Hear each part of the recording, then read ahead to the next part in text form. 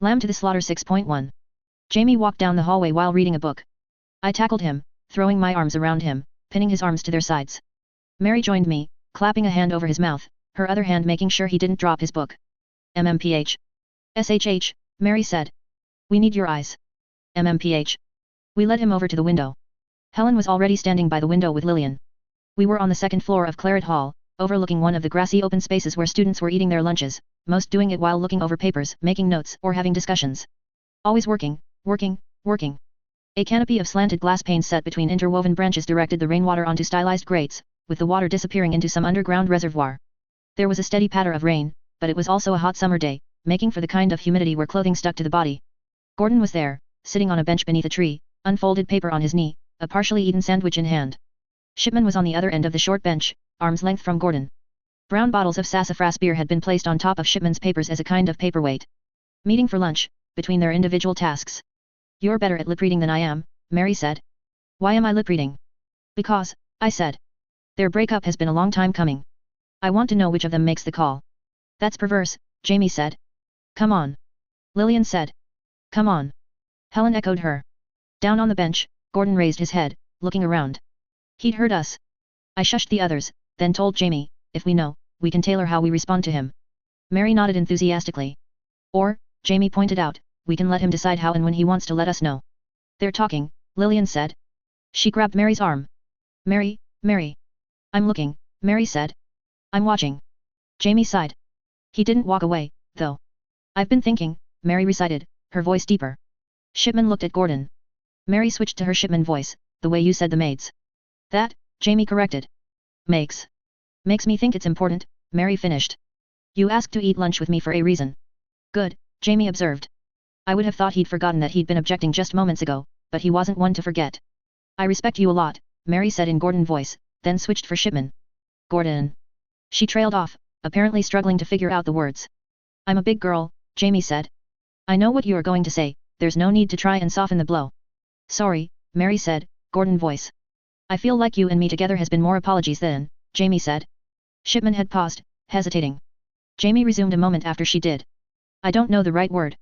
But a relationship should be about being secure with one another and not having to apologize. There should be that security. Yeah, Mary said. I wanted this to be a positive thing for both of us, but it doesn't feel that way. They were taking turns now. Mary for Gordon and Jamie for Shipman. This is going a lot better than I thought it would, I remarked. SHH, Lillian shushed me. It's to your credit, Shipman/Jamie said, I didn't think this would be anything serious. You saved me, back in the dungeons, with Sub Rosa. I was curious about you and your friends and I thought I'd humor you, but I actually liked you quite a bit. Past tense. I've never been good at talking to people. I'm good at my work. That's what I do. You don't give yourself enough credit, Gordon/Mary said. Gordon leaned back against the tree behind the bench. When you went to Whitney, I shouldn't have gone with you, Shipman/Jamie said. Do you think so? Too much time around each other, woke me up to how different we were. The world you lived in. If I'd been ignorant, we could have stayed together. We still wouldn't have been a perfect fit. Only difference is it would have taken us longer to figure out, Gordon/Mary said. Maybe that's true. So is that it? We're over. I'd like to work with you in the future. I respect the work you do. Shipman reached over, touching Gordon's cheek. Something fatter girl? Her head was turned, Jamie said. You know how to flatter a girl, I guessed. And now she's saying, if you find another girl and she needs a reference, send her my way. What? I asked. I don't think relationships work that way, Gladys, Gordon/Mary said. And they're laughing. They were. This is going a lot better than I thought it would, I remarked. You sound glad, Jamie said. I am. Really. I thought Gordon would charge the problem head-on, offend Gladys, and this whole thing would end in tears. You don't give him enough slack, Mary said. You haven't for a while now. I'm just saying. Gordon is a problem solver. When he solves problems, he does it in ways that keep that problem solved. Hammer through the brain pan, broken legs, smashed glass. Even social problems, he likes his firm solutions. His handling of this is a lot more delicate than I would have expected. We're all evolving, Lillian remarked. It was a strange statement, coming from the only one of us who wasn't augmented, altered, or inhuman. Gordon raised his bottle of beer and clinked it with Gladys. The pair weren't smiling, but they weren't upset either. What are the rules for this? Mary said, in her Gordon voice.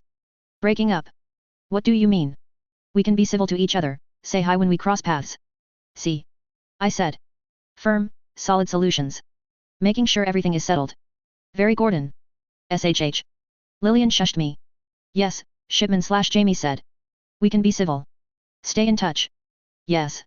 And, if there's someone else, somewhere down the road, there won't be any hurt feelings, Jamie supplied. Gladys was smiling. Do you already have your eyes on another girl, sir? No. But I want to make the most, Mary started. She hesitated. Of the time I have, and I don't want to hurt you or anyone else if I happen to move on more quickly. Shipman reached out, touching Gordon's face. The group was quiet. Shipman and Gordon talked for a solid 10 or 15 seconds, and there was no translation via lip reading. My heart felt uncomfortably weighty in my chest. It wasn't just the words, the idea behind what he'd said. That he'd told her, that he'd changed the mood to do it. He'd been holding on to that.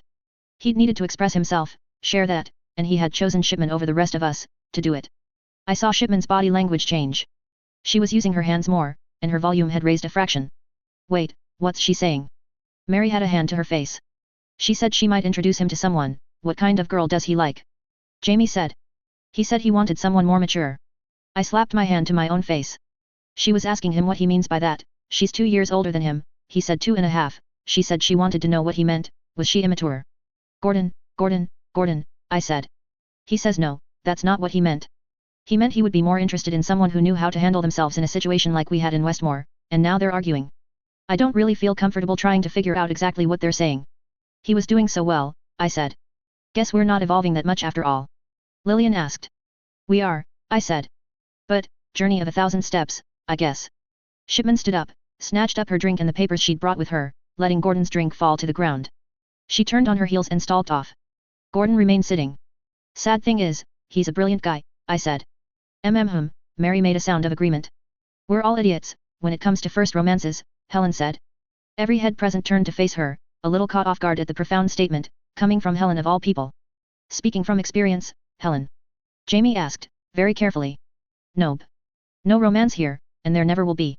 Instead, I get the... Stop, I said, putting my hands out to mash her mouth shut, both of my palms pressing against the lower half of her face. No. Don't finish that statement. Her eyebrows furrowed into a frown. Because it's going to be weird and disconcerting, I told her. Let the rest of us live in ignorance. She nodded. I released her mouth. Down on the bench, Gordon picked up his fallen drink, wiped dirt from the glass, then tipped it back to finish it off. He folded up the paper he'd wrapped his sandwich in and set it aside with the bottle, one hand resting on it to keep it from blowing away. He heaved out a deep, profound sigh. A moment later, he reached out to touch his thigh.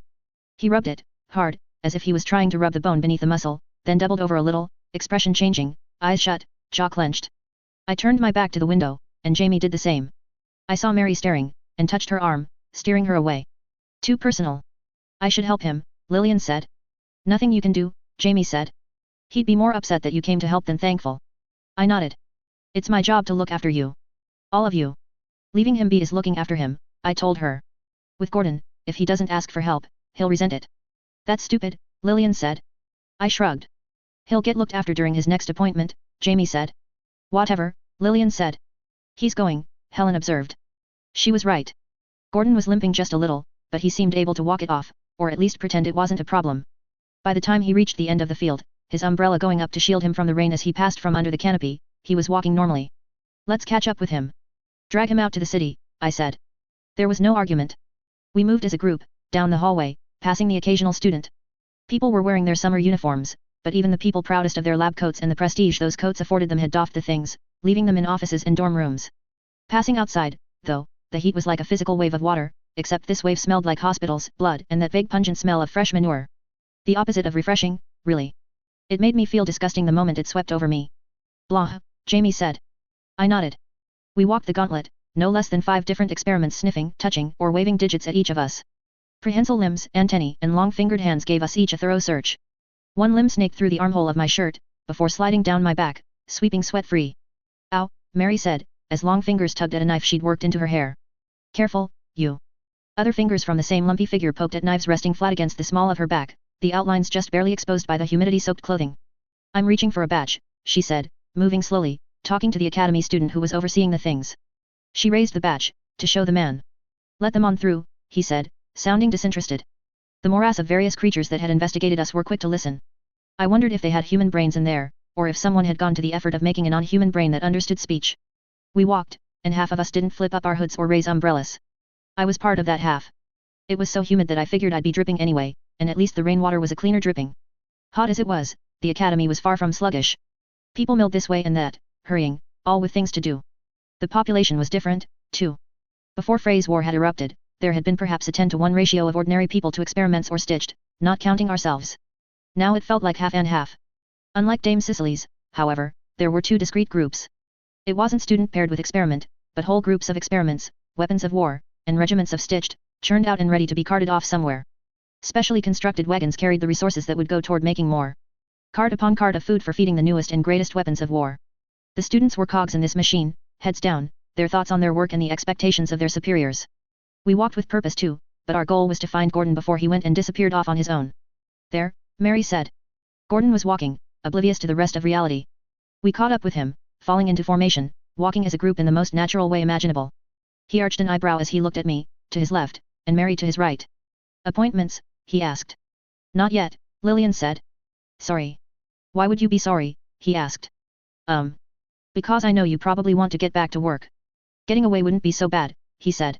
Maybe some place by water, where we can swim in this kind of heat. That sounds nice, Mary said. We'd need swim clothes. We're going into the town, I said. Want to come with? Sure, he said. We reversed direction, to pass around Claret Hall. The concentration of experiments and idle weapons of war was even greater, and the air was heavy with smells that I couldn't entirely place. The Duke was there, and as royalty, he was surrounded by a guard of sorts. The gauntlet of creatures investigating each and every person that came or went was part of it. Some of the weapons were top of the line, too. Two giants were sitting on either side of the door. Skinless, with 3 or 4 layers of muscle and bone set atop one another, with gaps suggesting what lay beneath. Humanoid war beasts, capable of using weapons. Probably from another academy. They didn't move much, probably to reduce the amount of resources they consumed. As we approached the gate beside the hedge, we were subjected to another battery of searches. As the tentacles and prehensile noses stretched toward her, Mary heaved out a sigh. For my part, I got the one with a sense of humor. It prodded at my face, repeatedly, apparently aiming for my nose and eye. I squinted and tilted my head a few times, dodging the pokes. I couldn't begrudge it that, though. If the roles were reversed, I would have annoyed people all I could, knowing there was nothing they could do about it. I snapped my teeth as it got too close, again. As the experiment overseer rose from his seat, I drew my badge. He waved us on through, the search ending prematurely. So glad I got these, I said. Aren't you glad I got these? You're glossing over the amount of trouble those badges caused us, when you picked them, Gordon said. But, I said. Short-term trouble, long-term gain. Seriously, how much trouble have these badges spared us? Gordon said. That doesn't make up for it. Does too. He reached out for me, probably to muss up my hair, but I dodged his hand. Normally he would have got me anyway. He didn't. Slower to move. Was his leg still bothering him? I made a mental note of that. We made our way down the path, past Lambsbridge Orphanage, and into the city proper. It, too, had changed over the months we'd been away.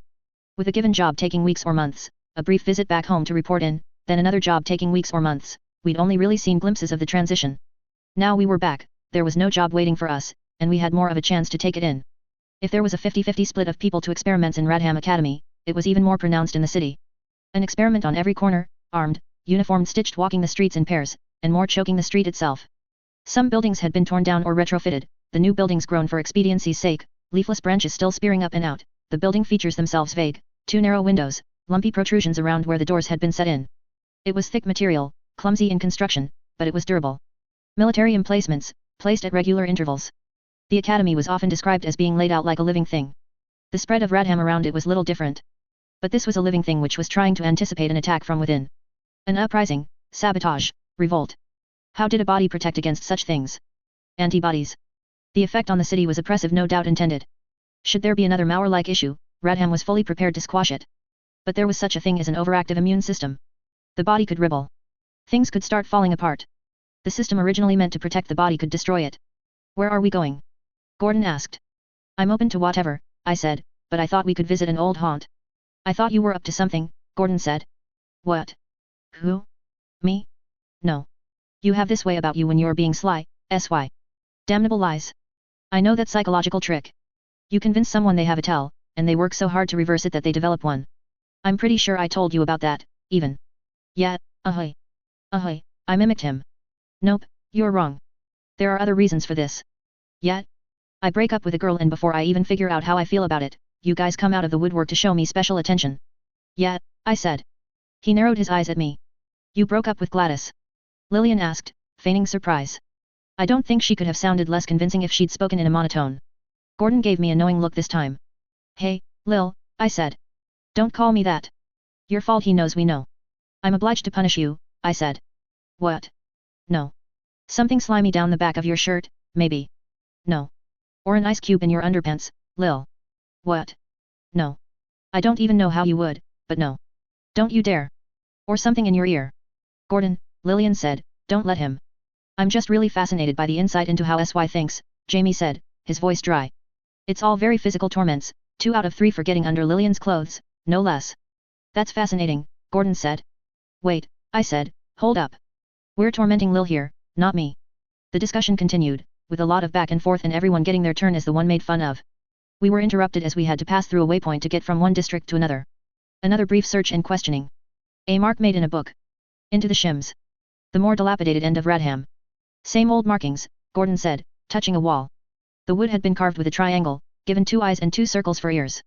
Nostalgic? I said. What does it mean? Lillian asked. Safe spot for the young, Gordon said. Every generation or so, you'll get a group that look after each other, not as an organized thing, but it'll just happen. Because there's too many kids who don't have a good reason to go home and they have to spend their time with someone. Every other generation or so, you'll get someone who makes it.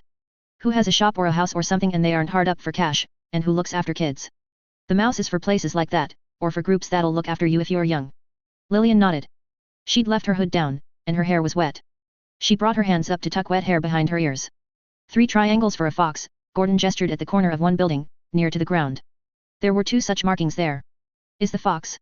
That's not one you used to see very often, and you'd never see it in pairs. Usually people would work together, deal with it, and the only fox mark you'd see would be crossed out. There was one earlier, too, Jamie said. By the waypoint. What's the fox? Lillian asked. The fox preys on the mouse, I said. Lillian's eyes widened. The rain was worse here, kind of. It wasn't that it was technically heavier rain or anything, but the buildings didn't necessarily have gutters, the water streamed off of the rooftops, and it spattered as it landed in puddles, where the water hadn't drained completely. The houses were dilapidated, falling to pieces, many uninhabitable. Even the poor had started migrating toward the city center, leaving the edges a little lonelier. Jamie pointed, indicating another fox scratched into a door frame. I nodded. We came to a stop. Hey! Gordon shouted. Buttholes. There was a pause. A window opened, on the 2nd floor of a building across the street. A boy about our age poked his head out. What, Dick Stink? How about a hello, hey? Open the door, Gordon said. The kid smirked, then pulled his head back inside. I heard him give an order to another kid. A few seconds later, the door opened. This is meant as a bit of a treat to you, Mary, I said. She arched an eyebrow. Show you a bit of what Gordon and I used to do, back in the day, I said. I like that, she said, smiling. She folded up her umbrella. We passed into the house. There were 3 kids on the ground floor, and an older, shirtless boy at the top of the stairs. I recognized Tom, and the young Daisy. The house was scattered with knickknacks and detritus. I was being polite, given that it was 90% trash. And, I added, under my breath, I thought you might like to get some tips on lockpicking, among other things. Her eyes lit up. She gave me a happy little wiggle of the shoulders. We made our way up the stairs, to a floor of the house that had little more than scattered bedding without beds, blankets, and discarded clothes. Long time, Gordon, the shirtless boy said. Hi Helen. Helen gave him a wave. Craig, Gordon said. He threw an arm around Craig's shoulders in a half-hug, Craig doing the same. Hi, Lillian said, as the blonde girl Daisy approached. She was 7 or 8, if I had to guess. Not that anyone had ever known or cared about Daisy's birthday, to keep track. Daisy ignored Lillian, talking to me instead. I've been keeping an ear out. That's good. I can tell you who's who, now, and what happened with the Byron boys, and how Miss E is sleeping with the pastor's sister, Daisy said. You gotta ask for cash before you drop tidbits like that. Setting the hook, Daisy said, looking up at me. Like you told me. There's enough more that I'm not worried. All right, fair. Hook set, I said. Curiosity piqued. But give me a bit to get caught up before I start grilling you. I don't want to pay for information I can pick up for free. She made a face. There were several more kids on the upper floor, 6 in all. A card game was underway. Most were just staying in the darker corners, enduring the heat. Many heads turned as Helen came up the stairs. Tom came up the stairs behind us. I clapped a hand on his shoulder as he passed me. He'd helped me get my hands on the others' files, back around the time we'd dealt with the snake charmer. He'd helped me many other times, besides. Someone's going to break out the old practice locks for this pretty girl to learn lockpicking, I said, indicating Mary. And they're going to do it for free. That's so, a boy I didn't know asked. She'll show you a cool knife trick, I said. After she's learned something. He mulled it over for a second, then waved her over, lifting up the bench under the window to pull out some stuff. The rest found their places, Helen watching the card game, distracting both of the players. Lillian stuck closer to me, while Jamie found a seat, pulling out the book we'd interrupted him from reading earlier. I started to fill Lillian in on particulars. Rules, expectations, groups, with Daisy nodding along and enjoying being able to offer her own input, while being very miffed at Lillian being there at the same time. I was distracted from my explanation as I overheard Gordon talking with Craig in a low voice. Girl troubles, Gordon said. I know those troubles, Craig said. Gordon smiled. He looked more at ease than I'd seen him in a while. You've got other troubles? Gordon asked. Of course he'd find other work to do. It's not like we get a proper day off. Lots, Craig said. Be more specific. Last I was aware, you had a lot more kids up here, that was half a year ago. Ah, Craig said. Yet. It's not because of the waypoints or anything, is it? Kids being unable to get from there to here, because of curfews and checkpoints and all that? There's something else going on. Jamie was looking up from his book, watching. Most of the others were distracted. I saw 4 foxes scratched into the scenery on the way here, Gordon said. Kids in here, not out and about. Craig nodded. Who are you hiding from? Craig made a face. There were more ears listening, now. Come on, Gordon said. Out with it. It's awkward, given you are who you are, Craig said. Don't know if I should. Don't want to hurt our ongoing relationship. Gordon punched Craig, hard, in the arm.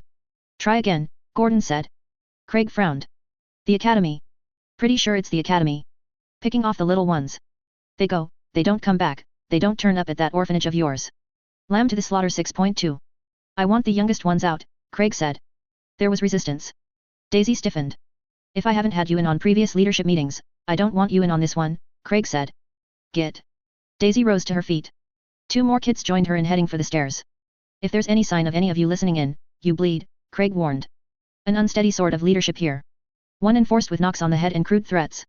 But it was necessary. Anything else wouldn't work on kids like these, who didn't know other sorts of authority, and the alternative was having no leadership at all. Tom remained, as did the boy with the locks, who was sitting with Mary, and one other. We called them ghosts, at first. We lost 2 of the youngest ones, one right after the other, Craig explained. Sent Bertie home. He'd been here too long, taking too much, not giving. Figured his dad would give him a hard time and he could come back later. But he wasn't to stay here all the time. He cried, but he went. And he never made it. Gordon asked. Craig made a face. Disgusted. I should have had him stay. My gut told me it wasn't right, sending him back, but I wasn't thinking about it in terms of the bigger picture, you know? I thought it was about him and his dad roughed him up but he'd survive. Weighed his survival against ours and what he was costing us by eating out of our cupboards. Thinking too small, not considering everything else. Stupid. You know deep down inside that there was no predicting something like this. You couldn't have known. I knew. Not about the ghosts or foxes or academy. I knew he was little and he hadn't got that thick skin we all get at some point. He ducked his head and he cried and anyone who looked at him knew he was a victim. Whoever took him knew he was a victim. He was prey to the whole rest of the world and I knew it and I sent him out there alone. Okay, Gordon said. Then yet. It was your fault, at least a little. Craig shook his head, but it was in anger at himself. You were angry with him, I said. You wanted to give him that thicker skin, you knew you couldn't coddle him. Doesn't justify it, Craig said. How far to his place? Where does his dad live? 4 streets over. Still in the shims. That close? Gordon asked, surprised. 5 or 10 minutes away. Craig nodded. You said there was another. There've been 6 I know of, Craig said. 2 right from under my nose. Bert was the first. We went out looking for him. I expected to find his body. Nothing. But while we were looking, we got a little too far apart from each other. Len was helping out, never one to stay here overnight, had it pretty good, but he'd play cards with us, join in any games, participate if we were pulling something. Sure, Gordon said. Sharp enough a guy. Whisked away, not 5 seconds after I last saw him. No noise, no scuffle. Len's mom is torn up about it, Tom said. And you? Gordon asked Craig. Len could look after himself, Craig said, but his expression betrayed some concern or doubt. Self-blame, but it didn't cut as deep as Bert did. Craig cleared his throat. We switched it around, so we didn't go anywhere except in groups. When they were in the mood to play with cards or dice, I told them to do it from perches. Watch over the streets while they played. Keep an eye out for anything odd. And? Gordon asked. What we saw was people in academy coats, using academy carriages. People with grey coats, loading an unconscious kid into the coach. Since we started keeping an eye out, we've seen the carriages show up now and again. Usually from a distance. We lay in wait, but they steer clear. Can't seem to pin them down. But they're still getting us. That's when we started to call them ghosts. All boys? Lillian asked. No. Girls too, Craig said, Tom and Sam were at one perch. Got caught up in their game, not watching, Tom says. Then Hans sees him, they tip him off the edge of the roof. Broken arm, broken leg, wrenched his arm so bad it tore out of the socket. What are you supposed to do, knowing what we know, that it's Academy people doing this, and Tom is that hurt? There was a waver of emotion in Craig's voice. He was younger than some of the leaders of the mice I'd seen. Experienced, but young. He didn't have full control over his emotions, he wasn't detached, and his skin was thinner than he'd like to pretend. When he asked what he was supposed to do, the uncertainty was spilling out. That uncertainty was laced with the raw fear of someone that was responsible for others and failing in their duties. What did you end up doing? I asked. With Tom. Sent him to the hedge. His mom says he's there, he's in repair. He hasn't disappeared. I think that was the right thing to do, Gordon said. Craig shook his head a little. And? I forget the other one's name? Who was on the roof with him? I asked. Sam. She was next oldest, compared to me. Tom didn't even see them leave the building. Whoever attacked him, they and Sam just. Craig spread his hands. Gone. A ghost, Gordon said. It was a lot easier when she was around, Craig said. Yeah, Gordon said. I think I remember her. Scowler, wasn't she? Face like a dog with its muzzle smashed in, Craig said. He glanced at Lillian, don't give me that look. I wasn't okay, I was, but you can't say that about a girl. She said worse about herself. She knew where her strengths were, and none of the whole sitting proper, doing up her hair nice, wearing powder on her face and being sweet stuff was part of it. Lillian shifted uncomfortably. Her hands had been folded in her lap, and she, very casually, shifted her posture, so they were gripping the bench on either side of her legs, instead. Feel like I have to ask, so I don't step on toes, Gordon said. You want help with this one? I don't think I have any other choice, Craig said. Gordon nodded. He glanced at me, and I nodded confirmation. Do you have descriptions? Jamie asked. Tom does, but he's at the hedge. Daisy was one of the ones who kept a lookout. She's seen M from a distance. You could ask her. Jamie nodded, rising from his seat, bringing notebook and pen with as he headed downstairs. Gordon heaved out a sigh. I didn't miss the fact that one hand was clenched in a weird way. Another attack, so soon? Still, he spoke in a very careful, level voice. I know you know something about what we do. That we do work for the Academy. I know you know well enough not to ask. Because we're not telling you particulars. Craig nodded, jaw set in a firm line. This had been a point of contention in the past. The not telling part. In a world where the stars had aligned differently, the pair could have been the best of friends. In this world, the secrecy had been a wedge. Knowing what I know about the Academy, I've got to say this, and I know the response you're going to give, but I've got to say it. I don't know that there's any guarantee the Academy did it. Craig's posture shifted, forward-leaning, aggressive. Academy-controlled town in wartime, Gordon? Academy coats? Academy transportation. It's likely, Gordon said, but it's not a guarantee. Sure, Gordon, Craig said, in the most disagreeable way possible, without quite being sarcastic. His hands clenched the fabric of his shorts at his knees. Decide what you want. You have to do what you have to do. But if anyone gets snatched up while you're wasting time trying to prove the people you work for didn't do it, you know I'm going to hold it against you, yeah? If they're dead or disappeared. That'll be on you. I know, Gordon said. He suddenly looked very tired. What do you need? Clothes, I said. Clean-ish. We're wearing orphanage clothes. We need orphan clothes, instead. So we don't stand out if we happen to be looking around. We don't have many girl clothes, Craig said. Room under the stairs was where Sam changed when she came over. Might have something. Come on down, I'll get some of my stuff so you can wear it. Might smell a bit.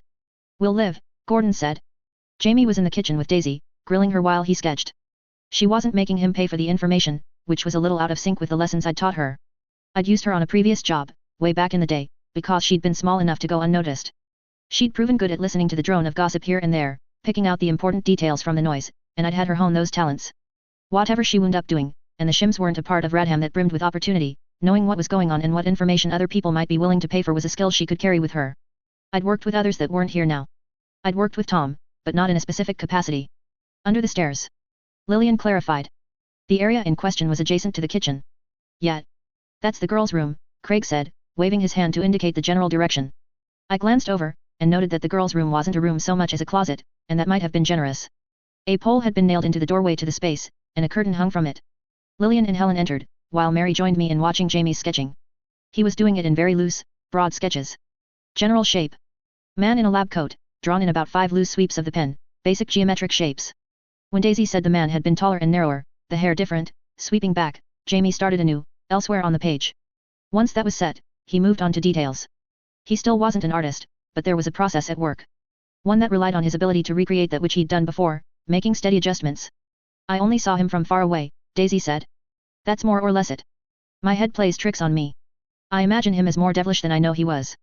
Memory is a funny thing like that, Jamie said. Tell me about the woman. Women, Daisy said. Women, Jamie said. I would have thought that women would get the attention of the other boys in the house, but they were clustered in the kitchen, talking nonchalantly. It made me think that something was up. I watched them, trying to figure out what they were doing, until Gordon interrupted, hucking balled up clothes at me. I took the first, heaviest ball right in the stomach, then caught the rest out of the air. I took a step to the right, so some of the boys in the kitchen blocked Mary's view of me, unclipped my suspenders, and switched shorts in roughly 2 seconds flat. I pulled off my shirt, stepping back into view. I like how you stepped out of view of me, but you didn't for Daisy, Mary observed. I see how things are. Do you? I asked, smiling. What I see, Gordon commented, is the skinniest little bastard. Half of the people in this house don't even eat regularly, and they've got more meat on their bones than you do, Sly. I offered him an obscene gesture, pulling on the dark grey sleeveless shirt. In a proper outfit, it would have been an undershirt at best. For the here and now, it worked for casual wear in the poorer end of town. Shorts, shirt, no shoes. Jamie, Gordon said. But he threw not tossed but threw the clothes at me instead. I caught them, took them over to Jamie, and draped them over his back, as he hunched over his book. I'll change when the girls are through, Jamie said. Shy? Craig asked, tone just a little mean and mocking. Yeah, Jamie said, softly. Shy? Gordon might have said or done something, because Craig replied, fair. Helen and Lillian emerged. Both were wearing bag dresses. Bottom of the barrel clothing, perhaps in even a literal sense. When parents were counting every bit of money that came their way, some used the bags that oats or crops came in to put clothes together. Some of the farmers had caught on, and had taken to printing the dresses in simple patterns. Helen was, I suspected, going to stand out no matter what she did.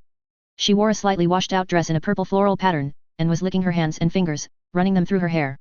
Lillian's dress was much the same, but checked in white and green, and considerably more washed out, and she wore her socks to the knee, while Helen's feet were bare in her shoes. I'll be right back, Mary said. My bag? Lillian was asking. Leave it, Gordon said. But if I need the stuff? A full bag is the sort of thing that people are going to want to take. Leave it. Take only the essentials, Gordon instructed. The boys in the kitchen were acting different again. It dawned on me why. They were very casually leaning over, looking across the room, moving to their side, and saw that the curtain, due to the poorly positioned and bent nails at one end of the rod, didn't cover the entire gap. I saw Mary in profile, undressing, felt a shock that was the opposite of unpleasant, momentarily paralyzing me. A knife's blade dangling at her bare shoulder glinted, breaking the spell. I felt annoyance and anger at the boys. Very casually, I crossed the room, leaned by the door frame, and pulled the curtain shut. Lillian was arguing about the bag with Gordon, and Helen was draped over the clothes that I'd draped over Jamie's back, chin on his shoulders, watching him draw. Sure that nobody would see and that heads wouldn't roll, I met the eyes of the glaring boys and glared back, drawing my finger across my throat. They found other places to be, scattering, some moving back upstairs. Thanks for closing the curtain, Mary murmured, through the curtain, her mouth not far from my ear. You could have moved, or done it yourself. Thanks anyway, she said. I could hear rustling. You looked. I saw. Ahoy. Sorry. Boys will be curious, she said, voice light and casual. It's nice to know I'm worth being curious about. Haha, I said. I was curious about the knives, that's all. You hide them so well. That's all? Good. Then come in, help me. I said. My brain missed a stare, thudding heavily at the next one down. She said, echoing me, mocking. Helen and Lillian usually help you with that, I said. If you need help at all. She poked her head out to my right, holding the curtain tight, looked around the room. Helen and Lillian are busy. Her hand gripped my collar. She hauled me into the little space, then hauled me a half foot to one side, so my back was to the gap in the curtain. There. She was in her underclothes, a camisole, and knickers. She'd removed the ribbon from her hair, and it hung loose around her shoulders. The space was small enough I didn't know where to look. She turned her back to me, hands over her nearly bare shoulders. Here. Hold it. She held out wire. There were twists of metal at the ends. I took the wire from her, which was hard, given how fine it was. Up, she said, holding the dress up in front of her. Down a little. I adjusted as she required. It was a necklace, of sorts, the pendant a throwing knife, pointing straight down toward her belly button. Can you connect the wires without moving it up or down? She asked. I did. You're better than Helen, and she's done this a dozen times, Mary said. I was silent, watching as she pulled out more. There were ribbons and wires, straps and belts. I realized the band of her knickers was solid, more a belt than anything. I held her dress against her body as she judged the best possible length for the wires that connected to the belt. If it had been just Helen in here, I don't think you would have looked, Mary said. You have that mortal fear of her. Healthy fear, I said. He finally talks, she said. Mary sounded merry. She was damn well enjoying herself, putting me in this situation. And if it was just Lillian, you would have teased her.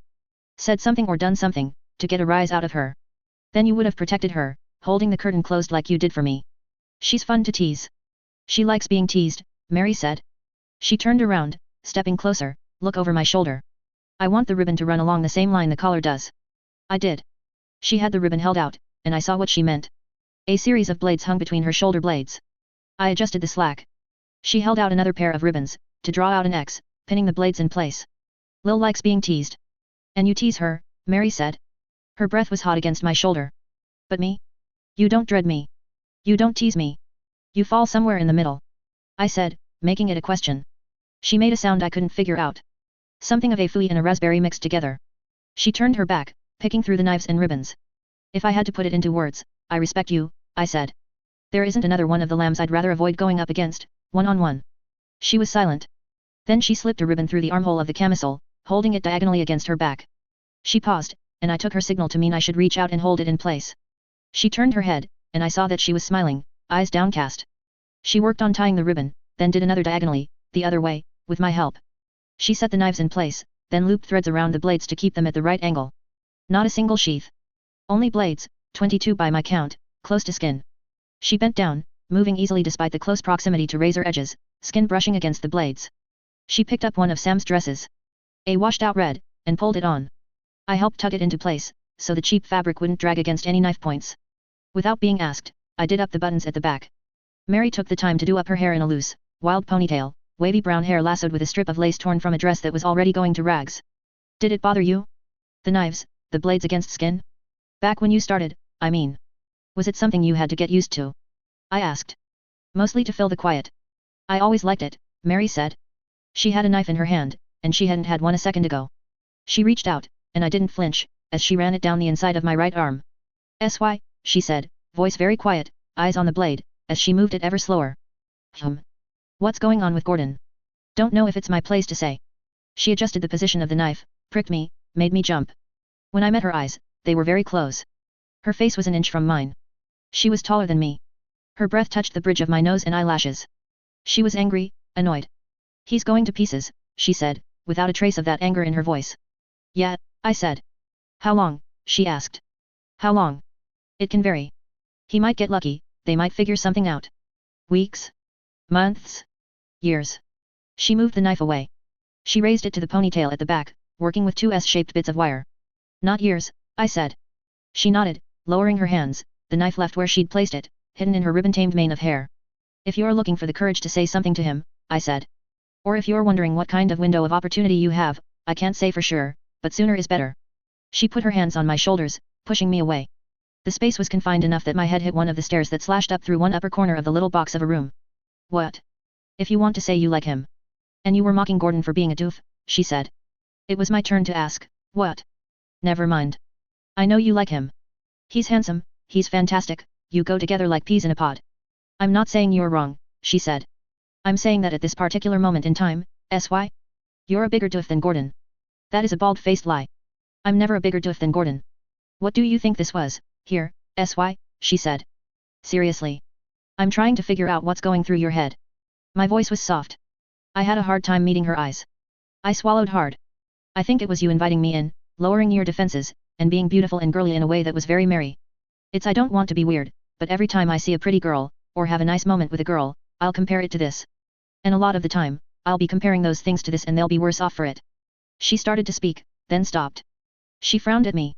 "There's a lot to be said for you being you, and getting to see a side of you nobody else has. Mary's pretty neat, you know," I said. She sighed. "See? That wasn't a doof answer. I was prepared to yell at you, and now I'm not sure what to say." "Well, you can start by not saying doof anymore. It's annoying. You doof." She poked me. "You didn't answer the question," she said. "Did too." She pricked me again, just the tip of a knife, making me jump and bang my head on the stair a second time. "Ow," I said. "Someone's going to hear that and wonder." "Answer the question." "Why did I bring you in here?" she grilled me, still holding the knife. "Because you think you like me," I said. She moved the knife to my throat, threatening. "I like you, SY. Only Mary would say as much with a knife to someone's throat." "You do. Some. And," I said, "when we're in danger, Gordon's the one you turn to. Gordon's the one you ask about, the one you leap to the defense of." He's your first pick when we're pairing off. He's the one you show interest in. When Shipman was there, you stepped into the background more. When she left the picture, earlier today, well, you started wanting to show off to boys. Even if it meant giving some strange boys a thrill by allowing them a peek, knowing you probably wouldn't see them again. Letting SY in as you're getting dressed, telling yourself you have confidence and that you're pretty, which you are. I don't think you're aware, but Gordon's more important to you than I am. No, she said. Yes, I said, intense, then again, less intense, yes. She shifted her grip on the knife, frowning. I saw her move a little in frustration, not sure where to go or what to do. I thought she'd storm out. Instead, she held the knife to my throat again. This is supposed to be one of those times where you lie. You bend the rules and you play unfair and you keep your stupid mouth shut, and you and I fumble our way along and there's more of this and it's good. If I could have, I would, I told her. Really? You should have, she said. But we don't have the luxury of time. The lambs won't be around forever, and within a couple of years, maybe a couple of months or weeks or days, or hours, there'll be one less lamb. Then one less, I said. I paused. I didn't like saying the words. Like I said, the sooner the better. Her expression shifted. Just a bit. A little bit of fragility. I wondered, for a moment, if the expiry dates had ever really sunk home for her. Sorry, I whispered. Her head bowed, her forehead coming to rest against mine. Sorry, I whispered, Gain. I reached out to rub her upper arms, felt knives under fabric, and shifted to her shoulders instead. She nodded, the movement of her head making mine move in turn. She stayed like that for several more seconds, then straightened, stepping away, head turning as she rubbed at the corner of one eye. I watched as her expression changed. Neutral, safe. A poker face as good as any I'd seen on her. If you'll excuse me, she said. You're excused, I said, smiling a bit. We need to catch these ghosts, she said. Because I damn well want to stab something right now. Then she swept the curtain aside and stepped out into the kitchen. There was jeering. I heard the thwack of a knife striking a surface, and most of the jeering stopped. I drew in a deep breath, then stepped out of the little room. More jeering. I didn't have a knife to fling at them. Jamie approached, bundle of clothes in his arms. He paused to lean close as he reached me, to say, You're blushing. I am not, I said. He stepped inside. I held the curtain closed as I had with Mary. Yeah, he said. You're not. I wanted to get a dig in. Too frigging bad, I told him. You okay, he asked. I cocked my head to one side. I mulled over the question for a bit. Not sure, I said. We'll distract you with a good mystery, Jamie said. How's that? Fox hunt. I smiled. Lamb to the slaughter 6.3. My finger traced a symbol that had been etched into the wood-like growth at one corner of a building. 2 V symbols. Lillian and Mary were looking. A death happened here, Gordon spoke. I nodded. Older cut. The weather's worn away the splinters and hard edges. Not relevant. There are a lot of foxes, Mary observed. Probably Craig's mice, trying to put the pieces together. Leave a mark wherever the ghosts were seen or suspected to be active, try to trace their paths or find clues, I said. Jamie. It's useful, honestly. I'm drawing up a mental picture. Can you draw up an actual map? Gordon asked. Not while walking. It's in my head. I'll remember. I'll put it down for you guys as soon as I can. Good, Gordon said. If you need a second to stop and try to pull ideas together, let us know, I said. I know how your head works. I don't want you so caught up in drawing that mental map with all its symbols that you can't stop to look at it and get a sense of what it means. Yeah, Gordon said. That makes sense. Whatever you need. Okay, Jamie said. He offered me a smile. We were spread out, walking as a pack, some more off to one side than the others. Our core was Lillian and Jamie, however, with both me and Mary close by. Helen was off to one side, swishing her skirt with her hands periodically, walking backward now and again, in her own little world. Gordon was leading the way, looking alert and wary enough that it was liable to tip off anyone who saw, if they were even watching. I wasn't so sure they were. Ghosts, Mary commented, in a way that suggested she was thinking aloud. Yeah, someone else named our enemies for us, this time around, I said. Mary continued, ones that will throw one child off a building to claim another. They're elusive, they show up in a black carriage and never where the mice can approach or deal with them. They disappear, and their victims disappear with them. We've been at the academy for 2 weeks, waiting for your appointments, Lillian said. I haven't seen any captured children around, have any of you? No, Jamie said. In 2s and 3s, sure. Families? Sure. But nothing like they described. If Jamie says no, that's pretty definitive, Gordon said. His voice was low, and he sounded almost distant. Preoccupied. He added only a belated, okay. Could be going straight to the dungeons, I remarked. Unless, have you been down there, Helen? Yes. My father is doing some projects for the war. I was observing. Can you not call him that? Lillian asked. That's icky. Okay, Helen said, smiling. I didn't see any children. But they're still renovating, and I didn't have permission to go to the lower floors. Doing nothing to work against the ghost idea, Mary said. They've up and disappeared. I took note of more marks here and there. Symbols on doorframes of homes and small shops, the sort of small, crummy little bakery that subsisted in the shims, and homes that barely qualified as homes. A roof over the head and something on the floor to sleep in. Many, going by the aroma, didn't have proper washrooms. The people we saw here and there, far too sparse considering the time of day and the area, all dirty. Most didn't seem to care or give a second thought about the rain. It was the heat that did it. Putting up a hood was unpleasant, more fabric meant more heat. Raising an umbrella was too much effort. Better to get soaked, and let the faint breezes be that much more effective. None of us had raincoats, and only Jamie had an umbrella. Jamie and Lillian had bags, but both were carrying very little. Jamie's oversized notebook, and Lillian's bare essentials for care. My eye fell on Jamie's book. Did you get descriptions? For the women. I did. 3 women have been seen, as far as we can tell. Each in good shape, attractive, each wearing makeup. Not always a priority for a doctor or a student, Gordon said. He was thinking of shipmen, no doubt. No, Jamie said. Especially for a group that's been trawling the shims. You'd think makeup would make them stand out more. Hey, I said. Do you have a thought? Not really. Keep going. We can't stampede all over you. I'll think on it. He smiled. I'm used to being trampled over. There's the man, older, usually seen with the carriage, and then the 3 women. One of the women is a blonde, another is a redhead, the third is from the east. Eastern Crown States or over the pond east? Gordon asked. Across the western pond, Jamie said. Chinese, Japanese, or something like that. Hey, Gordon said. You don't see many of those, I remarked. They aren't usually allowed, given we're at war with them. I thought about it, and I don't remember seeing anyone fitting that description around Radham, Jamie said. Is it possible they're not actual academy personnel, but an experiment? Mary asked. Very, Gordon said. It's just the impression I get. One man, at arm's length from the rest, sending his creations out to do the dirty work, Mary said. And sometimes men like making pretty women when they're making their servants. Do they? Helen asked. I had no idea. Shush, you, Mary said, but she smiled. Helen smiled back. That methodology, you're thinking about Hale? I asked. How he uses us? I wasn't, actually, Mary said. It's a common pattern, Gordon said. It's in keeping with how the academy works. Leadership figure at the center, operating through several arms, each of those branching out into subordinates and then branching out further to the work and creations those subordinates work with. I nodded. We can't rule out the academies as the source of this problem, Gordon said. Much as we might want to. Are you saying that because you really believe it, or because of what Craig said, about you being beholden to other interests? I couldn't help but wonder. Much as Gordon hadn't done or said anything to suggest he was going to betray us or the academy and run off to go find Frey, I wasn't sure I trusted him entirely. More to do with what I didn't fully grasp about his current psychology than about any actual decisions he was making. I couldn't see the moves he was making or thinking about making. I couldn't anticipate him. That left me feeling very unsteady in the Gordon department. His break with Shipman was perhaps the best move he could have made, and went a long way toward restoring my confidence in him. But even here, with Craig, I couldn't be sure. Mary's action, dragging me into the room under the stairs, it had surprised me, but when I looked at it in perspective, it felt natural and flowed with my understanding of her. Some of Gordon's most mundane, everyday actions or word choices didn't feel natural or flow with my understanding of him, odd as it was to think about. If what we know about the ghosts holds up, they won't show up where we can get at them and outnumber them, Gordon said. We should do what the mice did. Find perches and observe. I nodded. If that doesn't work, we could lay a trap, or we could try baiting them. Trap in what sense? Literal trap. Deadfall, dig a hole in the ground for the carriage to fall into. That sounds like a pain in the ass, Gordon said.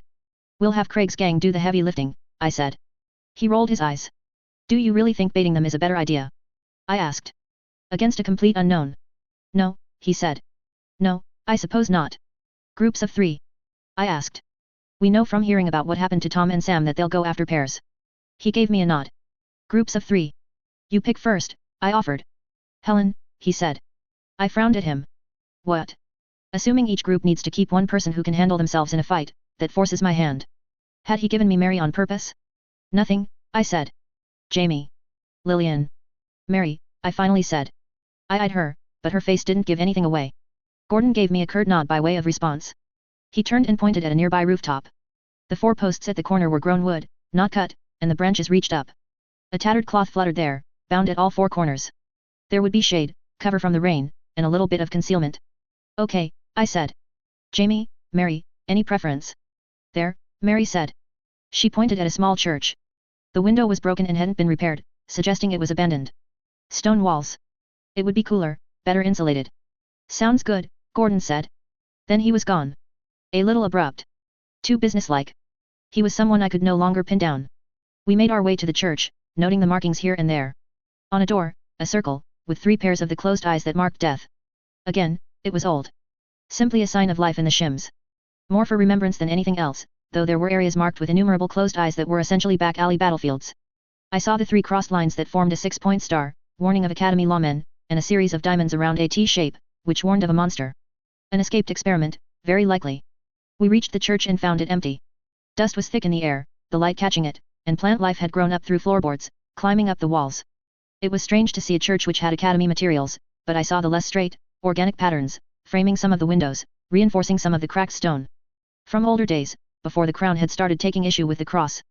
It came down to power, as so many things did. Once white sheets stained with leaked, fatty tissues and bodily fluids were laid out on pews, of varying ages. The bodies they covered were emaciated, mummified by the changes in temperature and the elements that had made their way in through broken windows and cracked walls. In lieu of burial, people had been laid to rest here for the scavengers to gnaw on and the weeds and moss to embrace. Jamie changed course slightly to fix a cloth, gently lifting up a skeletal head to tuck the corner of the sheet beneath, so it was covered. They weren't buried. Mary asked. This is easier, I said. People do what's easiest, as a rule. I think it's more about wanting to put the dead to rest where grave robbers won't find them and haul them off for a few coins, Jamie said, briefly laying a hand to rest on the sheet. Or both, I said. Or both, he echoed me. He wiped his hands on his shorts as he rejoined us. We ascended stone stairs up to the 2nd floor, and I took a little bit more care with the footing, before deciding the floor was secure. The floorboards were loose, broad, thick planks with old-fashioned square nails at the ends, but the wood was sturdy. I perched in one window at the north face, my back to the frame, feet on the windowsill, so I had a view of both the interior and the world outside. Mary took her time setting up a tripline at the top of the stairs. Once she was done, she sat in much the same position I was, at another window at the west face of the church. We had a view of each other, but she was so far away I'd have to raise my voice to talk to her. I wondered if that was residual awkwardness from her talk. It said a lot that the moment she'd sat down, she had a knife out, turning it over and around in her hands, periodically tossing it into the air and catching it by the handle. And see Mary? Jamie stood by my window, backpack off and dropping to the floor beside me. See them? He asked. I nodded. Under the distant rooftop, Gordon's group was already waiting and watching. Will the pen scratchings bother you? Jamie asked. Nah, I said. My eyes roved over the street. There was a group of Stitched standing in an alley by a building. I wondered if they were expired or waiting for nighttime.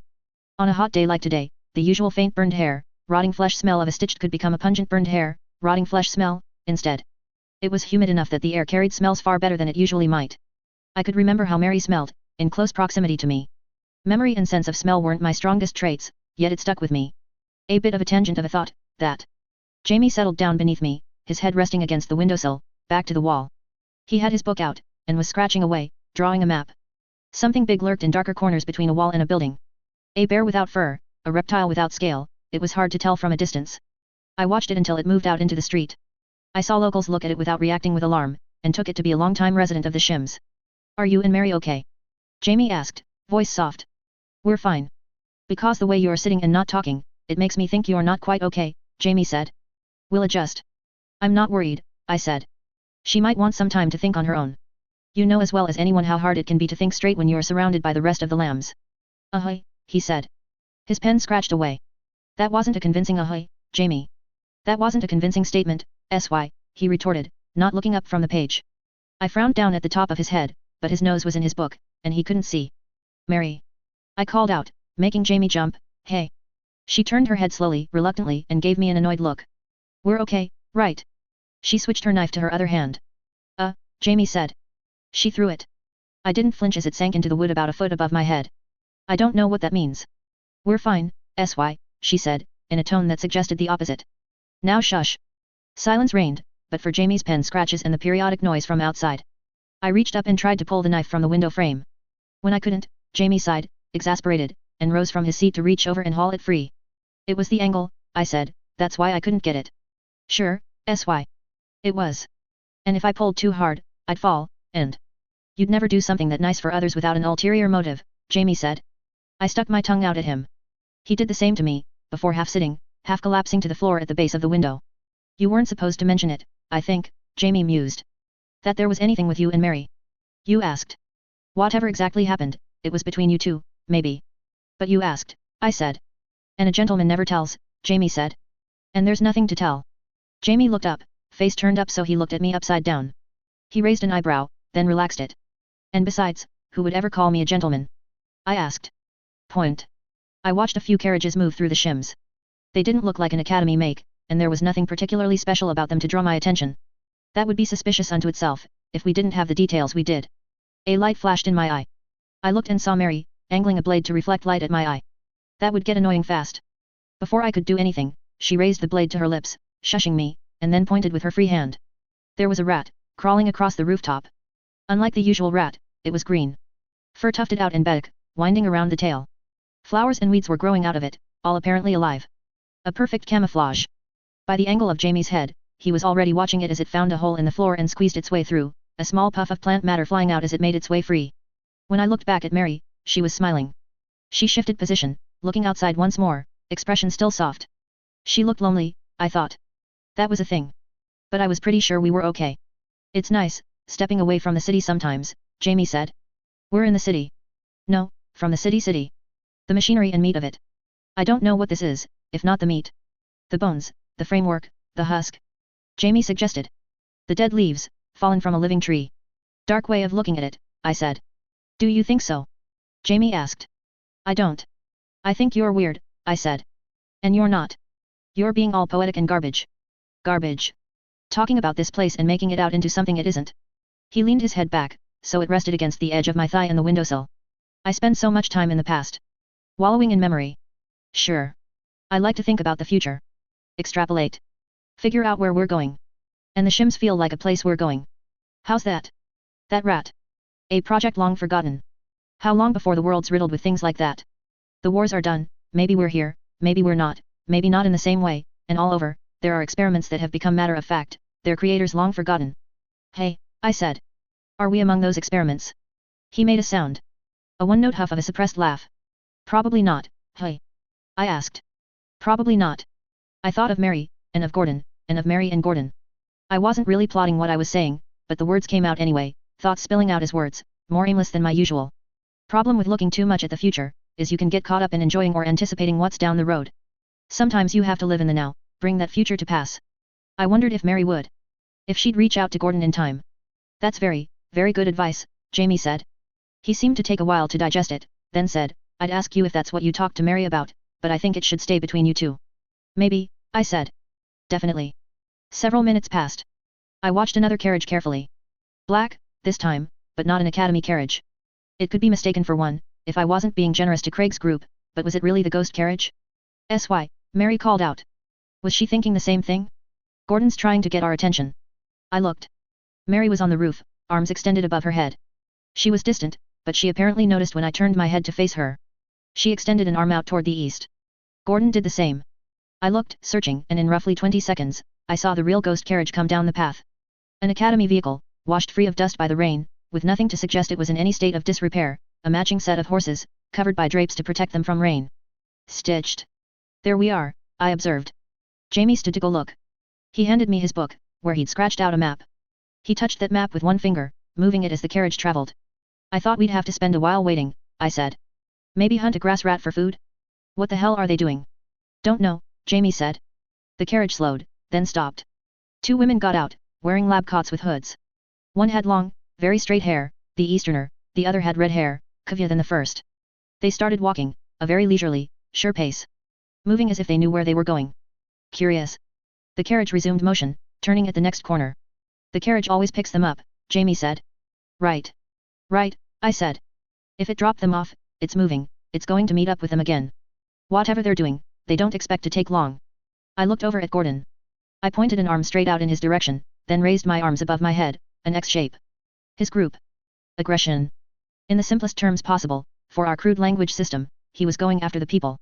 His right arm went up, confirmation. I left one arm above my head, then dropped it, letting it swing pendulum style. My group.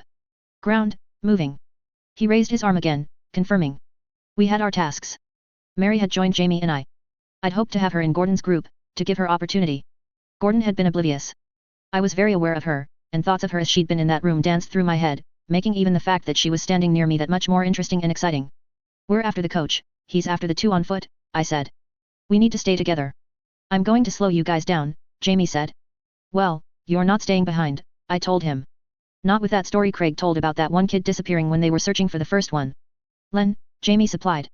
Bert. Thank you, I said. Get your book, Mary said. SY, help me. I frowned, with. She stomped on the floor. A floorboard rattled. By the time Jamie had his book in his backpack, which wasn't long at all, Mary and I had torn up a lone floorboard. It stretched 12 or so feet, and was less than a foot thick. We slid it out the window, to the nearest building. Mary tested it, wobbling it. Jamie looked a little wary at that. I'll hold it, Mary said. SY, you go. I stepped up to the windowsill. I'll take the bag, I said, reaching for Jamie's book. I weigh less, and I trust my balance more. He handed me the bag, but his expression was clouded with doubt. Why do it like this? If we go down, on foot and try to navigate around buildings, we'll lose too much time, Mary said. Her reasoning continued as I ran down the length of the plank. I hooked the bag over a chimney and held the other end firm. I could only barely hear what Mary was saying to Jamie. Follow SY end. He moved at a crouch, more a shuffle than a run, but it wasn't as slow as I'd anticipated. Mary was as fast as I was. As a pair, while Jamie held onto us to keep us from sliding down the shallow slope of the roof, we hauled the plank up, propping it up to the next building. We had to place it at an incline, leading up to a higher vantage point. One slip, we'd fall, bounce off the roof, and hit the road. We flipped it dry side up before I went. I went up first, bare feet on wood, quick, and grabbed the edge of the roof. I hauled myself over the lip. Flat-topped roof. I looked and noted the location of the carriage. Another look marked the location of the two women. Gordon, Lillian, and Helen were traveling over rooftops, too. There were benefits to the dense urban geography and the narrow roads of the shims. I gave Jamie a hand as he followed. The two of us reached down, each devoting one hand to holding the plank steady while the other hand reached for her hands. We clasped her fingers and lifted her up. From then on, it was smoother sailing. Buildings with grown exteriors, branches extending out, some hewn short, others left like leafless trees. Hand holds. We tracked the cart. There was a trick at work here. An experiment, something less natural. Academy work. We hadn't done anything at this point that Craig's mice couldn't do. Yet we made our way along rooftops, taking shortcuts, tracking the carriage. We kept the location of the women in mind, noting their presence every time intervening buildings blocked our view, giving Gordon's group direction to point the way to the women when we could. The carriage, apparently no longer intent on a rendezvous with the women, pulled away. Checkpoint, Jamie huffed. What? That way would be one of the checkpoints. Search and investigation by Academy tools, armed guards. They're going back empty-handed. I asked.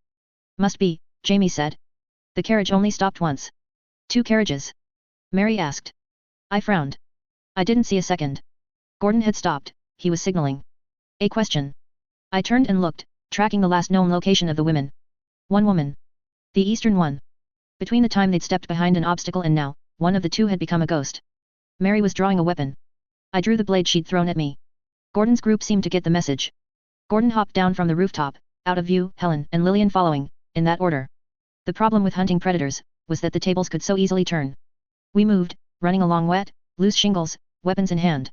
Lamb to the slaughter 6.4. The weather was hot enough that the air shimmered in the distance, heat rising, a light rain falling. The city was covered by a haze, giving it a dreamlike quality, yet my adrenaline was focusing my senses, making the immediate surroundings extra sharp. Reality was a dilapidated neighborhood, crowded together, surrounded by walls in a city crowned by tree branches.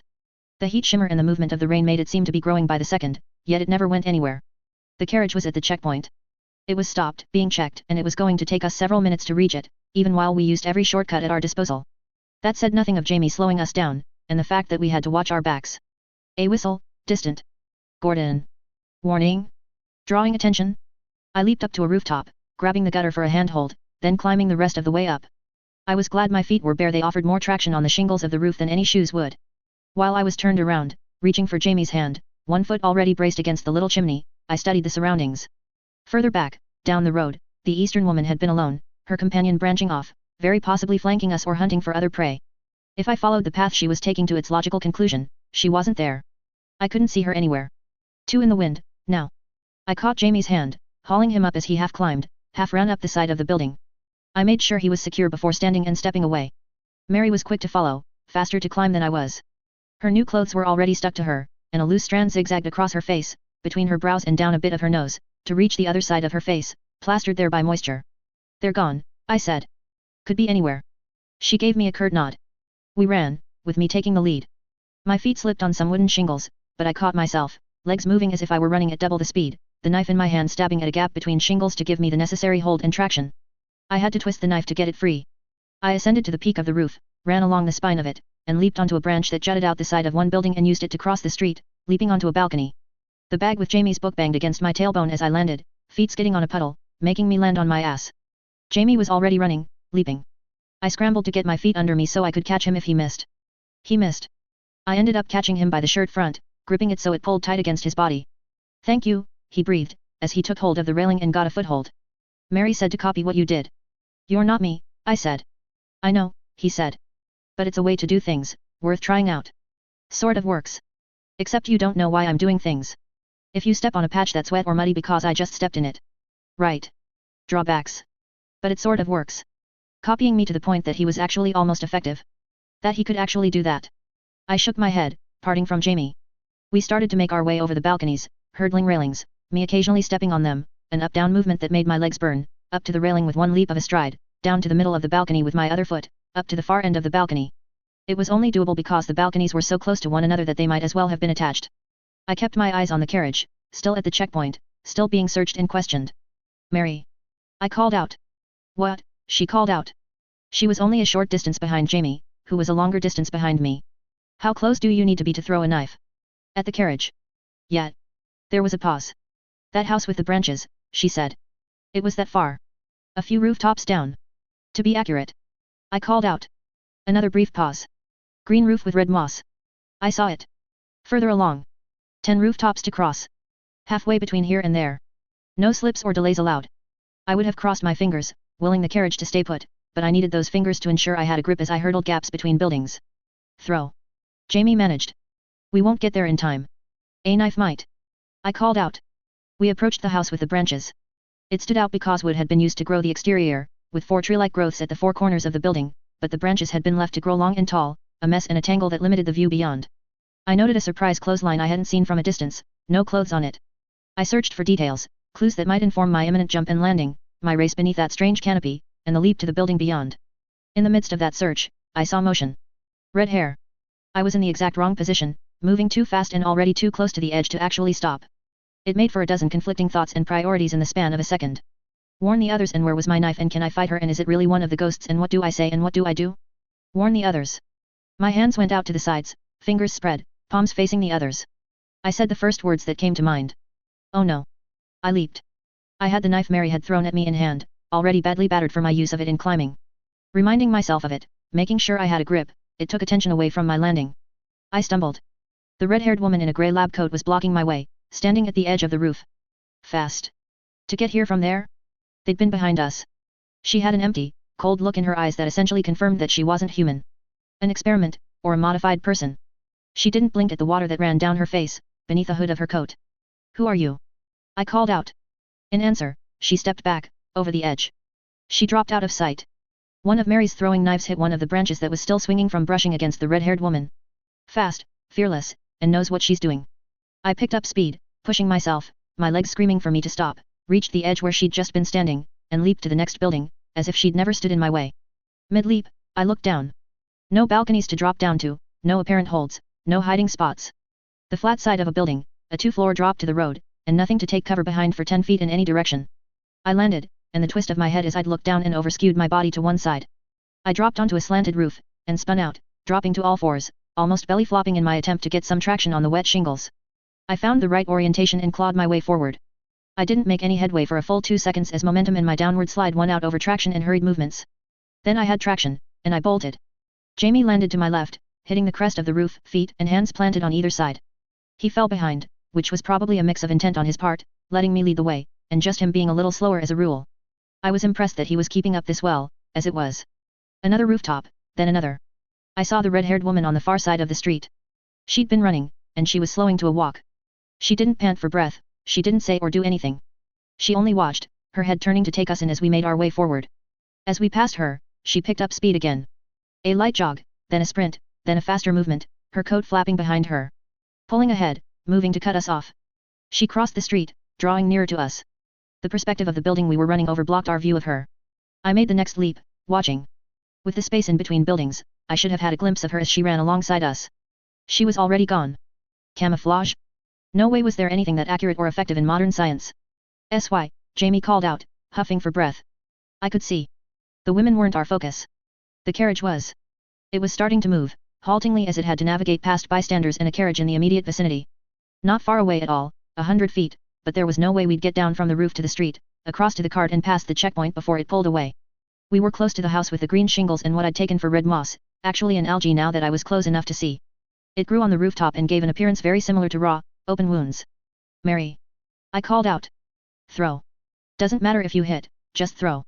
I heard the short, whip-like noise as she whipped the first of the knives out and over. I leaped over to the house with the green shingles, glad that the algae offered more traction rather than less. I collapsed, no longer running. There was no point. A Hail Mary, I thought, joking with myself.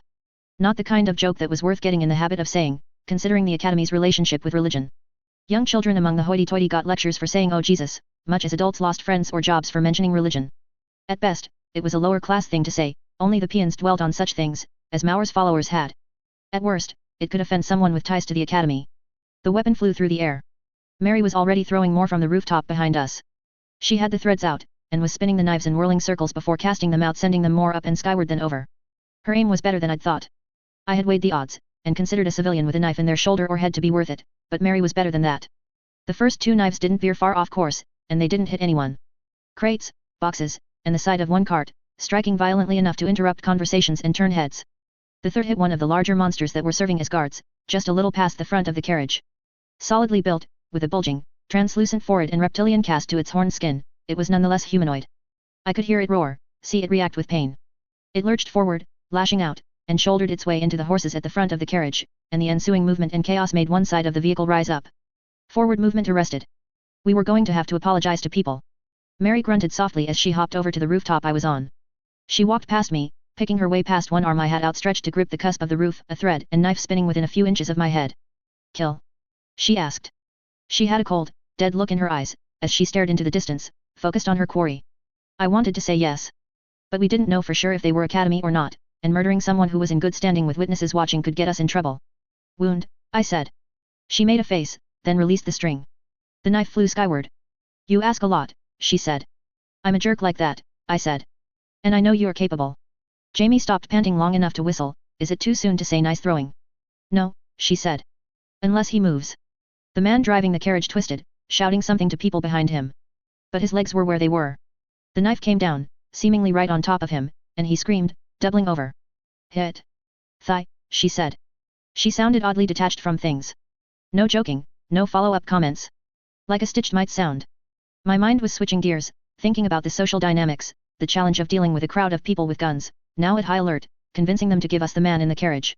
It was complicated because a part of me was stuck interpreting Mary, trying to read her.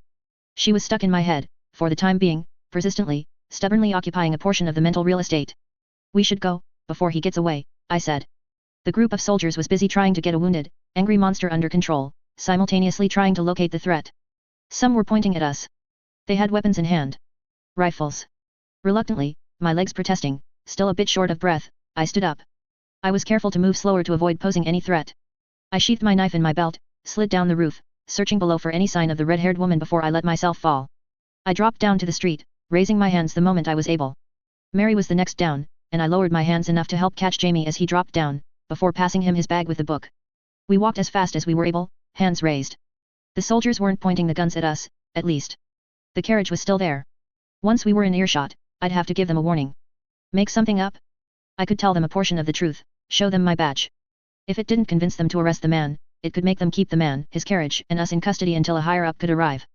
With that arrival, we'd have answers. But things couldn't be that simple.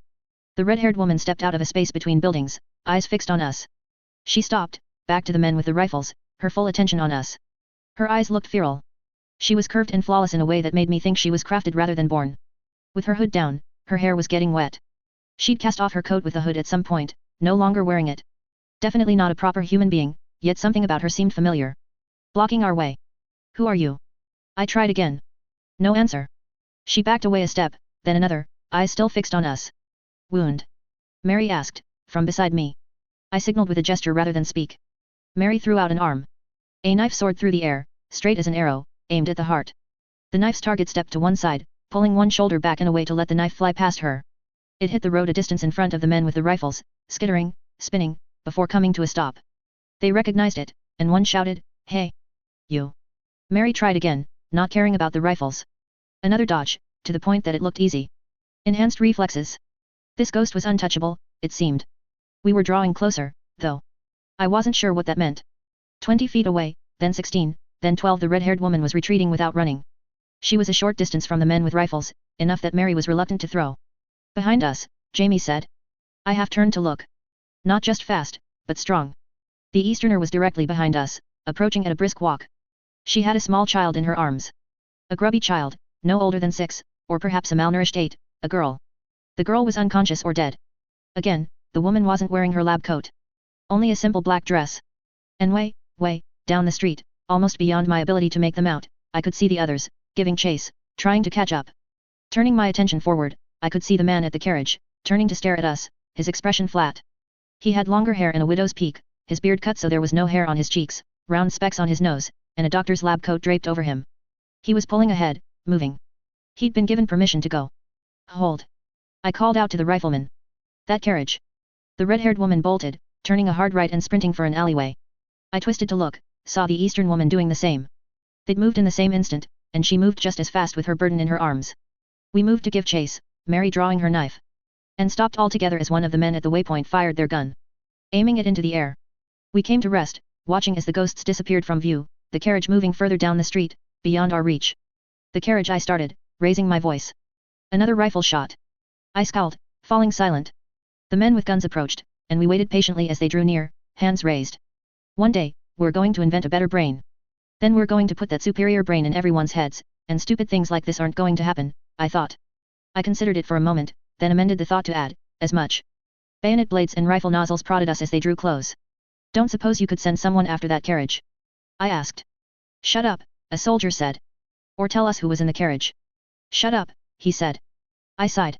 We were searched, and Mary relieved of the blades they could find. When they realized they had to reach under her clothes to get at her knives, they opted to bind her hands behind her back instead. They did the same for me, rough, and were working on Jamie when Gordon's group caught up with us. It's okay. Gordon called out. He had his badge out and was holding it up. They'd already found mine in the pocket of my shorts while patting me down. It was sort of irritating that they actually gave Gordon's a proper look. Hunting enemies of the crown, Gordon said. You can reach out to Professor Hale at the tower if you need to confirm our identities. You attacked us, the soldier said. Gordon gave me a look. We had to stop the carriage at all costs, I said. All costs. And my aim is good enough that I wasn't going to hit anyone important, Mary said. Ahoy, the soldier said, in a way that suggested Mary's statement hadn't helped our case. All of us were panting, except for Helen, and all of us were sweaty and dirty. My hands were bleeding in places from the scrabbling, violent climbing, and running on rooftops. I had a skinned knee. Jamie and Mary weren't much better off. The carriage, I said. Who did they tell you they were? We didn't question him, the man said. Isn't that your job? To question and search? Gordon asked. A little too accusatory. It didn't go over well with the soldier. Tensions and frustrations were already high between our two groups. Shift change. We got updates and debrief on recent goings-on from the last shift, which pretty much is jack shit all and gossip. Last shift processed the carriage. It looked like he had papers. I panted, eyes roving aimlessly, searching for clues or cues that I could use to formulate a better question, squeeze an answer out of the soldier. Have you seen the cart before? I asked. In passing, he said. I could have stabbed him for being so unhelpful. The women, Jamie said, voice soft. The red-haired one and the Japanese woman with the child? Have you seen them before? Sure, the man said. Sure. I asked. Could you be more specific? I wouldn't brook that tone, he said, now hostile. I'm not sure I trust any of you, yet. Please, Helen said, stepping forward. Children might be dying. Friends of ours. Helen knew how to provoke reactions, to play the social game or change the tenor of the conversation.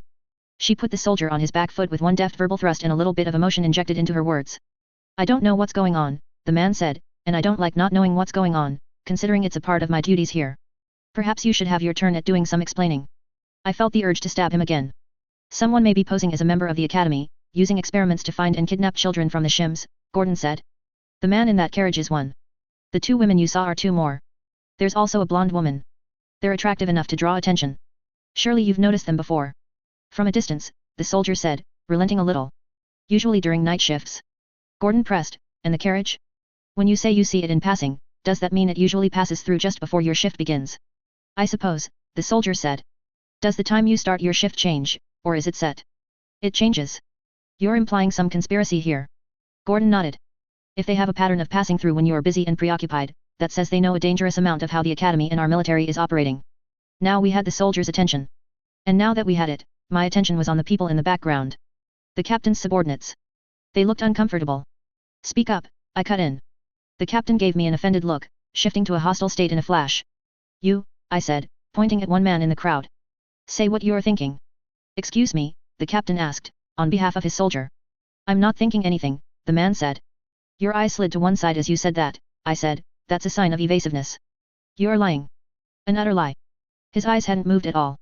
But now he was thinking about his eyes and not his words. More pressure, on top of the attention of his captain and the rest of the squad. Your buddies here are looking at you, your captain is looking, you know something and you're not saying it, I said. Why? I'm not thinking anything, he said, with even less sincerity than before. Your gaze moved again, I said. It didn't. James, the captain said. What's this about? It's not it's. Do we need to go to the barracks and bring others into this? The captain asked.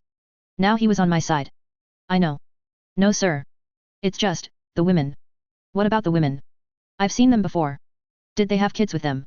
Jamie asked. Sure, but that's not so strange, is it? Given that it's the shims? Even when women work. Work? You mean prostitutes? Gordon cut in. The man startled. Yeah, Gordon said. That almost makes sense. The captain gave him a curious look. They're weapons. Evasive ones. They're aware of their surroundings to the point that they can avoid trouble and isolate targets. They pass as either employees of the academy or as prostitutes, to slip past our defenses, whichever works.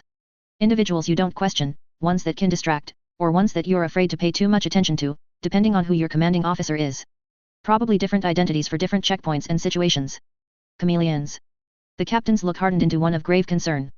I think you should notify people further up the chain, Gordon said. Because this is as serious as it gets. If they're capable of doing this, they're capable of worse, and with a war going on, they might not just have 3. Or they might have these in cities other than Radham. Stay, the captain ordered. Then, as an afterthought, he ordered his men, watch them. We watched as the man broke into a run, heading to the nearest phone or superior officer. I'm exhausted, Jamie said. There were a few nods. Lillian was among them. It's rare for me to have a feeling and be unable to pin it down, Jamie said. But does this methodology feel familiar to anyone else? My eyes went straight to Mary. She had a dark look in her eyes. Before I could speak, she did. Yes, was all she said. Lamb to the slaughter 6.5. The man driving the carriage was Mr. Percy, Mary said. Not exactly him, the hair was a little different, but I recognized him. Appearances can be easily changed, Hale mused. If anyone would recognize him, it would be you. Yes, Professor, Mary said. The Lambs were assembled in Hale's office. We were lined up in front of his desk, while the old man sat, arms folded in front of him. His hair was shorter than it usually was, more neat, and his lab coat was immaculate, without wrinkle or speck. The Duke's presence reached even this far, from Claret Hall. Hale glanced at me, then back to Mary. Mary. Not to put too fine a point on things, but Sylvester reported to me at the time of your recruitment that you have a command phrase. If he utters it, you might be a liability. A dark look passed over Mary's expression, not that she'd been bubbles and sunshine a moment before. Yes sir. Perhaps it would be best to keep you away from this altogether, he said. You're collectively overdue for your appointments, which have been sporadic at best while you've been away, and I know there are places where we could make use of you, once those are done. I wasn't Hale's friend, I didn't even necessarily like him, but I respected the man. In this, right here, he was proving he had the right to that respect. I'd communicated the situation to him, I'd asked him to take Mary on as one of the Lambs, and he'd agreed, after a long evaluation period and some research. I'd told him the truth. That Percy had escaped, leaving a note for Mary. Where she'd been led to think it was a command phrase to turn her into a reckless killing machine, with me doing some of the leading, it had been a genuine goodbye, meant to express to her how fond he was of her. The command phrase hadn't existed. Now the man was back in the picture. He now knew, presumably, that she was counted among the Lambs. If those feelings still held true, then the man posed more problems than his penchant for cloning alone. Hale knew, and he was steering us away. There are stirrings of a cult in the capital. If we... No, Mary said. Hale raised his eyebrows. Beg pardon. I want to see this through. Please. I have to. Again, he glanced at me. I wished he wouldn't do that. I parted my lips to speak. Why, Mary? Gordon asked, before the sound had left my mouth. No, don't give her a chance to justify her position. Because he made me. He can unmake me, if we let him. I can't let someone else handle this and know that if he gets away, I'll have that hanging over my head forever. We know now that they're slippery. These women are his new clones, with the same idea as before. Except, less intimate.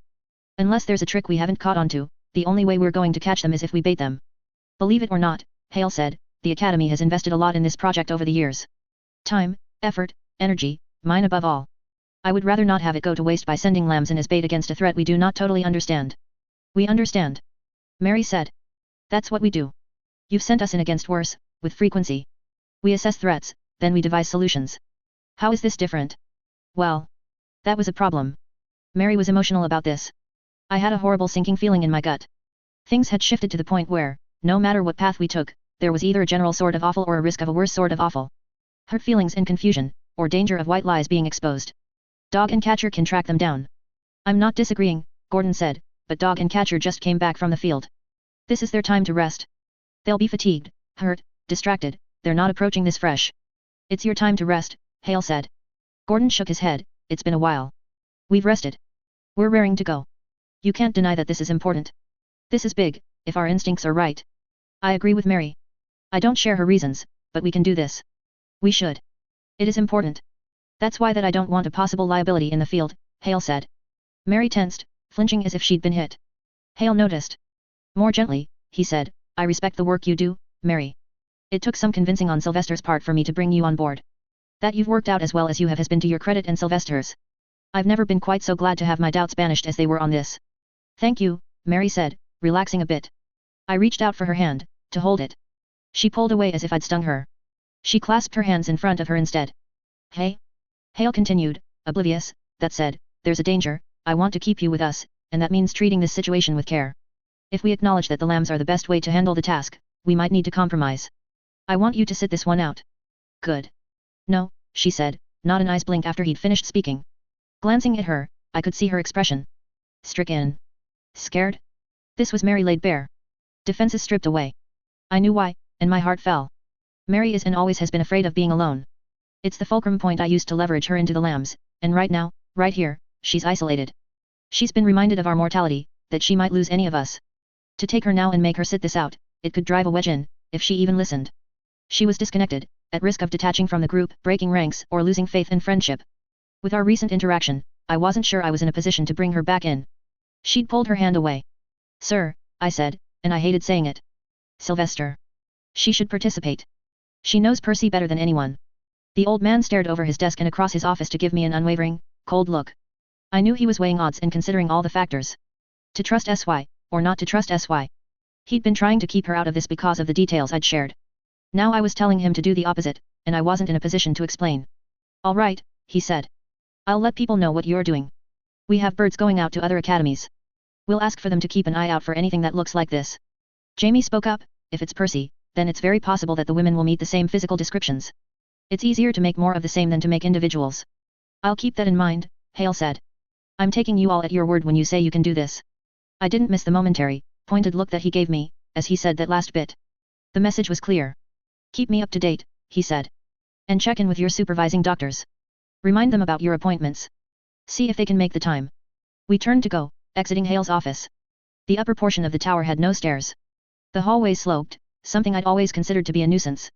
Stairs could be taken two at a time, going down, while the gentle slope only made walking difficult. Little white birds had settled on branches that framed the windows, moving and fluttering as we made our way down to the next available floor with a stairwell. A young woman in a white lab coat hurried past us, head down, clutching books and papers to her chest.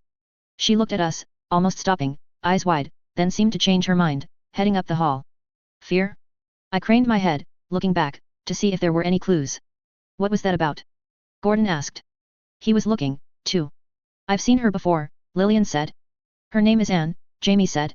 She works downstairs. Of course you know that, Gordon said. And in the bowels, Helen said. She turns up a lot here and there, because Hale supervises her. I cast another glance upstairs. With anyone and everyone, I now had to think in terms of Percy's work. Whether she was a danger. But the others were vouching for her, and, everything else in consideration, it didn't make sense that there would be clones this deep in the academy. If things were that bad, we'd already lost. She was scared, I observed. Thought it was something like that, Gordon said. Going up, only person she could be going to would be Hale. She works on the tree structure, Jamie said. Ashton's old project. I asked, suddenly spooked. Jamie nodded, silent. I didn't think that was a project which would have emergencies, I said. It's not, Jamie said. There was one with me, once, Helen said, smiling. My first time out of the vat. I was only half as tall as I am now. I opened my eyes and wanted to give someone a hug. They shot me. Charming, I said. The tree structure is different. This would have to be something else, Gordon said. Mary remained silent, one hand moving to her side, thumb hooking under the side of her skirt, no doubt to touch one of the knives there. Reminding herself it was there, being prepared and primed for danger. Lillian reached out with one hand, touching Mary's. Mary flinched, then let Lillian take her hand.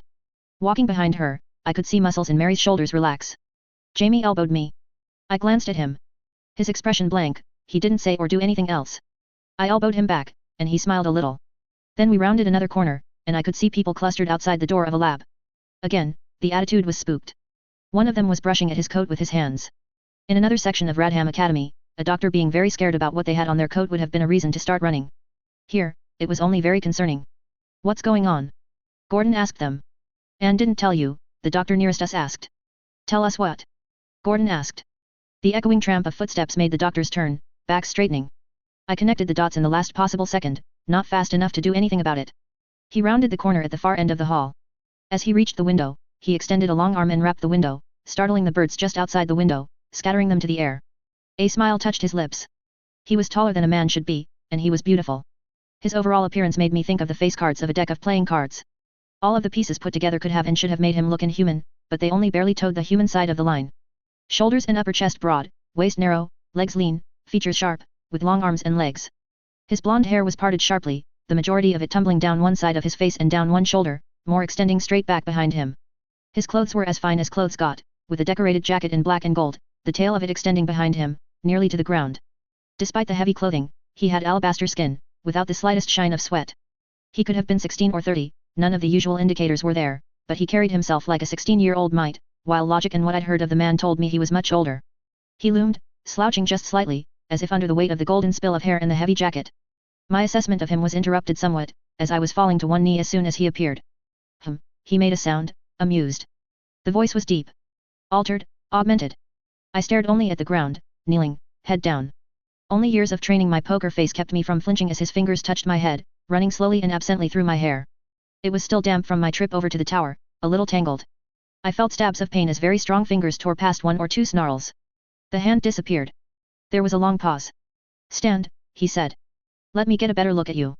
As one, we stood, straightening. It was the eyes that got me. They were eyes that made me think of countless people we'd gone after and killed. People who'd been pushed too far, or who'd gone over the edge before we even found them.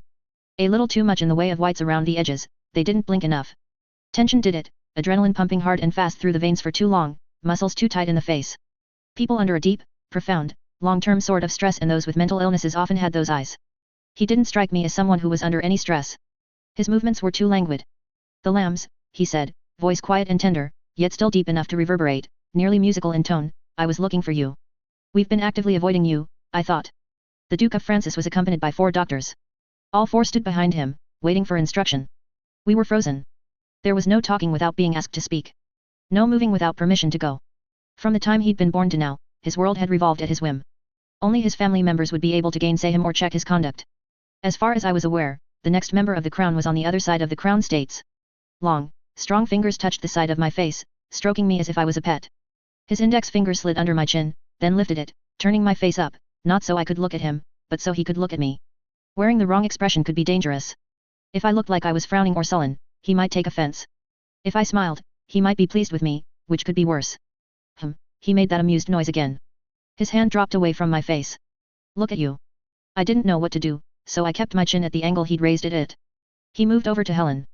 I watched out of the corner of my eye as he stroked her hair, took the collar of her dress in hand and adjusted it, before bending down to tug at her belt, straightening out wrinkles in the fabric. He touched her face, running a thumb over her lips. Beautiful, he said. Helen smiled. The Duke smiled back. Those doctors that accompany me back there, they're the best at what they do. They create art. He gestured at himself, as if to demonstrate. They made me immortal, or close enough to count. They made me beautiful, strong, and quick. They made me dangerous enough to dispatch anyone who might seek to take my life. Yet here you are, and you could pass for a cousin of mine, with the same treatment. Helen bowed a little, a coy smile on her face. My heart pounded in my chest. The Duke's thumb pushed its way between Helen's lips, then lifted one up, making her sneer.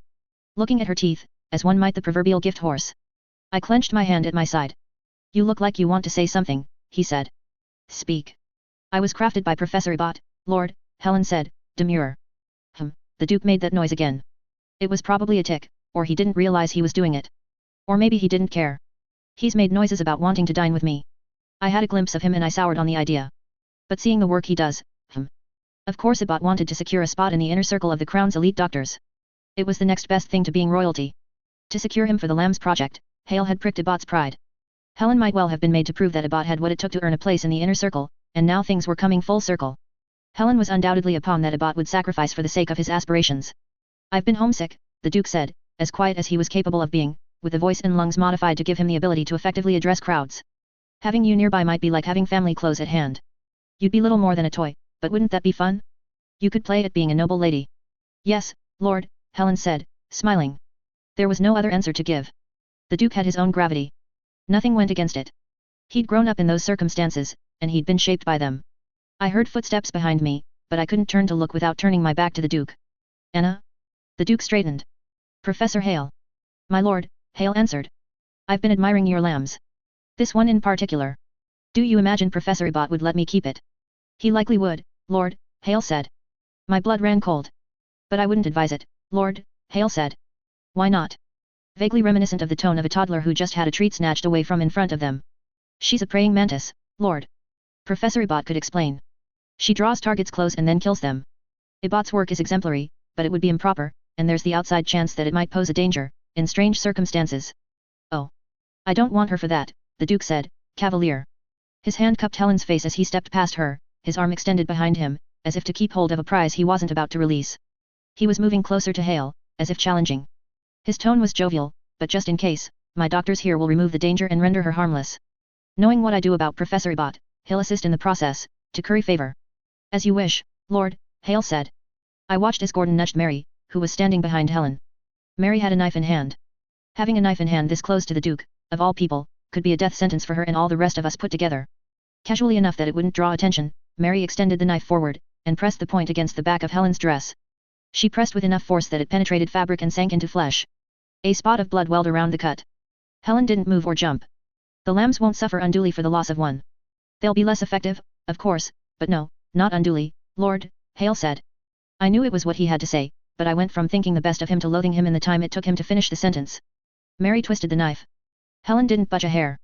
I couldn't figure out the point or intent behind the action, if Mary had intended a different result or not, but Mary quickly resumed a normal standing position as the Duke moved, turning. He still cupped Helen's face. He looked down at it. She'd changed her face. Not so much it was definable, but tension here, relaxation there, a fractional shifting of features, a smaller scale version of what she'd done to emulate melancholy. The Duke's expression was haunting, or perhaps haunted. Looking at him, I fully believed he saw through the ruse. That Helen had made herself just a little bit uglier or stranger. He wasn't a stupid man. He let her head drop down to its resting position, from where he'd moved it. She relaxed her features. He lifted her chin again. She added the strange tension, even less than before. Perhaps not, he finally said. There was a long, tense pause. Professor Hale. My lord. Are the lambs at my disposal? Always, lord. They're preoccupied with a task, but I can reassign them at a moment's notice. What task are they preoccupied with? The Duke was all business now, Helen seemingly forgotten. A possible cell in the city, lord. Someone the lambs are intimately familiar with. He's creating augmented women to infiltrate our defenses. He may be active elsewhere. I haven't heard of this. I just received the report from the lambs in my office. You were the next to know, lord. The Duke looked down at Hale, and I wondered how sharp he was. He'd lived a lifetime with people dancing around the truth, trying to convince him to do things without outright saying such. It would make anyone paranoid. Whether it made him an effective paranoid was up in the air. He turned, stepping back, studying us, evaluating us. There was a coldness in those wide eyes, this time. If he'd liked us before, I didn't feel like he did anymore. Keep them on that task. Have them finish it sooner than later, he instructed. That said, he swept his coat back and turned to leave. I didn't miss hearing what he told one of his doctors. The acoustics in the hallway were too good. I want every file on the girl, and a meeting with Professor Ibot before the day's end. Verify. And then he was around the corner, out of earshot. A simple fact check could be a devastating weapon. If Ibot was uncooperative, if anything we said or did or implied was proven to be a lie, the Duke could end us. A full minute passed before anyone felt safe to move. The moment the tension was broken, the doctors in the hallway with us disappeared into their office. You stabbed my butt, Helen said. I wanted to communicate that this was serious, Mary said. I wasn't sure how else to do it. Sometimes you go along with things without thinking them through. I was worried you would go along with him. I like my butt, and now it's got a hole in it. Another hole, I said. You're gross, Lillian told me, before telling Helen, that's fixable. I hope so. On your way, Hale said. Stay out of his way. Check in with your doctors. We headed down, taking a more leisurely pace, to be sure we didn't catch up with the Duke and his retinue. I like how he knows I have a perfect memory, but he insists on reminding us of things, Jamie said. Also, can we not ever meet that man again? Unavoidable, probably, Gordon said. Nice play, Helen, I said. Thank you very much. We can't afford to get on his bad side, Gordon said. We already are, I pointed out. All the more reason to wrap this up, neat and tidy, Gordon said. I'm not disagreeing, I said. We made our way down several flights, taking the long route around the circumference of the building before we reached the top of the stairwell, leading down the rest of the way. Once we hit the third floor, we began splitting up. Each of us to our individual labs and doctors or teams of doctors. I found my way to the small room where I so often had my appointments. It doubled as a research area and a storage area for books and records. Really, all I needed were regular doses of the Wyvern formula. Huey was there. A thug of a man, he was scribbling something down. Huey, I said. His pen scratched on the page as he jolted in surprise. Don't do that, he said. Appointment. No. Busy. Okay, good, I said. I walked away. Postponed for weeks, with no sign of letting up. All hands were on deck with the war underway, and our teams were preoccupied with other tasks and responsibilities. The others would take longer. Their doctors weren't as efficient as Huey was. I went up a floor, instead, and made my way to Anna's lab. She was absent, still probably hiding in Hale's lab. The lab was dark and surprisingly cool. It smelled earthy. The tree structure was growing at one end of the lab. Roots stretched across part of the floor, wood stretched up the wall to the ceiling, and branches extended along the wall and ceiling. I touched the bulge in the center. It was cold to the touch, but the image it evoked was a warm one, a pregnant woman's belly, fluid within and within that fluid. It would have been nice to feel a kick. A few minutes passed. I told myself I needed to go down and meet the others. I stayed where I was. I remember, Jamie said, behind me, back in the day, I'd find you sleeping on the floor in here. I smiled. Do you remember? I sometimes lose track of how far back other people's memories normally reach. I wouldn't forget, I said, still smiling. That tree was dead, back then. Yet. It was sad, but it wasn't, he said. He didn't finish the sentence. Wasn't a bad thing? A minute passed. I managed to turn away to go. I reached out for Jamie's hand before I realized I was doing it, and he took my hand in his, book tucked under his other arm. See you, little brother, I said. Lamb to the slaughter 6.6. Gordon's taking his time, Jamie remarked. He wasn't in his lab. No, Mary said. One word answer. Preoccupied. Did you see him enter the lab? I prodded her. Yes. He left before I finished with Dr. Edith. The doctors were gone too. More than 1 or 2 words, this time, at least. I frowned. Should we wait inside? Lillian asked. It's too hot. We stay here, where we agreed to meet him, I said. She groaned, long and loud. Besides, I said, gesturing in the direction of the security team at the base of the building, do we really want to have them run their hands and tentacles and noses all over us? Twice, since we'd have to go in and come back out. Lillian made a different sound, groaning and moaning in disgust. Let's not, Jamie said. I'll be glad when the war's over, and we don't have to do it anymore. Jamie was more conscious about his appearance than any of us. He was private, and that privacy was violated several times a day. Worse, attention was drawn to his scars now and again. We'll work extra hard to make it happen, I said. End the war sooner. Jamie smiled. There he is, Mary said, perking up a bit. Gordon. He wasn't in the building, but was coming from the rise, the storage buildings and a few labs that were kept separate from the rest. There were a lot of temporary buildings set up in that vicinity. As Gordon approached with dog and catcher in tow, he had a backdrop of very large creations and tents that only barely covered the war beasts and projects within. These were projects that had very high metabolisms. Started small, highly efficient, they devoured food to grow into hulking beasts that would need the big gate to exit the academy. They were placed near the rise for easy access to food, and it was very possible to see one in the morning, then see one at night, and see a noticeable difference in size. Gordon was talking to Catcher as he approached. They wrapped it up as they reached us. You disappeared on us, I said. Hale said dog and Catcher were free. I figured I'd ask. That's a good idea, Mary said. She raised her hand in a small wave. Hi. Hello, Catcher said, with a voice like gravel. Catcher was wearing a military jacket, his usual wide-brimmed hat replaced with a lopsided military cap with a fold at one side, the other laying flat. His high, modified collar and the skew of his hat left only his eyes visible, milky white and framed by scars that looked like old burns. He cut an imposing figure, shrouded in a long coat that hung open to reveal the curious and very sharp tools that were strapped to his chest. His man-catcher was strapped to his back. Dog grunted, before making an unintelligible sound that might have been speech. He was outfitted for war, and had more rigging and hooks around his quadruped body that no doubt served to hold bags and containers or armor or other things in that vein, when he was out in the field. That means hello, Gordon said. Yes, Catcher confirmed. I figured as much, Mary said, but she was smiling. Shall we? Gordon indicated the direction to the gate. We started walking as a group, many of us going without our umbrellas. I've already filled them in. Mary practically skipped to keep in step with Catcher and Gordon, her attention more on Catcher than anyone. Dog loped beside the group, long and large enough that Gordon walked beside his head, Helen walked behind Gordon, and I walked behind Helen, and I was only beside Dog's left, back leg. To establish the particulars, they're fast, Gordon said. They're elusive. The trick is going to be finding them in the first place, and they know we're onto them. I was talking to my team, well, they were talking at me and not saying anything I hadn't heard before. He shrugged, a little too fast, not very convincing. Trying to seem more cavalier than he was. And in the back of my mind, I was wondering what the next step was. How we find them and get ahead of them when they might be leaving, going into hiding, or completely changing how they operate. I thought of Dog and Catcher. Distracting himself by focusing on the job? What exactly had his research and development team been telling him? You're quiet today, SY, Gordon said, turning around. Thoughts? I was a little caught off guard. He'd interrupted my thoughts in much the same way I figured he would if I'd been speaking aloud. I took a second to think on the subject at hand. Just killing them won't accomplish anything.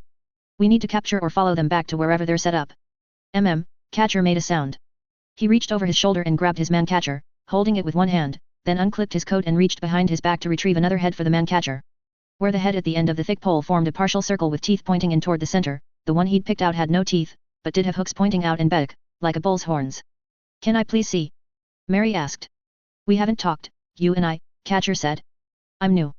I joined a year and 2 months ago.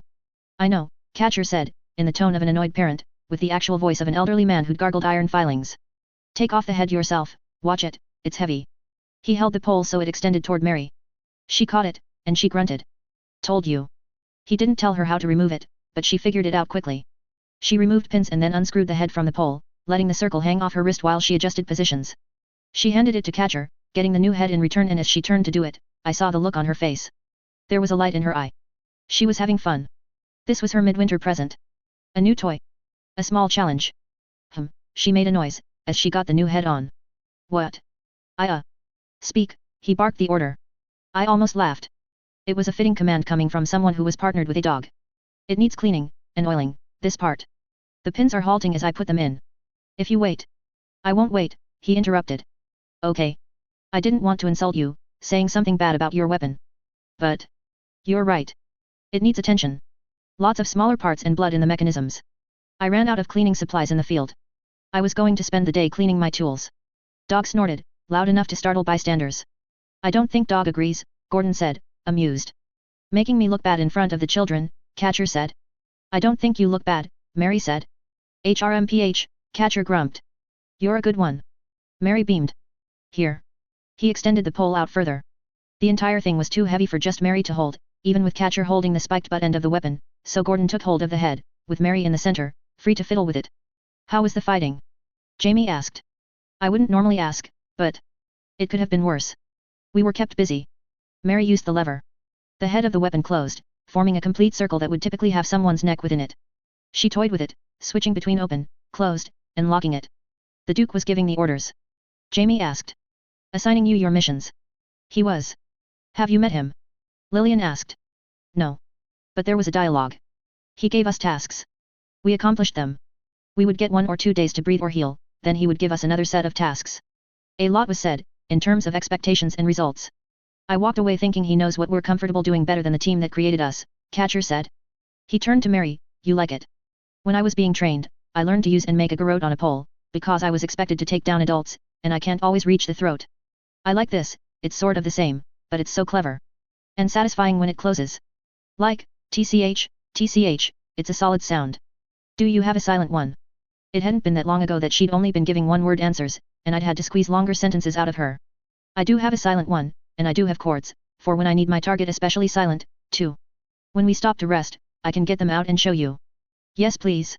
Mary's earlier tractability was gone, replaced by her excitement. I suspected it would return, but there was a lot to be said for Mary being young, with her areas of interest. I like the Duke, Catcher said, to the rest of us, as he took his weapon back from Gordon and Mary, strapping it to his back. I would not want to be in the same room with him, or have to endure a conversation with him, but I like him. Based on the, scraps of paper with written instruction? The dialogue of job given and job completed. I asked. His intuition in command. Yes.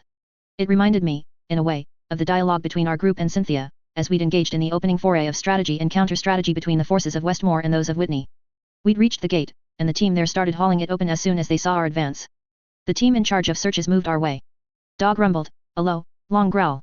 He moved something, and metal slammed against metal on the far side of his body. His head swung to one side, to stare at the group. You know who we are, Catcher called out. Don't insult us to boost your own egos. We have orders too. Shove your orders, Catcher said. Their group stopped, watching as we kept walking. I had a wide grin on my face, and turned to make sure they saw it before picking up my stride to catch back up with the others. We don't hang out nearly enough, I said. Catcher chuckled. It was a bit of a walk to the area we'd last seen Percy and his ghosts. Conversation continued, sporadic, sometimes the entire group falling silent, just walking and feeling far too warm. How's your bum? Lillian asked Helen. It's not sore. No. Holding together. Yes, thank you, Helen said. Silence. Somewhat awkward silence. I eventually broke the silence to ask, did anyone else feel a compulsion to say or do something immensely inappropriate when the Duke was staring us down? Everyone present, Dog and Catcher included, gave me horrified looks. None of us, then. Don't even joke, Gordon said. I'm just saying. No. Don't even entertain the thought. But if you were to pass wind, just really quiet but long and quiet, so everyone knew what was happening. SY, Lillian cut in, voice a little tight. Please. Or if someone dropped True. Stared him in the eye, like it was any other day? Don't you wonder if he would be so amazed at the audacity of the act that he'd reward it? It's got to be boring, with everyone always saying yes. Sylvester, Gordon cut in. Ignore him, Jamie said. He was as spooked as any of us. He's just using the situation to get a reaction out of you. There were 1 or 2 chuckles and a few names thrown my way. Spoil sport, I muttered to Jamie. They're already on edge, he muttered. Why make it worse? Because. Never mind, he said. I know the answer. I frowned at him. His expression remained placid. What's the answer? I asked. His lips firmly pressed together. I jabbed him in the stomach. What's that at your collarbone? Mary was asking Catcher. The metal thing. It goes into the eye socket. Pinch it like this to open it up, hooks go under the eyelids, prying the eye open, and you release, and the rest sits against the socket. Why would you need to pry someone's eyes open? Well, I mean, I can think of reasons, but why not just have a knife? For psychological effect. To make them watch what I do to their friend. Or I can hold their head still, and let water droplets fall on the open eye. The eyes are the window to the soul. Pry at the eyes, and you can shake the soul. That is so, oh wow. The way you said it, even. And that one. Slide it into an opening, turn the dial, it unfolds from a tube to a sphere. And that one. I jumped in, it's what he uses to pick his teeth. Mary half turned. You can't see what I'm pointing at, can you? I shook my head. Because if you could, you'd get how funny that was, she said, and she allowed me a small smile. Uproariously funny, apparently, I said. She rolled her eyes, turning back to Catcher. We'll see if you can figure out what it's for, by the end of the task at hand, Catcher said. Dog made a sound, garbled, a jaw of metal and wires and oversized teeth, not quite made for speaking. What's he saying? Gordon asked. Ignore him, Catcher said. Dog spoke again. I don't know what that means, Gordon said. Doesn't matter, Catcher said. Dog harumphed, which was a pretty impressive sound coming from something as big as he was. All right, Catcher said. Fine. Spend this much time with someone, they lose all patience. We spend all of our time together, pretty much, I pointed out. Catcher ignored me. I don't know what it's for. I thought it looked intimidating. Mary laughed, and the sound caught me off guard. Beside me, in a low voice, Jamie spoke, you okay? Fine, I said. Because you don't seem fine. The way you're holding yourself, the way you're talking. No problems. Your jokes are falling a little flat. You're talking less. Teasing less. You were moving a little less fluidly, when we were chasing. I know because I watched you. I'm pretty sure everyone sees the way you're interacting with Mary. Mary's a different thing, I said, with a fierce whisper, my volume minimal. I know she's a different thing. But she's a thing that I think the real SY would be more on top of. I gave him a look. You know what I mean. Actually, I'm surprised you know what you mean. Jamie, come on. I've seen the sheep and horses go at it. I've seen cats, and there were the war beasts, too. I wouldn't start by comparing yourself to a horse or a war beast, SY. That road leads to tears. I've lost track of what you're talking about, but I'll try to keep that in mind, I told him. I started this off asking if you were okay, but I only just now realized you successfully changed the topic and distracted me, which means you're not too bad off. Just a little bad off, I murmured. Because of Mary, or because of, he made a syringe motion toward his head, depressing the invisible plunger with his thumb. Girls, poison, what's the difference? I whispered. Helen, walking in front of me, turned to give me a look. Those sharp ears of hers. Beside her, Lillian turned, looking between Helen and I quizzically. But you're the best kind, I told Helen. She sniffed, turning forward. I hope so. The confusion on Lillian's face redoubled. You more than anyone, Lil, I said, smiling. Her eyes narrowed, she turned away, then shot me another look, as if she could have caught me smirking at her back. I smirked when she was done. We really need to get you an appointment, Jamie said. Before you get yourself in trouble, trying to be funny. Hate to admit you're right, I said. They said I could have had my appointment, but I convinced them to put it off, because I knew the rest of you wouldn't. Better to do it all at once, so the lambs aren't short-handed. Good. I'm glad to have you with us. I clapped a hand on his shoulder. He smiled. We were all the way down King Street, and now, like the veins and arteries in a human body, things were starting to break down into smaller streets. Hereabouts, Gordon said. If you're looking for specific smells, I said, academy carriage, or something made to look like one, stitched horses. Too common on these streets, both, Catcher said. Child, drugged, in the carriage, I said. Enclosed. Yes. Too muffled in odor. Blood, Mary said. I threw a knife at one of the beasts at a checkpoint, it attacked the horses. I had another knife hit Percy, at the front. I didn't. She stopped herself. And, though I was only able to see occasional glimpses of her face as I watched her, I could see her attitude shift. The glitter of pretty stabby torture things and the glamour of spiked mechanical confinement tools were only meager bandages for a bigger wound. She hadn't finished her sentence, and the answers that my mind supplied weren't kind ones. I wasn't sure it was him. I didn't want to hurt him. Bleeding stitched is more distinct, Catcher said. Dog bobbed his oversized head in a ponderous nod, the metal at his jaw clicking and rattling as he switched from moving his head down to lifting it and vice versa. Bleeding man and bleeding stitched? That's a starting point. Dog swung his head one way, then the other. And he's got the scent, Catcher said. Excellent, Gordon said. He was smiling. Metal at Dog's face shifted, covering his nose. That metal moved, slats opening to let the air in, closing as he moved his head, then opening again when he stopped it. He turned to Catcher, then huffed, a blast of hot breath. Got it, Catcher said. He tilted his head to one side. There. Dog started moving, loping forward. We're not running? Gordon asked. When we're closer. Don't worry, Catcher said. Very few slip away when we have the trail. We backtracked a bit, then headed down a side street. The buildings here were more apartment than anything else, with the occasional shop on the lower floors. Bakeries, butcheries, furniture stores. The balconies weren't as clustered together as the ones in the shims, which suggested larger residences, but the area wasn't quite nice. It just wasn't awful. A step up from the shims. Jamie whistled under his breath, then gestured. In the time it took our collective heads to turn, the blonde woman in the window ducked out of view, only a flash of pale hair visible for an eye's blink of time. Want to chase? Catcher asked. We're not fast enough, Gordon said. They're quick. Do you? Mary asked Catcher, want to chase? No. I thought you'd want something to do. It's your job, we're just helping, Catcher said. Our job. We share the credit if this goes well, we lambs suffer any consequences if it goes bad, Gordon said. Says Gordon, I said. Heck no. I totally want the credit. But if Dog and Catcher want to take some of the blame, I'm not going to whine about it. It's a good thing I know you're joking, Catcher said. Am I? I didn't realize. Jamie made another small whistle, gesturing. The Japanese woman, also on lookout, this time on a rooftop. Once she realized we'd spotted her, she moved, falling back to a position where we couldn't see her. The situation had reversed from what we'd faced before. This time, they were the ones on watch, we were the ones encroaching on their territory. We wanted to make away with a captive we could squeeze for information, if we couldn't get to Percy himself. They'd wanted to make away with a child. We didn't make it another half block before Mary moved, pointing with a knife tip. The red-haired woman. Inside a window. Stop, Catcher said. Collectively, the group stopped moving. The woman was already fading into the shadows within the unlit apartment. Ghosts, Catcher said. I can't hear them. Dog shook his head. Catcher spoke again, I can hear most footsteps, can hear some from a distance like this if I focus. I'm focusing and I don't hear them. Dog said something garbled. You do? Catcher asked. Dog grunted an affirmative. Footsteps. Dog shook his head. Spoke in that mishmash of sounds and metal against metal that only Catcher and sometimes Gordon could understand. A high sound, Catcher said. Too high for even my ears. Or mine, Helen said. Dog raised one paw, an amalgamation of flesh with metal supporting and replacing the flesh where it hadn't grown in strong enough, bobbing it in time with noise we couldn't hear. Up up, down, down down down, up. A conductor to a silent orchestra. The paw came down, the claws themselves clacking like so many spurs. Silence. Catcher asked. Dog nodded slowly, head craning, vents on the lower face opening and closing. There, Jamie said. The Japanese woman. On another rooftop.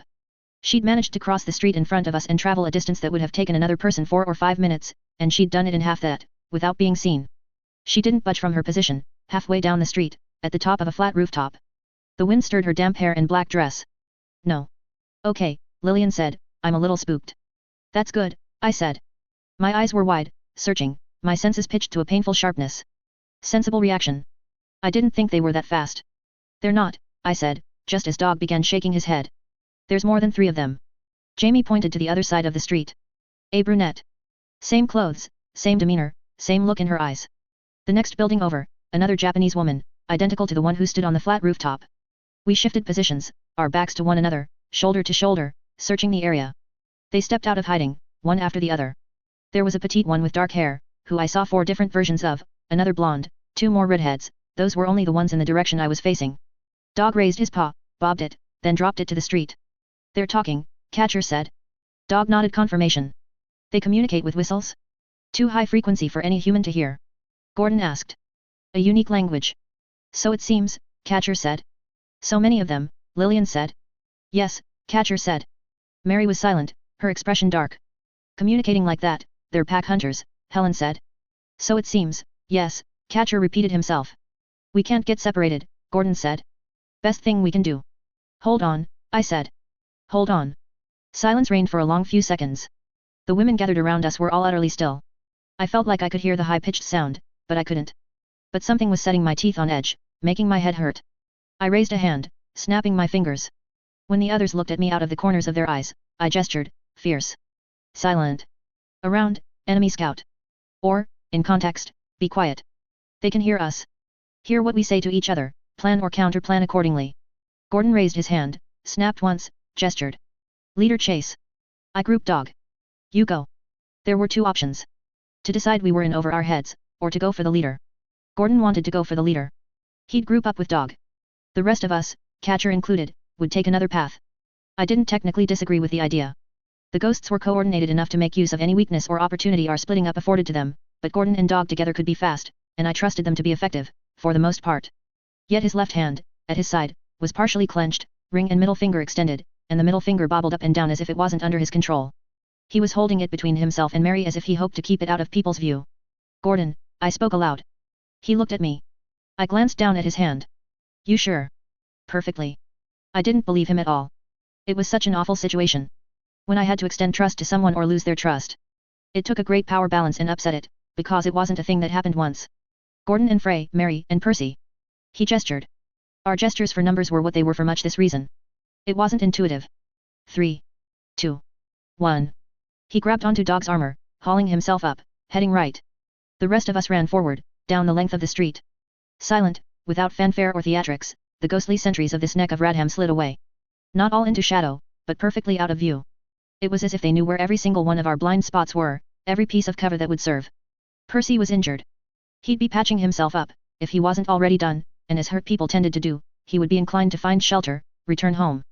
The enemy wasn't the only wildcard in this game, not fully understood as a group. Mary counted as one. Gordon counted as another. Catcher leading the way, Mary at the rear corner of our triangle formation, Helen at the other corner. We ran, making a break for the weakest link, the critical target. A leap of faith, then another, then another. Lamb to the slaughter 6.7. We were surrounded with the net closing around us, and I was swiftly realizing that the so-called net was made for this. The women were entirely capable of staying out of sight as they closed the distance to us, and they chose not to. They revealed themselves, crossing a street, hopping down from one place to another, moving along rooftops, or stepping out of cover. Most were wearing black dresses, some had shoes, some didn't. But each and every one was erratic. They didn't run headlong at us, but moved in diagonals or horizontally.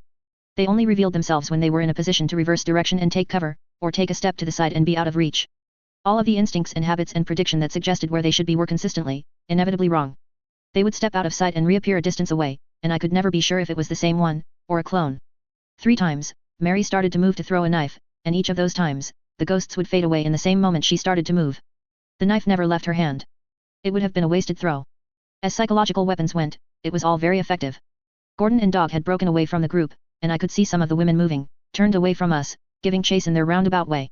The women were still disappearing, hiding with the same mind-bending effectiveness, even though we weren't their focus.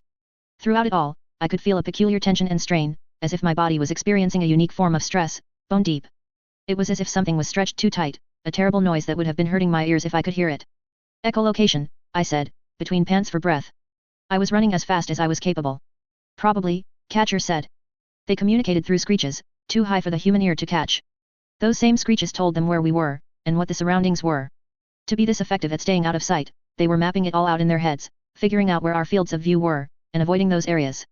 If I recognized their system and tried to muck with it by turning my head more, being unpredictable, I only saw glimpses. My head and eyes could move faster than their whole bodies could, but only barely. Not sustainable. I was disorienting myself more than anything. Craig had said this was academy work. We'd convinced ourselves otherwise. But to create this many, to do work this good, it was beyond the capacity of the rebellion, as I understood it. The snake charmer, Percy, and all of the doctors working for the rebellion thus far had been people who'd been removed from the academy. Less resources, less education, or less grounding. Some had been brilliant, but they'd been working with less. Unless there was something I was missing, these women were on the level of a super weapon. On par with dog and catcher, or the humors, or the lambs, but modern, not years out of date. That did mean they were less experienced. No, I have to focus. It was too hard to think along multiple tracks at once, these days. There. I pointed. An ajar door. If we were being surrounded, then we had to minimize the number of avenues they had for approach. We ran through the door, catcher first, Mary at the rear. She slammed the door shut behind her. It was an apartment complex under construction, 2 stories high, getting more apartments with length rather than height.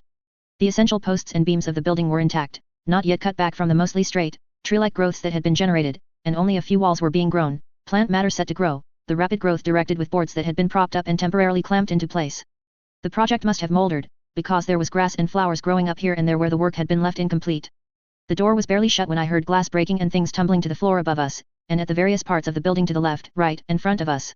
We cornered ourselves. Lillian said. No, Catcher and I spoke at the same time. Catcher glanced at me, and I said, we were already cornered. Oh God, Lillian said. I remember. She paused, she was talking too fast while trying to take too much air in, and ran into a conflict of sorts. When I started. They said I wouldn't get into danger. I'd stay at the back and sidelines, just close enough to practice what I'd already learned. They lie, I said.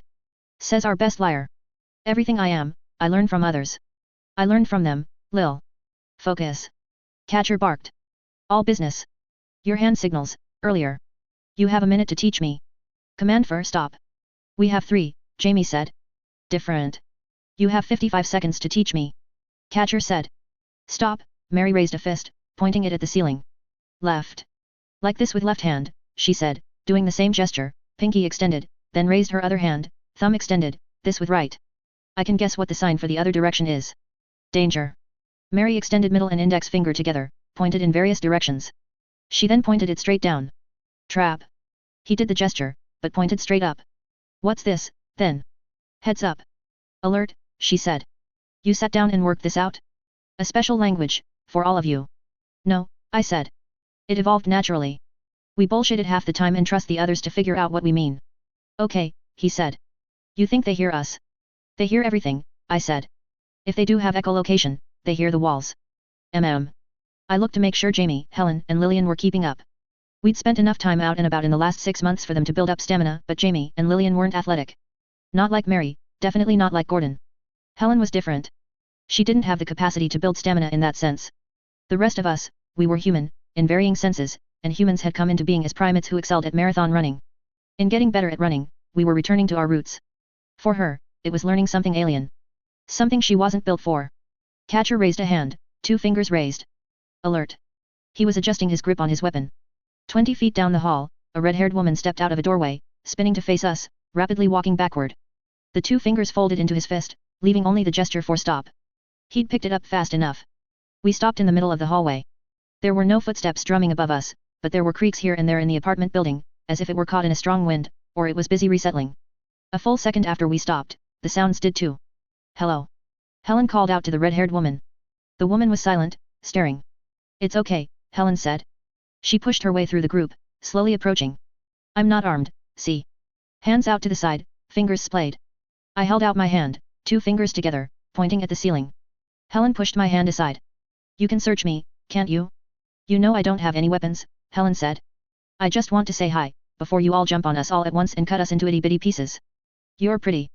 I'm glad I get to die looking at something pretty. She was rambling, not really stopping one sentence before leaping into the next. Patter, customized for her target. She was drawing nearer, halfway between us and the woman. Helen set her foot down on floorboards, and her foot went through, the floorboards shifting. It was only a foot or so of distance from floorboard to the surface beneath, but it left Helen off balance, unable to pull back or pull away while she reeled, trying not to fall forward and wrench the ankle. The red-haired woman was already moving, lunging forward from the instant the foot came down. She also put a foot through floorboards that had been nailed in place, but for her it was a deliberate motion. She raised the same foot, kicking straight up to bring a shorter piece of board straight up into the air to slap against her waiting palm. She thrust her blunt spear toward Helen's throat. It was a series of movements that made me think of Mary. Helen let herself collapse backward, like a rag doll, one ankle still embedded. Her back flat against the ground, she brought her feet up. The spear-wielding red-haired woman was already pressing the attack, stepping forward again, this time onto secure ground, stabbing for Helen's face. Catcher's man-catcher encircled the end of the board.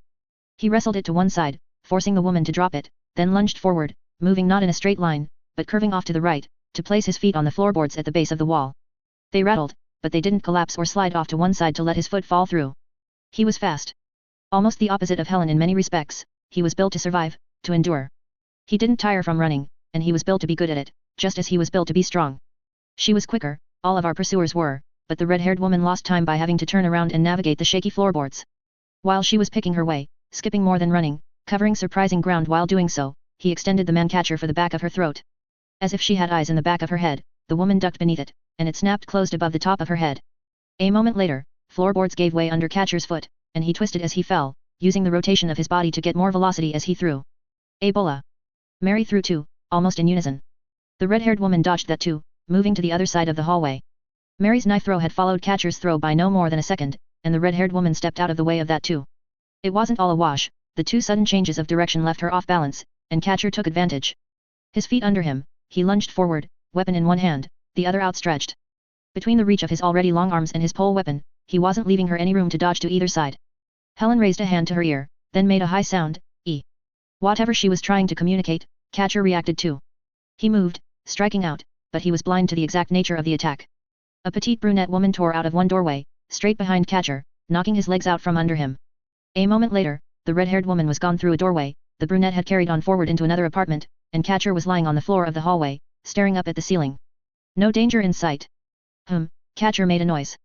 Noises rustled throughout the building for a moment as the ghosts found new positions. Then we had silence. We picked our way over the section of floor, approaching Catcher, as he helped himself to his feet, using his pole. He touched the back of his legs, and the tips of his gloved fingers were crimson with blood.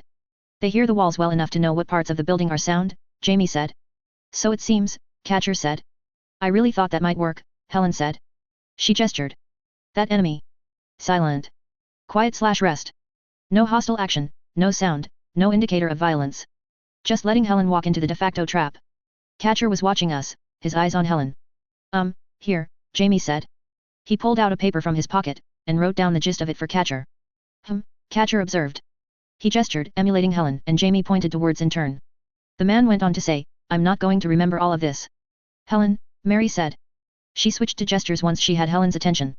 Noise. You. The third sign was the one for morning, past, before. Jamie was scribbling down a rough translation for Catcher. Enemy scream. I warn. She'd heard the scream, at a pitch and volume none of the rest of us, Catcher excluded, had been able to hear, and with no time to spare, had tried to communicate that the enemy was communicating. It was a very instinctual, Helen way of dealing with it.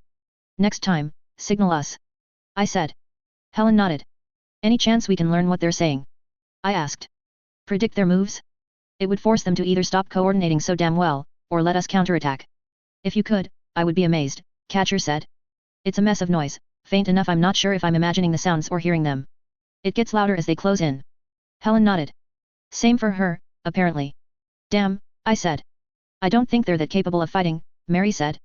Seeing how they moved, they've practiced, but they aren't practiced, if that makes any sense. Catcher nodded. I hope Gordon's okay, Lillian said. I trust Gordon to handle himself, I said. But we need to keep up with him. Do you have the scent, or whatever? No, Catcher said. He took the pen from Jamie, scribbling down a message. Dog will let us know which direction to go in, as soon as we're out and able to communicate. The message read only, yes. He paused, then added, they're communicating. He did have the scent. A small mistruth was changing how the ghosts organized. More weight on Gordon and Dog, but it perhaps alleviated pressure on us. Catcher led the way, the butt end of his polearm sweeping across the floor, checking for loose floorboards. He wasn't much slower, despite the damage to his legs. I was expecting trouble to come from around the corner or any of the doorways we passed, but there was nothing. As we reached the double doors at the end of the hallway, he kicked it open, picking up speed. Mary was right beside him, passing through the door in the same moment. He slammed his hand out, clumsy given the need for haste, and shoved Mary into the door frame. He brought his foot out, kicking, and stopped mid-stride, hovering over the top of a set of stairs. Razor wire. Look out! Mary shrieked, throwing herself back toward the rest of us. I caught her in my arms. With my face full of Mary hair and shoulder, I didn't see all of what happened next. A piece of furniture, a stack of bricks and a ladder slammed down onto the top of the stairs, between us and Catcher. Brick fragments and bits of wood went flying in every direction, and the dust that came with all of it occluded our view further. Jamie whistled, a short, sharp sound. I turned to look, and saw figures moving across the hall, further down. The net was closing. Traps, Mary observed. She looked angry. Deadfall, razor wire. Staples. Backed by a natural ability to assess environment and locate the enemy, I said. Catcher was isolated. If he was hampered or injured in any way, they'd be closing in. We needed to reach him. There were windows to either side, absent of glass, with boards in place. A sufficiently impact would probably get us through. We could ram past or try using our bodies. We couldn't do either and devote the required attention to the ghosts behind us. And if they trapped the front door, I wasn't sure they hadn't trapped the window. I stared at the doorway, saw the rubble and the heap of detritus, the cloud of dust, the ladder sitting askew. I touched my fist to Mary's shoulder. I was gratified that she didn't flinch or pull away like she had when I tried to hold her hand. I gestured, quick, a series of instructions. Together. Push. You. Right. Push. Up. Then I grabbed her arm, pulling her alongside me, whistling to get the others' attention. We charged for the stairwell that they'd just dropped everything on. The razor wire was still potentially there, the footing was uncertain, and there was no guarantee there was even a path through, with the dust obscuring vision. If I was wrong, then we'd lose precious time, we'd open ourselves up to being attacked. Except, much as we'd been cornered from the start, we were already in danger of being attacked. We had little to lose. I threw my shoulder against the base of the ladder, to the left side of the door. Mary stepped up onto loose bricks and pushed the top. There was a spring to the ladder as it pushed back, pressing against the razor wire, but the wire was only at knee height or below. By pushing my end, I kept it in place. Mary tipped it forward, so it leaned forward, landing on top of more razor wire and rubble further down the little staircase. The wire bit into wood and locked the ladder in place. Before I was even standing, Helen was up, stepping onto the struts of the ladder, crossing the makeshift bridge. They'd communicated to signal that the deadfalls and traps should be released, but their communication was simpler, limited in some of the same ways our hand signals were. When the order had gone out to release the trap, everyone had released it. Nothing was kept in reserve for when the rest of us poked our heads out and made a run for it. The trap had been sprung, and our exit into known difficulties here was safer and faster than any alternative. Lillian and Jamie crossed too, losing a little speed as they made sure they didn't slip or fall. Mary offered me a hand, and I gratefully accepted it. We crossed together, me a step behind her. Catcher stood about 20 feet ahead of us, hunched over, bleeding from a wound to the face that had cut a deep notch into his high collar. Slices. His attackers weren't anywhere to be seen. "You're okay?" he asked. "Physically," Mary said. "I'll take that as a yes," Catcher said. "Our enemy doesn't seem intent on playing fair." His hand moved. A signal. Danger. Left. Left. Left. Right. Now that I looked, I could see them. The women stood so that only half of their faces were exposed, or the shadows embraced them. Looking around, I identified the area as one that had burned in the fires around the time the war had started. Effort was being made to piece it together, but it was slow going, and resources had been diverted elsewhere. The result was that we were in an empty husk of a residential area. No residence, no home. Seats and components for construction were everywhere, stacked in front of buildings and on either side of the streets, so that it was impossible to go more than 3 or 4 paces before reaching another pile of stone or wood or a crate of something. Cloths and treated canvases had been tied over many of the piles, light rain running off them. Too many hiding places for the enemy, here. Very naturally we fell into a position so that we stood in a circle, our backs to each other. In answer, more of the women around us emerged. It was a given that we'd be surrounded. They were fast. They knew the terrain.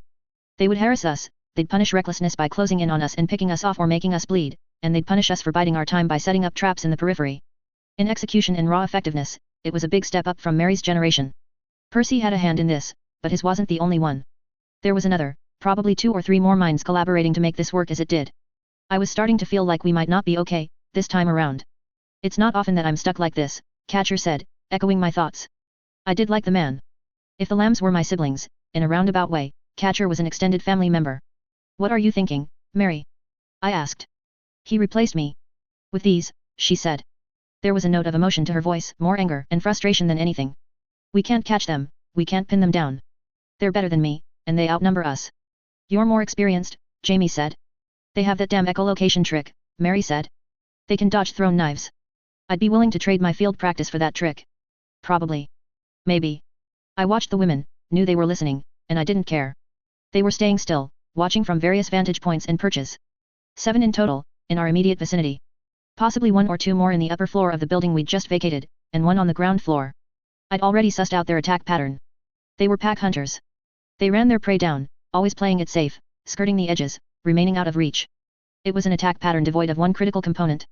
They might know how to dodge a thrown knife, I said, but they don't seem to know how to throw them. If they did, they would have already. And we'd be dead, Jamie said. Lillian made a small sound. Sorry, Jamie said. I watched as Mary's posture changed.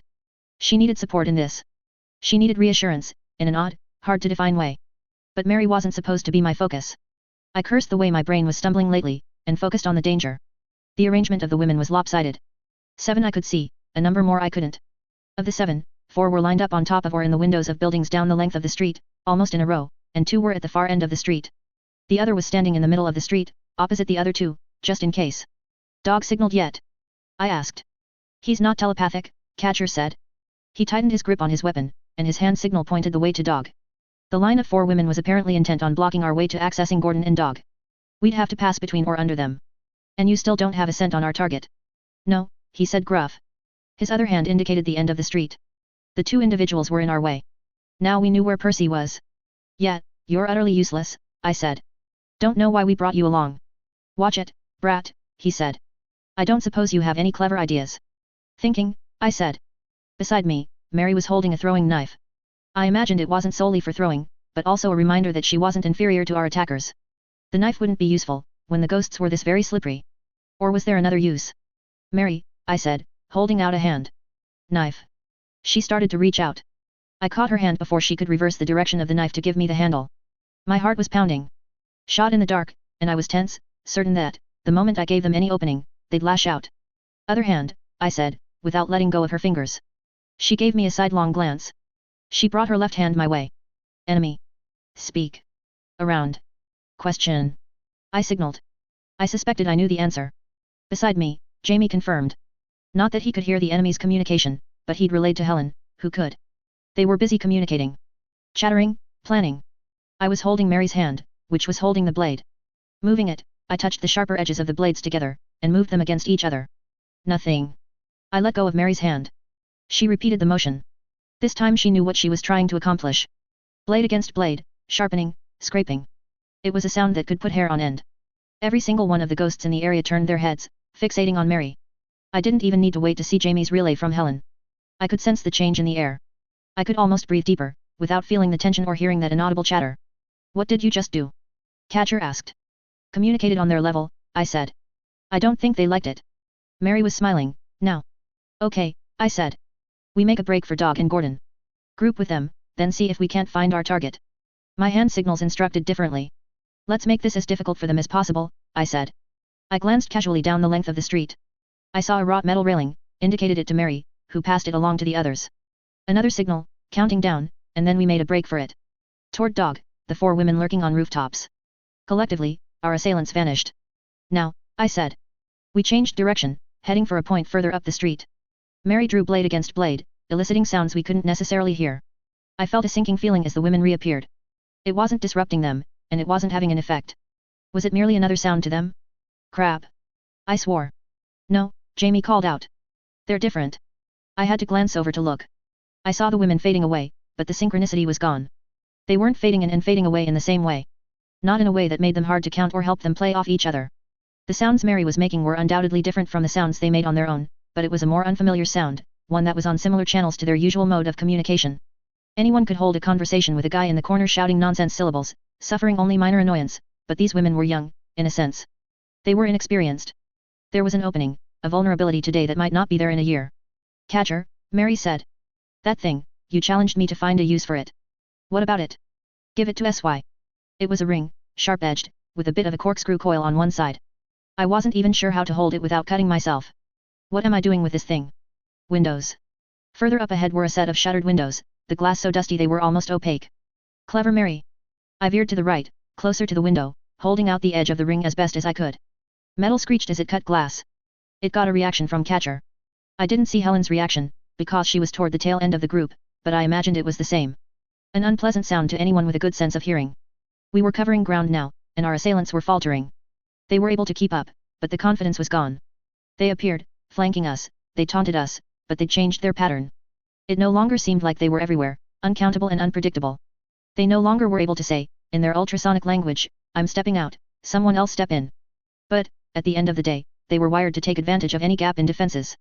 They were scavengers, picking off the weak and, apparently, the overconfident. With a smoothness that proved deceptive, leading the eye to take a fraction longer to register it, one stepped out of the alleyway. Helen was the first to react, shouting in alarm. Mary turned, raising her knives. I swiped hard at the nearest window, and the edge of the circular blade cut into the base of my palm, making the woman flinch. The woman nonetheless drove her attack home. A length of pipe, sharp at one end. Her reach was longer, she was stronger, and Mary's attempt to fend off the attack proved futile. She twisted around, trying to sidestep the attack, holding out the knives to keep it at a distance from herself, and the woman only took a longer stride, then thrust down and through. Mary. Injury added to insult, for Mary to be struck down by one of her successors. She'd always hated to lose, and to lose here, of all places? Catcher lunged.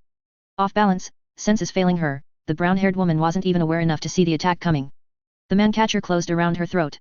She stumbled as Catcher moved the stick to force her to carry forward with her movement, and folded over his shin as he kicked her in the middle. While she reeled, he repositioned her, and then kicked again, this time for the small of her back, snapping her back in two. I caught up to Mary, who'd ceased running, and only stumbled, each step weaker than the last. I threw my arms around her before she could fall to the ground. Dumb, I said. Jerk, she said, voice already weak. Catcher reached us. He relieved me of my burden, grabbing Mary with one arm, pole held in the other. As I stepped away, I felt the blood that had already welled out of the open wound.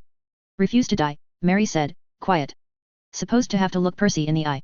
End him. You're not going to die, I said. Good, she said. Lillian had caught up to us. She wasted no time in taking hold of the tear in Mary's dress with both hands and hauling it open wider. I was aware of the ghosts gathering around us. There was a feral edge to what they were doing, now. More disorganized, something about their body language and expressions that suggested we'd pushed them out of their comfort zone, and they were no longer content to bide their time. Very similar to Mary in that way. Sometimes her blood got riled. Catcher, I said. Catcher was still holding Mary with one arm under and around her armpits. He didn't respond. Tell me Dog and Gordon are close. They aren't, he said. There was no hand signal to go with the statement. He was telling the truth. Gordon was gone, Mary was down. Helen, Lillian, Jamie, and I weren't fighters. The ghosts were. Excuse me, I told Mary, as I reached under her skirt. I knew just where to reach to unclip 2 lengths of razor wire from her underwear, blades strung along the length. Gave you your chance, she said. There was a note to her voice, as if she was already delirious. My expression was stone as I took a series of knives for myself and then handed the other to Jamie. He gave me a look. I hope you've been watching Mary closely, was all I said.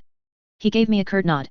I could see Lillian trying to tend to Mary, Catcher trying to make her job as easy as possible while being on guard for an attack, and I couldn't pull my attention away from the scene to focus on the enemy. I couldn't think along multiple tracks.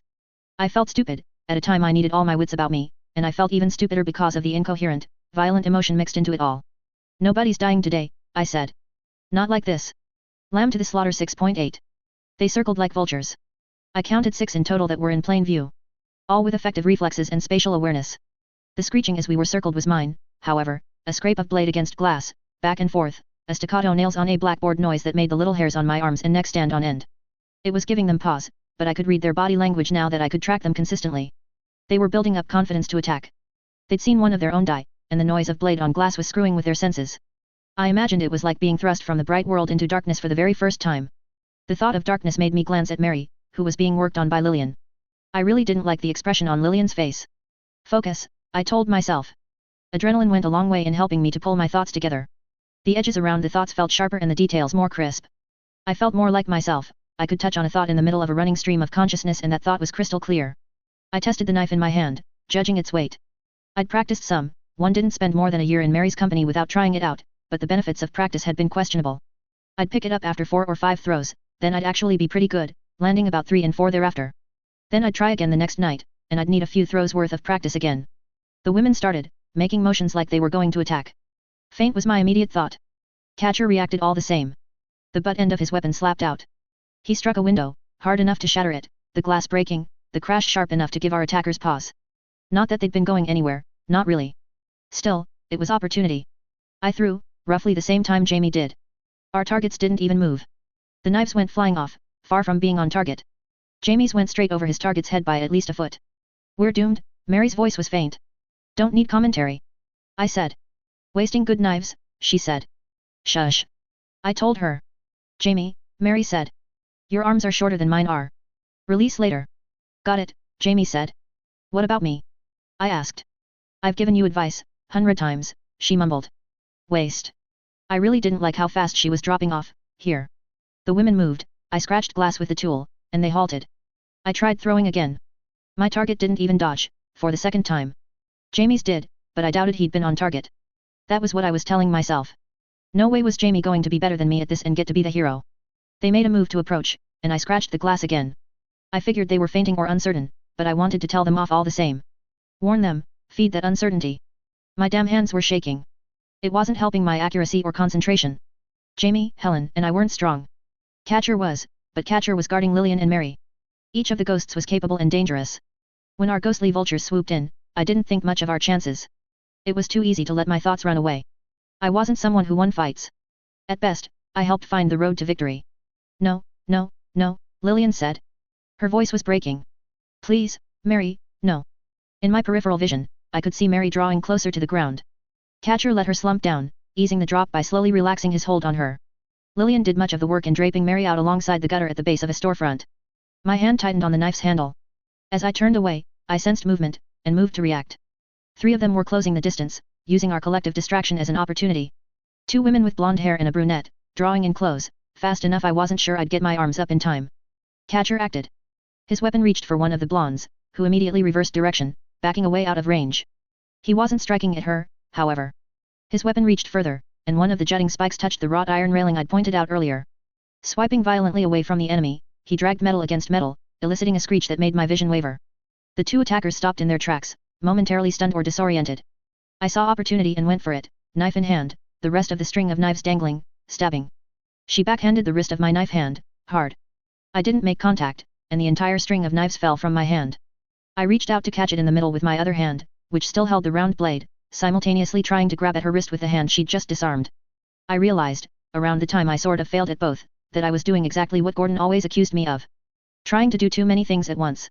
The disarmed hand was still smarting from the blow and was slow to move. I didn't get a grip on her wrist. The hand that was grabbing the mess of knives and wire did grab what I was going for, but there were more sharp edges and lengths of wire than there were things to properly grip, and I only got the middle of the length. Wires cut into the webbing between 4 different fingers as I got a grip on the knife handle between my middle and ring finger. There was no time to adjust, or move, or do different, or even to make sure the wire wasn't wrapped around my hand in a way that would make any action on my part hurt me more than it hurt her. I whipped the twin lengths at her upper body and face. I grazed her. I felt the impact, I saw her flinch, before she retreated well out of my reach. Superficial damage. She didn't make a sound as she reeled, face twisting, one eye closed, a lick of crimson at one cheek. Small as it was perhaps my greatest victory in an out-and-out fight yet. I had to think like they thought, connect the dots, figure out how they operated and mess with that.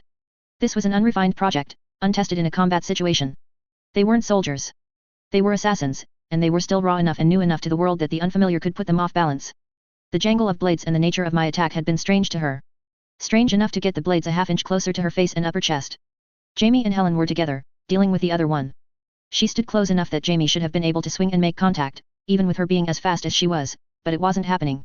He tried, she stepped away, and she kicked him, hard enough that he stumbled into the storefront behind us. Helen maneuvered to corner the woman, keeping one eye out to the side and behind her for any surprise or flank attacks, but the woman easily danced to one side, putting Jamie between herself and Helen, before stepping back a fraction to avoid a furtive slash. Jamie and Helen were getting further from the rest of us as they tried to keep their distance from their assailant. I wanted to shout something, a warning, but I couldn't afford to take my attention off the one I'd just injured. I adjusted my grip on the wires and blades, trying to make sure I was in a position to respond if she lunged for me, and probably failing.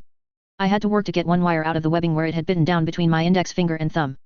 Blood ran down my hand and dripped from my fingertips as I gripped the ring. I swiped it against the window, and the blonde woman in front of me lunged. Again, I swung the tangle of wires and knives in her direction. Too quick, for how slow she was on the approach. I finished swinging the moment before she got close. Her palm thrust out, slapping my forehead, driving my head back into the window with enough force that it cracked. The effect on my vision was about the same as what they were probably experiencing when I scraped the glass. Distortion, no strange colors or sights, but a momentary loss of the ability to put the pieces together. She held my head against the broken edges of the window, gripping my head hard enough to bend it back, tilting my chin up. Her other hand went up like she was going to slap me across the face, but I could see the blade, flat against her palm, held between 2 fingers. It was my throat, not my face, that she intended to strike. Efficient, almost surgical execution. I kicked at her legs. She was able to avoid the worst of it, pulling her legs back out of my way, while adding to the press of my head against glass, jagged shards like a half-dozen individual knives cutting me. Catcher acted once more. Another swipe at the railing, fierce, this time swinging forward, simultaneously swiping at the three of the women who were surrounding him. They would be trying to find an avenue to get past Catcher and attack Lillian and Mary. It was a distraction, and I saw my attacker win CE, but she didn't let up the pressure on me. Catcher hadn't stopped moving, however. He'd pulled another weapon from his coat. The woman who held me released me, stepping back to preserve herself. And my foot, which had been kicking at her, went up, the toe hooking under the front of her dress. As she tried to back up and evade the incoming attack, I caught her. She stumbled a little, I was hauled back and away from the window, feeling the glass slash me as I was hauled past it. She slashed at the fabric to sever it and free herself, but the delay cost her a half-second's time and a moment of her attention. Catcher's weapon, akin to a bear trap on a leash, slapped against the side of her face. It bit deep. She didn't make a sound as he hauled on the cord. She clutched blindly at the contraption, but the teeth had sunken in, and she didn't have the leverage to remove it. Blood welled out around the edges of the trap's teeth, too slick for her to get a grip on the metal. All but one of the women around us were backing off, now. Helen had the other blonde in her grip, the two of them on the ground, Jamie stepping on the woman's head, knives in hand, watching Helen's back. Catcher's distraction had been well timed. I could see how the women were watching the one in the bear trap. I could feel it in my teeth, the harshness that cut through the humid air. A sound I couldn't quite perceive. Different from what Catcher had described as a cacophony. She's screaming. She was stumbling left, then right, hands scrabbling in a futile fashion, and she was utterly silent, but for the clack of the metal ring that was attached to the cord, banging against blood-stained steel. She reached the limit of her movement, the teeth pulling against flesh, and her entire body arched and spasmed with pain. Helen, Catcher said. Yes? Is Mary okay? No. Finish fast, Catcher said. I swallowed hard. Catcher's no hit me harder than I'd expected. Ah. I never get to take my time. Catcher was silent, studying the enemy. Please, Helen, I said. Next time, I promise. But this is serious. Do it for Mary. I wasn't going to say no, Helen said. Move your foot, Jamie. Off to my left, Helen moved. Cartilage and bone snapped and ground together as Helen strained, a torture rack in human form. I imagined I could hear the silent scream from Helen's victim as her arms were stretched out into either side, like a bird. Helen's body shifted, bones standing out in strange ways against skin or the fabric of her clothes, a biological equivalent to a spring or mechanism being set, a trigger cocked. Her hands bit deep enough into skin that I wondered if she was squeezing muscle aside to press against bone. Flesh between fingers was bulging like it might pop. Then Helen readjusted. It was a sudden, violent movement, the twist of a constrictor snake seizing its prey all at once, contorting itself in knots in a sudden, spasmodic way. Her body could move like that, but the body of the victim that was securely in her grip couldn't. The wet sounds and the crunch of bone and gristle against more bone and gristle seemed to go on forever. Helen hadn't done anything but twist and wrench, but she was still bloody as she picked herself up and off of her victim. Her bones were still in weird places, like she had a feline or a lizard skeleton inside a little girl's skin, the limbs too long, the shoulders oddly skewed. She sagged under her own weight, her muscle structure not lending itself well to standing upright. Slowly, piece by piece, she pulled herself back into a more normal configuration. The ghosts were utterly still, standing a fair distance away. Catcher's captive grew ever more feeble, before sinking to her knees. She hit ground more violently than Mary had, bear trap first, a sharp impact that didn't make her move or flinch at all. Passed out. Catcher used one hand to reel her in as he spoke, a sharp order cutting into the silence, stop talking. Listen. Rain pattered down around us.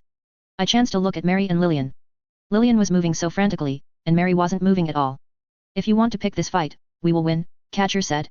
And the next time, Helen there will have the leeway to draw it out, to make it hurt. Yay. And I will use some of my best tricks and tools, to make you wish you had her attention instead of mine. Helen gave Catcher an annoyed look. You hurt one of ours, Catcher said. I'm being merciful, because I'm going to give you a chance to run. Leave the area. Go in any direction but that one. He pointed in the general direction of Percy. Don't try to be clever, I told you to stop talking. I could see the tension in his stance. He looked around him, and as he did, I cocked my head to one side, to get his attention. His eye fell on me as he finished reeling up the chain, the body dragged to his feet. He stepped on her throat and hauled the bear trap-ish thing up and away. It pulled free, taking generous handfuls of flesh with it, and snapped the rest of the way closed. He held his hand at his side in a very deliberate way. Don't double back, he said. Don't try to trick us, or notify anyone. If you're good about this, if you... He stopped. His finger twitched. I scraped the blade across the glass, hard. The women reacted. Stop talking, I thought to myself. Listen. Ahem, Catcher said. If you're good about this, I'll offer the same chance to any of your sisters who get in our way, and give a quick death to those who can't or won't leave. The scene was still. I felt the heat and the exhaustion of our exertion now more than I had during, even with the rain running down my hair and face. A glance at my shoulder suggested I was losing a lot of blood, even considering that the water running through it all was making it seem like more. I didn't feel it, at least. Go, Catcher said. The women moved, each heading straight for the nearest piece of cover. We collectively waited a full 3 seconds after they had disappeared before turning our attention to Lillian and Mary. "You're hurt," Jamie told me, as he rushed to my side. "Mary's hurt," I said. "Lillian needs to focus on her." "I can devote some attention to you," Jamie said. "Because you look like you need something." We collectively made our way to Mary and Lillian. Jamie grabbed some cloth and handed it to me, pressing it down against my scalp. He gestured to Helen, who was probably the worst person present to have my damaged scalp firmly in her grip, and had her keep pressure on the wound. Lillian looked like panic had overtaken her. She was struggling, fumbling. Jamie knelt down by Lillian, asking, "How is she?" Lillian sounded like she was on the verge of tears, her voice wobbled. "She got stabbed right through the middle. In the front and out the back. Organs were perforated." "She's not good, Jamie." "Fix her," I said. "I'm not. It's not that easy, SY. It's your job to keep us alive. If you fail at this the first real time that's in question, I'm not sure why we keep you around." She set her jaw. It looked like she had tears in her eyes, now. "Wow, SY. You have the ability. But if you don't have the capability, well. You're such a penis, SY. And you're a good doctor," I said. "In training," she said. "Who has studied this garbage?" "Believe it or not, SY, I'm only 14, and I haven't gotten around to actual surgery. And I'm in the field, too, without an operating room or all the tools. I'm thinking we should try transporting her to a clinic. If we can get Dog to carry her, I think I can keep her going long enough." "Excuses," I told her, "and cowardice. Why go that route when you can be the sure thing? I think you're lying to yourself and to us, because you're scared." "Of course I'm scared," she said, her voice too high. Mary's chest wasn't even rising and falling like normal, her breaths were so shallow. Lillian stabbed Mary in the chest with a needle, depressing it. Lil's voice returned to a more normal level. "I'm being realistic." Mary's breathing picked up as the injection took hold, though it still wasn't great. "You're being a wuss. You know what Gordon keeps telling me?" I asked her. "Every time I lose a fight, which I do a lot. You have to make a move, or the world will move against you. Take action, be brave, and leave no doubt that you exist. There's too many people for any of us to fall into the background. Above all, trust your instincts, because you are better than you think. You are better than you think, Lil, and I'm saying that as the person who was your biggest critic, back in the day." Her smile was a grim one. I continued, "You've started fixing her up, you've patched up the holes, best I can figure it out, now stop making excuses and get to work, you wuss. She's supposed to be your best friend. If you're implying." "I'm implying." I raised my voice. "If you wimp out on this and you let Mary die, then I'm going to forgive you, eventually. We all are. Crap happens. But you? I know people and I know you, and I know that your fears drive and define you. If you give up here, you will never find your way back from it to become a proper doctor, and you are never, ever going to forgive yourself for it." Her face screwed up as she looked at me. Fresh tears were squeezed out, running down her cheeks. She raised her arms to try and wipe at the tears with her forearms, but they were streaked with blood. She let her arms drop, before emptying a bottle of powder onto her hand and daubing it around the edge of the wound. Her attention fixed on Mary. Jamie offered a handkerchief, reaching out to dab at Lillian's eyes and cheeks. "Thank you, Jamie," she said. "SY? Remember when I called you a penis? I was being kind. You're the runt of penises." "For the record, I agree with SY, Jamie said. He knelt beside Lillian. "Don't focus on what you can't do. I know you know the stuff. You've read up on it, even if you haven't practiced it." Lillian shook her head. Small, nervous shakes. "There's an acronym, to get you started." "The order in which you do this," Jamie said. Lillian's nervousness seemed to drop away as shock took hold. She looked at Jamie. "You know the steps," Jamie said. "First step? A. Assess," she said. "Jamie, you're. Focus," I told her, fully aware of the hypocrisy. Catcher was standing over us, on guard, pole in hand. I knew he was observing and listening. I knew the gamble Jamie was making. "Assess," she said, again, focusing. "You've assessed," Jamie said. "You know what the problem is. Next. Set. You've laid the table as best as you are going to get it," Jamie said, his voice soft. "If you need the tools, I'll hand them to you. You're surgeon, I'm assistant. Next step. Entry. You skipped a step," Jamie said, without missing a beat. Keep. I don't think there's. You have the tools," Jamie said. "She needs blood to replace what she's lost, and she's going to need a lot. You know our blood types." "My blood is poison," I commented. "I don't even have blood, like you guys do," Helen said. "You can't be my assistant and give blood," Lillian said, but she was already prepping the tubing and needle. "We'll make it work," Jamie said. "Catcher is a universal donor. Probably not wholly good for Mary, considering what he's got running in his veins, but if he's willing, I imagine his blood is better than not having enough blood." Lillian nodded. She started the heavier, scarier work, Jamie talking her through it all, keeping her on track. Even the best doctors had a hard time operating on loved ones. It was a full 10 minutes before Lillian didn't need Jamie's help, handing her bottles and the like. Jamie stepped away, grabbing the stuff needed to fix my head. He began tending to my scalp, while trying to keep the tubing that fed blood to Mary in place. Timid, quiet Jamie, becoming a force in his own right. Jamie managed to offer me a small smile as I studied him. Lillian wasn't panicking anymore. I allowed myself to feel relieved. It wasn't spoken aloud, because nobody here wanted to jinx us like that. Lillian's work continued, with the tubing moving from Jamie to Catcher, so the man could supply some blood. The minutes that followed were a little more tense, as Mary started to dip in condition. More drugs and chemicals were injected into the tubing, to offset and counteract the cocktail that Catcher's blood was dumping into her system. A good 40 minutes passed. I watched Lillian more than I watched Mary, because the tension in her neck and shoulders was a better indicator than the bloody mess that Lillian was digging through. Jamie's handkerchief, previously used to wipe up Lillian's tears, was now being used to swipe out the blood in the way. Lillian's hands were inside the wound as she worked blind, periodically asking Jamie for numbers, which he rattled off. Catcher made no comment. Jamie was working on the cuts to my hand and Lillian's neck and shoulders were showing less and less tension when Mary finally stirred. "Welcome back," I said. "Did we win?" she asked. "Because that's our priority, hey?" I asked. "Yes. Sort of. We scared them off." "Okay," she said. "Help me up." Lillian said. "Not yet. We're going to lose him," Mary said. "You've been lying there for an hour while Lillian's been fixing you. Another 5 or 10 minutes won't hurt." Mary obediently let her head down to rest on the hard surface of the road. "Do you want painkiller?" Lillian asked. "Would it mess up my perception, if we run into Percy?" Mary asked. "You really need to get your priorities straight," I said. "You almost died." "I agree with SY. For once," Lillian said. "You shouldn't be running after Percy." I stuck the toe of my foot out to poke Lillian in the butt cheek. She gave me an offended look. "And Mary said Lillian liked being teased?" "Humph. I don't want to let him go," Mary said. It was a weird phrasing, one that could be taken 2 ways. I remained silent. "I believe Dog and Gordon are with the man," Catcher said. "I don't know the context, but it's the only reason they wouldn't have caught up with us already." "With him in a good way or a bad way?" Helen asked. "It wouldn't be a bad way," Catcher said. "They could be dead," I said. Death was on my mind, with Mary's close call.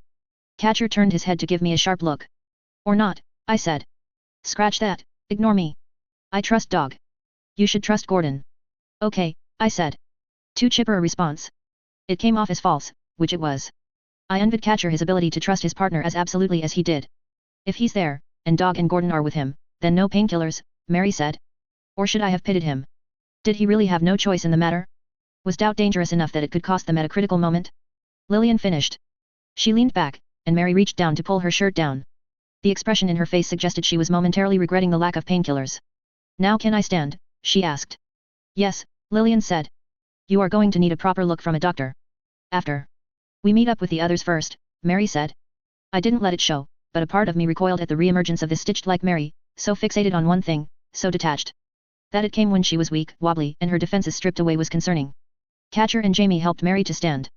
She pulled her clothing back into order, picking for a moment at the back of her dress, which was soaked through with blood, from the shoulder blades to mid-calf. She looked annoyed. My attention fell on Lillian, who was still kneeling by the patch of road that had Mary's blood soaked into it. I reached down and gave Lillian a pat on the head. "That's a good doctor." "Who's a good girl?" Lillian rolled her eyes, tried to stand, and I held her down. "You're a good girl, yes you are." I cooed. "I have sharp tools, SY, and I'm right at eye level to stab you where it hurts." "That's the 5th time today you've made reference to that part of SY, Jamie said. "5th?" I asked, intrigued. I shifted position to better keep my hand on Lillian's head, keeping her from standing. "Do tell." "Ah, no. Some of that was said when you were out of earshot. It would be telling." "Ah," I said. Now Lillian was turning pink, which was fun. Jamie smiled. "Let me up, SY, Lillian said, flushed. "Say please. Is this worth the risk of being stabbed?" "It totally is." "Say please.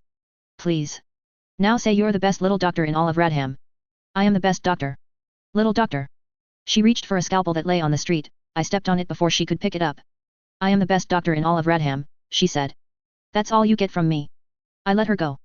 "So long as you admit it." Her face was even pinker as I let her up. I swiftly backed away before she could kick me. I wasn't sure, but I thought she might be smiling as she picked up the tools. Mission accomplished. Now for the true task at hand. We didn't move very fast. Mary probably did need the painkiller, but was too proud to admit it, and Catcher's legs were feeling the pain from where they'd been slashed. Both he and Jamie had given a generous amount of blood. Lillian and I helped a wobbly Jamie and Mary, while Catcher used his weapon as a staff to help keep himself steady. Our destination was 3 streets down, and we didn't see one of the ghosts en route. Catcher pushed open the doors. Glass tanks lined the walls of what had once been a storehouse. The glass was broken, the bodies within cast to the ground, not yet fully formed. Fine, fish-like spears of bone riddled the interiors of each body, almost hair-thin. Gordon and Catcher were with 3 children. I recognized the girl who had been taken earlier in the day, swaddled in a blanket, her hair wet. It wasn't enough children. My eyes fell on the bodies from the tanks. Material. This would be all we could recover. The rest of the children were gone. Everything okay? Gordon asked. Took a hit, Lillian had to patch Mary up, I said. Mary visibly rankled at that. To be so close to home, in a matter of speaking, and have her called out on a failure, a mistake on my part. As we drew closer, I could see around a desk. A smear of blood. At the base of the wall, Percy was propped up. One arm and both legs broken.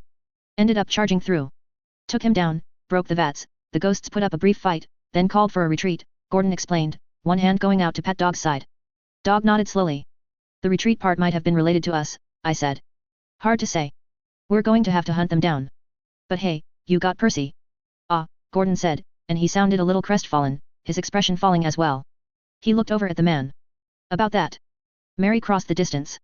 She approached the man, and stopped as he turned his head to look at her. No, she said.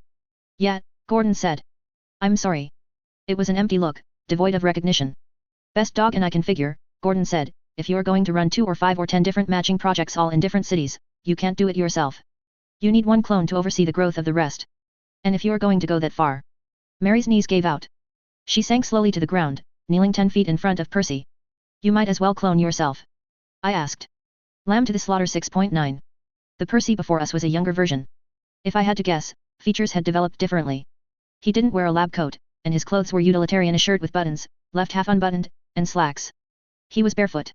Beating the heat as best as he could manage. Dog had positioned himself so his body was between the small children Gordon had rescued and the worst of the gore and death. Not that it mattered. They were unconscious, by the look of things. Helen had a spring in her step as she approached them. She would do fine as a babysitter, watching over them in case they roused. It was good that she had something to do while we mulled this over. As for myself, I walked up to Mary's side, before dropping down to sit on my heels, bringing myself more to her level. I didn't touch or prod her. Can he talk? I asked. Yes, Gordon said. The remainder of the lambs gathered in a half circle around Percy.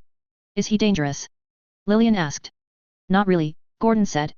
Dog had me watch him while breaking the vats, the Percy tried to fight me, I beat him. He tried to run, we broke his legs. Well, that was mostly Dog, but I got us started. The moment Dog turned his back, the Percy crawled for a weapon under the table, we broke one of his arms. I think he got the message. Can I approach? Lillian asked. I frisked him, I don't see a problem, Gordon said. Don't have many supplies, she said. But we can at least patch him up. We were supposed to have one captive, right? She paused to roll her skirt up at the waist, until she could kneel on the blood-stained floor. It didn't matter. She was already a mess from dealing with Mary. Still, appearances had to be observed. I looked at Mary, who wasn't really moving. Her eyes were focused on something I couldn't see, making little movements as if she was following thoughts more than the current goings-on. How many of you are there? I asked Percy. He remained silent. Yeah, I don't think you'll get very far. He's a tough nut to crack, Gordon said. He was still leaning against the wall, a bit to the Percy's right, arms folded. Pain doesn't hurt him. He doesn't care that much about death and dying. No self-preservation? I asked. Not enough to matter, Gordon said. He lives for the mission. I rose from my crouching position, and began to explore the surroundings. It was a storehouse, and as best as I could judge, there was the big open space we stood in now, with us in the little lab at one end, vats lining the path to the door. The space between vats had been kept clear, once. Now it held corpses. 3 doors led to side rooms. Mary, I said. She stirred, twisting to look at me. I pointed at the open space. Training yard. Probably. Gordon says he doesn't know how to fight. How do they learn? Percy didn't know more than what a fencing hobby taught him, and he taught me a lot. He pit us against one another. If we did well, we got praised. If we could teach a form or a technique to the others, we got rewards. And you were good at that, I said, without looking at Mary. Yes. I picked my way over the bodies until I found one that was roughly halfway intact. I moved the head until it faced me, examining it. I could see the exposed spines, and I could prod the now bruised, swollen intact flesh to feel them beneath. Running my finger one way, it was smooth. The other way, I could feel the rasp, like brushing against stubble, only sharper. It was hard not to draw the connection between this and Mauer's creature. The clone of Percy there is conducting the role you were promised you'd have. Looking after the next generation. Training them, organizing them, looking after their growth. I did look at Mary. She'd stood and turned around. Her shoulders were drawn together. She replied with only a word, yes. You would have done better than this guy did, I said.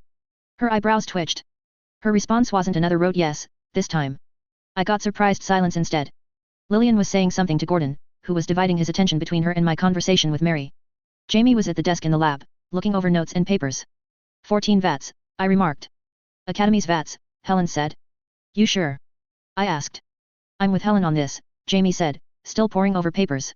They match what we use. Helen nodded. I frowned, turning to take in the space.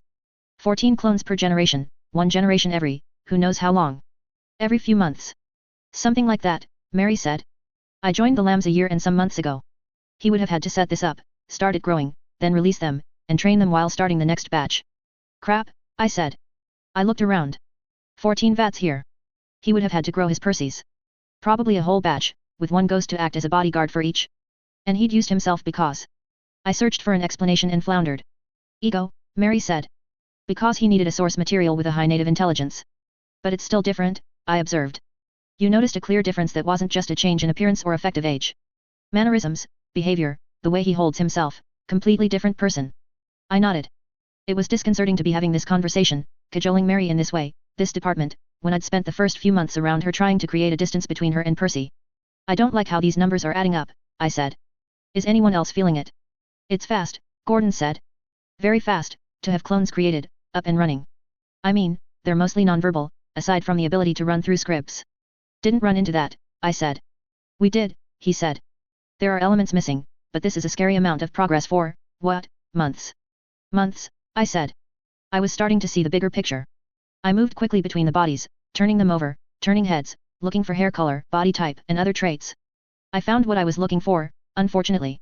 A Percy, malformed, with more of the spines inside him. His chest had only partially developed, spines sticking out, leaving him looking odd at best, horrific at worst. Exponential growth, I said. 1 generation every few months, each one with a Percy that can study and learn from his creator, then go off to start a new cell. Less trained than what he did with us, Mary said, but with a great deal of inherent ability, thanks to their echolocation. Which seems pretty heavily inspired by Mauer's creature, I remarked. I snapped my fingers twice, trying to place it. Whiskers, Jamie supplied. Thank you, I said. Fail to find and uproot every single cell, and the problem just reasserts itself within the year. All with the real Percy in the background, patching up problems with the system, revising his work, running interference, organizing the organizers. Apparently with the cooperation of others. Mauer included. Our enemies are banding together. We took in the implications, sharing looks, Jamie looking up from his papers, Lillian from the Percy, Gordon, Dog, and Catcher gathered against the far wall, and the rest of us amid the carnage of the shattered vats. Gordon broke the silence. Dog and I were discussing it while we waited for you. Dog can't talk, I said. Dog huffed. He talks well enough. What we're thinking is this isn't as bad as it could be. It's pretty damn bad, Gordon, I said. It has the potential to be. But it's not there yet. Even if we assume the quick timeline, they're only just getting started. Only just. Mary said. If we look at the scale, here, it could be 15 cells in 15 cities. Hell of a lot better than 200, Gordon said. He wouldn't aim for 200, Mary said. Too much exposure, too hard to communicate, too easy for one to get found out and for everything to crumble. Better to aim for 50. Something in that neighborhood is still very hard to wipe out, even with the Academy's coordinated resources. Gordon nodded. That makes sense. Fold the extras into the existing cells for training and reinforcement. Yes.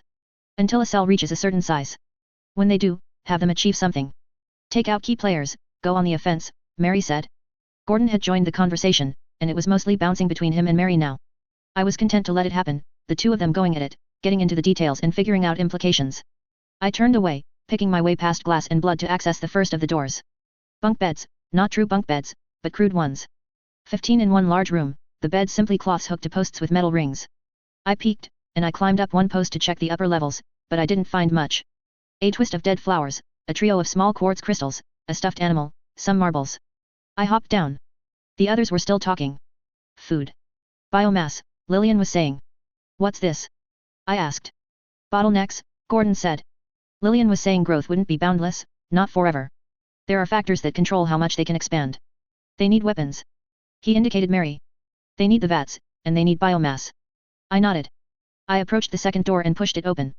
I wrinkled my nose at the smell. I was reminded of compost and dying flesh. The room was unlit, but the shelves on either side were stacked with bottles of varying contents and bags much like the bags that would hold flour. Food, supplies, and probably formula to fill the vats with. In the dead center was the carriage with its 4-stitched horses. Wires ran down the wooden shelves to the horses, clipped onto the bolts at the horse's shoulders. If and when there was a storm, they'd receive their power. Catcher spoke, when you talk about biomass, are you thinking of the captured children? In part, Lillian said. But there would have to be more. There is more, I said. Food here. He was making the purchases himself, I think, Jamie said. I traced my way through the rest of the building, trying to draw a complete mental picture of how they operated. Communication, Jamie said. Not a bottleneck, but it's something they were apparently very focused on. The language the creations devised between themselves. Of course Jamie would think of communication. He'd kept a thumb on the enemy's line of communication for a while back in Whitney. His secondary focus throughout the war had been on trying to figure out what the enemy was saying and how. Makes sense, Gordon said. It's their biggest vulnerability. Any signs of anything? I asked Jamie. On that desk over there. He shook his head. Nothing. Pens, paper, scripts from purchases of everything from clothes to food to firewood, scripts for the ghosts. Conversation practice, selling themselves, logs on growth. It doesn't sound like he expected every single one of the clones in this batch to make it. That's another upside, Gordon said. Always looking on the bright side of life, Gordon. I asked. Trying, he said. With that word and the faintly strained tone he'd used, my head turned. I studied him in more depth, this time around. He hadn't budged from where he stood. He was hiding that he was in bad shape, and it had nothing to do with what the ghosts had done. I met his eyes, and it was clear he knew I'd realized. His expression was stoic as he stared me down. I turned away, heading for the third door. Jamie had mentioned firewood, and the clones had needed to eat. The interior of the third room was indeed a kitchen, with a small personal area for the Percy, complete with room for washing in the corner and an academy uniform hanging above, dripping into the shallow basket. There was a wood stove, and food sat here and there. The window was open, the curtains billowing, water gathering on the sloped windowsill and dripping outdoors. I put out a hand. The stove was hot. Lunchtime had been a bit ago. Gordon and Shipman had had their meal, we'd set out. It was later in the day, but it wasn't quite supper time, and why start up the oven so early, without even having food out to cook? Gordon, I said. I had to raise my voice to be heard in the next room. Yes. When you came in, what was the Percy doing? Not sure. We were a little preoccupied. I searched for tools, found a poker with a bend at the tip, and used it to turn the key that unlatched the door of the stove. Warm air and ash billowed out as the heat escaped into the only slightly cooler kitchen. They hadn't shoveled out all of the ash in recent memory. The ghosts were waiting for you? I asked. Only a couple. The rest were on our heels. They sensed him. They stood their ground, while Percy did what? Busied himself with the stove? I stuck the poker into the stove, raking it through the ash and the logs. I saw flakes that suggested paper and proved absolutely nothing, and, after a little bit more digging, moving one log, I hooked onto a thin bit of wood that the log's weight had squashed. That piece of wood was connected to another piece of wood, and another, with fine nails glowing pink from heat. The fire had burned most of everything, leaving only a portion of a circular base, a hinge, and fine constructions of wood. Decorative more than anything, with space between. I pulled it free, closing my eyes and turning my face away, and walked into the other room, holding it out in front of me. I passed Helen and the children.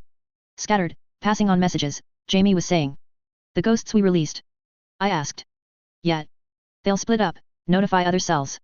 Even if we manage to track one, which we probably can't, we'd find another cell. What's that? My counter-theory to your thoughts on how the other cells are getting their intel and warnings, I told him. I waved it in front of everyone. Any guesses? Birdcage, Gordon said, a half-second before Mary and Helen said it simultaneously. Birdcage, Jamie said, late, probably to feel included. You guys take all of the fun out of guessing games, I told them. He burned the evidence. Jamie asked. He did, I said. I think he burned paper, too, so don't strain yourself. Whatever you're looking for, it's gone. Jamie sighed. He straightened from where he'd been leaning over the papers. Birdcage, messenger birds? Gordon asked. I imagine so, I said. Not a big birdcage, so we'd have to rake the coals to see if there are any more hinges from other cages. Otherwise, it's just the one. You didn't happen to see a whole flock of birds take off around the time you approached? Gordon and Dog exchanged a glance. They shook their heads in unison. Any birds at all? I asked. Maybe, Gordon said. It wasn't really what we were focusing on. Would be handy if you noted the direction, I said. What's that they say about messenger birds? It's not that they're clever enough to find their way to their destination every single time. They're dumb because they only know how to fly one place. Home, Jamie finished for me. Would be nice to know where home is, Mary said. If Percy's coordinating, the birds would be flying straight to him. You're making too many assumptions, Gordon said. There are more complex birds. One's for war, with strange flying patterns, or more complex flight paths for going between multiple destinations. The Academy uses them. The Academy uses them, I thought. I looked at the vats. I thought about the carriages. The uniforms. I turned my attention to Mary. Our puppeteer sure likes co-opting the enemy's system, doesn't he? What are you getting at? She asked me. He's using academy vats. How did he get them? Are you accusing me? No, I said. No, no, no. I'm asking you, because you have the best insight into who Percy is and how he thinks. He's using academy uniforms, he's using a convincing carriage of academy make. The mice back in the shims thought it was the academy doing all of this. What if it was? In the chaos and confusion of the war, how many people are really checking and double-checking the books, making sure everything adds up and nothing's going missing? Mole, Jamie said. I held up the burned birdcage. A little birdie. Gordon straightened, stepping away from the wall. Dog growled at the sudden movement. Gordon paused. Gordon? Mary asked. She'd approached the rest of us, stepping away from the sea of dead clones. It's okay, he said. I looked at Catcher, and thought about him telling me about how I needed to put trust in Gordon. If he says it's okay, I said. Gordon gave me a smile. But Mary started. It's not really okay, Gordon said. But it's not getting better and it hasn't been getting worse while I've been sitting around here. Best thing I can do is get to the academy. What is it? Lillian asked. Only my heart. Dog doesn't like the sound of how it's beating, and I gotta say I don't love how it feels there in my chest. Something stopped working right when Dog and I were running around, Gordon said. He smiled a little. No big, but I think I'll have to ask for my team to stop whatever they're doing and give me my appointment sooner than later. You think? I asked, at the same time Mary gave him an incredulous, no big. Nothing we can do about it here, he said. I thought I'd tell you I had to go to the academy after you figured out where you were going, and I could brief Hale while you went gallivanting off, but since we're all going to the academy anyway, let's get going. I didn't miss the faintest hint of anxiety in his tone, however well he was working to hide it. Let's, I said. Dog was, as it happened, very useful when it came to forging a way through busy streets. People and horses were daunted by him, and a way naturally cleared as the ghost's carriage took us to the academy. Catcher rode on top with Mary, the others were in the back with the 3 kids, and Jamie and I were the designated lookouts, standing on a rail at the back, gripping the rail that ran around the top. The ghosts were nowhere to be seen. That was, perhaps, the entire point of them, to be evasive and subtle, but Jamie had good eyes, and I could be fairly alert when I focused on the task, and it didn't make sense that they would be this hard to find. We passed the Lambsbridge orphanage and started up the incline to the academy itself. I stared at Mary's blood-stained back. Her clothing was all stiff where the blood had dried on, and Lillian had ripped it at the side to have more room to work with. I could see the side of Mary's stomach, painted in a mottling of blood. What are you thinking? Jamie murmured. A lot of things. It's how I work. Believe me, I know how you work, he said. I know you're out here because you don't want to be in there. You're avoiding Gordon and you're dodging the subject with indirect answers like that. Oh man, Jamie, no. You sound like me. Don't do that to yourself. He smiled. For most of the day, you've had me working to emulate the other lambs. You, mostly. We've ruined you, I said. Probably. But what are you thinking? You already asked that. Are you afraid to tell me? I sighed. You don't have to. I know you care about us. You look after us more than you like to admit. Keep the balance, keep confidences, push us when we need pushing. But when it comes to you, well, I see it as my responsibility to ask you if you're okay. I'm fine, I said, breezily. You're fine as long as the rest of us are fine. But we've gone without appointments for a stretch longer than normal. Things that were close to breaking down are breaking down, and it's a little scary to see all at once. You're struggling, Gordon's struggling. Mary getting hurt had nothing to do with appointments. But she got hurt, Jamie said. And maybe you're wondering if she would have gotten hurt if we were all in top form. Now I am. SY, Jamie said. If something happens, today, tomorrow, in a week, a month, or a year. When, I corrected. Odd to be the one correcting Jamie. When, not if. When. Are you going to be okay? I've been bracing myself for this for years now. I've known the estimated dates since before we had Mary. I've mourned and made the most of my time with everyone. I'm fine. Really. But I'm not sure the group is. Jamie was quiet. He didn't look at me, still focused on his job, studying the surroundings, searching for ghosts in daylight. I swallowed. Gordon was ready to leave, you know. Back with Frey. Things have changed since then. He's always been more independent than the rest of us. If something happens, if the group cohesion breaks down, if there are hurt feelings, I really truly believe we might see Gordon break away. Okay. You're not disagreeing with me. I don't disagree. I paused, taking that in. Mary, I said, lowering my voice so I could be sure Mary wouldn't hear. With the way things stand now. With Percy. Yet, I said. Enough said. And Helen. Helen. I have this horrible image in my head about the way things are flowing. Explain? I don't think about things the way you do. She's loyal to Abbott. And Abbott is loyal to his aspirations, and Hale probably told Abbott that if the man wanted an in with the nobility, working on something like Helen would be that in, and now the stars have aligned and Abbott is greedy and... I see where you're going. Nothing concrete. Nothing concrete, no. But it's believable. I nodded. I felt both relieved and horrified to speak my fears aloud and have them validated. And there's Lillian, Jamie said. I don't see her running off, but I don't see her staying. I said. I know it doesn't make sense. I can see both, Jamie said. It depends what happens. I heaved out another sigh. You'll feel better after an appointment, he said. I'll feel tons worse after an appointment. Don't lie to me. And after that, you'll feel better, he clarified. I hope so. The side door opened. The person within waited until we passed another cart going the opposite way, one that held an animal inside, then opened the door. It was Lillian. She gave me a fleeting smile before working her way along the side of the carriage, stepping up onto the cover above the wheels so she was beside Mary. Jamie and I were quiet as we watched Lillian poke and prod. She said something to the effect of, want to do a last-minute check in case someone grades my work. Mary patiently sat through Lillian's ministrations. She glanced back at us, and rolled her eyes, before a bump in the road made her have to reach out to catch her balance, and grab for Lil's shoulder, to make sure Lillian didn't bounce off. We were at the last leg. The group at the gate obediently got out of the way as Dog approached. They remembered last time. It put a smile on my face. Lillian hopped down to the step beneath the door, then crossed back to Jamie and I, where we stood on the rear end of the carriage, looking over the top. Hi, I said. I wanted to thank you, Jamie. For backing me up. I think I did okay, and I wouldn't have without you. You know it didn't happen like that, Jamie said. If you're talking about me having it in me all along, Jamie, I have to tell you you're full of horse. No, I cut her off. Jamie didn't help you. You know what happens if they find out he knows this much, I said, and my tone was grim. The project gets cancelled. Or very heavily revised. I know that. I'm not going to say. Or hint, I said, or thank Jamie, or mention it ever again. Because it didn't happen. It won't ever happen again. And if you happen to imagine something like that happening again, in dire circumstances. I'm only imagining it, she said. Jamie nodded. Good girl, I said, my voice quiet. And Catcher, Dog? I know your hearing is good enough to have overheard everything. I'm trusting you two to keep mum. There was no reaction from either. I didn't even imagine they were listening in, Lillian said, quiet. They're good guys, I said. Others aren't. Be careful. She nodded. She turned to go back inside the carriage, then stopped and turned back our way. When Mary was fading out, she was babbling. I nodded. You had your chance? She said that to you. I said. There was a long silence. We passed under the gate. Okay then. I feel like I'm always one step behind, she said. SY told you something before you performed the surgery on Mary, Jamie said. You have to be proactive. Step up and find the courage. Pay attention to the sentiment. You'll always regret what you don't do more than what you do. Technically Gordon said that. You said it too. It's good advice. What I'm getting at is, if you want something, fight for it. If you're falling behind, work hard and catch up. If you want to say something, then say it. But don't waver. It's not that easy, Lillian said. Of course not.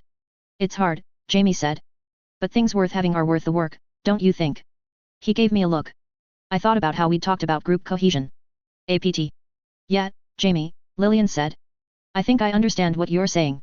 I'm going to think on it. Okay, he said. It took her a few seconds to maneuver her way into the carriage without letting the door swing out to hit a bystander on the crowded street. She is a bit of a scaredy cat, isn't she? Jamie asked. I really need an appointment, because I'm not sure I got any of that, I said. She was asking about you and Mary. I got that much. And Lillian was trying to work up the courage to ask you about you and Lillian. All right, I said. I don't know if it's really that important. We have bigger things to focus on. You have things you're focusing on. You're worried about the group. You're worried everyone around you will fall apart if and when something happens. But this is important to her, he said, voice firm. You can't string her along forever. I'm not stringing anyone along. I'm not even sure there's a string, I said. Images of Mary and the razor wires and knives in that little space under the stairs flew through my mind. Or there is, I'm not sure. I don't think it's fair to ask me to be sure one way or the other when I haven't even figured anything out. Maybe not, Jamie said. He leaned forward, until his chin rested on the hands that gripped the bar at the top of the carriage. I trust you, SY. You're smart enough to know when you've figured it out, and I hope you're kind enough to let us know as soon as you do. I frowned. Us? I asked. Jamie's eyebrows went up over his spectacles. You said us, not her. Not them. Am I reading too much into it? No, Jamie said. Us is right.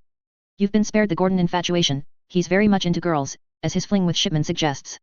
You've been spared the horrors of having Helen be attracted to you. He gave me an impish look, smiling, as if expecting me to laugh along with him. My expression was still. I saw the expression fade. Dead serious, Jamie continued, but half the lambs have figured out what Gordon didn't. Or maybe Gordon did figure it out and that's why he broke it off with Shipman. We can't expect any non-lamb to really connect with us. I don't think it works. They can't keep up, they can't draw close enough. They don't understand. And with only 6 of us, it's a pretty narrow pool to pick from. Jamie, no, I said. No. He nodded. I thought as much. I like girls. I am very sure I like girls. I know. I knew, before I even said any of this. But I thought I'd take the same advice I just gave Lillian. Third-hand as it might be. I can hardly call her a scaredy cat if I'm keeping my own mouth shut. He was being so cavalier about it. I had a lump in my throat. They can fix that, you know, I said. Jamie's smile was a sad one. No need. I'm okay. But... SY. The word was firm enough to shut me up. The moment the carriage started slowing down, Jamie was gone, hopping off the back of the carriage, to walk on the road below. The Duke was waiting, with a bot beside him. I put it all out of my mind. I couldn't afford distractions. I had to focus. We had an errant little birdie within the academy. Our mole, letting supplies into the hand of the enemy, taking a hand, partial or in full, of our communications, and co-opting those same communications to serve the enemy. It was galling. I was legitimately spooked at the thought of what the Duke would be like if he was angry.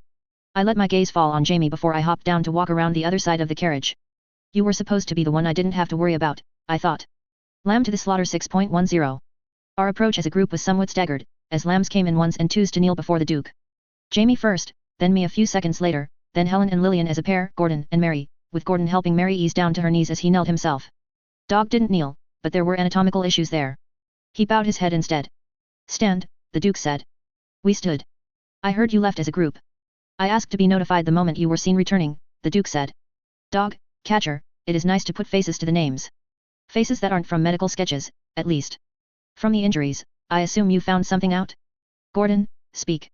Lord, there are at least 12 of the enhanced clones in the city. We found their base of operations with Catcher's help. We couldn't run down the clones, but we killed 3 and captured a different type of clone. Percy's. They're in the rear hatch of the carriage. 3 rescued children are within the carriage itself. The Duke indicated the carriage with a hand.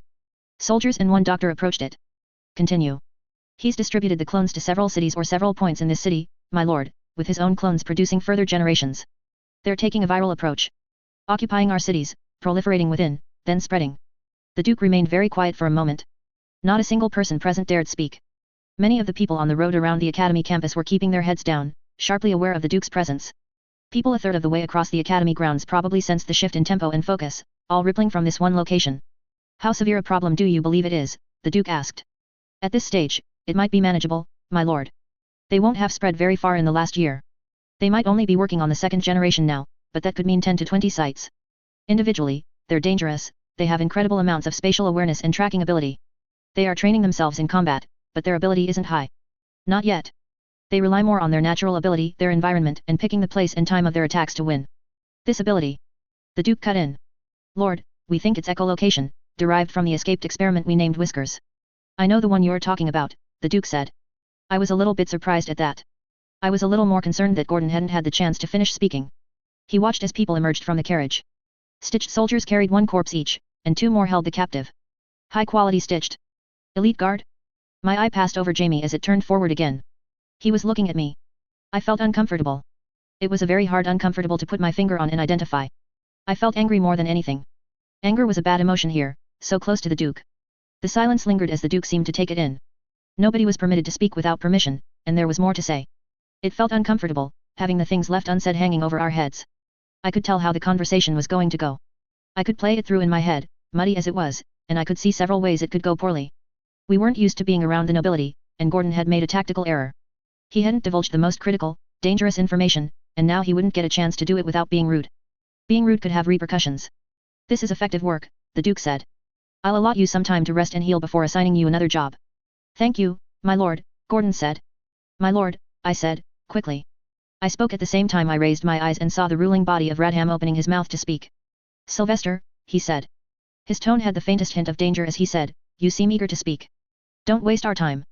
Lord Duke, there's another facet to this that needs mention. They were using academy resources. Vats, chemicals, uniforms, this carriage, chemicals, and very possibly communication. Communication. My lord, it's only speculation, but they were using birds. They tried to burn the cage and their papers as Dog and Gordon made their approach. I only recovered remains of the cage. There are no guarantees, but... Enough. I couldn't meet his eyes, but I was aware of how he was moving and how he stood. He seemed to assert himself, straightening. He began pacing. Having the Duke pacing before us was nerve-wracking. He was moving his hand, as if to punctuate thoughts he wasn't sharing with us. Your captive, he said. The clone of Percy. Will he respond to interrogation? He didn't for us, my lord, Gordon said. It was going out on a limb, to speak when I had the Duke's attention. Had Gordon simply let me continue to hold the conversation, he faced a heck of a lot less risk. Now we risked sharing it, either as a pair or all of the lambs together. But he can speak? He's capable of reacting to cues. Yes, my lord, Gordon said. Then there is almost certainly a way, the Duke said. He turned to one of his doctors, gesturing with one hand. The man departed. The Duke spoke again when the man was only a few steps away. Dobson. My lord. The doctor stopped.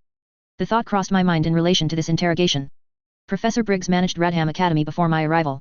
While you're making arrangements for the clone, have Professor Briggs detained and rendered to the labs as fodder for testing. It should be made absolutely clear to him that I'm displeased at the number of mistakes that were made under his watch. Give his wife and child a payment to give them time to get their feet under them. Allow him to say his goodbyes. Yes, my lord. You may go. The Duke turned his back as his doctor disappeared into Claret Hall. The team at the gates didn't dare slow the man on his errand. I don't like doing that, the Duke said. It makes me uncomfortable. I worry I'll have to do it several more times today, as I look into this infestation. He was still pacing, periodically gesticulating. My mouth was dry. Sylvester, he said, coming to a complete stop as he whirled on me. His coat flared behind him. His eyes fixed mine, wild with too much white around them. My entire body jolted with the accidental eye contact. Sir, I said. No. No. I mean, my lord. Wrong word, sir was. Wrong, very offensive word to use when referring to a noble. The word seemed to hang in the air. Do you know the name of the woman who manages the birds and all incoming and outgoing communication in Radham? What? Memory was Jamie's strength. It was most definitely not mine.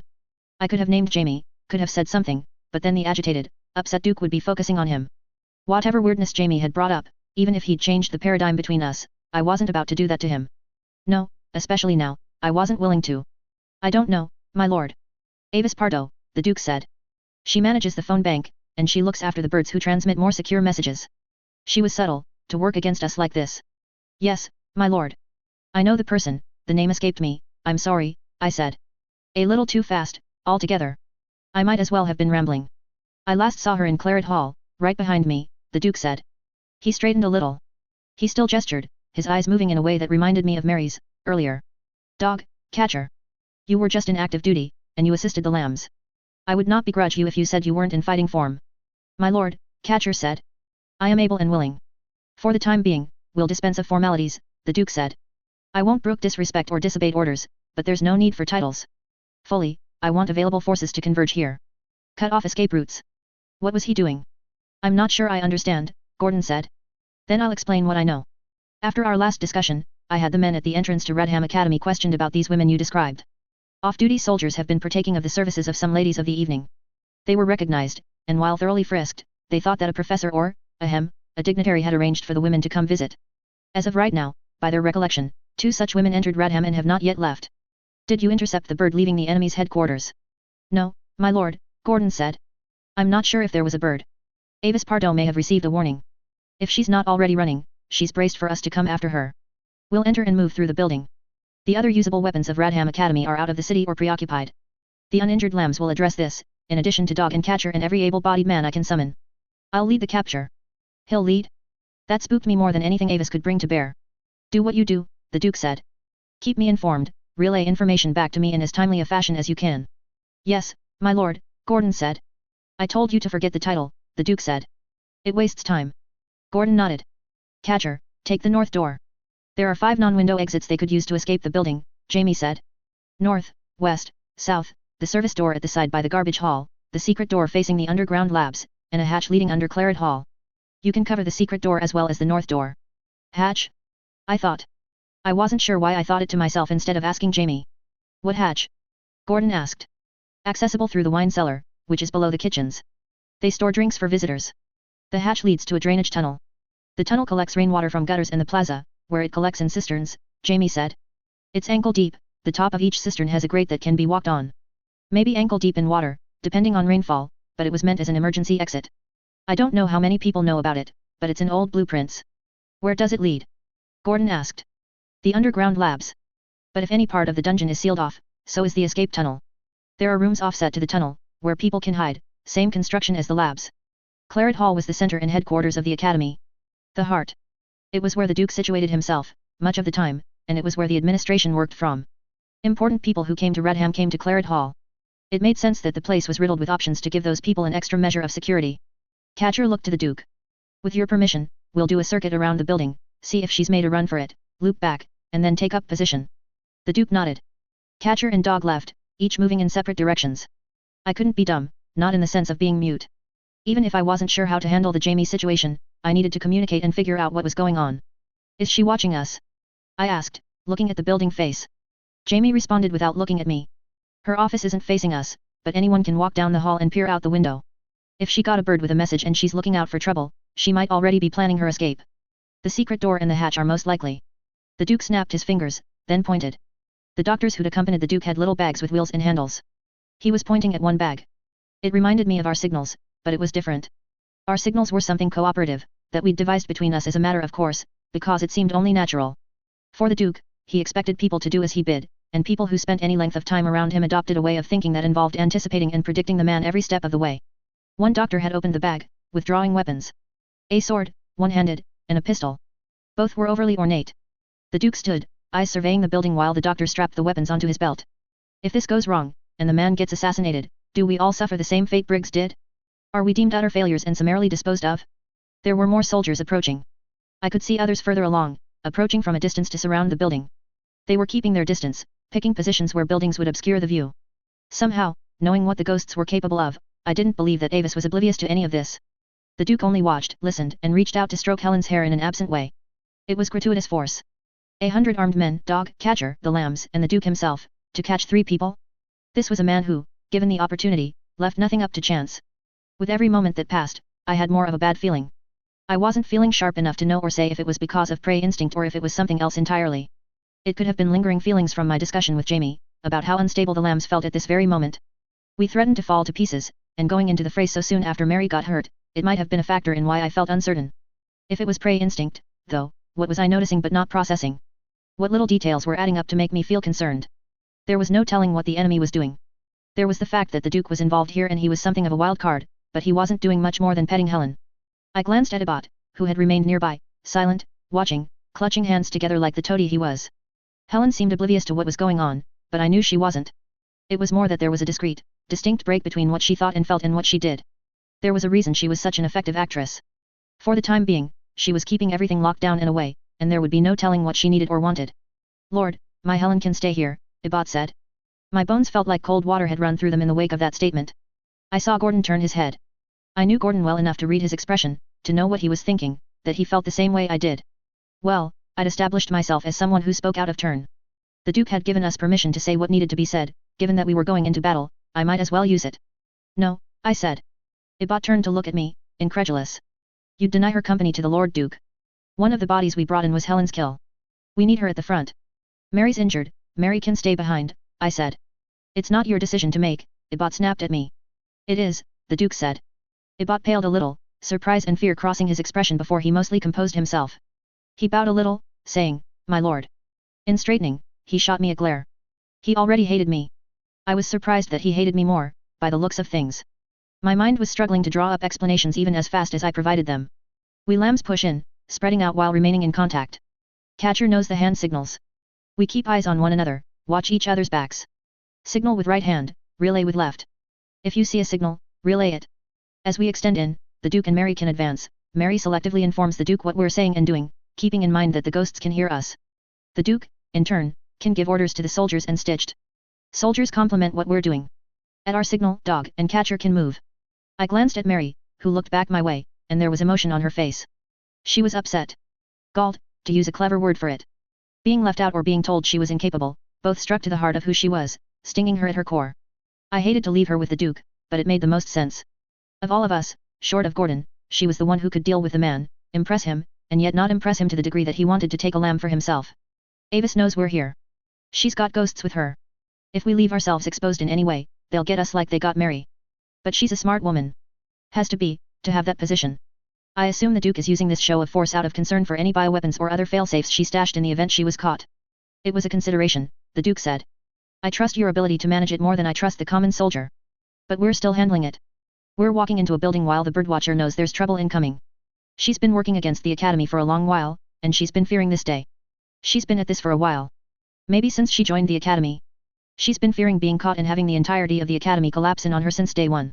Every time she's sent a bird out with a message intended to work against the academy, she's been fearing what might happen if it got intercepted, if the wrong person read it. She's worried if someone would say the wrong word and turn her in. That's a fear that eats at you and even consumes you. How interesting, to hear how people think, the Duke said. I can't imagine living with fear. I've only experienced it a few times in my life. Wariness, I said. Having to be on guard, think everything through. You surely experience that when you look at the maps and plot strategy for the war, my lord. I do. But I do not fear anything when I do it, the Duke said. He observed, Dog and Catcher have returned. I see them, I said. The thing about that fear, is I don't think she'd be content to sit back and let it wash over her. You can't be that passive and rise to the position she did. She'd take measures. It would have to be subtle, something that wouldn't get found, and it would have to be effective.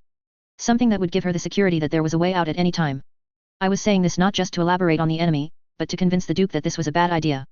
If he'd be willing to send someone else, or reconsider using the lambs. A bomb would not be likely, the Duke said. Poison gas or no, we have the like of Dog and Catcher to identify something like that. I nodded. He wasn't considering going with another option, it seemed. Dog and Catcher reached us. She's inside, Catcher said. The bad feeling was getting worse. A final group is getting in position, the Duke said. One moment. Catcher, stay near. I was painfully aware of Jamie. He wasn't communicating with me, wasn't looking my way, wasn't doing anything. I'd let him down, I felt let down. It gnawed at me, and I was in a particularly distracted state, without wyvern flowing through my brain. Normally, I might have turned to my best friend to confide in him and find some sense or peace in the midst of it, but I couldn't. Anxious, nervous, I broke away from the group under the pretext of looking at Claret Hall from another angle, or studying the regiment of soldiers off to one side.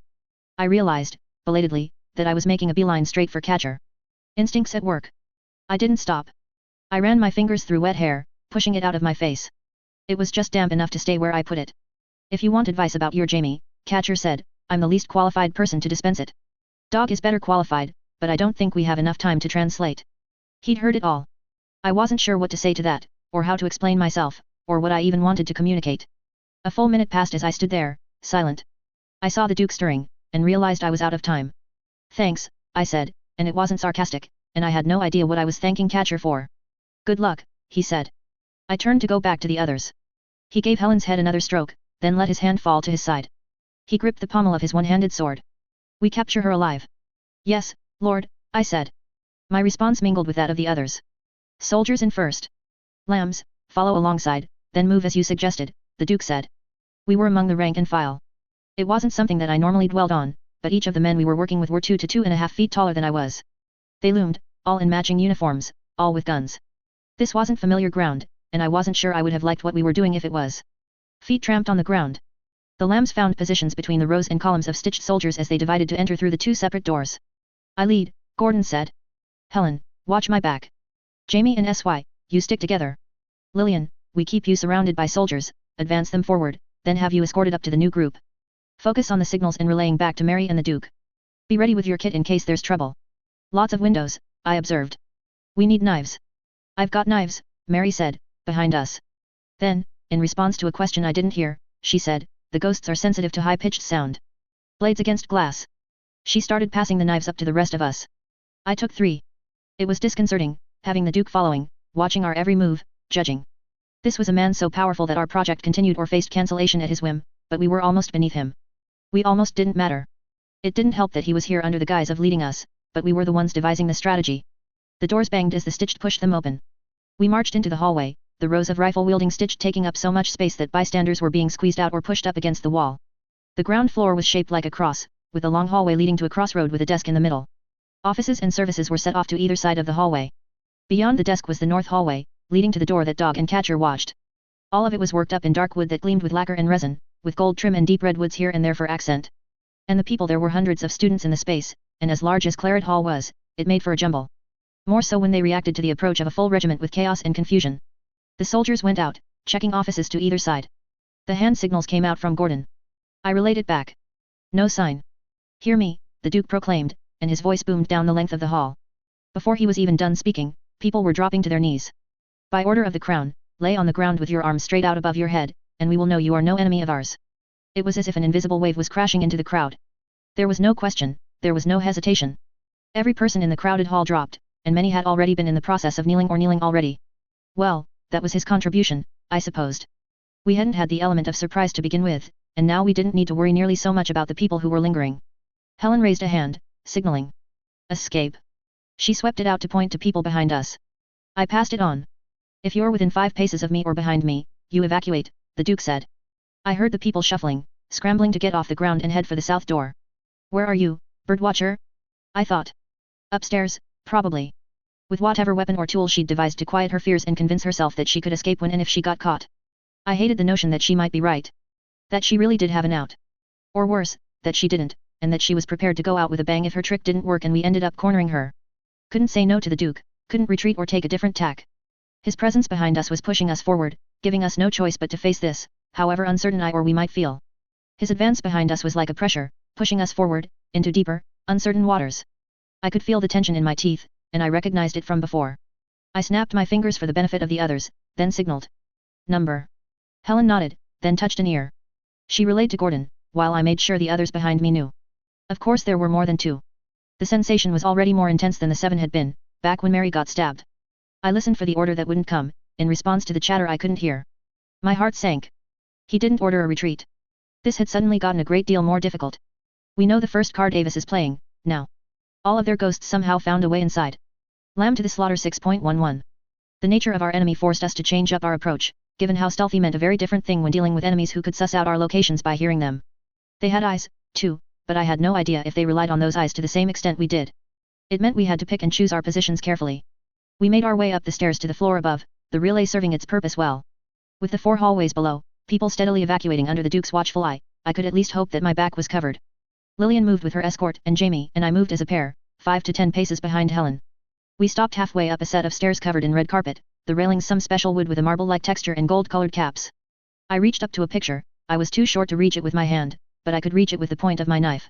I got the blade between the picture and the wall, twisted, and pried it off, with a slight crack. I poked the underside to lift it up, and it came free of the wall. I caught it. Some professor's painted portrait. He looked like a smug twat.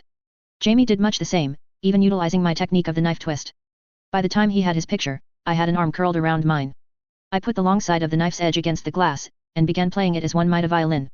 Jamie smiled as he realized what I was doing, but as our eyes met, he flinched and turned forward, progressing up the stairs a few steps.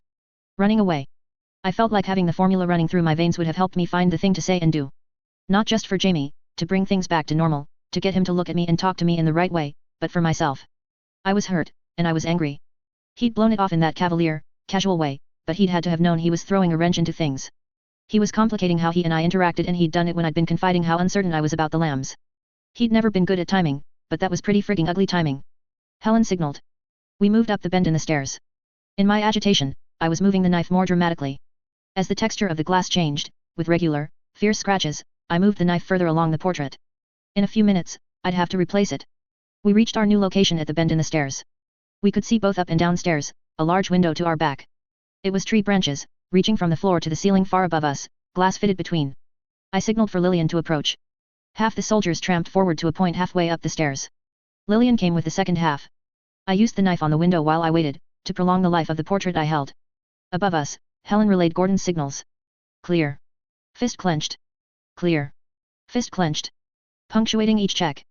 If Gordon saw the ghosts, it was either because they wanted to be found, or the scratching of glass was working. Helen's other hand went up, head turning as she threw herself against the wall. Thumb and pinky extended, touching nose and ear. The hand pulled away, already forming the next gesture. All 5 fingers pointed skyward, as if she were clutching a ball. Smell. Hear. Fire. She had only just formed the gesture when the ghost stepped out at the very top of the stairwell. She was wearing an academy uniform, but her hair was brown, her form petite, and I recognized the face as one of the ghosts we'd fought. Helen hit the ground, chest flat against the stair she'd been standing on, hands over her head. She had her eyes narrowed, flinching visibly with eyelids twitching as I brought the knife down the pane of the window, ready to throw it if I had to.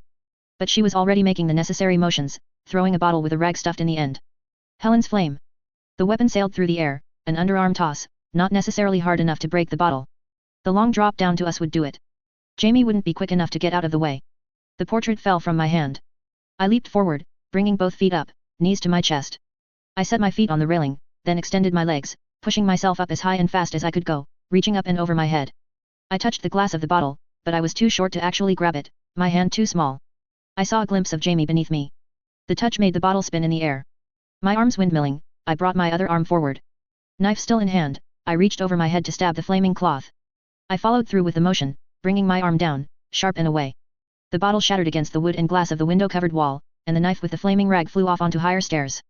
I landed, hard, amid the spatter of caustic chemical and broken shards of glass. I barked out something of a cough, and my next attempt at drawing in air didn't seem to draw in enough. Each subsequent breath was better. Jamie had barely moved. His eyes were wide. I panted for breath, getting a nice reserve of air back into my lungs. Are you okay? Jamie asked. He extended a hand. I was already grabbing onto the window for a grip, and opted to follow through, using it to stand. I regretted it the instant I saw his expression. Nothing obvious, but a flicker of pain. I'm okay, I said. I felt the need to do something more, and reached out, bumping his shoulder with my fist, a light punch. I sort of repeated myself, but I was saying something very different as I looked around at the spatter of chemical on us and the stairs, the glass, and the burning rag, well out of the spatter's range. It's okay. Yeah, he said, and it didn't sound like he agreed. I turned away, signaling Helen. Good alert. She nodded, stepping down 2 stairs to stamp on the rag. Seems like you've still got a little wyvern formula in you, Jamie murmured. There's enough, I hope, I said. I was still far from baseline. I was glad I wasn't on the same level as a boy my age without any of the drug's effects. I'd only been there once, and it had been much, much worse. I still had the skills I'd picked up. My personality was still mine. My analytical way of thinking hadn't changed, even if the edge was gone and the focus wasn't all there. But I wasn't wholly there either. There was fog, blurriness around the edges of thoughts if I didn't commit to them, and there was sloppiness. I was legitimately worried that I would try something and I would find I didn't have the ability. I signaled the A-OK to Lillian, who was staring up at me from the midst of her sea of stitched soldiers. I saw her hand go up, passing on the message, while her expression didn't change, her eyes not leaving me. Meanwhile, Helen was relaying Gordon's signals from upstairs. He was on the floor above, and according to him, there was more fire. Fire had long been the go-to tool against the academy. Now Claret Hall burned. If we let the place burn with the exit sealed, will she burn with this place? It was so easy an option, but the Duke had given his order. If she wasn't captured alive, then we lost our one chance to get information on Percy's plans. Forcing the other guy to rush, as I'd often observed, was a critical part of a con man's ploys. It gave the target less time to think, and it gave them more opportunity to make mistakes. Avis was forcing us to rush to reach her if we didn't want her to burn alive. That, or she was hoping to utilize the chaos and confusion native to fire and escape another way. Hurry, I signaled Helen and Lillian both, making sure to look at each so they knew. The rotations, movements, and relayed orders came faster than before. One group wasn't wholly in position when we started moving up the next. Jamie and I moved up to where Helen had dropped to the stair, then further down the hallway. The stairs above where we'd been were on fire. There were any number of offices in this hallway, each one with windows looking in at the hallway, and windows looking out. Just around the corner from where Gordon was the vantage point we'd used to spy on his conversation with Shipman. Because the building was a square, the hallway ringing it, there was plenty of space for a set of rooms in the center of it all. These ones had windows for us to see within, the bottom of each sitting at shoulder level for me. A reference library, a room with a long table and many chairs, a tea room, all of which were littered with bleeding corpses. Each had windows that failed to give us a view of the ghosts, and each had multiple doors, so one could pass from any point in the hallway or pass from room to room. The fire Gordon had signaled us about was at the opposite end of the building. Around 2 corners, or through the room with the table and chairs. It seemed strategically set to limit access to the upstairs, the flames set on and around the only other set of stairs. Wood burned but didn't ignite. The designers of the academy weren't so stupid as to make the building well and truly flammable. That said, while I imagined the wood had been treated to make it less likely, I wasn't sure it was impossible for a proper blaze to take hold. If it was only the surface of the wood that was treated, or only the floorboards, then there was a risk. They'd left us no apparent way up, short of quenching the fire. If it weren't for the windows that seemed to be everywhere, I might have said it was the best possible environment for our enemy to be fighting in. Too many avenues for access and escape. 2 strides in any direction meant passing a door that a ghost could be lurking behind. I could see Gordon, further down the hallway, using a knife to cut what must have been a wire. Through the windows that looked into and out of the rooms at the center of the building. I continued to play my glass violin, watching, trying to get a sense of what the enemy was doing. Gordon shifted his grip on his knife. He raised his free hand, giving Helen the signal. Move up. Yet he hadn't budged. I passed information to the soldiers further downstairs. They moved up to our position, we moved to Helen's. A woman in an academy uniform stepped out of the doorway just behind where Helen had been standing. She was so fast in turning up that she must have been only a stride away from Helen, separated by the door and door frame. She was silent, graceful, and only momentarily acknowledged our existence with a glance before approaching Helen's back. Helen! I shouted. A white knuckle grip on my knife, I raked the blade against the glass of the portrait, cracking the glass. I saw the woman falter. Jamie threw a knife. It hit the woman in the lower back, right where the kidneys ought to be. Helen was turning, and as the ghost stumbled forward, Helen wrapped her arms around her in a hug. The 2 of them tumbled to the ground. Helen let the ghost's hand swipe at her face, and a stripe of crimson marked Helen's chin. Helen lay on top of the ghost. As the ghost tried to sit up, Helen slid up, forehead coming down, ass going up, standing on the woman's pelvis on tiptoes so the entirety of her body weight was pressing down on the woman's head. Her hand slapped out, grabbing for the woman's wrists. She brought her head up, and slowly but surely, she brought the woman's arms across her chest, until the arms formed an X, breasts squished together between them. Another shift of grip, reversing her hold on the ghost's wrists, and the arms were now being strained, the hard end of one elbow pressing against the hard end of the other, both straining the wrong way. The woman bucked and tried to throw herself to one side to hurl Helen off, but Helen's feet went out, bracing on the floor to either side. As bone and cartilage audibly cracked, Helen let the destroyed arm fall, grabbing the other in two hands. One twist and maneuver, and she twisted the shoulder from the socket. The woman reacted, twisting and struggling to pull away, and Helen brought the dislocated arm up and around, strangling the woman with her own arm, while the arm with the broken elbow flopped ineffectually. More ghosts were coming from the other end of the hall, no doubt reacting to the screams. Gordon to the right of us, a herd of ghosts to the left. I signaled for the soldiers below us. Move up. Hurry. Jamie was only a half step behind me as I made a beeline for Helen. I saw the blade jutting out of the woman's back and kicked it, driving it in as deep as it would go, before stabbing with my own knife. Helen glanced at me over her shoulder as I stabbed over and over, taking advantage of how Helen was holding the woman still. One after another, the slices went between the ribs. I know, I said. I know we promised. We'll let you have fun another time. I gave the woman one last stab before turning to face the assailants. They were gone. Too many doors here. Too easy for them to fade away. Helen had moved up to Gordon, and was crouched at his side, while he was crouched over himself. The soldiers were at the top of the stairs, weapons out, on the alert. My portrait was cracked. I decided to make use of the windows that were so omnipresent here. I reached for one with my knife, and it shattered a moment before I got there. I reached for the next nearest one, and saw a shadow of movement on the other side. I pulled away instead, before she could lash out or grab me. Windows at the end of the hallway opposite Gordon broke. Then, like a cascade effect, they began to break one by one, the progression leading in Gordon's direction. Thrown objects in coordinated movement. We'd let our guard down, and we hadn't been keeping up the sharp noises to throw them off. No, Jamie had. They were getting used to it. Now they were removing the options, they were heading Gordon's way, and whatever he was saying or doing with Helen, neither of the two were moving. No, I thought. I was falling into the sway of things. Under pressure, time cut short by the threat of the fire, I was taking mental shortcuts and jumping to conclusions. Leading the eye one way, while acting to take advantage of an enemy with their backs turned. I signaled, touching my chest, then raising my hand, changing the angle. Behind me. Jamie and I turned simultaneously. Lillian gave the order. Turn left and fire. The ghosts were only just stepping out of doorways as we turned around and the words left Lillian's mouth. They moved as if it had been the plan all along, leaping for cover. The stitched with the guns fired.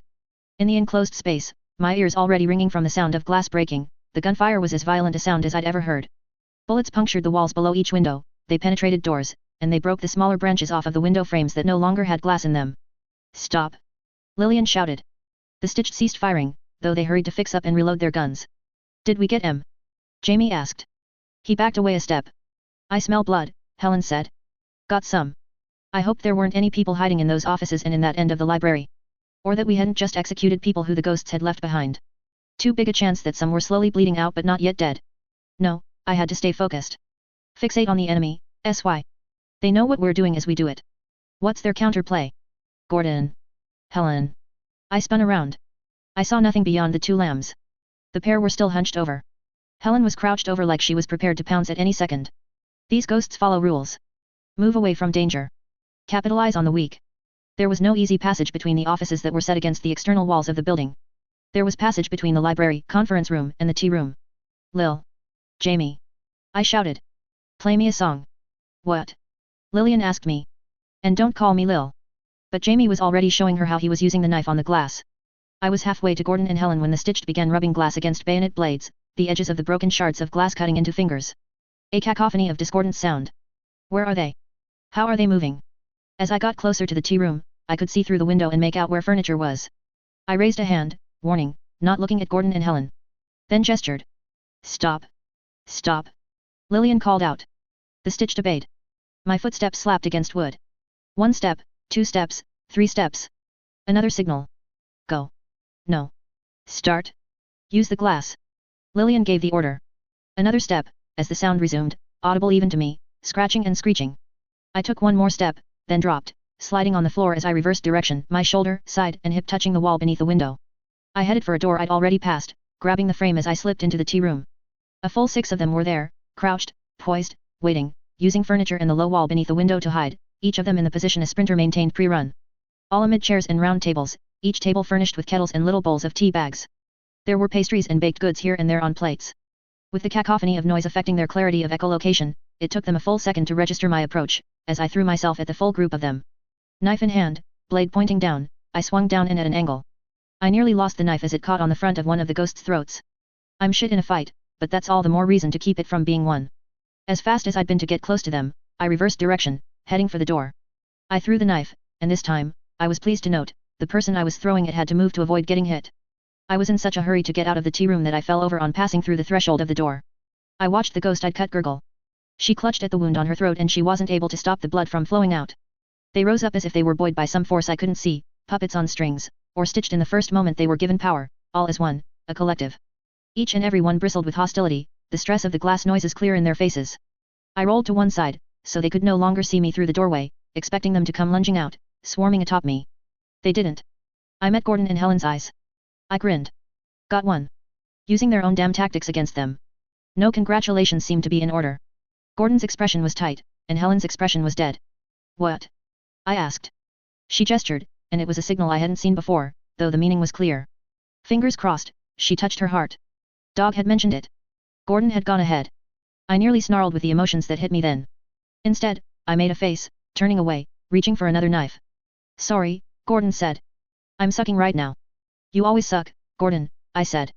At least you have an excuse this time. You're an ass, SY, he said. And you're broken. But tomorrow you'll be fixed and I'll still be an ass, so there. That's not how that goes, SY, Gordon said. The ghosts still hadn't attacked. I had to judge what they were doing.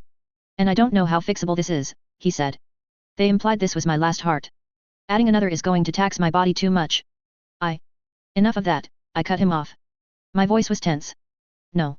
Job to do. All right. Figuring out where the ghosts were went hand in hand with figuring out why they hadn't retaliated. I figured both out as I looked back to check on Lillian and Jamie. The Duke. He'd emerged at the top of the stairs. Everyone else, Stitched included, was crouched over, keeping low to the ground.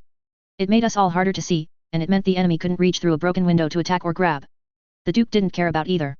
He stood tall, surveying the situation. You've stopped, he said, his voice carrying down the hall. Fire in the way, and we're kind of busy killing these guys and trying not to die, I said, the words escaping my lips.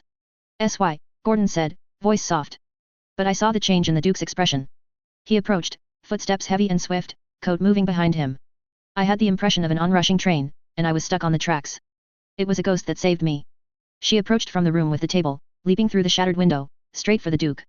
He saw her and he turned, one hand reaching out. She contorted in the air, twisting just out of his reach, before landing on the wooden floorboards with both hands and both feet. The Duke drew his sword and cut in the same motion. She slipped out of the way of that strike as well. His pistol fired without even leaving the holster. His hand had come down, he'd pressed the hammer down and adjusted the angle, while touching the trigger in the same motion. She'd already danced to one side. He fired twice more from the hip, before drawing the pistol and firing 3 more times.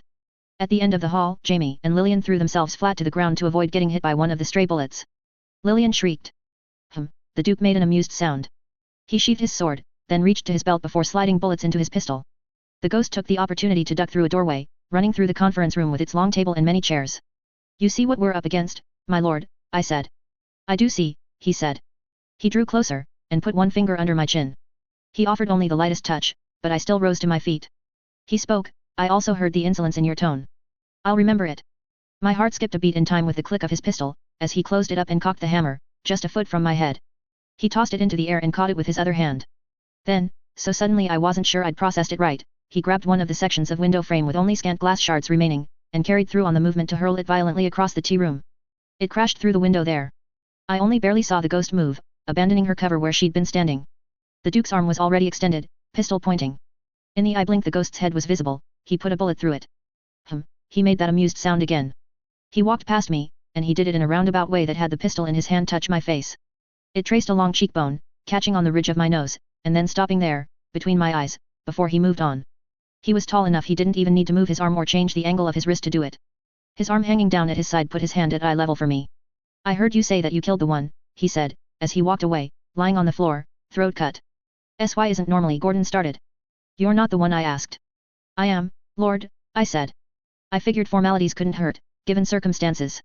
There was no response, nor any explanation over the question. Or perhaps the question was the response. The fire is barring your way, he asked.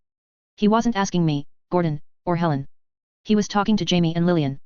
Yes, my lord, Jamie said. I see, the man said. He stepped into the conference room. Helen and I gave Gordon a hand in standing, and I was a little surprised at how much help he needed. He was sweating a little. As a trio, we approached. I could see Mary at the center of the group with Jamie and Lillian. She looked better than Gordon did. Wood scraped against wood, a haunting, awful sound. The long table looked like it could sit 18, the wood of the tabletop 2 inches thick and very probably dense. Rather than legs, it had boards of the same thickness at 2 ends, poised diagonally. The Duke pushed it across the floor, out the double doors on the far end of the conference room, until it sat beside the fire that stood between us and the stairs. Broad shoulders strained as he tilted it. The table fell on its side. Another turn, and it landed upside down.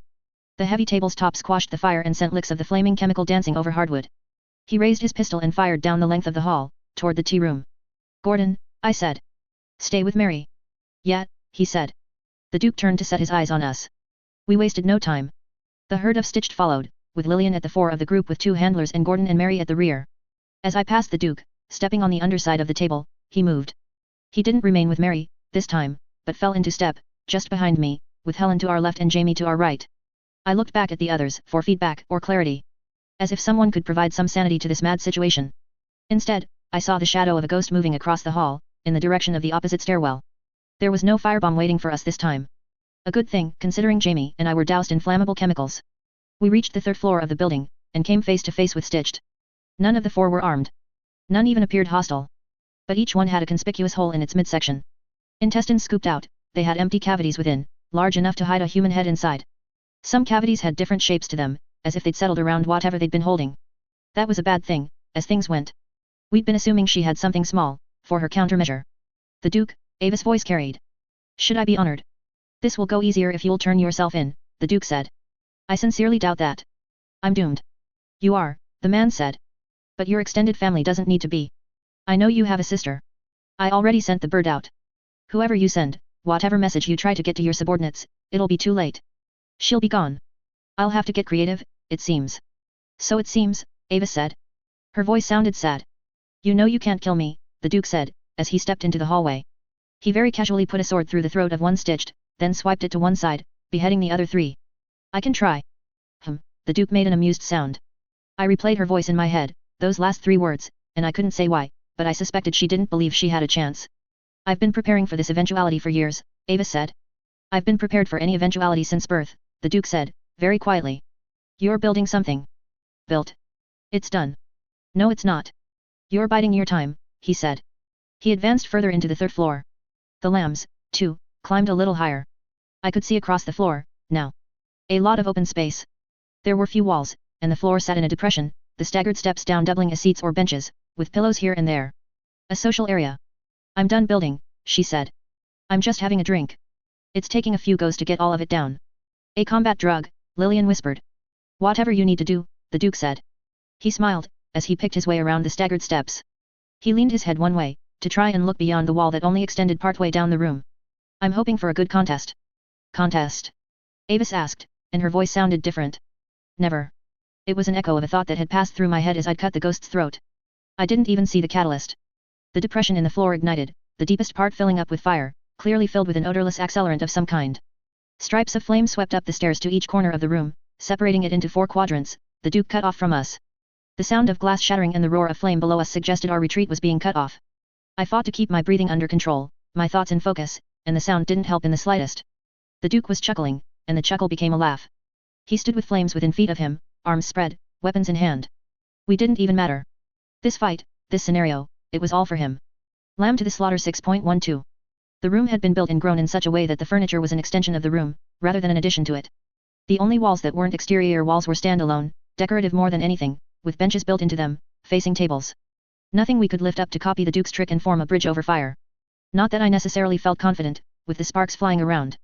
None of the walls were connected to any others. They might have been once, with walls removed as this part of the building was repurposed, an octagon with the diagonals removed. 2 of the walls separated the staircases on either side of the floor from the main area. I was looking past one to see the sea of fire in the center of the room. The other 2 walls did much the same thing for rooms on the north and south faces of the building, with balconies extending those rooms. The 2 rooms served for private conversation, and one of them was a hiding spot for our quarry. All that said, we were the cornered ones. I pulled off my shirt, backing away from the scene until my back was to a wall. I balled my shirt up in my hands, my eyes fixed on the Duke. Lillian, I said, my voice only loud enough to be heard over crackling flames, do you have anything that will make me not flammable? What? Focus. I've got stuff on me. Chemical, right? How do I make it so I don't burst into flame the second a spark touches me? I don't know. That's not exactly part of what we study. Stitched overseer guys. You don't have any junk you can pour on any of your soldiers that go up in flames. It exists, one of the men in charge of the Stitched said. We don't carry it all the time. Cans are heavy. I scowled, irritated. But if it's chemical, Lillian said, we can try a dry soap. I can't promise, but... do it. I barked. Me and Jamie. Before this gets worse. Those floorboards, Gordon commented. His face looked drawn, especially in the light of the fire. They're burning. My eyes moved to the area he was looking at. Sure enough, the floorboards were catching fire. Every second floorboard. She modified the room, I spoke the realization aloud. Maybe the building. The Duke turned his head, noting our presence, and I saw a smile on his face. He was cast in hues of orange and crimson, tall enough that the top of his head touched the smoke that was concentrating at the center of the ceiling and slowly creeping out toward the edges. He leaped from a standing position, and the wall in front of us broke my line of sight. He'd crossed the pool of fire. Approaching the other end of the building. I saw figures in the shadows. Ghosts. Jamie called out. I know, the Duke said. But he ignored them, approaching the northernmost wall. Ghosts crept nearer. The room didn't offer much cover, and they didn't seem to know how to use the fire or smoke for cover. It wasn't physical enough for their senses to process. Still, there were 5 ghosts there, and possibly 2 more we couldn't see, if I was keeping count right. I probably wasn't keeping count right. The Duke stepped around the wall, pistol going out, and fired 4 times. A large, dark shape darted out, passing around the far end of that wall, leaping well over the wall of flame that cut across her path. Fast, agile. That would be the combat drug. Okay, Lillian said. She approached me, bottle in hand. She was shaking it. Who's first? SY, Jamie said, at the same time I said, Jamie. He gave me an annoyed look. Me, then, I said. Jamie was impossible to get through to when he got stubborn, and with him being in a strange way of thinking, I wasn't sure if it wouldn't be worse than usual. With my shirt already off, Lillian was able to rub the dry soap on me. It had a consistency like clay, it burned a little, and it had gritty bits that made it scratch as much as anything. I clenched my teeth and endured, watching, trying to figure out what Avis was doing. As she rounded the end of the wall that was furthest from us, I could get a better view of her. She'd altered herself to the point that she looked more experiment than human. 4 white feathered wings framed her. Her hair, skin, and clothing were dusted white, too. She'd covered herself in a powder, and much of it had been concentrated on her head. The effects of the combat drug were obvious. Her muscles were strained tight, and it included her face and neck. Her eyes were wide and unblinking, her lips parted to show teeth and gums that were too red. The bloodshot edges of her eyes and the crimson of her flushed lips were slices of red in an otherwise pale, powder-mottled complexion. She'd taken off her lab coat, and wore a top that consisted only of a bit of cloth and straps to hold it in place. The same straps that held her harness on provided a little bit more security in binding the set of wings to her back. The feathers were slick with fresh blood, and that blood had been covered with more powder in turn. Bony, insectal limbs reached around her, hooking into flesh of rib and breast. At her shoulder, one had been shattered, a bullet grazing flesh, leaving the point of the limb embedded in flesh, the other end twitching. Moving quickly, low to the ground, wings folded close to her back, she leaped through flame. The feathers didn't ignite, and she didn't react to any burn she might have sustained. The Duke was a matter of steps behind her. She was faster, she was more agile, and she was apparently fireproof, or fire-resistant. She could presumably fly, or she'd been able to, before the one hook had been damaged by a bullet. She wants to run, to fly, I thought. I tucked my shirt into the crook of my elbow, took some of the soap sludge from Lillian, and rubbed it into my skin. I smeared a blob of it into the leg of my shorts, where some of the chemical had showered down on me. I couldn't tell if I'd gotten all of it, so I merely took more soap and smeared it on over. I hoped it would be a layer of protection, and that I wouldn't have to kick off my pants. What are we doing?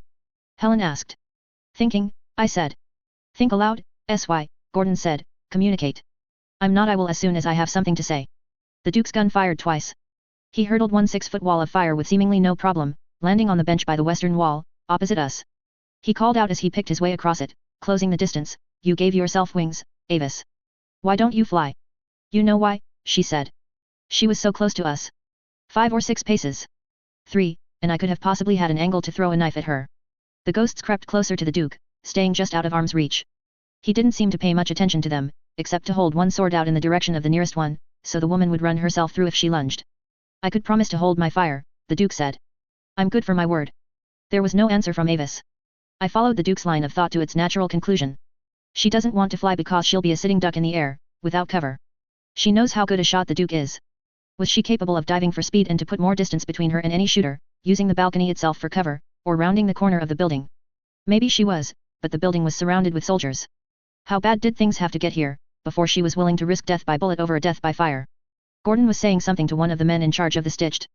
The men then turned, moved through the ranks of the stitched, communicating to a few at a time. Rifles were raised and pointed in Avis' direction. To stay out of the line of fire, I bent down. Lillian started rubbing the soap across my bare back, then along the belt line of my shorts, where some of the chemical had no doubt trickled down and soaked in. I gave serious consideration to going into this confrontation naked, just to be safe. The look I imagined on Lillian's face was the first thing to bring me near a smile since the conversation with Jamie. "Sy," Mary cut into the thought. "What? I want to come. You're going to say I can't, but..." "You can't," I said. "If I..." "Mary," Gordon jumped in. "Do you really think you can hurdle 6 feet of fire?" "I don't think they can, so that's a moot point." "We can," I said. "You can't. Not with that injury." "Painkiller," she said. "No," I told her. "No. Stay there, have knives ready. If ghosts come for us, aim for the ones who are busy dodging something else." Fire continued to spread along floorboards. A great X had been cut into the room, and the space between the lines of that X were filling in. The flames remained small, but they were gaining traction. What did it take to change the flooring in the room? She controls all communication out of Claret Hall. Did she ask for a work order to be modified? Did a crew of stitched put inflammable floorboards under the noses of professors, doctors, and wealthy clients of the academy? How many small ways had she found to sabotage the lot of us? Was she the reason our enemies had been so well informed on the lambs? The four humors had been pretty up to date. The Duke had to pick his way across the room more carefully as the fire took over more of the area. He took a step to one side as flame touched one of the cushions a matter of feet from the Duke, only for the cushion to explode in a violent roll of fire. A ghost appeared, airborne, taking advantage of the Duke's turned back. She landed astride his shoulders, and, so quickly it looked like I'd missed something, she began slamming a knife into the side of his neck, once, twice, 3 times. He tossed his sword down, reached back, and grabbed her. She slammed the knife deep into his face once, as he hauled her around in front of him. One-handed, he tossed her into the pool of fire at the center of the room. The Duke made that amused sound. He turned, a little over-dramatically, his coat sweeping out around behind him. His eyes were wide, the heavy lines in his face catching the light and shadow of the fire and smoke, the veneer of humanity no longer visible. The gaping wound in his cheek wasn't helping matters. He spat out what looked like a full mouthful of blood, directly at the flame. It hissed in response. That much blood, the knife had to have gouged the roof of his mouth. "Reminds me of home," he called out, to Avis. His voice was different, with the wound. He spat again. "You're done," Lillian told me, slapping my back. "I can't promise." "I know," I said. I didn't waste a second. Helen and I left Jamie behind. Walls with heavy decoration carved into them meant handholds and footholds. I signaled Helen, then interlaced my fingers. With a running start, she stepped into my hand. I hauled her up as best as I could.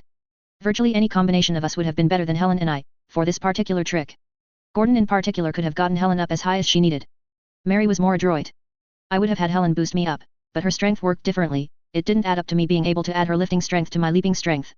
I got her up to the point that only her foot and ankle were touched by flame before she managed to climb up another step. I double-checked she wasn't slipping before stepping away. What served as a running start for me were moments where Helen was closer to the ceiling, where smoke was thicker, perched on the wall directly above the open fire.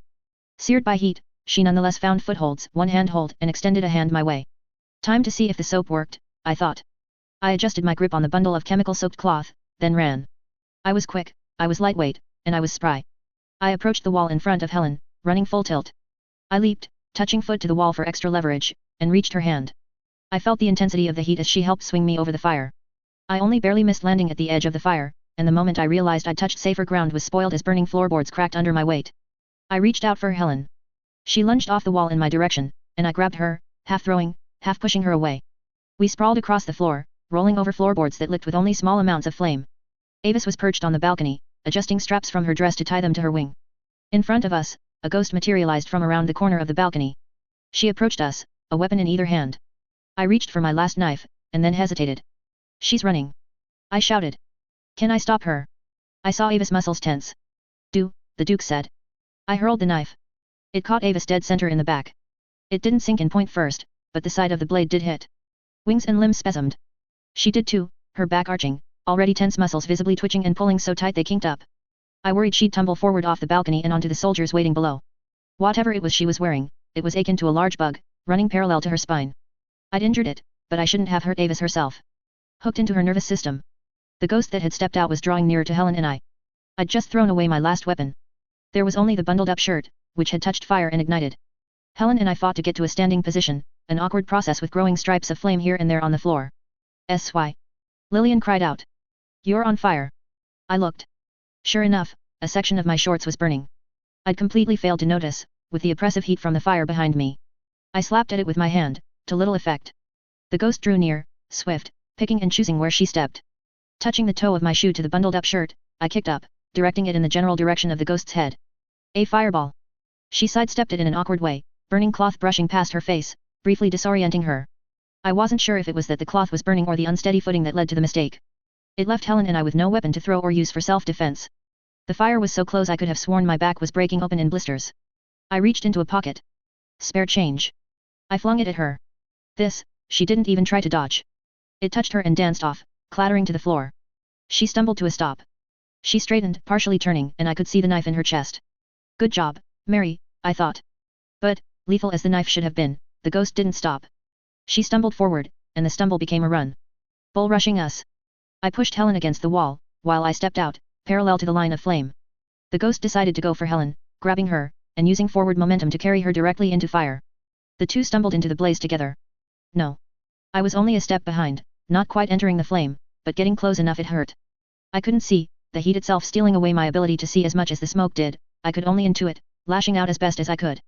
I kicked the knee. That knee buckled, and the ghost toppled. I grabbed her, tearing her down toward the ground as much as I did anything. Burned floorboards creaked precariously under her weight as she crashed down. Helen reached over the ghost, seizing my shoulders, fingernails digging in for a grip. Unable to reach into fire, I instead hauled myself and her away in bed, throwing the two of us to the ground for the second time. She wasn't as burned as I'd thought she'd be, but it was bad. Hair singed, skin burned across virtually every part of her that I could see, her dress was scorched, barely intact. She wheezed for breath, starting to rise, then dropping, writhing until she found a position where she wasn't touching burning floor. I stood, grabbing her. I hauled on her arm, and I wasn't strong enough to budge her. The wheezing seemed to be getting worse by the second, and I wasn't sure if it was my imagination or if it was the reality. It filled my ears, drowning out everything else, even the sound of the Duke's pistol shots. I turned my attention to Avis. She had recovered from the spasming. One wing already lay curled up on the floor, folded into itself by way of far too many joints, a feathery, blood-stained ball. As I watched, she hauled on the matching, smaller wing, tearing it out of the socket. It curled up like the other had, the pair of them like legs of a dead spider furling beneath it. She flexed her remaining pair of wings, glancing my way. She backed away a little. I let go of Helen's hand to approach. "How many of you are left?" she asked. "Enough," I said. "Is it worth it?" she asked. "Working for them." "I'm not working for them," I said. "Not this time." Her eyebrows went up. "The kids you killed to make those ghosts of yours." "They're not ghosts," she said. "They're alive." "It's a name," I said, annoyed, angry she was going on about stupid garbage when my friends were hurt and in danger. "No," she told me. "They're alive. The children you say we killed." "You're lying. There's no way to bring clones up to speed as fast as we did without a shortcut, Sylvester," Avis said. "The bodies were material. The brains? It wasn't much different from making a stitched. Keep the essentials." I thought of what Mary had said about the other Percy. That he wasn't him, the little things were different. Ticks. Muscle memory, way of standing, way of walking. I believed her. "The children? You've been killing them, not us," Avis said. "No," I said. "You took the part that mattered." Something cracked as the fire ate away at structural integrity. There was a violent snap, and something tumbled. "If you jump," I said, "then I'm jumping after you. I'm going to grab your wings.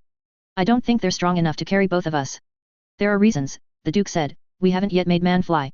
He'd emerged, stepping around the other end of the wall. He, Avis and I formed a proper triangle, with Avis at the balcony. At best, 4 wings and some vigorous flapping, she could glide. 2 wings? She can hope to try and control her spiral to the ground. With luck, she'd even avoid the worst of the bullets and find a place to run from. "With the lamb latched onto you, Avis, you'll plummet. He might not catch hold of me on his way down." My gaze was cold. "I'm willing to try." Something told me she believed me. "Will we have our duel after all?" the Duke asked. "I've been handicapped. I was stabbed no less than 13 times. One pole of some sort was thrust through my leg." He barely showed it, though blood ran down his clothing and dripped from a few spots here and there.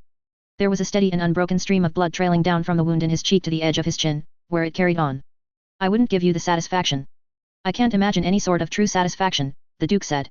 He was smiling. He spread his arms, and he looked like the giant of a man he was, especially in contrast to Ava's frail form. "A snack of a conflict, rather than a meal." "With all due respect, my lord," I said, not taking my eyes off Avis. I fully expected her to make the leap at any second. I said, "Where the heck are you taking in your meals?" "I don't," he said. Not here. But home? I've always sparred with my brothers and sister. That's a meal. You're making this out to be something trivial. Avis asked, eyes narrowed. You are trivial, the Duke said, with the confidence that nothing else was even possible. She shook her head. You're everything that's wrong with the world. I glanced back at Helen. The fire wasn't too near her. I wondered if it was even possible to talk to the Duke and ask him to move her. You were lucky enough to grow up in a world my family created, Avis, the Duke said. One where you haven't seen the true ugliness of mankind, and you can actually believe what you just said. Even before the crown became what it is, before Wallstone, the world got better, decade after decade, century after century. The people of the world were happier, healthier, and longer lived than those who came before. From Stone Age to Bronze Age to Iron Age. And then the Dark Age, the Duke said. She shook her head. No. We were still progressing. We had a way forward. The age of machinery, then the age of blood. The last age, where we look inward. But you've perverted it. You've made it about power, for you. Powerlessness for everyone else. Ask your people, the ones who serve the crown, and 3 out of 5 will tell you you're wrong, you're loaded. The other 1 or 2 out of 5, I'm not sure they're just too scared to say it out loud. Your wars, your breaches of everything that's right, is temporary, I cut in, without thinking. The Duke gave me a look, his chin rising a fraction. In this, we might agree, Sylvester, she said. She fixed her eyes on the Duke. The crown is a temporary power. It has to be. No, I said. No, not like that. You're wrong about something. The age of blood isn't the last one. There's a final expanse. The mind, the brain. Once we unravel that, we'll be able to see a way through. Of course you'd say that. Of course. I said. I allowed myself a half-second to wish I had the Wyvern formula to help me better formulate my rebuttals. I know how stupid people are. I can see it in half the people I talk to, I veer from stupidity to brilliance. I know. We have to be patient. We have to keep from destroying ourselves in the meantime. We have to keep the likes of you from destroying them. From destroying us. I thought of Helen, of the others, beaten, battered, and in danger. That's how you justify yourself? That's really how you see it? Yes. You're such a child, she said. With the abilities of an adult, I said. A far cry from being adult, she said. She heaved out a sigh, wings flexing. I don't think I have many ways out. You never did, the Duke said. I'll chance being shot. If you want to catch me on the way down, feel free to try. Then she started to topple backward over the railing. The Duke lifted his pistol, aiming skyward, rather than shooting. I bolted, running. I felt rather than saw the movement of the knife, just to my left. It raked her shoulder, and it caught her wing. Feathers and fire-resistant powder flew into the air. I saw her eyes, already wide and bloodshot, go wider. I dropped, throwing myself forward. I reached past the rails of the railing, grabbing. I seized a strap of her top with both hands. Her weight dragged me forward, my head and ribs slamming into the rails. I managed to keep my grip. Let me go, she said. Her fingernails bit into my arm. Let go. My fingers started to give. She was lighter than she should have been, more modifications, no doubt, but I wasn't strong. I felt a pain in my hands that suggested they'd be hurting for days. And then the burden was lifted. Power, and powerlessness, I heard the Duke speak, close. The Duke loomed over me. He grabbed her as she kicked and fought, and held her so she was face to face with him. An angel with the face of a demon and a demon with the face of an angel. She'd enhanced her strength with the combat drug, but for purposes far from fighting the Duke. Only to fly, or to make the attempt. She wasn't up to fighting the Duke, even as he drew a syringe from one pocket and plunged it into her neck. I disengaged myself from the railing, clutching hands to my chest. I turned to face the burning building interior. It hadn't been Mary to throw the knife that injured the wing, but Jamie. He was at the edge of the balcony now, standing by Helen's body, and by Lillian, who was tending to Helen. They had to have crossed the fire the same way Helen and I did. Surprising, on a number of levels. Helen was breathing. She was alive. With Lillian there, she'd stay alive.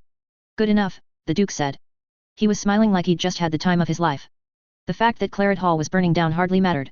He raised his voice, loud enough for the crowd below and the pair's sensitive ears to hear, halfway around the building, dog, catcher. The lambs need a way down.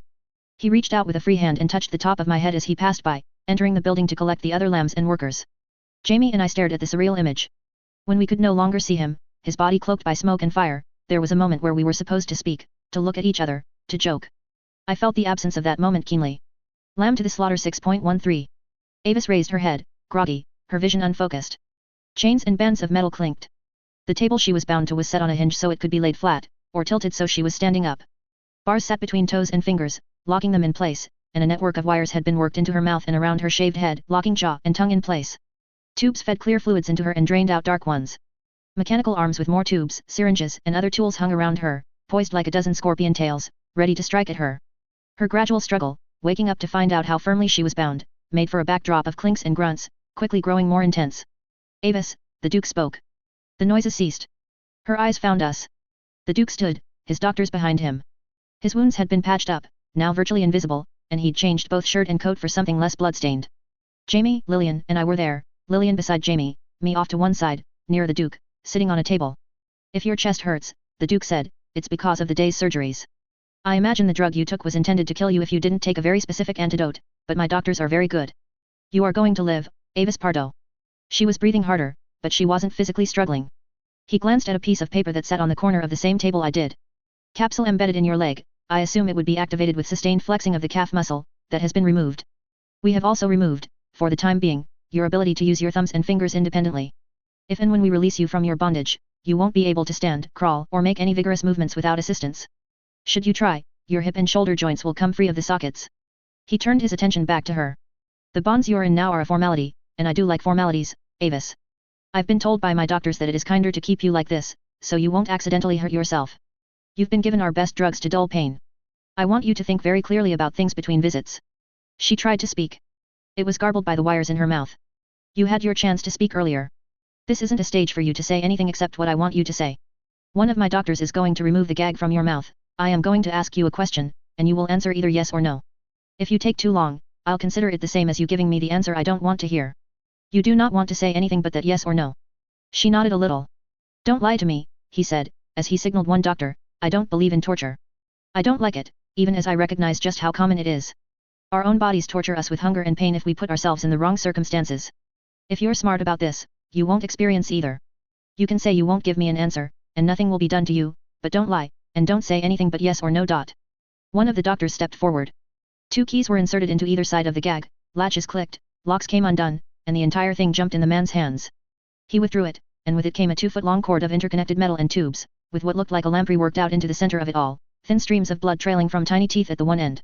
Avis coughed and sputtered, gagging as the end of the tube came out. Her head bowed as she dry heaved, coughing. The Duke spoke, very clearly, will you tell me where I can find the other cells of Percy's enhanced clones? She looked at the Duke, then at each of us. I could imagine the cogs in her brain turning, over and over, trying to figure out the trick, the catch. She coughed, trying to clear her throat. No, I assume, the Duke asked. No, she said, voice hoarse and gravelly to the point she sounded like an old man. The Duke nodded. Doctor, I don't believe there's a need for the gag. You can leave it out. Avis, I'll be back soon.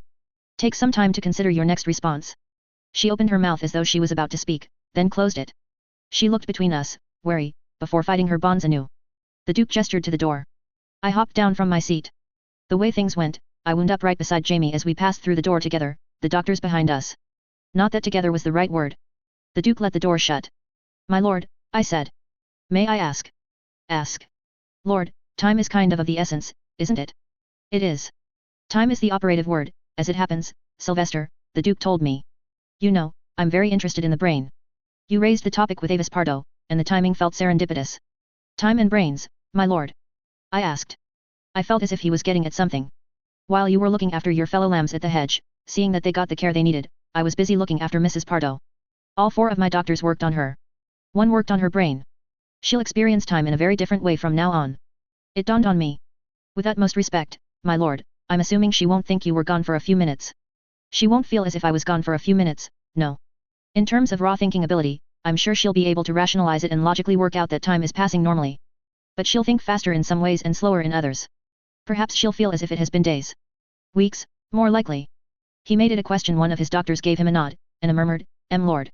Months aren't out of the question. No, my lord. Not out of the question, the doctor said, quiet. Without patience or pacing, years or decades aren't out of the question either. It depends on her coping mechanisms. If she tries to keep count of passing seconds and minutes, it will seem more pronounced. The watched pot, in this case, never boils. No torture, no pain, no mutilation, the Duke said. He looked pleased. I'm doing nothing more than giving her the time she needs to reconsider her stance. After that, I will let her consider whether to turn in people she worked with, and whether to join the academy in earnest, working to put herself back in our good graces. I suppose we might have her report the whereabouts of her family and acquaintances, for future leverage. I imagine it will be a productive night. My lord, Lillian said. Lillian, was it? You're the student. Yes, my lord. Speak your mind, child. I think what you're doing is torture. Worse than anything you could do to her body, my lord. I'd think a student was more on top of what the academy is capable of doing, Lillian, the Duke said. Is it truly so bad? I wouldn't wait too long, my lord. You may be underestimating how frail the average person is. Good advice, he said, nodding. He touched her hair. Good child. I'll see to her after we're done talking, then, rather than waiting the full 30 minutes. Lillian ventured a smile. I hadn't considered. My doctors said it would be effective, and I almost didn't believe them, but the principle wasn't unsound, giving her more time to think, so to speak, or giving that time a different sort of meaning. It was a weird thought, one that I couldn't quite frame, in the context of who the Duke was. He hadn't considered, which meant he couldn't empathize, which meant. My lord, I said, was something similar done to you? The Duke smiled. It was. I do suppose I've had the advantage of it being the case from birth, something I've learned to harness, while our guest is experiencing it new, not a shift from a walk to a canter, or vice versa, but to a different vehicle altogether. Even I wouldn't enjoy the deprivation of sensation she's experiencing now. Doing nothing with my time is an alien idea to me, and wouldn't have been permitted regardless. I wouldn't say I think faster, but I can devote exactly the right amount of time to a problem as is needed. Brains are so fascinating, aren't they? Yes, my lord, I said, my voice falling in with the others. When my brothers, sister, and I were asked who was willing to come to Redham, the research being on brains here was one reason I volunteered, the Duke said. As clever as this small alteration to my own brain is, it's crude. I often find myself wondering if my own heirs will have better brains.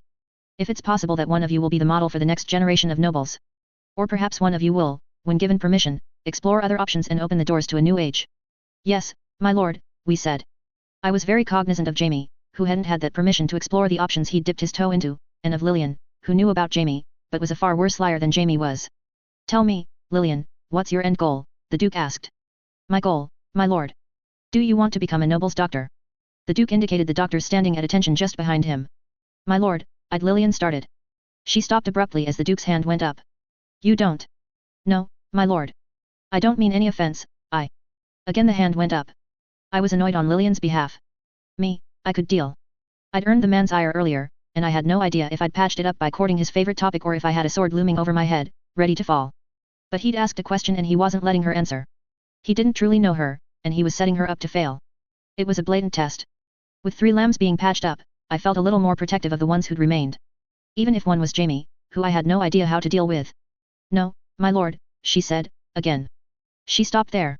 Were I to start talking about the lambs and how things work, my hopes for the project and the possibility for the crown, heads would turn.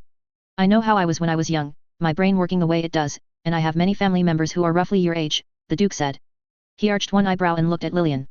My younger relatives might well want to be lambs, as a lark, or to have a way of stretching their legs as I did earlier today. I would imagine you're the easiest one to replace, should we need to make room on this team. Lillian was so bad at hiding her tells. I could see the horror on her face. I felt it, myself. Or to move to a new team formed of nobles and higher quality work, now that I think about it, the Duke mused. Council, an unbiased perspective able to inform the new group about how things are done. You and 3 or 4 young nobles. My lord, I wouldn't be worthy, she said. She was trying to keep her expression straight. She tried a smile and failed. She cleared her throat, though it wasn't her voice that had gone funny, but her face, as if she could make the sound and distract from what her face was doing. The Duke took it in stride as if it was something that happened daily. I felt a weird kind of jealousy and irritation at that. If he was doing that unintentionally to Lillian, then it wasn't right or fair of him. If he was doing it intentionally, then he was bothering her in a way that was usually for me to do. Not to mention that I was a lot more careful about how I did it, while the Duke didn't seem to understand any of the nuances here. The Duke made a noise, considering. The reason I ask, dear Lillian, is that you've earned my attention and my respect. If you know where you're going, it could inform my choices, so I leave you as happy and close to your end goal as possible. A black coat, my lord, Lillian stuttered. A political appointment as much as it has anything to do with status. You could learn to navigate the playing field by studying certain lambs, the Duke said, indicating me. Had she given the right answer? Did this lead the Duke to think she belonged with the lambs? But, he said, you could well earn your professorship in record time, no matter where you are. Nope. That's the kind of conclusion that leads the man to think she could be put anywhere. Lillian managed the most insincere smile I'd ever seen, and she was trying. Was this man going to casually tear the team asunder, just like that? My lord, Jamie said, pulling attention off Lillian. Is there a particular reason you're thinking about restructuring the team? Yes, the Duke said. I've been reading your files, as well as the latest updates. It may be time.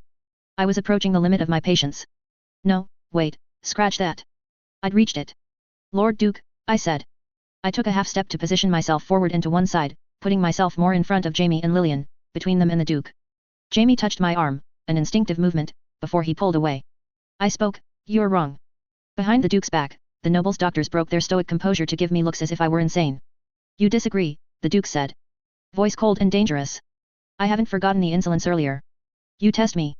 With all due respect, my lord, you were testing her. We all have default behaviors we go back to when we're on unstable footing.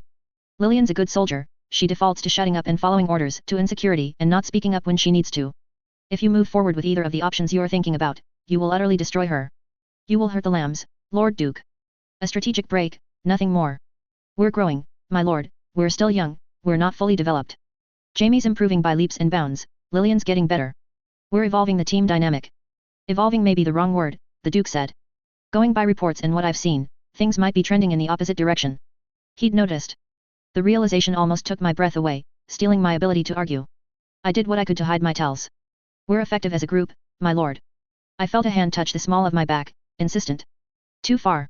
As an experiment, you're too muddled with one another to assess independently, the Duke spoke. I have the distinct impression you're arguing with me. My lord, I would say I'm arguing for the lambs, not arguing against you. Forgive me, but when I talked about my views in front of Avis, I couldn't help but feel you and I are on the same page, of similar views on where we should be collectively headed. Let me add my views to yours, and yours to mine, my lord. Presumptuous, too, he said. Oh. Well. That was that. I'd gone and offended him. I've had others challenge me like this, the Duke observed. Trying to appeal to my desire for excitement and challenge by arguing points, being reckless in conversation with me, foregoing custom and formality. I didn't dare speak at this point. I'd let my mouth run off with me. I'm trying to decide if you've crossed the line that the rest did in trying to challenge me, he said. My lord, I said. I waited for an indication I had permission to continue. He gave it, raising his chin a fraction. I wasn't actively trying to challenge you. I swear this. He nodded. I've read your file, Sylvester, he said. He touched the side of my face. You talked about the behavior we all return to when we're on shaky footing. I know this is where you go when you're insecure, how you function as a living being.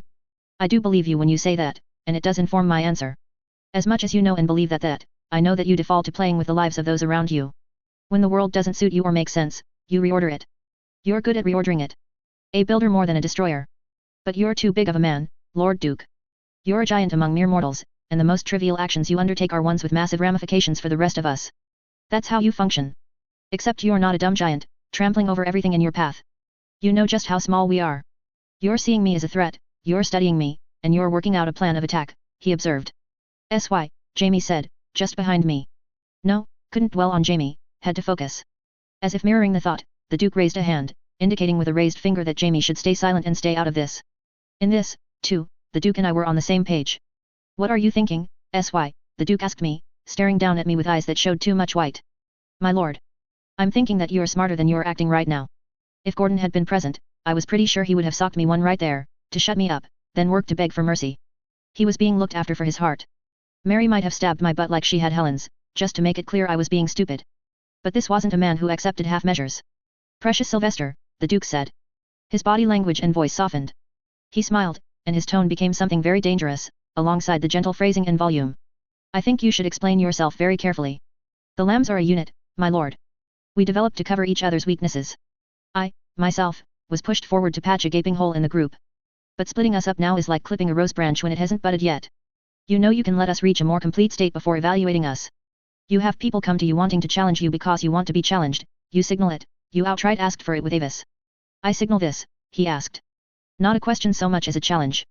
You've talked about home. You want what you had there, on a deeper level. Back home, I have to assume, if you bared your throat like you're doing here, someone would seize the opportunity. You're doing it here, I'm seizing, and I'm hoping I'm doing it well enough you're going to accept it where you've rejected others.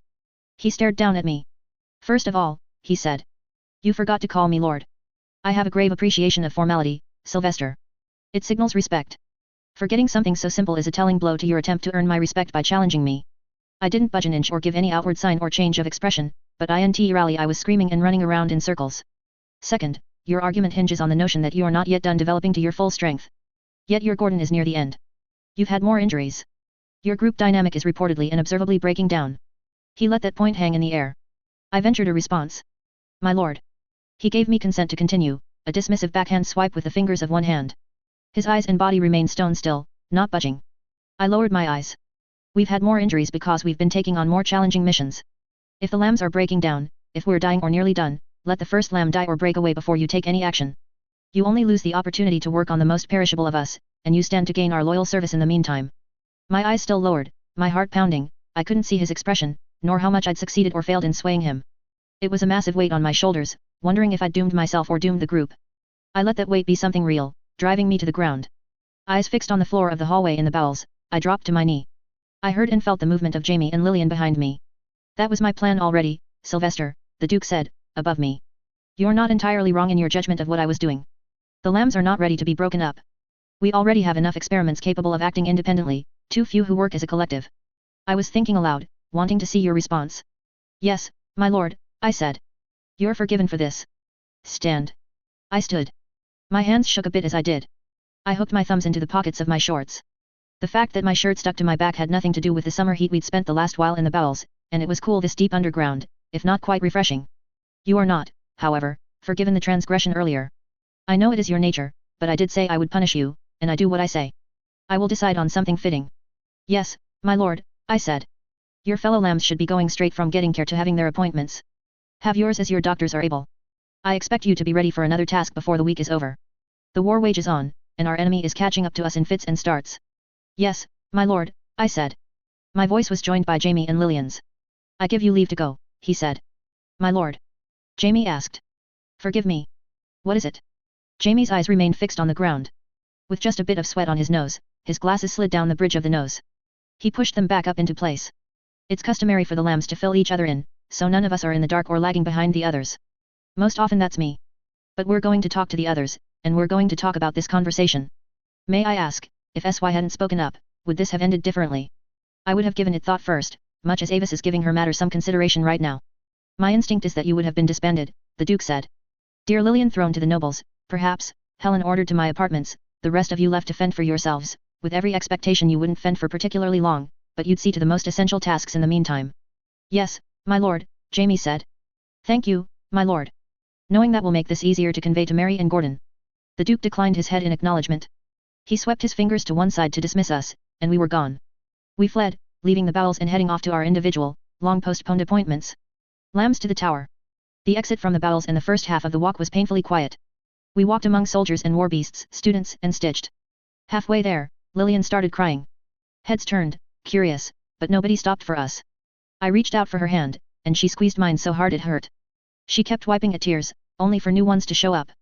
Had she simply let them fall, they might have been blamed on the light drizzle. Crybaby, I said. She kicked me far harder than was necessary. Doing it while walking meant having to take a quick half step forward and a twist to one side. She pulled her hand away from mine as she did it, but I held it firmly. I tugged her closer to me, and put my other hand around hers, until I held one of her hands firmly in both my own. I squeezed hard. I was aware of Jamie, so much quieter than usual, a little to my right. You stood up for me. You're a lamb, I said. I wasn't going to let him throw you to some group of golden-haired sociopaths so they can torment you to death. Tormenting you is my job. I can do without that part, she said. You sure? Pretty sure, she said. I like you more when you're nice.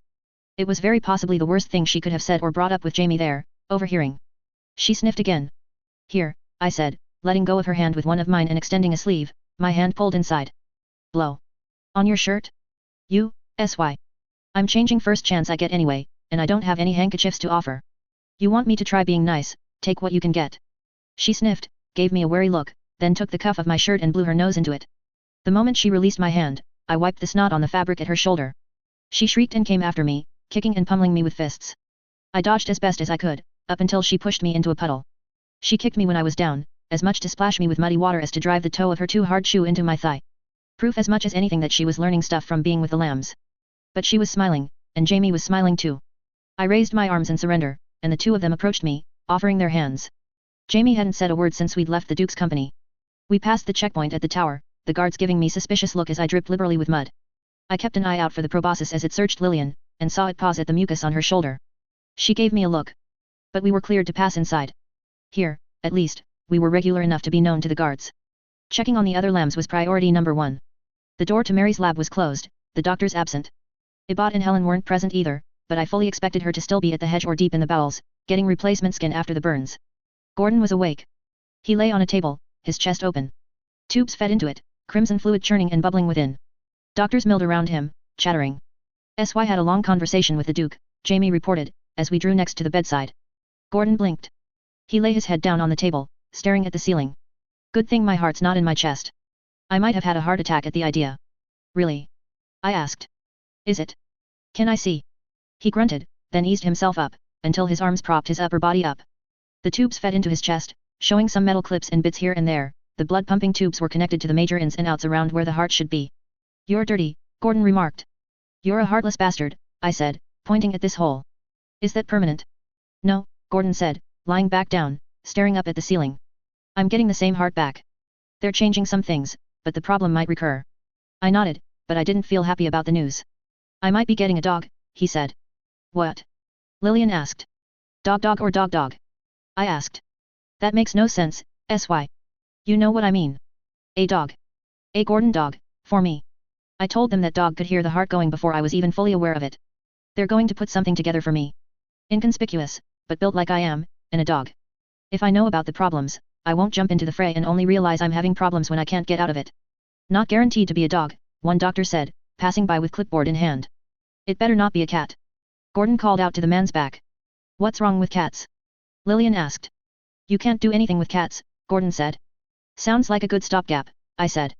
Maybe good enough for them to find another good heart, or a way to keep my body from hurting too much as it rides out the rejection. Gordon held up a hand, fingers crossed. I did the same. Jamie and Lillian did too. How's Mary? I asked. Grumpy. She stopped in. She's getting surgery. I nodded. And Helen? Haven't heard. All right. Look, I've got an appointment I'm itching to get done. And a shower, apparently. Did you roll in mud? And Lillian's been gross and got snot all over her uniform. Lillian kicked at me. I jumped out of the way, bumping into a doctor. The man physically picked me up, carried me 2 steps, and planted me firmly down with the others, pressing down as if it would keep me in place, before carrying on with his business. By the time I'd figured out what was going on and turned around, he'd disappeared into the mill of Gordon's doctors. I'd wanted to get revenge on one person. Maybe I'd have to get revenge on the whole bunch of them.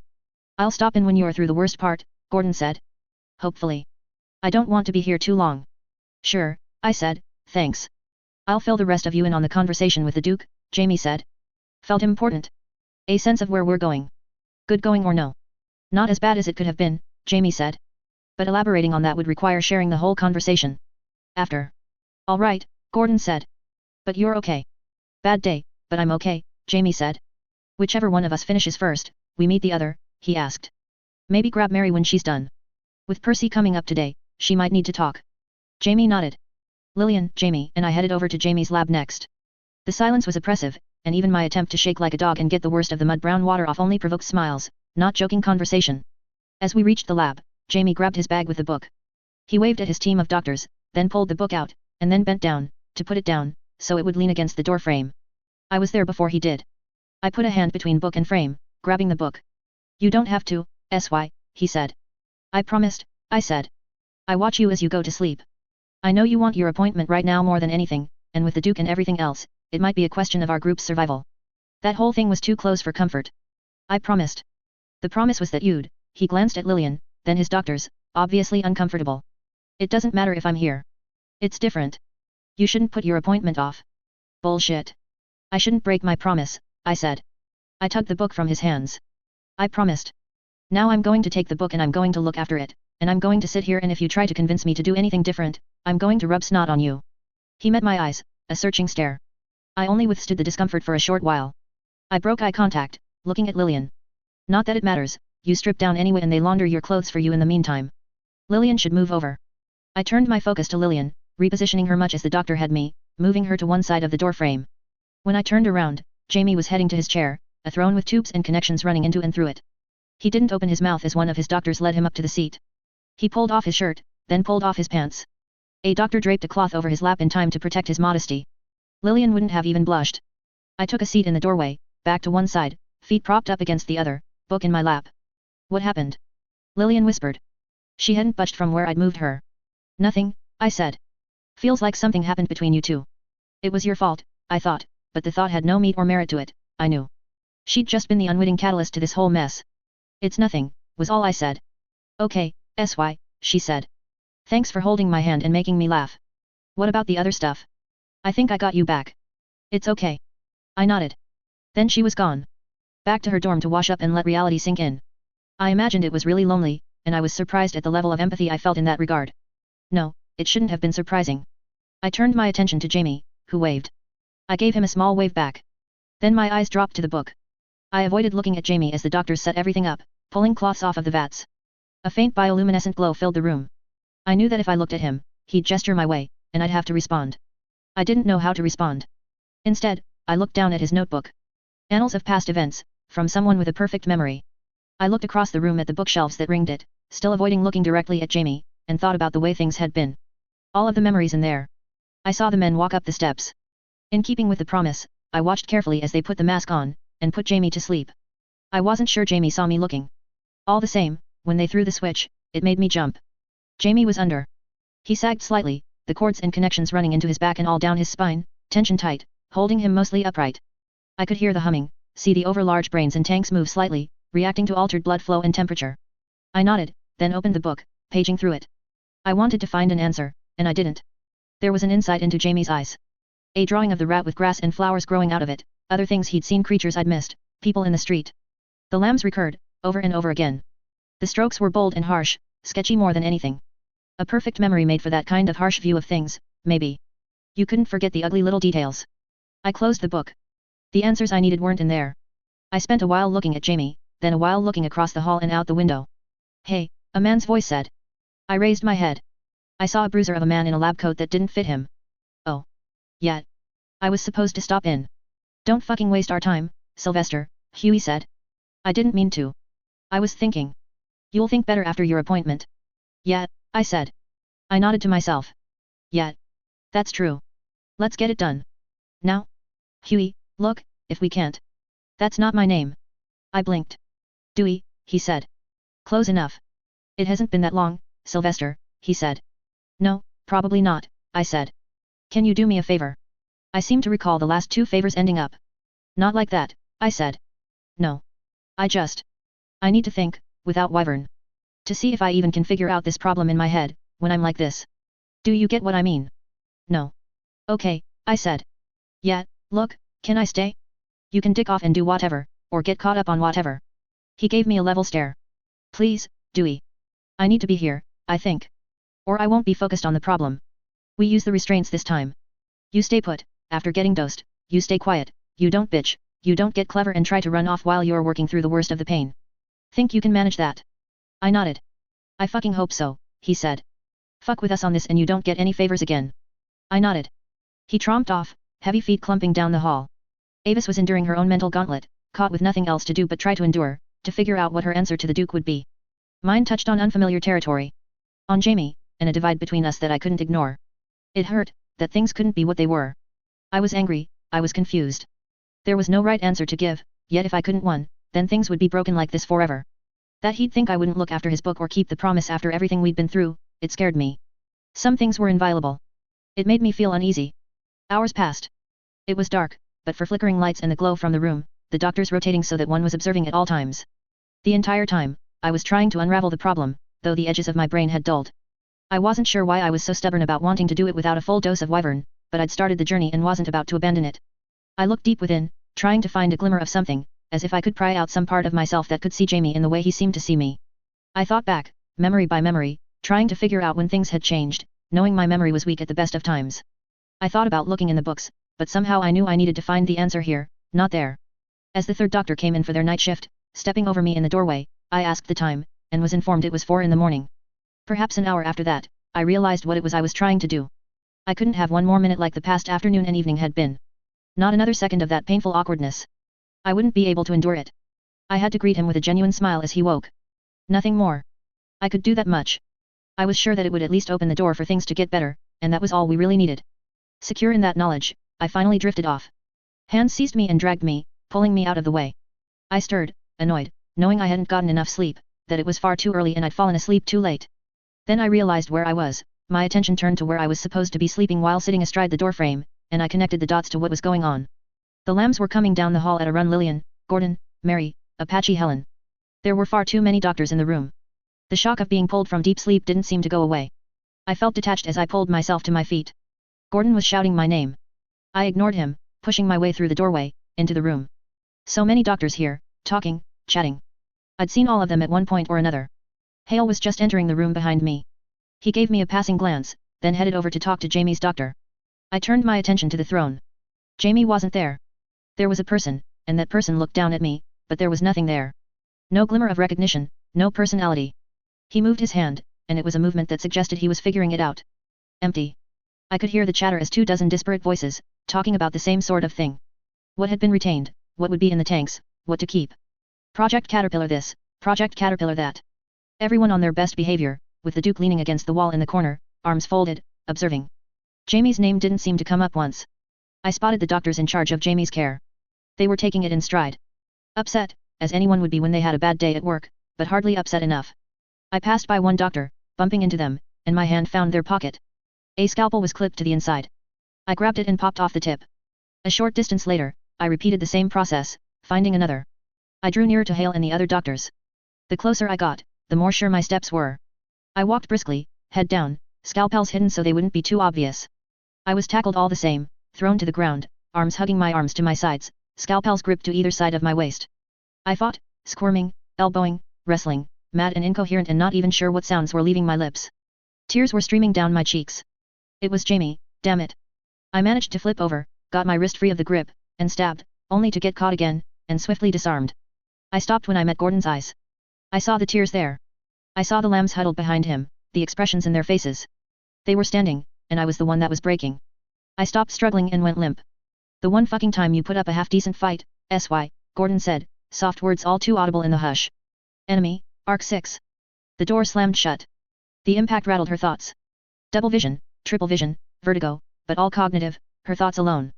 One breath blurred into the next, the space between breaths stretched on, adding together, piling onto one another until she realized she was suffocating. She coughed, gasping and wheezing for air. Panic surged in her breast. A bird's flutter of emotion, beating harder and more frantically, until it filled her. Then, unsustainable, it was gone. Was it the drugs they were pumping into her that quelled the fear? Did they worry that enough fear and anxiety could tax her brain and kill her? Or had minutes passed, or hours? She screamed, thrashing against her bonds, a cage custom molded to her body. The scream bounced off of the walls, joining the fresh screams as she caught breath. A momentary catch, a drawn-out process of panting for breath? Both? She tried to figure out which it was, scanning her memory, gathering clues, and lost track of time. She gasped for breath again, having let herself slip, letting the time between breaths become too long. Heartbeat, she thought. She fixated on her heartbeat. The steady pulse, accelerated by her fear. It was meditative, calming, a rope to cling to as she drowned in this new sea. They stole my sanity, she thought. They stole my mind from me. They've hobbled my brain as surely as they crippled my body. Until I can get this fixed, I've forever got one additional ball to juggle. There were tears in the corner of her eyes. She struggled again against the bondage, fierce enough she was certain she would hurt something. She had to adjust her mental clock, taking into account the exertion, how it affected the heartbeats she was counting. The lighting seeping in through the crack beneath the door had changed. Was that the flicker of torchlight, or had she been down here long enough for things to change? A different load on the systems of the academy, leaving more power to go to the lights in the hall? Her heartbeat had calmed, she realized, but she was still using the same measure. Her judgment of how many seconds or minutes had just passed was dashed to the wind. Someone moved in front of the door, a shadow passing through that slice of light. Unable to find the words, she screamed at the door. It was a futile thing, a cry for help with no expectation that help would come. Everything she tried, it was making things worse. She was in the bowels, a place where she'd spent a fair amount of time, and she knew how deep they would have put her, how thick the walls were, and how far the trip was to get to the surface. Even once she was there, she would be surrounded by soldiers, she would have to pass through the checkpoint, and pass more soldiers on the road out of the city. It was akin to being beneath the ocean, the weight of all of that water pressing down on her, crushing, wearing her away. 3 more times, she lost track of her breathing. Her stomach gurgled, but it wasn't hunger. It was suction and air, as a tube worked at the side of her stomach, removing waste, tarry, and black. She felt a pressing need to go to the bathroom, but it never got better or worse. Tubes coiled up inside her bladder, most likely. Again, she screamed and thrashed. She wanted to hurt herself, to find some avenue to rub herself raw, do some damage, out of some hope that she could make that damage severe enough to end her existence. It would be a form of control, a way of taking charge of her own destiny. But it was futile. She'd been trained as a doctor, finishing her education here in Radham. She knew what the tarry black waste meant. She had a blood spur in her. When her blood pressure was sufficiently high, the device would bleed her, dumping the blood into her stomach. New or artificial blood was fed in through tubes. She couldn't bleed herself out, not realistically. If she was wounded, the blood spur would cease working, and the wound would take over its duties of slowly emptying out the blood the tubes gave her. She was exhausted but unable to sleep. Again and again, she struggled, because there was nothing else to do with herself. Again and again, she lost track of her breathing as she got too deep in thought. Tears streaked down her face. She recovered. She screamed again, howling to see if she couldn't scream her voice raw. The seam in her chest where they'd done surgery threatened to pop from the strain. The door opened. The light was blinding. Had she been in the dark that long? Or was it drugs in a perpetual state of blood loss? The Duke and his coterie. I'm sorry for the delay, he remarked. His expression was placid compared to hers, as she panted for breath. I wanted to have a conversation with the lambs. She stared at him, uncomprehending. Do you remember the terms of our last discussion? He asked, his voice eerily smooth and deep. Artificial. Yes, she said, and her voice was hoarse. I'm going to ask you a question. Yes or no answers only. Yes, she said, again. Will you provide the locations of each of the other cells? She considered for a moment, but again, time threatened to slip away from her.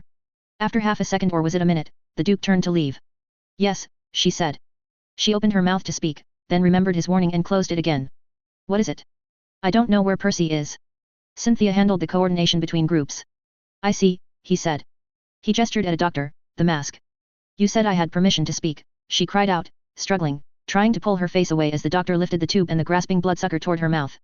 I didn't say I'd favor the answer, he said. Take some time to think it over. I hope you'll come up with clues about his whereabouts. The tube slid down her throat. The device locked around her jaw and the back of her head, connecting to the table. The lights went out, and again, the door slammed shut. This time, she still needed to regulate her breathing, but it was through the nose alone. She couldn't scream, she couldn't measure her breaths. There once was a girl named Mavis. People all around her got sick, half the people in the town she grew up in. It got worse and worse, people hacking and coughing, until the academy arrived. The best doctors, checking, giving care, not unkind people. Had everything gone according to plan, it would have been a positive experience for her, a reason to respect and favor the academy. Except Simon Veltsk had fought in the war, and he said there was a more sinister explanation.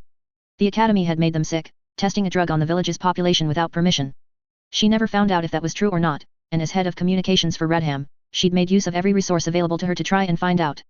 It wasn't to say Simon was spewing utter nonsense. After becoming a student, she had researched the testing of drugs on communities, but the casualties were low to non-existent, the rate of advancement high. Without paperwork or records to tie back to her community in particular, it never quite hit home to the point that she could get angry about it. She wished she could say that Simon Veltsk's unexplained and gruesome death had woken her up to reality. It was accepted across the community that the academy had done the deed to silence the dissident, but everyone was healthy and nobody had wanted to stick their head up, Mavis among them. She'd eaten dinner with her parents, gone for long walks and talked with her friends, and flirted with boys. As she came of age, she started studying, and earned a place at the academy, abbreviating her name as soon as she fixed on her preferred area of study. No, Ava's problem had never quite been with the academy. Her first winter holiday back home, she had been excited to share her tales of being at the academy. Avis had met with friends for tea. The boys who'd been farmers and laborers trickled into the bar, and she'd remarked on how few were turning up. Then she had heard. No, not gone to war. Had it been that, she might have been able to justify it as necessary evil.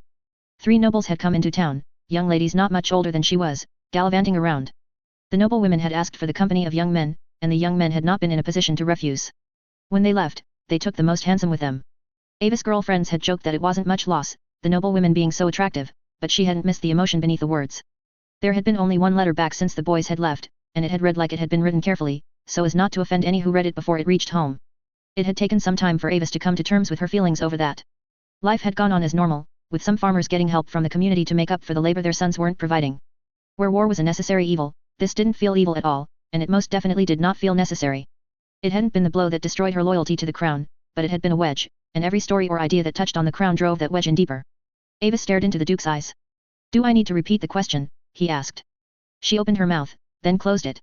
She felt painful bumps here and there where the inside of her mouth had been rubbed by the gag. She nodded. Will you tell me the location of your loved ones? Your mother, father, siblings, cousins, and the friends you wrote to while you were first studying in the academy? Yes, she said. She'd given up. She was defeated. Your father?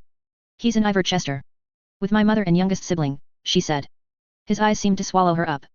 Your older sister? She said she would, she could find work in Bury, teaching. Your friends? Janice is in Chels, Tori is in Usksum. She could hear the damning scratch as the details were taken down by a doctor in the back. Please, her voice was so quiet she could barely hear it. She stared at the Duke's collar. My lord. Anything else you want to know? Sit me down, take me out of here, I'll share it if you fix my mind. Please. I will do anything you want. You've won. Except sitting quiet and giving only yes or no answers, or answering my questions, the Duke's voice murmured back to her. His tone was gentle, a light rebuke, and Avis couldn't shake the notion that this was what it sounded like when a father told their child that cookies were for after dinner. The Duke's voice, rich, deep, and authoritarian, was as a child imagined their father sounding. You hurt children, Avis. Kidnapped them off the streets, my streets, and put them on the table. That wasn't me. It wasn't the people I was working for. A blatant lie if I ever heard one, the Duke said. He kicked something under the table that held her and then changed the angle, lying her flat. Cynthia was hurt, Godwin killed. The group is in disarray, there are two factions now. One side wants to stop the academy, the other wants to stop the crown. And which are you, Avis? I'm not anymore. I won't go against you again. Stop stating the obvious. Of course nobody ever goes against me a second time. Answer the question. Which are you? I was against the crown. The others, the ones who want to hurt the academy, they're desperate, they're angry, they want to win an ever-escalating contest of strength. They have other ideas in mind. Breaking rules the academy won't. One of the Duke's doctors was positioning a tool, a mechanical arm, so it was poised above her head. A needle speared straight toward her. Her breathing picked up. You coordinated for them. Passed on messages. I did, but... You're bending the truth to put yourself in a better light, Avis, the Duke said. You convinced yourself that Percy's actions were acceptable. No. But it wasn't like he listened when I sent a letter. If I'd reacted or tried to take action, I risked my life. I had to play along, hope the others would coordinate, pull the two groups together. I know of other things you've been complicit in. The White Plague in Danes, the Ravager of Arwick. You believe in what you're doing. Short-term harm for long-term betterment. Yes. It's not so different from what the Academy does, she made it a question. The Duke's expression changed, the light smile fading away. The sacrifice of a child? No, I suppose not. I do suppose it falls on my shoulders. She wanted to inquire about that, but the movement of the machinery and the swaying of the needle occupied her attention. She didn't find the voice to question what he meant. The difference is you failed in the end, the Duke said. There will be no betterment, only harm. The mechanical arm with the needle came down, dropping a solid foot. It jerked to a stop a half-inch from Ava's eye. A doctor gripped her eye in between gloved fingertip and thumb, forcing her to look straight at the needle. The mechanical arm dropped another inch. Avis didn't even have time to vocalize a response. I believe in justice, the Duke said. Punishment where it's due. I told you the rules, you had enough time to consider them. This is your punishment, just as your decision as a whole have led to you being in this room. If and when it comes to pass that my work ends in more harm than betterment, I hope my reckoning will come. Avis managed to find the breath to speak, as a doctor manipulated her other eye, forcing her to stare up at a second needle. Please. How long have I been here? The second needle came down. Her eyes were speared, locked into position. There was no pain, not physical pain, but she knew the effect this would have on her mind and her already impaired ability to track time. She felt the gag slip into place, slithering down her throat. How long have you been here? I think that would be telling, the Duke said. The door slammed. She woke, which was a strange thing that had been happening lately. She wasn't supposed to sleep, but she took it as the resiliency of the brain, finding a way. Her entire body hurt, and she had a headache unlike any she'd ever had before. She moved her eyes, and her vision was blurry. Avis raised her arm, as she'd tried to do so many times before, and this time the restraints didn't stop her. Pages were scattered around the room. There was a matchbox sitting on a table in the corner, but it looked as though the slamming of the door had generated a gust, blowing it away from the stack of papers it had been weighing down. Her movements were ginger. She remembered what she'd been told, about alterations to her joints. Her muscles should have atrophied. Her joints were disabled, the bones shaved or implants put in to make them easy to dislocate. She could feel the pain, which meant the drugs to dull pain were no longer coursing through her, and hadn't been for a little while. She staggered across the room, nearly falling. Bending down, she picked up papers. Each was one half of a sheet of paper that had been torn in half. The order of them was hard to decipher, and the blur in the dead center of her vision made it harder still to read. Ingrained into her by years of education, the habit of reading made her eyes want to slip onto each line of tight cursive writing, instead of holding above the line, piecing together the meaning of each statement. The Duke has been visiting you less and less. I have been visiting you more and more. Soon, I think, he intends to visit you, to make you useful. If I acted any sooner, you wouldn't have been strong enough. If I acted too late, you would be his. She gathered sentences here, fragments there, not sure on the order of the pages, not when she could barely read. Injections to your shoulders and hips. Minor repairs, some minor surgery. I accessed channels outside of your room, that I knew would feed into your blood supply. Hands shaking, she sorted through the various pages. Do not look for your family or friends. You will only find unhappiness at best, and fall into the crown's trap again at worst. Be wary in seeking old acquaintances, though reasons are different.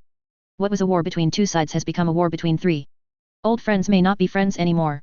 She trembled, hands unable to find the gap between two pages. The advised escape route is the drainage tunnel to Claret Hall. From there, you should be able to reach the tower by using the dark avenues between the storage buildings. The tower will get you high enough to glide over the wall. Another. Internal components and tubes have been removed on this visit. I leave you my words, which I hope you will burn, and a present for the winter holidays, admittedly belated. 2 seasons, Avis realized. I need to act, and I have no freedom. We're speeding headlong into disaster, and you're the only person I can think of who could pass on a message. Burn the papers if you have any gratitude for your freedom. The writing, she realized, was digging deeper into the page as the writer had gone on. Intensity, urgency. She could recognize the difference between papers now, the thickness of letters and amount of excess ink. She'd already read some of it out of order. She found the last piece of paper. The tallest hill outside of Radham. It has a view of the approach. The message is such, it is time to step in. Ava stared down at the paper, then crumpled it, and set it on the table, being careful to put a match to every part of it. While it burned, she set to looking for her gift. It was tucked in a corner, a small box. She reached inside, and she withdrew wings. Not hers, but similar. The bends in the wings had hook-like fingers.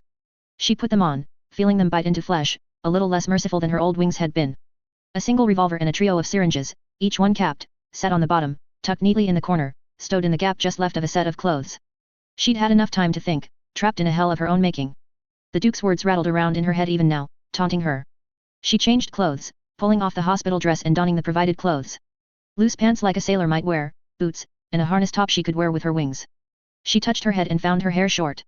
Dressing didn't make her feel more human. She felt cold inside. Her hatred for the Duke had cooled from a burning hatred to an ice-cold hate. She wouldn't bat an eye if she had an opportunity to hurt him. She knew she might destroy herself for the chance. Yet, even though she was able to collect the syringes, she found herself hesitating when it came time to collect the gun. She'd hurt people in a casual way, facilitating what she had. Letting Percy do what he had. So easy to do when she was in the stride of it, but after having had time alone with her own thoughts, it didn't sit nearly as easy. She turned away, hauling open the door, feeling grateful as her shoulder withstood the strain. The gun was left behind. Rather than let the door slam, as it had innumerable times before, she gently closed it. It was the dead of night. There were no people on the staircase leading up and out of the underground labs. She was as quiet as the situation allowed. It was dreamlike, and her altered state of awareness didn't help matters.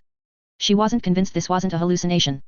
Her body was light, she'd altered her bone structure long ago, removing sections of organs to lower her body weight while maintaining the same rough frame.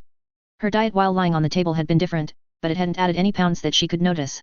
She flexed her wings as much as she was able, given the narrow space between railing and wall, and continued to ascend. Passing a hallway, she saw a pale expanse, rather than dark, barely lit hallway. Her heart skipped a beat as she realized what it was. Gorger made noise as he hauled himself out of the hallway, a matter of feet behind her. As quiet as she'd been, Gorger was loud. He covered surprising amounts of ground, feet tromping on stairs, one hand regularly reaching up to seize handholds, moving like a loping gorilla rather than a very obese giant of a man. She found the needle, squeezed out the air in the syringe, and she jammed it into her own heart. Strength, energy, perception. It flowed through her quickly, as fast as her heart beat. She was able to move faster, more securely, using her light body to its fullest, as the pain faded away. Absolute terror at what awaited her if she were caught gave her the extra push she needed. She knew she'd rather fall and die than get caught, and that gave her the courage to step up onto the railing, wings spread, and leap, aiming for a hole in the wall. Gorger saw what she was doing. Rather than give chase, he slammed his hand against the wall, hard. The underground labs rumbled. Things began to fall into place, a domino effect expanding out in 10 different ways from the place Gorger's hand had struck the wall. But the underground labs were built around a massive silo, a cylinder set deep into the ground, and the effect had to reach around the edges of the cylinder.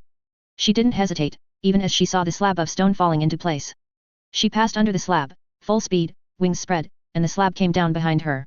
With no time to waste, knowing Gorger would be calling the alarm, she ran for Claret Hall. She passed through one section of tunnel that had no lighting. And she was back on the table, unable to move, body paralyzed, unable to breathe. A dream? A hallucination? Flashback. She floundered, struggled, and hauled herself to her feet. Without her face down in a half-foot of water, she was able to breathe again. Only a flashback. She was still running, still making her escape. But it was too easy to slip back into that same timeless place she'd spent so long. There were so many questions and not a one of them mattered. Who had rescued her? Why? By fighting forward like this, obeying the letters, she was risking doing the exact same thing that had gotten her in this mess in the first place. Reckless action, lack of forethought, approaching her future at a run, without watching her step or paying attention to what happened in her wake. She was in Claret Hall, she realized. This was tricky. The way out meant coming up out of the wine cellar, into the building. She'd plotted escape routes enough that this wasn't too hard. Into empty offices, through the washroom. A window large enough for her to fit through. She passed into a shadowy space between buildings, and crossed to another. A distant alarm was getting picked up by closer buildings. As it was heard and people found the switches, the alarm was passed on. It swept past her, and people in uniform started to exit building in groups. Soon, the stitched would be roused and directed. The academy's security would quintuple at the very least, and she would have nowhere to go. She was so fixated on watching what was going on that she didn't wholly connect to the fact that she was tramping on something that crunched underfoot. Frozen grass. Patches of snow caught mid-thaw, frozen over by rain. It would have to be spring. 3 seasons, all in all. It was a realization that spurred her on further, into the labyrinthine maze of warehouses and storerooms. Driven by fear, she made a break for the tower, the biggest open space yet. She was glad her wings were black, and not white as the old ones had been, as she approached the door. People left the tower in a group. A small army of stitched. She danced away to the side, taking cover against the side of the building. They were spreading out, organizing into groups. She had no place to go except up. With the hooks on her wings and her own frozen fingers, she scrabbled for a grip on the surface of the tower. She climbed, cold stone and petrified wood leeching her body heat with every moment of contact. Fingers scraped raw against mortar and frost, and she hauled herself up, circling around to put the body of the tower between herself and the rest of the academy. Her perception of time was something of a blessing and a curse. It let her climb more carefully, devoting her focus to the moment, but it felt like she was climbing an endless, infinite tower. Blood ran from fingertip to wrist and down to the crook of her elbow. As she got higher up, there were more windows. She gauged her ability to glide over, and she had doubts. She couldn't even guess at her chance of getting spotted, were she to climb up and over. Avis decided to compromise, raising herself up, so the bottom of the window was at eye level, peering left and right. No movement.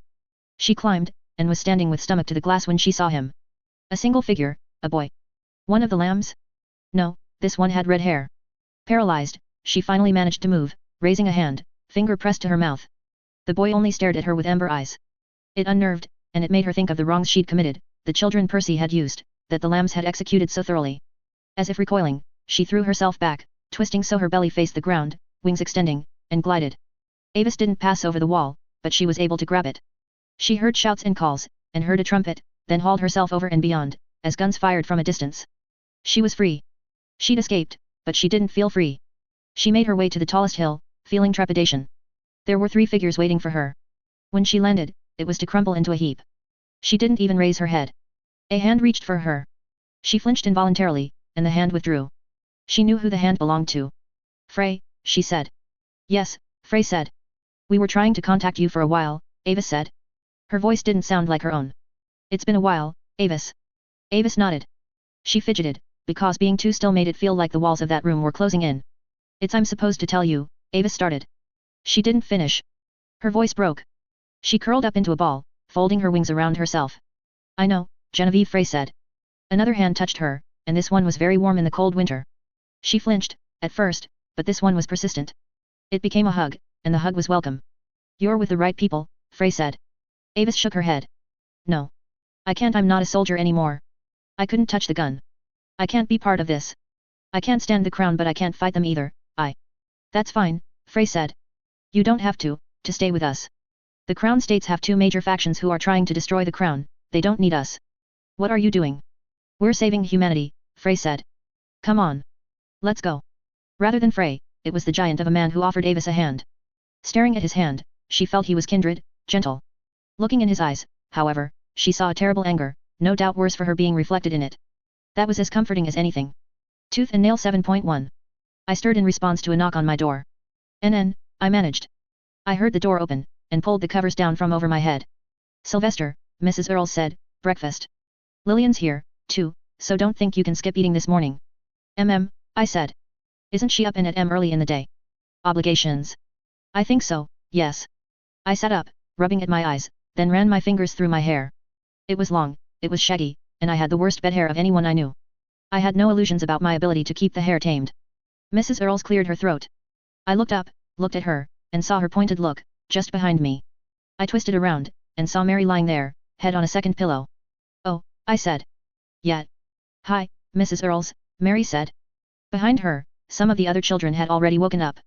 I saw Rick step into view, glance at the scene, and smirk. Mrs. Earls saw and shooed him off. I reached under Mary's pillow, she smacked my arm, and I withdrew it. Fine, I thought. But that's going to be a thing. Mrs. Earls positioned herself so that she filled the space between the door and the frame, with little chance of someone peeking or seeing past. It's my habit to avoid asking questions, she said. That said, given the situation, given that SY is 12 at most, and you're 13.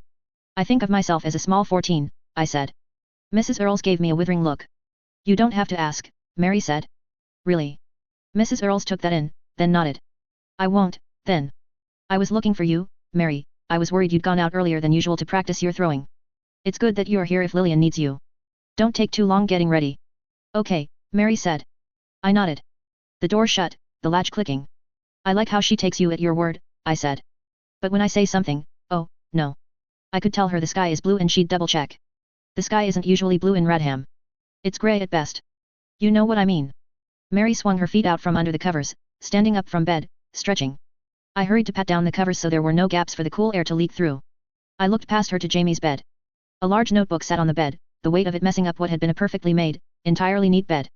I missed my morning exercises, Mary said. I'm so used to the way the sun comes into my room in the morning. Moment it slips over the top of the window and hits my eyes, I'm out of bed. That sounds like the worst thing ever, I said. Why would you wake up early on purpose? I like it. It's a good start to the day, keeps me sharp. You're sharp enough, I said, reaching under her pillow for the knife she kept there, holding it up for demonstration. Mary smiled. She reached over, touching my chin to turn my head away. I could still sort of see her in my peripheral vision. Lillian does it too. The lunatic, I said. If it wasn't for Helen, I'd think all girls were screwed up somehow. She appreciates a good night's sleep. Mary was pulling off her night clothes. I fixed my eyes on the ceiling. She sleeps with her eyes open sometimes, you know. Mary said. I know. I've done stakeouts with her. It's not the only weird sleep thing. The first night I slept here, she climbed into bed with me. Curled up beside me like a cat, no covers, no pillow, fell straight asleep. One-time thing. I don't know if it's about affection, or about dominance, or insecurity, I said. Insecurity. More rational than emotional. Keep your enemies closer is a very good tactic when you're a Helen. Ha, Mary said. I'm not joking. No, I know you're not joking, but that's clever. Someone should probably mention it to a bot, but then he'd want to keep Helen over in his lab so he can observe and train her sleep and blah to that. Blah, Mary agreed. She stepped closer to the bed, dressed enough to be decent. I reluctantly sat up, taking a second to rearrange the covers before I took the offered wires and knives. I set to arranging them, with only minimal help from her, while she brushed her hair. A minute passed like that as I set everything up. Mary made only small readjustments. Gotta ask, SY, Mary said, as I wrapped up. She walked over to the rest of her clothes, folded neatly on Jamie's chair, pulling on a skirt over her hose-covered legs. Why is this now? MMF, I said, letting myself topple over, head hitting pillow. It's been 9 months. I know. Why the change? Why now? That's a topic best saved for a group discussion, I said, looking over at Jamie's bed. I can recall at least 3 times where you've said something like that, and then you didn't bring it up again. Can you? My memory isn't that good. She gave me a look, finishing buttoning a blouse over her camisole. Okay, she said, pulling on a sweater. She bounced on the spot, making skirt and hair move and sweater settle into place, then turned to me. You don't have a mirror, so I have to ask you for the verdict. Very pretty, I said. Good answer, she said, seeming satisfied. She smoothed out a wrinkle. I should go wake up Helen. Yeah. Here, you'll need this, she said, tossing the brush at me. I let it fall against the covers. If you're not out of bed by the time I come back down the hall with her, I'm going to have her wake you up. I groaned. I could give her suggestions on what to do to you, she said, as she opened the door, peeking out. What's the most humiliating hold? I'll be out of bed, don't worry. Or maybe I'll get her to chew on you. I'll be out of bed. And dressed. And dressed. Go away. Mary smiled and closed the door behind her. I climbed out of bed, stretching. I shivered a little at the cold, then pulled some clothes out of my dresser. Some shirts were Jamie's. I hadn't grown nearly as much as I'd have liked over 9 months, but it was enough to need a different set of clothes, and Jamie had been a bit taller than I was. Button-up shirt, pants, suspenders, jacket. I used Mary's brush to try and fix my hair, gave up, and pulled a boy's cap over it. I emerged just in time to run into Mary and addressed and combed Helen. Helen had her head on Mary's shoulder. As she saw me, Mary gave Helen a light push. Helen staggered my way like a bad stitched. I said, monotone, a mock cry as Helen draped herself over my back, arms over my shoulders. She swiped my cap off the top of my head, then lightly bit my scalp. ARR, she said. You overheard. I told her, Mary said.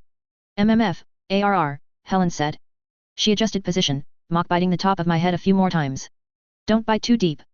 SY meat is poisonous. That's totally not true, Mary said. We don't know it's not true, I said. I know my blood is poisonous, chemicals floating in it. Stands to reason the rest of me is a little poisonous.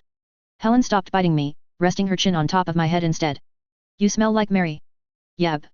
Probably, but could you not mention that in front of others? Mary asked. MK, Helen said. Then she made a snoring sound. More than half asleep. We made our way down the stairs. Helen synchronized her steps with mine, so she wouldn't come down a step a half second after I did and end up driving the hard point of her chin into my skull. As we rounded the corner, making our way down the last leg of the stairs, she pulled away, straightening. She transferred the hat back from her head to mine. Good morning, Helen. Eliza, Fran, and Iris called out in sync. Good morning. Helen said, bright, cheery, without a hint of sleepiness. I rolled my eyes. I rounded the dining table to collect my plate of breakfast, putting a hand on Lillian's head to rock it left and right until she knocked my hand away in annoyance. Gordon said, looking up from his plate. Sit here. I gave him a suspicious look, then gave a more suspicious look to the rugrat sitting beside him. Albert. Why? Because Al here keeps feeding hubris. I bent down to peek under the table, at the mutt, then stepped over the bench, interjecting myself between the kid and the beast. Mary and Helen found their seats as well. With Lillian present for this morning's breakfast, we naturally filled the empty spot on the bench. Just let this meal go by without incident, I thought, staring down at the plate, methodically shoveling food into my mouth. Sausage and mashed potato with onion and boiled vegetables of some sort I'd never seen before. Don't let this be a bad day. With last of us served, Mrs. Earls headed off to start getting the little ones ready. I saw her leave, and I saw Rick watch her leave. I sighed a little. So, Rick said. Smug bastard. Smug, round face, smug hair, smug fat ass. Rick, no, Gordon said. Whatever it is, no. You've been on my case for the last year, practically, Rick said. 9 months, I said. Don't respond. Rick, shut the hell up, or I will beat you, Gordon said. Jamie's in the hospital, fine, but you keep making me out to be the bad guy, and I've done and said nothing wrong. Even if we agree that's the case. It is, unless you can tell me what I've said that's so awfully bad, Rick said. Even if we agree that's the case, Gordon said, you and SY don't get along. Sy's missing his best friend. I clutched my utensils tighter. And the very best thing you can do is to ignore him. I don't think it's fair that. Ignore him, Gordon said. The little kids who hadn't finished eating were staring, silent. Talking very slowly, as if he was spelling things out to a small child, Rick said, I don't think it's fair that I live in this house and there are people who also live here who I'm forbidden to talk to or talk about, through no fault of mine. I feel like I and others are kept in the dark sometimes. Life isn't fair, I said. There were 100 different things I wanted to tack on to the end of that sentence. There were statements about why Rick hadn't been adopted yet that might have made the smaller children cry, and mentions of Jamie that might have made the smaller children cry. I figured it was better to leave things unsaid than to make Mrs. Earls mad at me. That's well and good, but I want to know what the rules of the house are. Gordon rose from his seat. He stood there, hands on the table, staring Rick down. Anyone else might have backed down, but Rick only smiled, playing at blithe ignorance. If you need to question the rules of the house, ask Mrs. Earls, Gordon said. Okay, Rick said. All right. I don't know what bug crawled up your rear end to make you this strange this morning, Gordon said. Ew, Francis said. But nothing's changed. Leave SY alone. Leave the subject of Jamie alone. Okay, all right, Rick said, throwing his hands up in surrender. The meal continued. I was making more progress than usual, just focusing on eating, eyes on the food. Are we traveling? Mary asked, conversationally. Looks like, Lillian said. School project. We're going to be gone for at least a week. Which train? Helen asked. It's the train with the tea cart you like, Lillian assured Helen. Helen smiled. Been a while since we traveled, Mary said. We've been busy enough, Gordon said, as he settled back into his seat. But it's been very low-key, Mary observed. If they're sending you out to get us, that means early train. Yep. Which means we're rushing, but not so much we're having to skip breakfast. Yep. And we're probably meeting someone. Let's hope, Lillian said. Rick said. I gripped my utensils tighter again. I could sense Gordon tensing beside me. Hubris, under the table, was reacting to Gordon's body language. It's kind of rude to talk in code, with everyone else at the table. Code? Francis asked. There's no code, Gordon said. Why don't you mind your own business? Why don't you try carrying on a conversation that includes everyone else at the table? Rick asked. I had the impression he was actually irritated enough to show it, for once. Like, say, Mary, why weren't you in your own bed last night? Do you have anything to tell us? I sighed. I could see the look of confusion on Lillian's face. Mary was shaking her head. She signaled something at Gordon I didn't catch. Unbeknownst to Rick, Gordon shifted position in his seat. Are you and SY a thing now? The bench, complete with me and the other 3 people on it, scooted backward, as Gordon pushed it back from the table. I reached for and grabbed my bowl, holding it back out of the way as Gordon traveled around the length of the table to a wide-eyed Rick. Rick was only half out of his seat when Gordon hauled him up and over, throwing him down against the ground. He let Rick get halfway to his feet, then threw the boy into the wall. Mrs. Earls. Eliza screamed, shrill. Rick was bigger, Gordon was stronger. Every time it looked like Rick was going to get his bearings, Gordon shoved him, or drove him back into the ground with the sole of one foot. If you do that again, I'm going to hit you back. Rick called out. Step outside, Gordon said. I'm not. Gordon shoved Rick again. Rick's head cracked against the wall. I saw some of the girls wince. Helen was among them, but I knew it was for show. Rick raised his hand, starting to throw a punch, and hubris closed the distance, biting his sleeve, stopping him short. Gordon punched Rick in the collarbone, driving him down to the ground, then grabbed him, sliding him out and through the back door. There were 3 stone stairs Rick had to roll down to reach the backyard. I knew, though I didn't have an angle to see it happen. Shame. I continued eating, polishing off my breakfast. Mrs. Earls came down the stairs, took in the situation, and then stepped outside. I met Lillian's eyes, measuring the confusion and the hurt, and shook my head. She gestured under the guise of fixing her hair. Lie? I nodded a little. I could see her relax a little at that. She had the best vantage point to see the fight, from the end of the other bench. I guess I need my luggage. I asked. Yeah, Lillian said. Be right back, I said. I took my dishes to the sink, rinsed them, and put them on the drying rack. I glanced at the trio of Mrs. Earls, Gordon, and a very sorry-looking Rick before taking the stairs 2 at a time to go upstairs. A set of luggage was always packed, ready to go at a moment's notice. Still, I undid the clasps and opened it up, revealing a collection of clothes weighed down by 2 notebooks. If someone unpacked the clothes, they'd find the pistol and ammunition, vials of poison, and various small supplies and tools. I walked over to Jamie's bed, picked up the notebook there, and put it inside the luggage case, before closing it up again. Heavy, but I didn't mind. Next best thing to having you along with, hey? I asked the empty side of the room. I ran my hands down Jamie's shirt, making sure I hadn't been splashed with anything when Gordon pushed away from the table, or that little Albert hadn't dripped on me. I ran my hands through my hair once more, found a tangle, and pulled through it. Yeah, I said. Next best is pretty fricking lousy. I closed the door behind me. The train car rolled back into motion. People were mostly heading into the city, and those leaving were mostly made up of soldiers and stitched. 7 of the 8 train cars were occupied with military forces, the 8th was made up of people. We'd been placed in a military car, but even then, we'd kept conversation to milder things. When the single squad of soldiers entered and found places to sit on the other end of the car, I said, I think we're good to have a proper discussion. The Duke told Hale the specifics of this job, and Hale told me to tell you, Lillian explained. Look who's moving up in the world, Lil Miss Lillian, doing the briefing. Lillian kicked at me. What are we after? Gordon asked. What we know is that some major players have disappeared from cities where they had bases of operations. Leadership for the Firebrands and the Spears, doctors working for either side, some experiments and projects they were keeping an eye on, most picked up and moved. Something about the timing of it, it raised eyebrows. From the way she phrased that last statement, I figured she wasn't sure about her recall. You're doing fine, Mary said. It makes sense. Lillian returned the praise with a smile that had little confidence. Or was it because it was Mary? Both groups up and leaving at the same time. They're communicating, I said. They are, Lillian said. Which is strange because the ideologies have been diverging. There's even been skirmishes between the 2 groups, right? Right, Gordon said. He had a minor scuff mark on his nose, but it was his only wound from what had been a pretty thorough thrashing of Rick. I suspected it was from an unexpected swing of the arm as Rick flailed around, rather than anything intentional on Rick's part. Hubris was in the train car with us, draped over the seat next to Gordon, head in Gordon's lap. The animal was a fighting breed, square-headed, eyes obscured by bushy brows. Even with the coarse, rust-colored fur that covered him, Hubris' raw strength was apparent at a glance. Skirmishes between 2 groups, now sudden cooperation. The higher-ups are pretty sure that someone's stepping in. There's some speculation that Cynthia is healed and ready to coordinate, Lillian said, but, well. We know she's been active on and off, I said. Working for the Spears, focused on the crown. Could be a deception, Gordon said. Could, I admitted. Most of the people who've been paying attention agree it's Frey, Lillian said. We have spies paying attention to the trains and roads, and we're pretty clear about the city they've gone to, but we don't know where. A diplomatic meeting, Mary said. All of our enemies in one place. That's the expectation, Lillian said. If the Academy brings too much force to bear in advance, we might scare them off. If they move blind, they risk missing the window of opportunity when they can't find the targets. We're part of a limited scouting force, working with a few others. Dog and Catcher will be there, but it'll mostly be groups from other academies. They spent the initial momentum, Gordon said. They needed victories to carry that momentum forward, and they didn't have enough of those. Losing Cynthia for as long as they did, they took the only option they had, splitting up, narrowing focus, trying to reinvent themselves based on area and personalities, in order to revive things some.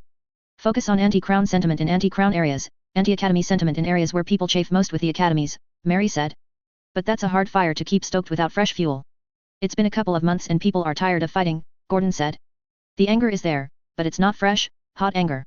War peters out, things mostly settle until the next big excuse, the next war, the next revolution, whatever, I said. Both sides know it, banding together is the only way to stay strong enough to stay in the fight, but ideologies have diverged too much, they've been competing with one another, they need someone very strong or very clever to unite the groups. The person who started the war in the first place, Lillian said. Not that they know that. Mary leaned forward. They're not stupid. They're going to be covering their asses 7 ways from Sunday. Bodyguards, protection, counter-assassins. I nodded. I guess they've decided we're ready. No more soft lobs to the lambs. We tackle this one man down. About that, Lillian said. Ah, I said. I brought my head back until it rested against the window. I jinxed it. Sorry, Lillian said. Ashton. I left the other half of the question unasked. I don't know, she said. There was a long, painful pause, then she said. He's been in classes with. Okay, I said, cutting her off. Silence lingered among the lambs. Okay, I said, a little more brightly. You knew, didn't you? Mary asked. This morning, when we were talking, you said there was something to discuss later. I spread my arms. I've been peeking at files now and again. Keeping tabs. It doesn't matter. I knew it was coming. They're buffering our numbers. And I'm having trouble dealing, in little ways, while that weighs on me. How long until he shows? I asked. If not tomorrow, then the day after, Lillian said. We finish before then, I said. If he shows, he shows. But we'll have this wrapped up. Gordon said. It's going to be disruptive, okay? I said. Newbie joining the group? Because he will be new. There's adjustment, anytime we add someone. There's emotional stuff to deal with, I admit it, I'm going to have to get a handle on it, and I'm probably going to suck at it. I know the rest of you will too, to varying degrees. I looked between each of the lambs in turn. I've been upfront about how I'm doing and how I'm coping, so you aren't surprised. What I'm saying there, it's part of it. You know I'm right. Given what we're up against, I don't want any wrenches in the works to make it even harder, for you guys, for me, for our plans, for coordination. We do this clean, we do it in top form, and we do it fast. If he shows, he finds the job done. You know you can't run away from this forever, Gordon said. If we succeed, we might scatter them to the wind, and we're going to get a half-dozen missions one after the other, chasing after the most dangerous and cunning of the survivors, cleaning up. If we fail and Frey comes out ahead, then we're going to be asked to deal with whatever messes she concocts. There won't be downtime like we've had. Maybe, I said. Likely one or the other, If they think we're ready to get back into the game, we're going to have to be ready. You're going to have to deal with the adjustments without breaking stride. He wasn't talking about Ashton. Probably, I said. Just making sure you know. I know, I said. He reached over to give me a pat on the shoulder. The train slowed. My eyebrows went up, and I twisted around 180 degrees to look out the window. I turned, asking Jamie, does the map? I finished turning, pausing as I looked at the pale white curtain beside the window, opposite me. It had looked different out of the corner of my eye. Forgot. We're there already? I asked, barely missing a beat. Nobody commented, except for Gordon to say, we were on the outskirts of town. We're heading into the city proper. All right, I said. I managed a smile. Good debrief, Lil. Thank you, she said. Then she kicked me, hard. But don't call me Lil. I smirked. The train slowed to a halt. The soldiers in the car with us waited patiently as we collected our luggage. We made our way out onto the platform, doing what we could to work through the crowd. It didn't even need to be said, but if we could keep an eye on the train stations, they could as well. Our quiet, careful movements were interrupted as we collectively came to a halt. The soldiers in front of us had, too, so it wasn't too damning. Heads craned, and we stared.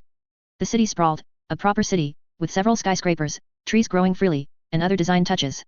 One building looked like half of it had been peeled away to reveal a great stone giant, flensed of flesh but not muscle or organ.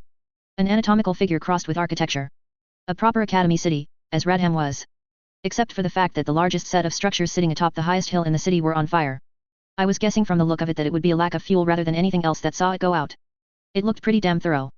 Don't suppose that's our rendezvous point? I asked. It is, Lillian said. Hey, I said, brightly. That's inconvenient. Tooth and nail 7.2.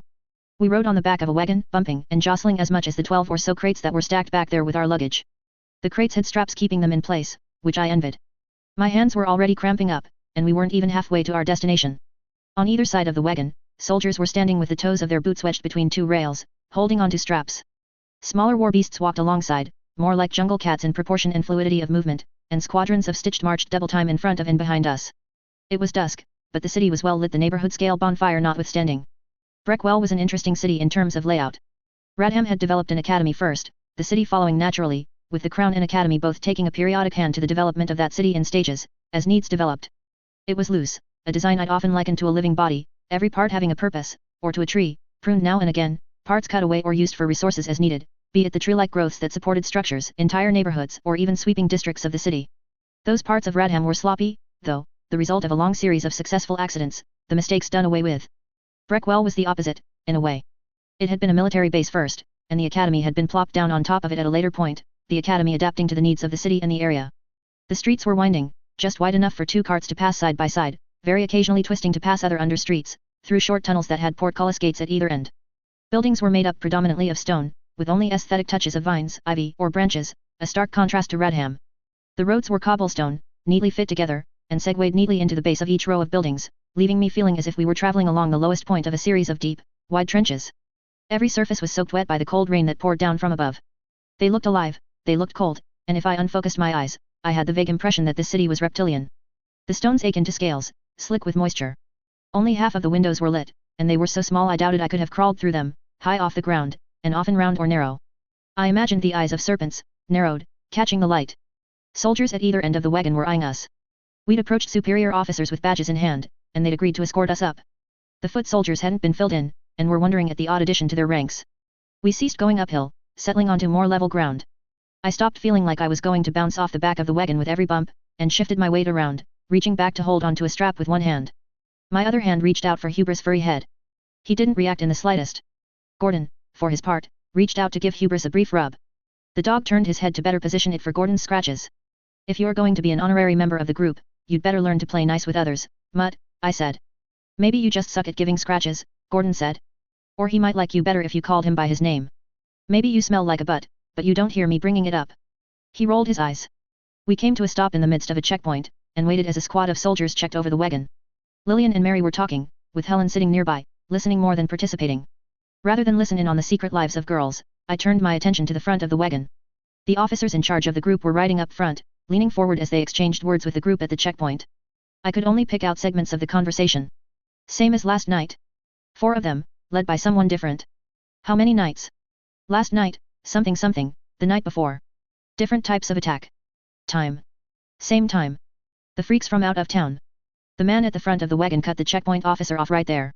I saw him turn his head to look our way. I raised my hand, giving a short wave. Them. From Radham. There. The lambs.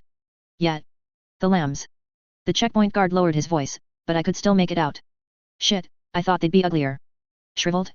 Or like small stitched? Nope. Apparently they look like ordinary children. Hey. I watched as the search of the wagon progressed to the back. I raised my arms, feet still dangling over the end, and patiently underwent the pat-down. Mary faced a little more trouble. I have weapons, Mary said, I don't want you to be surprised. Hands on your head, the soldier told her. You're not listening to me, Mary said, not listening. If you pat me down and you aren't careful, you're going to get cut. You. Helen grabbed Mary's wrists, lifting her hands up, before firmly pressing them down on top of Mary's head. The guard pat her down, his expression changing as he stopped mid-pat. I'm telling you. SHH. I looked from the scene to the commanding officers, who were still embroiled in a discussion. Interesting that he hadn't called for his superior officer's attention. What was the relationship like, there? Let's see if this works. I leaned closer to the other side of the wagon, where the girls were. Sir. Quiet, he told me, automatic, sounding tense. Grumpy fellow. I pulled out my badge. We're the lambs. I saw his expression change. Momentary confusion, then he pulled the particulars from memory. The uniforms who were at either side of the wagon reacted, murmuring quietly among themselves. Hey, the man said. He squinted at the badge. He indicated the superior officers, they know about this. They're discussing us right now, I said. Hey, he said. He let go of Mary, gesturing that she could put her arms down. He looked at us, giving us a concerned look. The man in uniform who'd been patting me down commented, I thought you'd look more like dolls or something. Your boss just said something like that, I commented. What stories are they telling about us, anyway? The slaughter in Whitney, he asked. Group passed through to get information on prisoners of war, brought back stories. Oh, I said. Yeah, that was a night. And some man in Iverness. Every other bone in his body broken. Don't remember that one. The lonely man, Gordon said. Oh. Yeah. That was me, Helen said. Might have been better if we didn't actually broadcast who we were and that we're here, Gordon commented, under his breath. They know we're here, I said. If they don't know already, then they're so incompetent we don't need to worry in the first place. Don't do that thing where you get in a mood and start taking chances, Gordon said. I'm not. I'm being realistic. Yeah, he said. Hubris nudged his arm, and he gave the dog a scratch. What's with the fire? I asked one of the soldiers. Third attack in as many nights? Same time of day. Yeah, he said. Except this one is bad. Everything they could set fire to, they did. Mostly stone there, but they got indoors, and floorboards are floorboards. The library is the part that's going to hurt most. Oh no. Lillian said. I really wanted to see the library. It was overrated, one of the soldiers said. By his badge, he was one of the ones who looked after the stitched who were lined up against the walls of the tunnel. He was young, fresh-faced enough I doubted he could grow facial hair if he wanted, and kept straight, neatly parted black hair under his military cap. Professor Tobermory talked it up quite a bit, but it's small, more about decoration, hunting trophies on the wall. I think anyone who had anything nice to say about it had a lot of drink pushed at them by Tobermory. It was that bad. Don't know, the man replied. I wasn't impressed. Phooey, Lillian said. You're a student, the young man asked. I thought you were a lamb.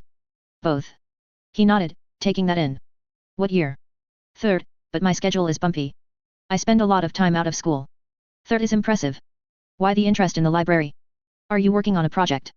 I'm starting to think about it. I have to do a project next year, I don't have a lot of free time, and I keep hearing that the subject of my project opens and closes doors, and that goes double for me, because I don't have a lot of time to study.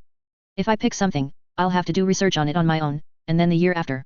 You'll want to focus on things you have some grounding in, things you researched. I ran into the same thing. Lillian nodded. End goal, he asked. Where are you hoping you end up? Professor. The young man barked out a short laugh. I could see Lillian deflate a little. I remember when I was aiming for a black coat, he said. Gave up on that pretty damn fast. Yet, Lillian said, rather less enthused than she had been a moment before. I paid more attention to the scene. Lillian's reaction to the man, her body language, the way she was almost wringing her hands, while sitting up straight.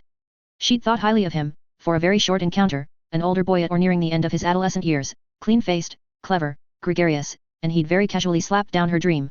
It's hard, even without the politics, the fact you need some luck, you have to innovate, break new ground in a way that turns heads. Take it from someone who took some first steps on that path, it tears you up and grinds you down. Yeah, I suppose. I don't. Lillian started. Sir, I cut in. In doing, I interrupted Mary's conversation with another soldier, and made Huber's head rise. You're forgetting something. What's that? The young man asked. She's a lamb. She's very good at what she does. She already has discussions with doctors and professors on a regular basis. She's at or near the top of her classes, and she's doing it while we drag her away from classes and into one bad situation after another and ask her to patch us up after the fact. Becoming a professor is hard, I don't blame you for crying, uncle, sir. I saw him bristle at that. I shrugged. But she won't give up. Not like that. I don't see it. Nobody who's worked with her sees that happening. Agreed, Gordon said. The young man in uniform threw up his hands, wasn't saying anything of the sort. Ah, is that so? I asked. I didn't break eye contact, boring into his eyes with mine. I must have misunderstood you. I beg your pardon, sir. I'd put him on the spot, more than a few eyes were on him, they saw the little dominance game, and they were anticipating his response. He was a nice guy, probably, but one who carried weight on his shoulders, his own past failures coloring his perception of things. He likely believed that becoming professor was a fool's journey, his intent had likely been pure in saying something to steer Lillian off that path. It might even have been done with a friendly mindset, in the same way one might counsel a young friend against getting a permanent set of horns grafted onto their forehead at a back alley doctor's. But who the fuck needed friends who tore them down rather than building them up, good intentions or no? He was frowning at me, not breaking eye contact. I'd challenged him. Now he couldn't win here without a crisp retort or getting indignant. I could play off either. Backing down would be a loss, in a sense. His eye flickered to a point behind me. He smiled, and it was a sly, smug smile, nothing of concern. Ah, his superior officer was watching. The slyness and smugness hadn't been directed my way. He was a man who didn't respect the man in charge. The best thing he'd get to a draw. Moving, the superior officer in charge of the wagon called out. Soldiers who had stepped off the rails at the side stepped back on. I reached for and grabbed a strap with a fatigued hand. When I glanced Lillian's way, she gave me a small smile, before turning back to Mary to resume their conversation. That conversation was cut short. The officer in charge of the wagon spoke, his voice traveling back to us. They're attacking us on a schedule. Tonight's attack was worse than the prior two. Men and women with combat stimulants, some with scarred faces and hands, some as quick and stealthy as anyone they've ever seen, might have been more stimulants. I glanced at the others, gesturing. Don't know. Plague men. Ghosts. The plague men and ghosts were supposed to be on opposing sides. After the second night, the people in charge recognized it as a distraction. They divided forces tonight, trying to root out whatever it was they're trying to distract us from. We didn't have enough people in place, that stealthy group slipped past us, did a lot of damage, as you can see. I turned my eyes upward, looking past the roofs of nearby buildings to the blazing academy structure. Expectation is that they found out when the first superweapons showed up, and that's when they started with the distractions. Who's here, sir? Gordon asked. Dog, catcher, Ryman, Petey, and the engineer. Some of the weird ones, Mary observed under her breath. I don't recognize all of those, I commented. Petey. He's our age, Gordon said. Kind of. If you. The officer at the front cut Gordon off. Possibly intentional, a dominance display. Well, it had been rude to start a conversation when he'd been midway through talking. You'll want to talk to the people in charge about where you'll be setting up, and about calling for help if you need it. Yes sir, Gordon said. The man nodded without looking back our way, and then fell silent. If they're reacting this violently to the presence of academy weapons in Breckwell, there might not be a need to hold back. We could call for help now, Gordon said. By the time it arrives, things could be underway. We don't want to scare them off or tip our hand, I said. I'd rather resolve this or make significant headway before anyone arrives. You're still wanting to rush, Gordon said. Yeah, I said. Why don't we at least talk to the other weapons before we make any decisions? Mary asked. I don't know how touchy they are. Some are touchy, Gordon said. The 3 we haven't met are loners, they work alone, for smaller academies. Then let's not offend them. We include them in discussions, Mary said. Agreed, Gordon said. We passed beneath a quadruple set of portcullis gates, entering into the most open area of the city yet. The sprawl of the local academy and plenty of open fields for military drills. Promising weapons from other academies are trained alongside their handlers to work alongside squads and armies, here. Academy students with great minds for strategy and military cadets with a good mind for learning the particulars of academy science are brought here to learn to become officers. Or were, with emphasis on the past tense. The fire was bad. Buildings that should have weathered the blaze were sagging. Stitched brought canisters of water, and academy soldiers connected hoses and manually pumped levers to force it out. They might as well have been throwing thimblefuls of water on a campfire. Yet they kept at it. Sir? I asked. The man at the front twisted around. You've been here before? You're familiar with the area. I have and I am, why? Most academies have a last-ditch super weapon. Are you familiar with Breckwell's? The Breckwell beast. Last report I heard said it was awake but sedated, ready to go with a few minutes of notice. Gordon whistled a little under his breath. But I didn't care about the beast, here. I'd been more interested in his prior answer, his familiarity with the area. I was getting a sense of how things worked here. People new to the area would adopt that particular way of doing things, picking up on both the good and bad habits. Thing was, I was seeing a lot of bad behaviors. The way the soldiers had reacted to the superior officers, hesitating before bringing something to their attention, the fact that the officer hadn't filled his men in on who we were, it spoke to a general lack of communication between tiers. There was a flaw here, one I suspected our enemy was smart enough to exploit. There were the guys on the bottom, and there were the people on top, and the ties between the two didn't feel particularly strong. Some damn idiotic things could happen when that was the case. Like good soldiers and good water being wasted on a task, because the people at the top were insisting the fires be put out, and didn't care that it was an impossible task. Sir? One more question. I could tell he was irritated at this point, but he turned and gave me his attention. I'm just guessing here, but is the person in charge of Breckwell an utter prat? Gordon dropped his face to one hand, shaking his head. Beg pardon. Is he a ponce? A dimwit? Does he not know what he's doing? I won't dignify that question with an answer, and I'll thank you to watch what you ask me in the future, he said. He turned around. I turned my attention to the soldiers that stood on either side of the wagon. 1 or 2 were smirking a little. I mouthed words. Is he? I could make out the movement of their lips in their silent responses, and even if I couldn't lip read, I could use guesswork to figure it out. Massive prat. The moment the wagon slowed, I was hopping down, dragging my luggage down after me.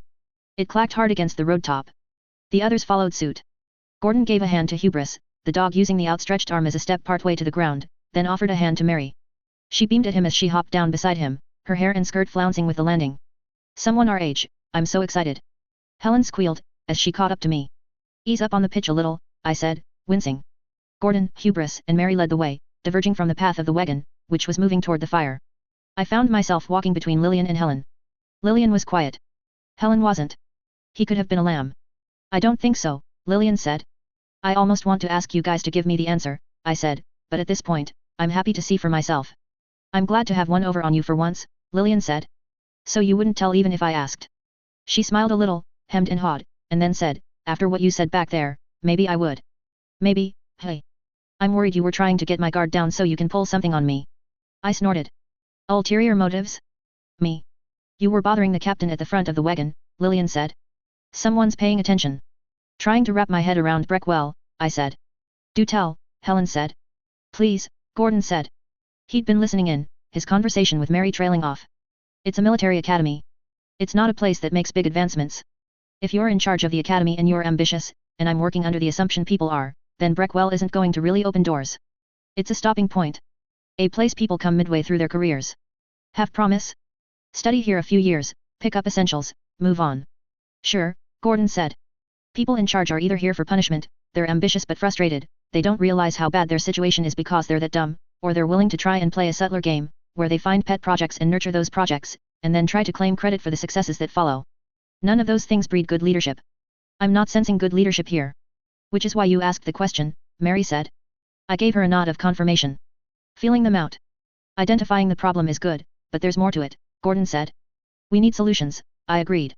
With a gap between the leadership and the people on the ground, maybe we insert ourselves in as middlemen. Maybe, Gordon said. Worth watching out for. I nodded. I realized why Gordon and Mary were walking in this particular direction. There was a smaller fire burning, and 3 corpses were draped around the body. 2 odd figures were standing by the fire, and I realized that they were our fellow weapons. The people we'd be working with for this particular mission, at least until help came. Dog and catcher not present, 1 missing. The woman was middle-aged, and she looked frumpy. Her hair was well looked after and her clothes were nice enough, but neither looked like a good match to her body type or particular appearance. She wore a jacket with a pattern on it, left open to show a heavy apron, more like something a blacksmith might wear, only accentuating a protruding belly on an otherwise narrow frame. Her boots were clunkers. Her hair was short, and she didn't wear enough makeup to tie it together. A bit of blue eyeshadow might have worked. The old man was, I knew at a glance, the Rye Man. His hair was grey, his skin wrinkled in a way that carved deep into his face, and his bushy eyebrows went with a perpetual grin.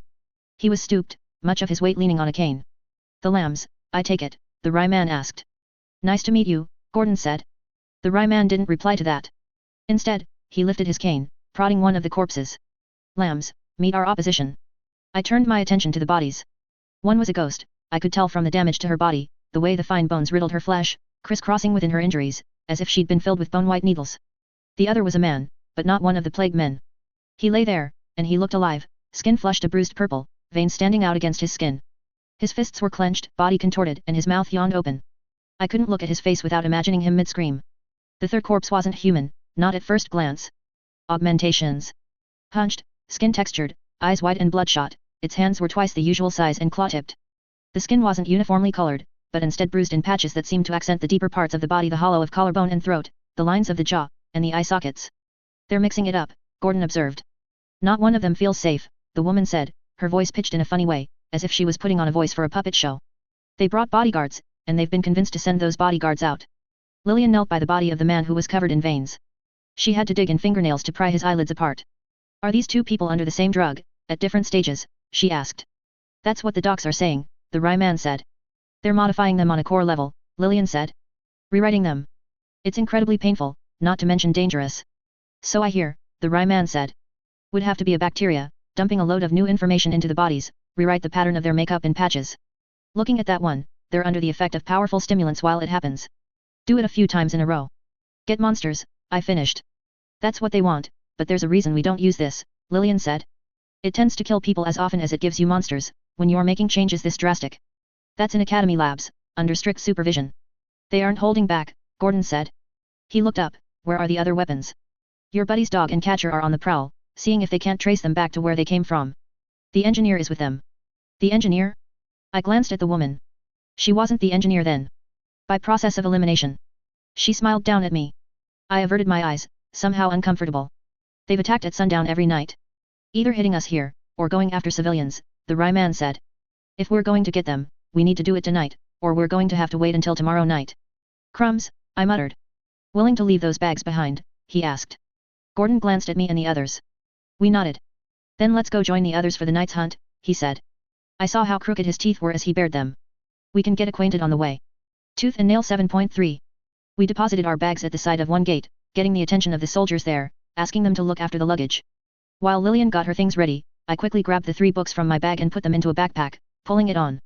Heavy, but not so much it would weigh me down or impact my performance. Wasn't willing to leave Jamie's books behind. No way, no how. I get to try my new ears, Helen was telling the woman with the apron. New ears? Gordon asked, turning around.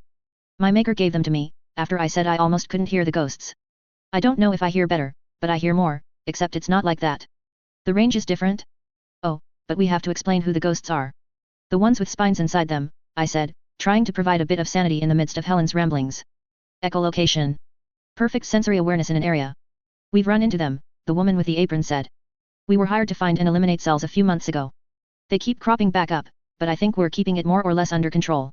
I adjusted the straps on my backpack, ignoring the looks from the others. They still weren't asking or saying anything about it. We set off through the gates. I got new ears, and Professor Ebot is changing some of my joints around, because he wants to make sure I develop right as I grow up, without anything getting too rigid, so my shoulders and hips feel a little funny right now, and he's talking about shaving bones and putting in bone spurs, and, what else? That's a lot of changes, Mary said. Because I'm starting puberty, I felt a bit of a chill. Just to the side of me, Gordon muttered something along the lines of, "Oh hell. I actually started half a year ago, but it feels like I'm ready now, and because I won't change unless he makes me change, and I could look really weird without the right attention, he's been plotting out what I need and what works and things." "The Abbot?" the woman with the apron asked. "Yep. And he's going to make me more dangerous and he's going to make me gorgeous." "You are gorgeous, dum-dum," I said. She smiled at me. "Out of the mouth of babes," the Rye man said. "Hey. I envy you your ability to say what comes to mind. It isn't so easy when you're a hideous old man." "I dunno, I think I'll still say stuff like that when I'm grown up," I said. "If I grow up." "Helen is gorgeous." She was put together with an artist's hand. Helen nodded, then smiled, but I'm supposed to be gorgeous enough in 2 or 3 years to lure in the sort of man of weaker morals." "That's a different kind of gorgeous." "A touch disturbing," the Rye man commented. "Helen's not usually this talkative, just so you know," Gordon said. "I like new people. I get excited about new people, and I'm excited about getting improved. The disturbing part of it is typical for when she does get going, though," I said. "Pooh to you both. I envy you," the woman with the apron said. "It sounds nice. You're Petey, right?" "Yes. I've heard about you. How's your body doing today?" "I'm so-so, thank you for asking," the woman in the apron said. "I'm good to fight if I have to." "We might have to," Gordon said. "There's apparently enough of them in town that we're going to run into someone. Or something," I added. "I'll be ready," Petey said, smacking one fist into the flat of the other hand. I wasn't sure but I suspected I could have been more menacing than she'd been in that moment. "I don't like the layout," Mary said. "There isn't much cover, there aren't many good vantage points, and everywhere we go, people are watching us from those tiny windows." "It's after curfew," the Rye man said. "The fire got a lot of people's attention. They may be keeping an eye out for clues about what's happening." "I don't like not having escape routes," Mary said. She looked up. "Can we get up to the rooftops and use them to navigate? I'd feel like we had more freedom." "We can. There aren't many options to get up onto the rooftops, and the ones that do exist are watched," the Rye man said.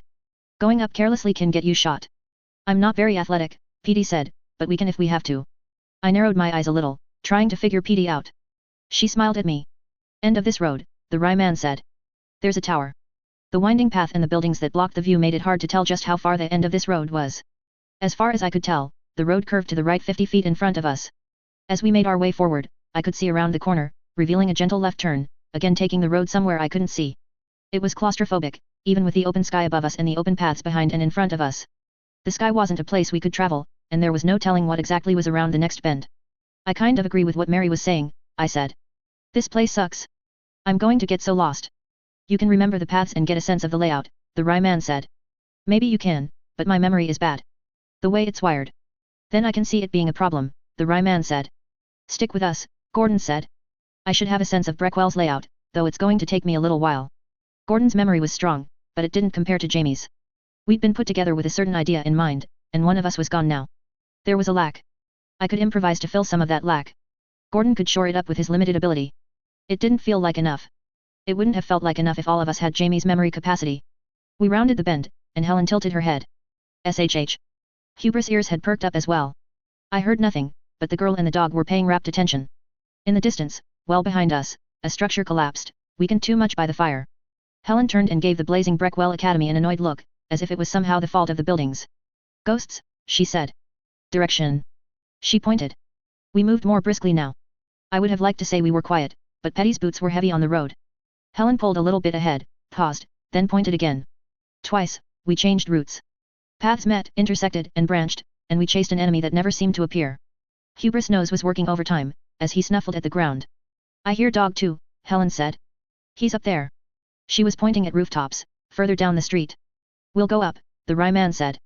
The streets wound like snakes in the midst of death throes, lined on either side by narrow 2- and 3-story houses that bled into one another, most houses set with one directly to the left, right, and behind. I could see treetops where there were wider gaps between houses left some space.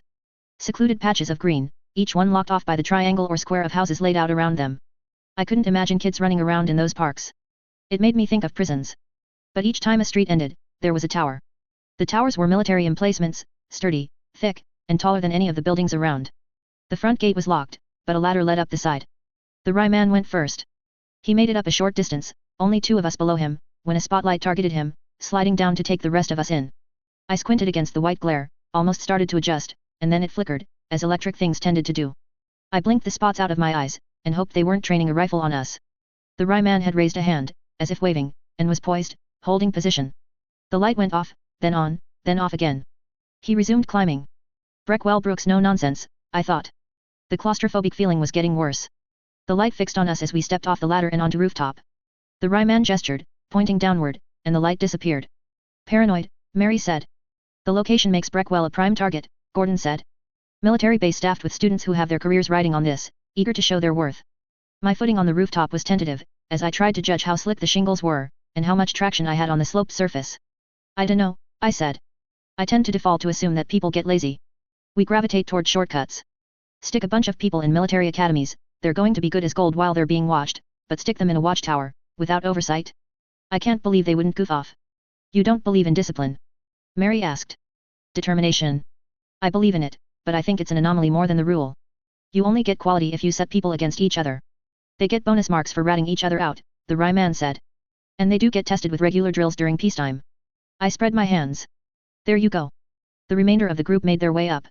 Helen had hubris under one arm, and was climbing the ladder one-handed. She handed off hubris to Gordon, then stepped up alongside the rest of us. Petey followed, huffing, with Lillian last. You're a solo operator? I asked Petey. I am, yet. And what you said before, you've cleared out an entire cell of ghosts by yourself. SY, Gordon said, don't be rude. I have, Petey said, in the same moment I said, I'm not being rude. Be nice, Gordon said. He kept a hand on hubris' side, but the dog wasn't having trouble walking on the shingles.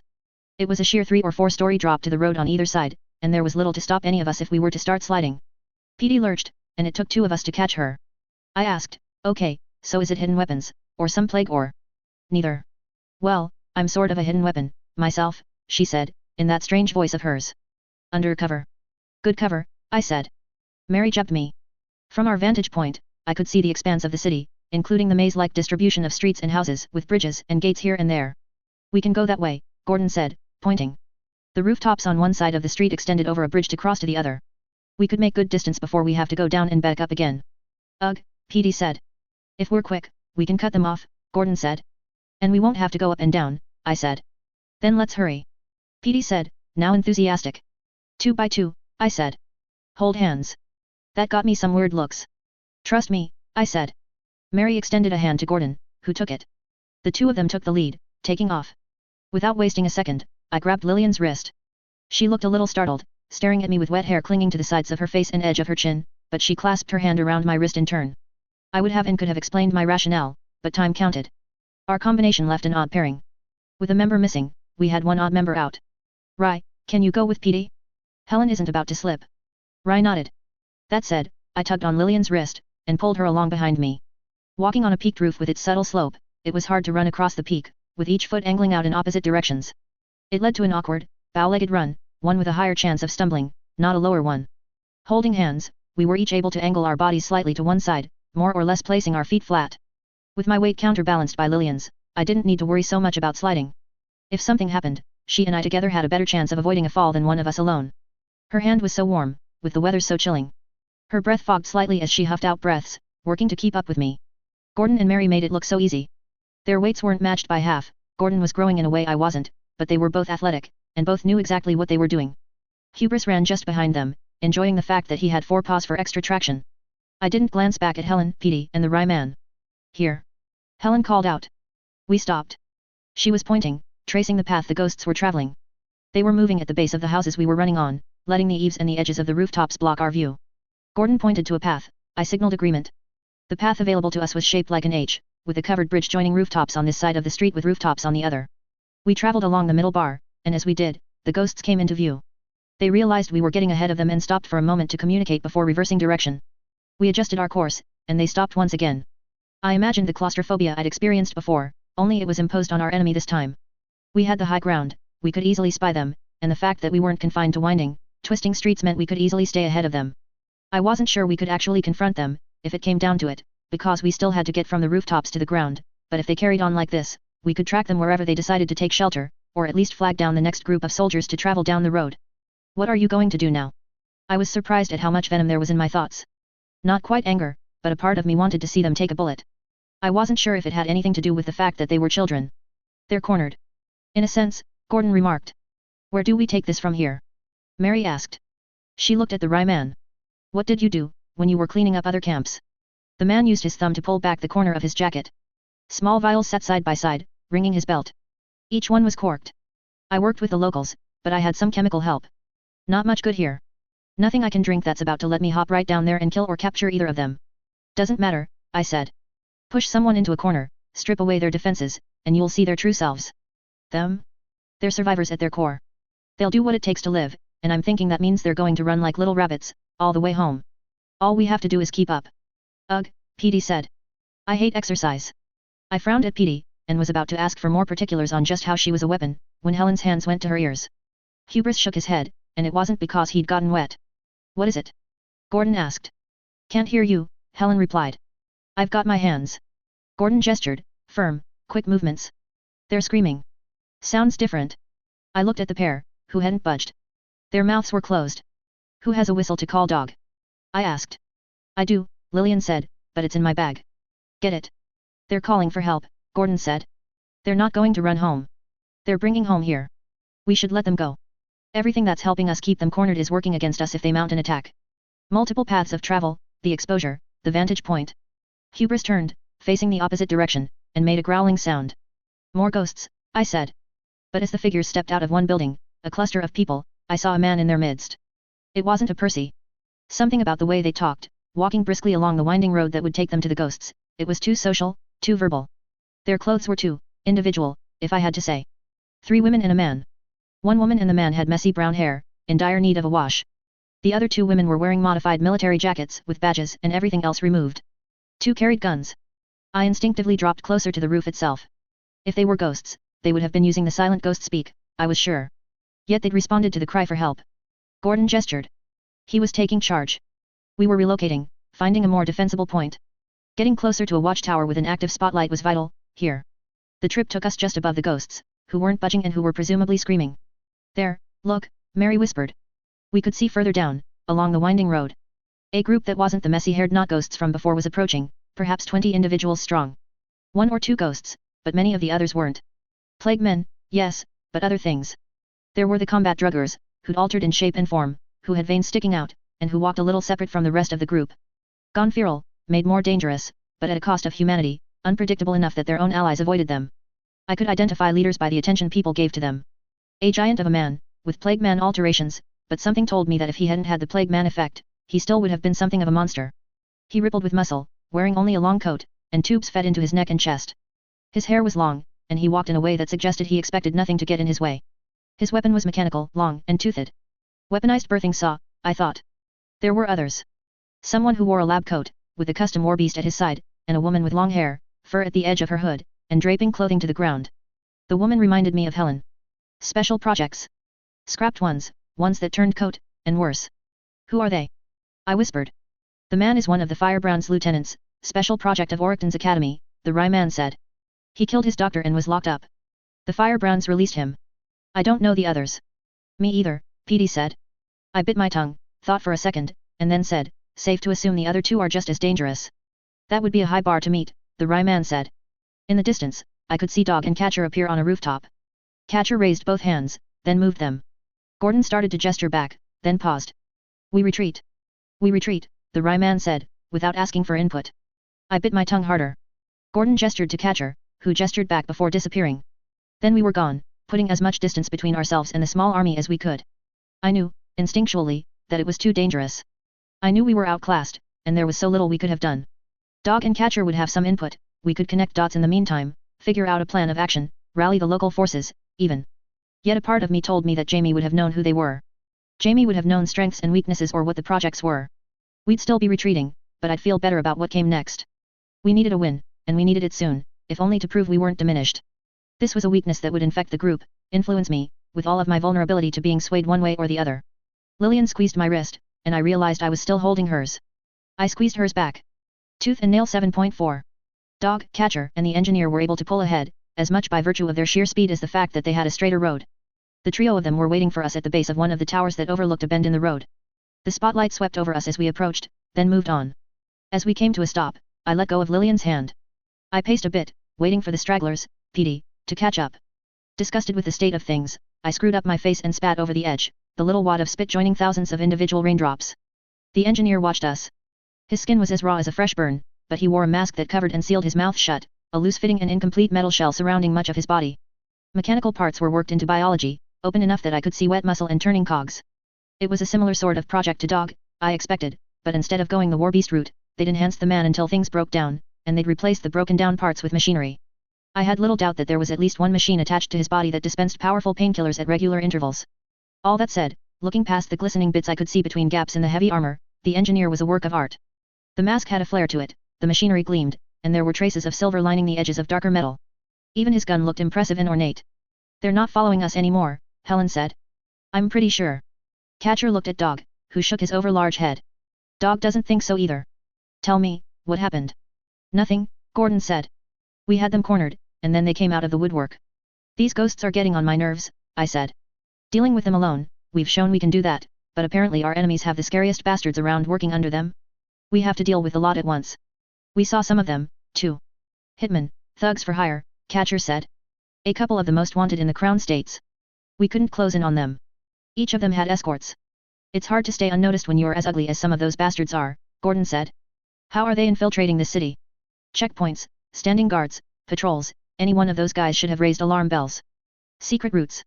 Lillian asked. I wouldn't think, with how the city is put together, the Rye man said. I nodded in agreement. They wouldn't have security holes like that and not guard them. Leaves only one option, Mary spoke.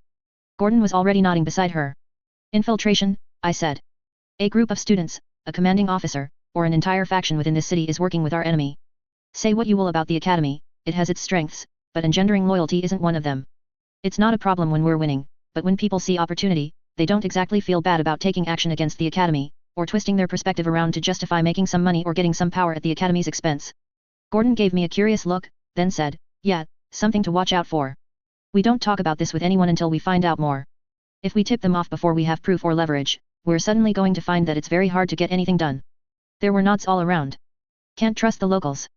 Meaning we're even more outnumbered. What did you discover? Catcher asked. We waited for them, and then we went looking. The blonde one. Helen said. Can hear the screeching, like you can. I'm aware. All right, the Rye man said. Should we head back, regroup, figure out where we're sleeping tonight? What? I asked. Maybe, Catcher said. What is it, SY? I don't want to double back, I said. We have the entire night ahead of us, we're not going to accomplish anything by going back home. SY, Gordon said.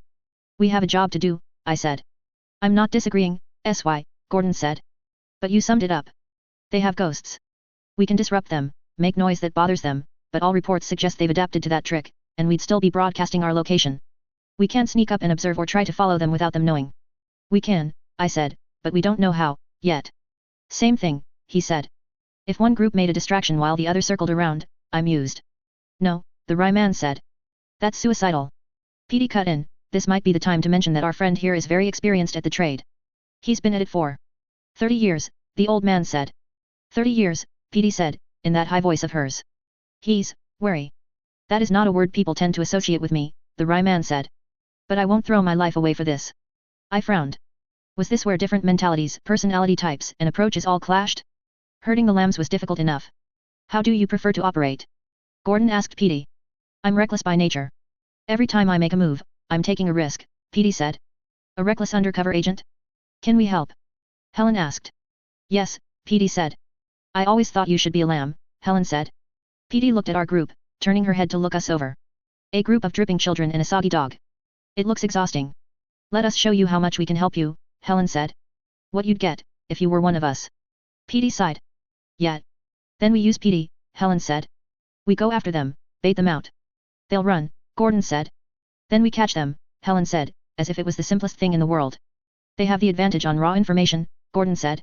If they think they can win, then they'll hit us with an unreasonable amount of force. If they don't think they can win, they flee. Stop, I said. The pair of them stopped. Let's ignore that part, or we'll keep arguing in circles until the sun rises. SY being the level-headed one. Lillian commented. I stuck my finger out, pressing it against her lips. Shush. She slapped my hand away. The rain ran through my hair, and I pushed my fingers through it to get it back out of my face. I pointed at the lambs, stay, pointed at the Rye man, engineer, and PD, stay, and pointed at dog and catcher, wait here. A glance skyward told me the spotlight in the tower well above us was glowing, moving over the streets and rooftops. I crossed the roof and grabbed the ladder. I started climbing, making my way up. I was only part of the way up when a light touched me. It flickered for a moment as it settled on me, the living battery skipping a beat. Still on the ladder, I stuck my arms out to either side, showing my empty hands. The light moved to the others. The Rye man raised a hand, apparently the signal that all was well. He was a known element, clearly. I remembered what we'd said about trustworthy and untrustworthy elements, that there were far too many people who had critical positions in the academy and very little loyalty to the institution. I knew full well that I could drive myself crazy questioning every ally we had, but it would do to remember that these 3 strangers were just that, strangers. Whatever Helen was spouting off to Petey, it was hard enough to imagine adding 2 new lambs to the group that I couldn't bring myself to extend my trust to these people. Solo operators, very good at what they did, but there was no guarantee someone else hadn't reached them first with a better offer. What did a Rye man want out of existence, after 30 years of working under the academy? I continued making my way up the ladder. The light fell on me again, then moved up to the tower top above me, streaming into the room there. The light flicked off, on, off, and on again. I pulled out my badge as I neared the top, and I banged my hand on the hatch. I was working under the assumption that, even if the soldiers in here were working with our enemy on some level, they weren't going to blow their cover or take a risk by attacking me here. The hatch opened. I was greeted by the sight of a weight overhead and men with rifles aiming at me. Young men, students only 5 or so years older than me, but men all the same. Do you have a map? I asked, in my best innocent voice. This is no place for children, one of the men said. And there's a curfew, no less. Climb up, unless you want us to help you on your way down. The blade of the bayonet touched my shoulder, suggesting just how he'd help. And keep your hands where we can see them, another told me. This is why people don't like the academy. I climbed up, and held my hands out as they frisked me. Take a look through the hatch, I said. On the roof beneath you. Dog and catcher? We were told about them, we saw them coming. Everyone, I said. Not just those 2. One of the men stepped past me, peering down and over to see the group. Catcher raised his free hand in a kind of wave. They need a map, I said. It's semi-urgent.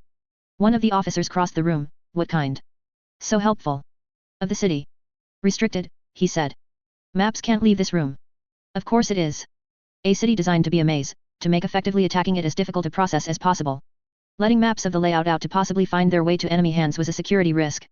Except our enemies included ghosts, who had a powerful sense of spatial awareness.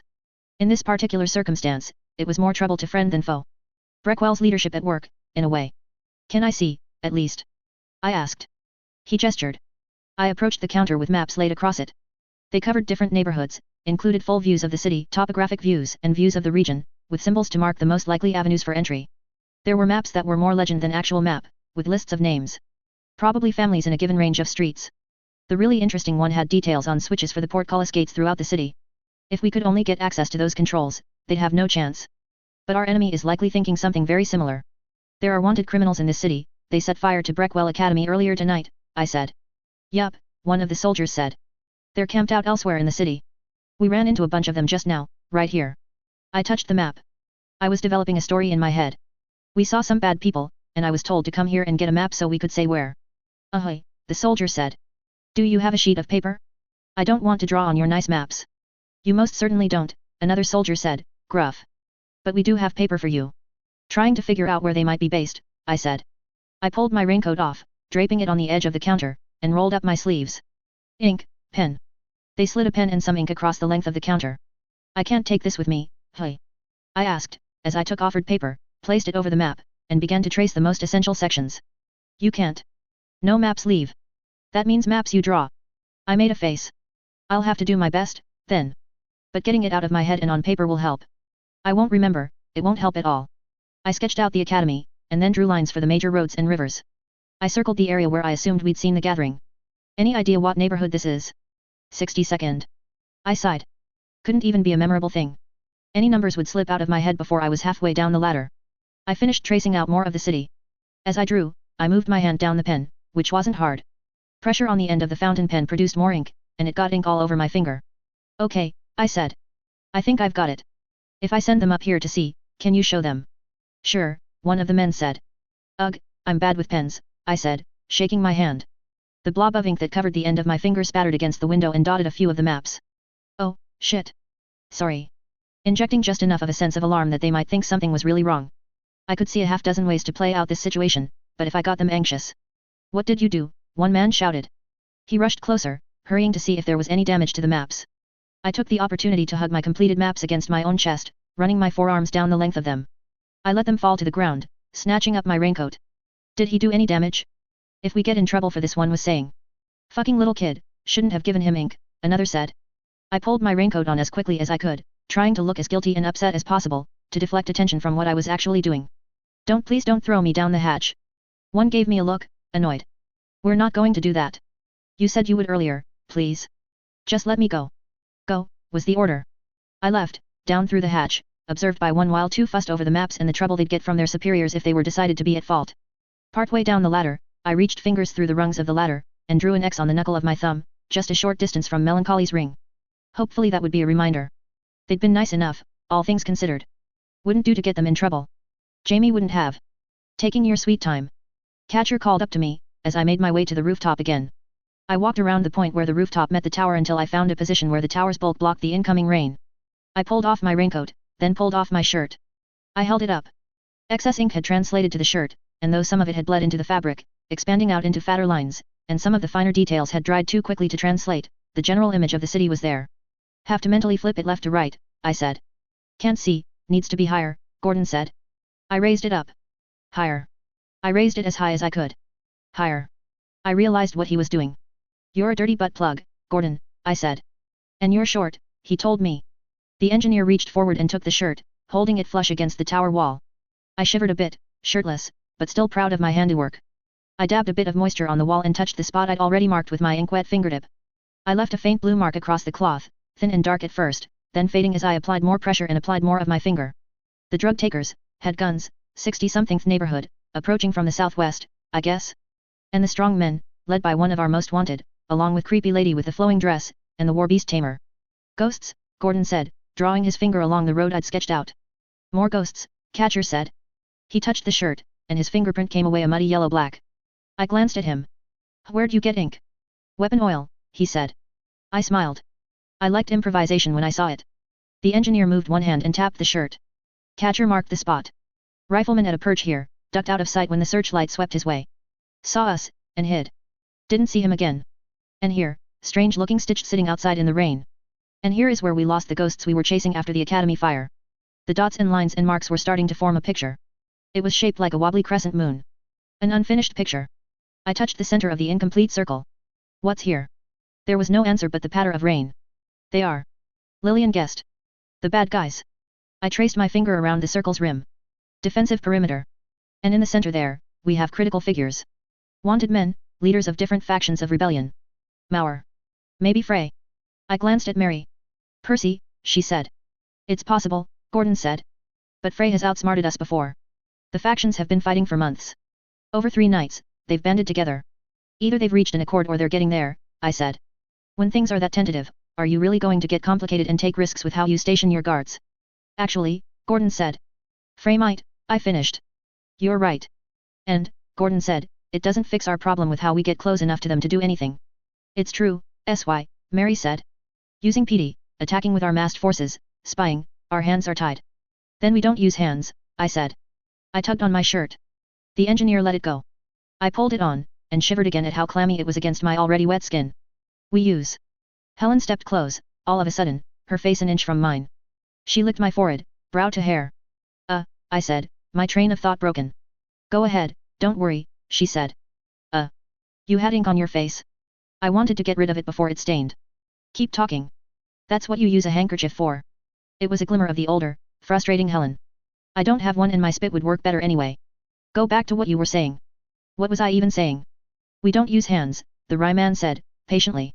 Right, I said. Yet. Damn it, Helen, and I had a good one-liner planned. It would have sounded silly if you said it with a blue stripe on your face, she said, very sensibly. SY, Gordon said, focus. What are you thinking? We use horns, I said. You're right, Mary said. That doesn't sound nearly as cool after the interruption. I sighed, then shivered again. Horns? PD asked. My eyes scanned the surroundings. The city, laid out like it is. You don't build a city like this without a design in mind. Winding roads, claustrophobia, gates to control movement, towers to observe, all done with a point in mind. If they seriously didn't give the capstone of this design horns, I'm going to be ticked. Gotta tie it together. The Breckwell beast, Gordon said. Please tell me it has horns. It has horns, Gordon said.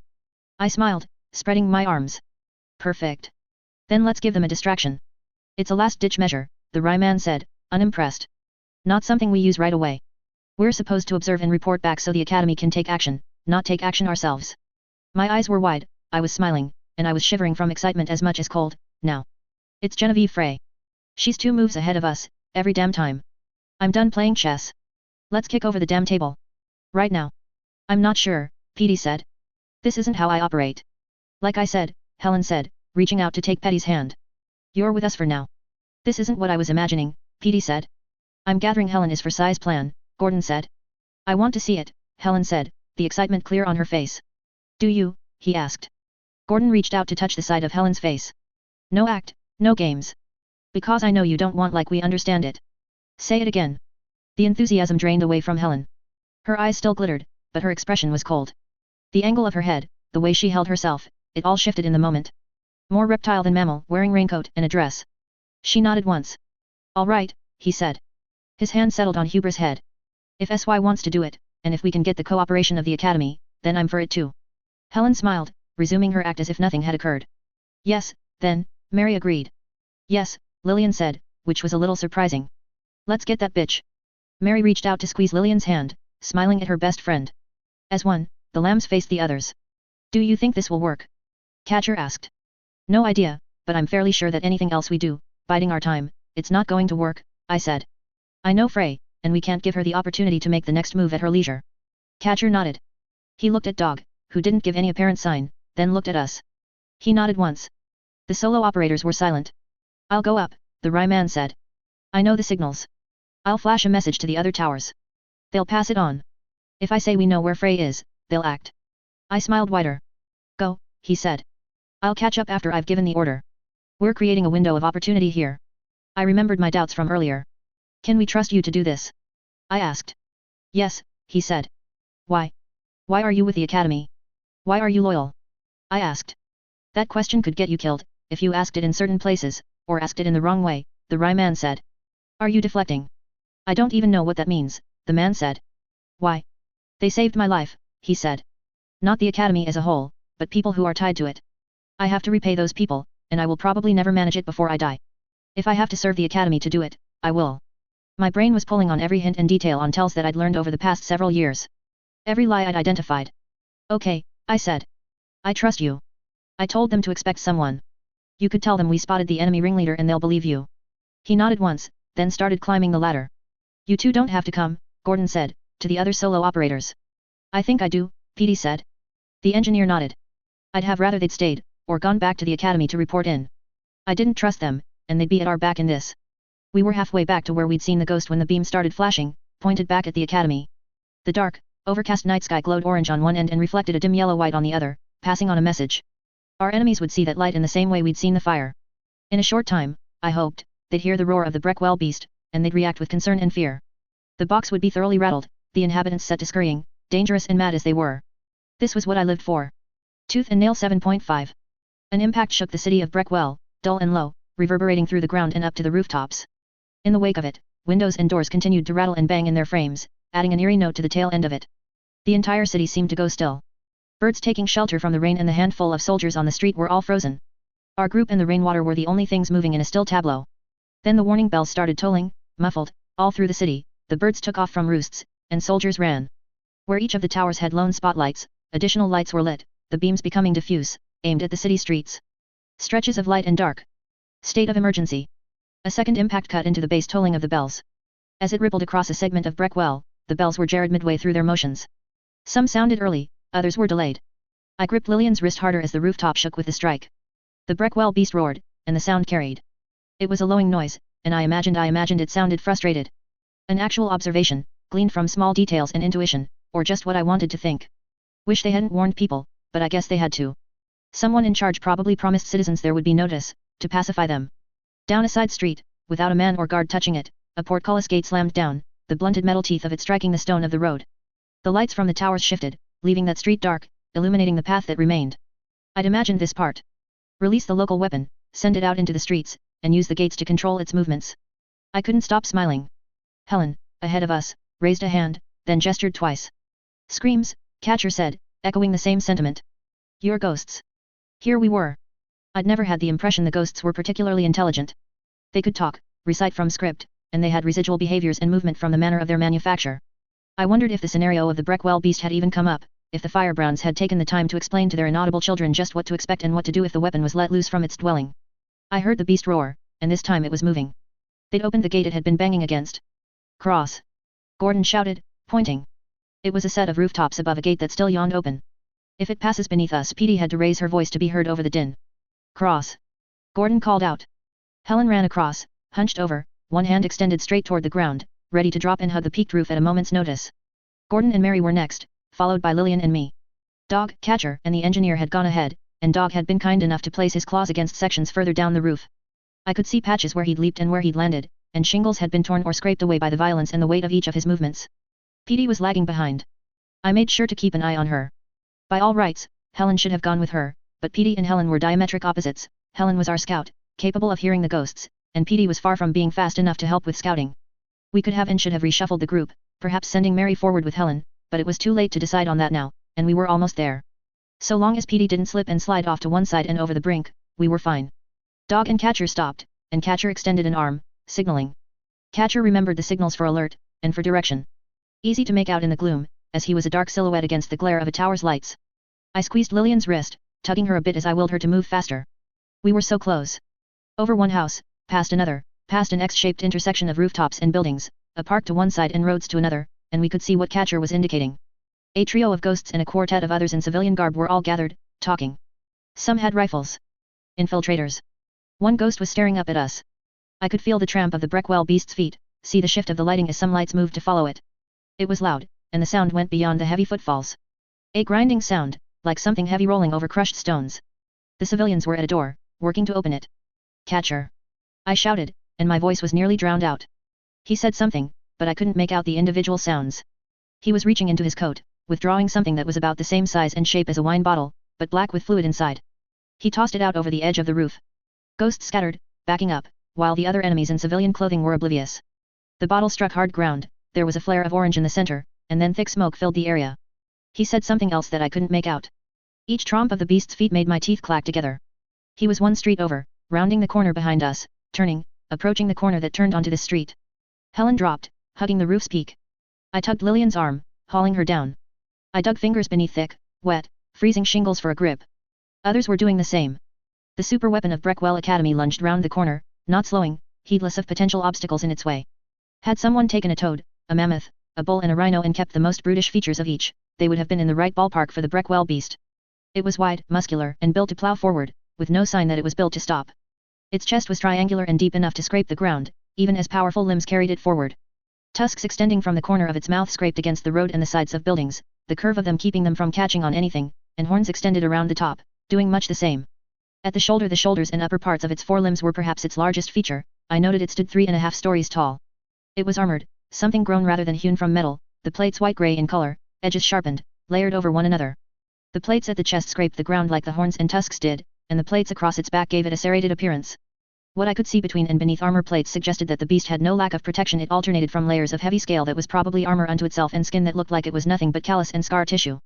The street rumbled, windows threatening to rattle out of panes as the beast made its approach, and I found the vibration of its movement threatening to tear my fingers from the shingles.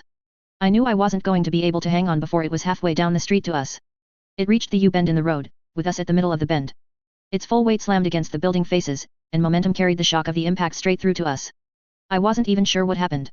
In one moment, I was on the rooftop. Then it was like I'd been hit across face, neck, chest, and stomach with a physical blow. In the next, I wasn't touching anything solid.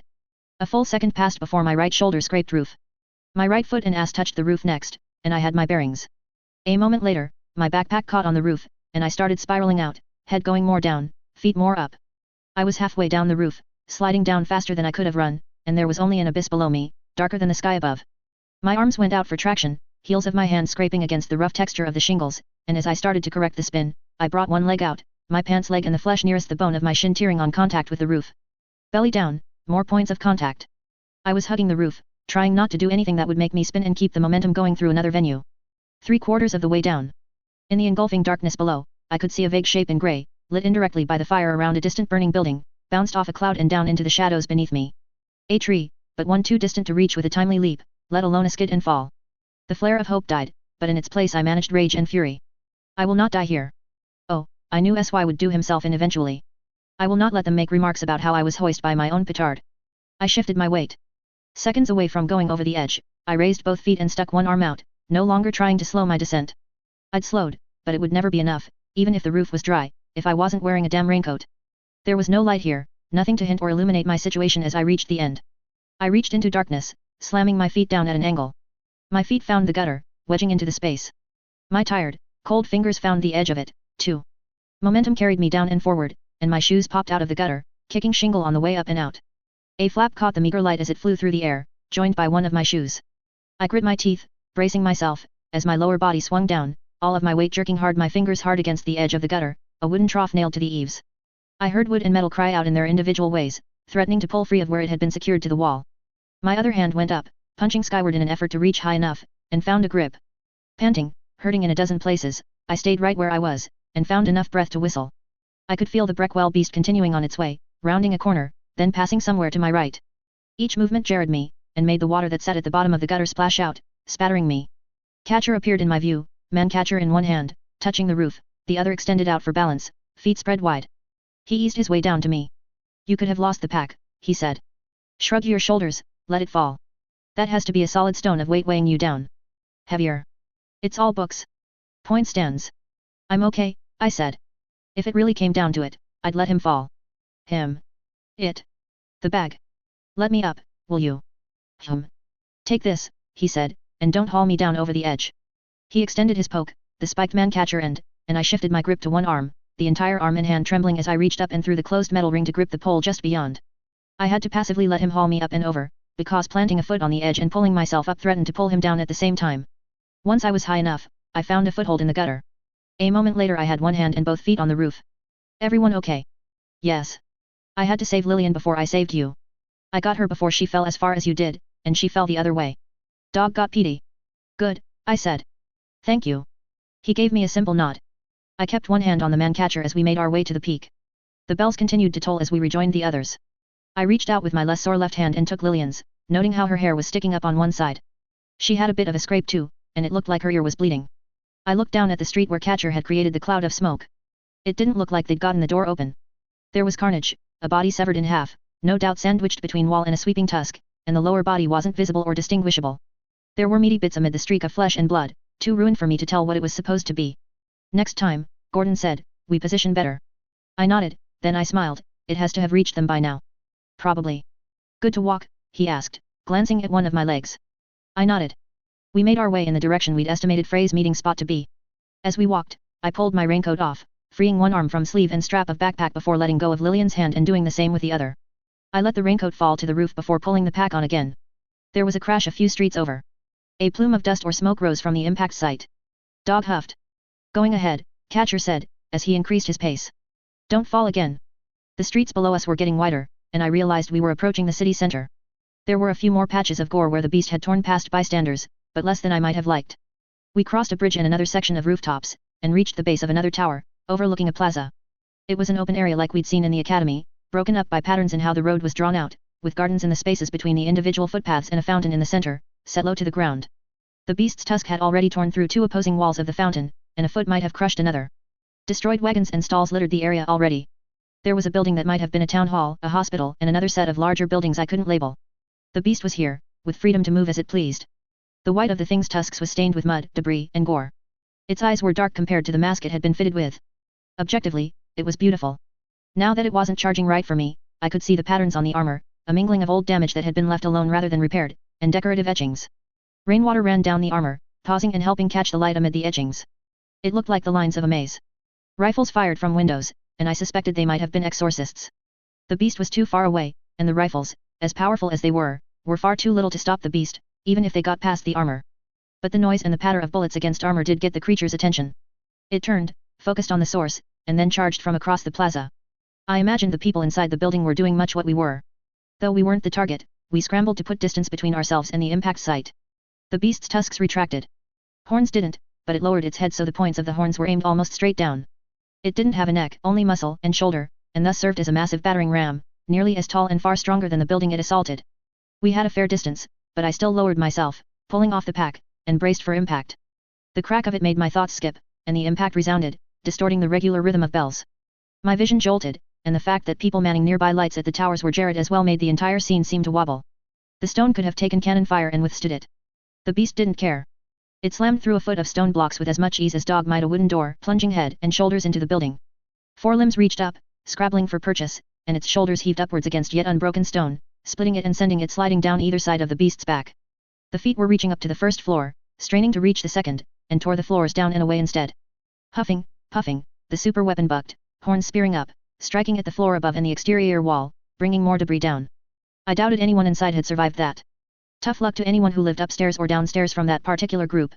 It tried to retreat out, and its horns snagged on the stone masonry. It was a hair away from breaking the stone, but it didn't haul itself free. Instead, the beast remained where it was, huffing, puffing. Then it yawned, with no air entering or leaving its mouth. Cover your nose and mouth. Lillian shrieked. Then, in her haste to follow through with her own action, she got out another incomplete phrase, eyes. I allowed myself a peek as I tucked nose and mouth into the crook of my elbow, lowering myself. The beast was letting a dark fog creep out of its mouth, filling the cavity of the ruined building in front of it. The fog wasn't reaching us. I started to lower my arm. Lillian reached over and jerked it back up into place. Something flickered. Like tentacles snaking through the dark fog, fire reached out. I brought my other arm up to protect my eyes as the fire expanded to find other pockets that would ignite, then others, swelling. Our position on the far side of the roof, with the roof's peak between us and the beast, prevented the worst of the detonation from reaching us. Everything else was silenced by the crack, even beast and warning bells, and then, as if all of the sound had been caught up and thrown our way, it rushed at us, a violent wind and torrent of noise. I could hear glass breaking. Don't breathe. Lillian called out, voice muffled. It sounded like her voice was strained, as if she was digging for the last scraps of air in her lungs to give the order. I remained where I was, face buried in the crooks of my elbows, hunched over the peak of the roof. I felt my thoughts start to waver, my vision going dark at the edges, as my lungs burned of a need for more oxygen. The bells were resuming, and the deep thuds of the beast's footsteps shook the building and vibrated in the core of me, straining my already tenuous control over my struggling lungs and throat. But when a doctor in training said not to breathe, one listened. When they ran, one ran. When they said oh shit, one ran and held their breath at the same time. I was so focused on the singular act of fighting every bodily impulse that I didn't fully understand what I was hearing as someone heaved in a breath. I registered, and chanced opening my eyes. Lillian had her mouth covered, but her eyes were open. She stared into my eyes. 3 seconds passed. Then she took in a breath. I allowed myself to breathe, joined by others. We got our wind, and watched as the beast assaulted another, shorter building, trampling it to the ground. I looked over my shoulder at the building it had already attacked. The back end had blown out, and parts had collapsed. Absolutely nothing still lived there. Everyone okay? Lillian asked. There were nods all around. The gas, Petey said. What is it? I might have breathed some in. Probably a nerve gas, Lillian said. If he's about 20 years old, then he's part of the wind generation of war beasts. A lot of them made their own from internal waste and byproducts. I've read up on it, a little extra because a bot said he was thinking about giving Helen a reserve. That was a no, Helen said. You're probably immune, by the way. Neat. What would happen if we breathed it in? Gordon asked. At this distance, that concentration, carried by the explosion? Probably nothing. Then. Only probably. But if you were unlucky, your throat might stop working, or it wouldn't work as well, or you'd lose some function in your eyes. If we weren't wearing clothes, we might lose sphincter control. Maybe bladder control, for the girls. Not the guys. I'm not going to get into Anatomy 101, SY, Lillian said. Doesn't matter anyway, unless you're taking your pants off. Don't tempt him, Mary said. Hey. I protested, to Mary. Then to Lillian, I said, and it does too matter, I like my sphincter control. We're all glad for your sphincter control, Gordon said. You'd be more unpleasant to be around if you didn't have any. More unpleasant? Enough, Mary said. Look. The Breckwell beast was taking a side road. The lights were leading it on its way. I raised myself up and pulled my clammy shirt away from my chest, trying to make heads or tails of the runny lines there. It's headed in the right direction, Gordon said. Oh, good, I said. You got the distraction you wanted. They're probably quaking in their boots, he said. Maybe. Now what? We follow. Okay, he said. While we're doing that, let's keep an eye out for one of those rifles. If it can hurt the Breckwell beast, I wouldn't mind having one for myself. I nodded. The wreckage of the building would be too much trouble to go through. The engineer and Petey stared. Petey was especially quiet right now. They open and close the gates, to control which routes the beast can and will travel. It prefers lit area, I guess. I asked. Don't most of us? Helen asked. Point. It reaches the area we mentioned to the Ryman, and then, what, they shut the gates and trap it and our enemies in the same space? They hide indoors and... Gordon said, presumably, the Breckwell beast pulls the same trick it just did. Fills the area with gas, then ignites it. Nerve gas finishes off those the fire doesn't. I thought of how the horns had caught. If it's trapped. Gordon nodded. I looked at Mary.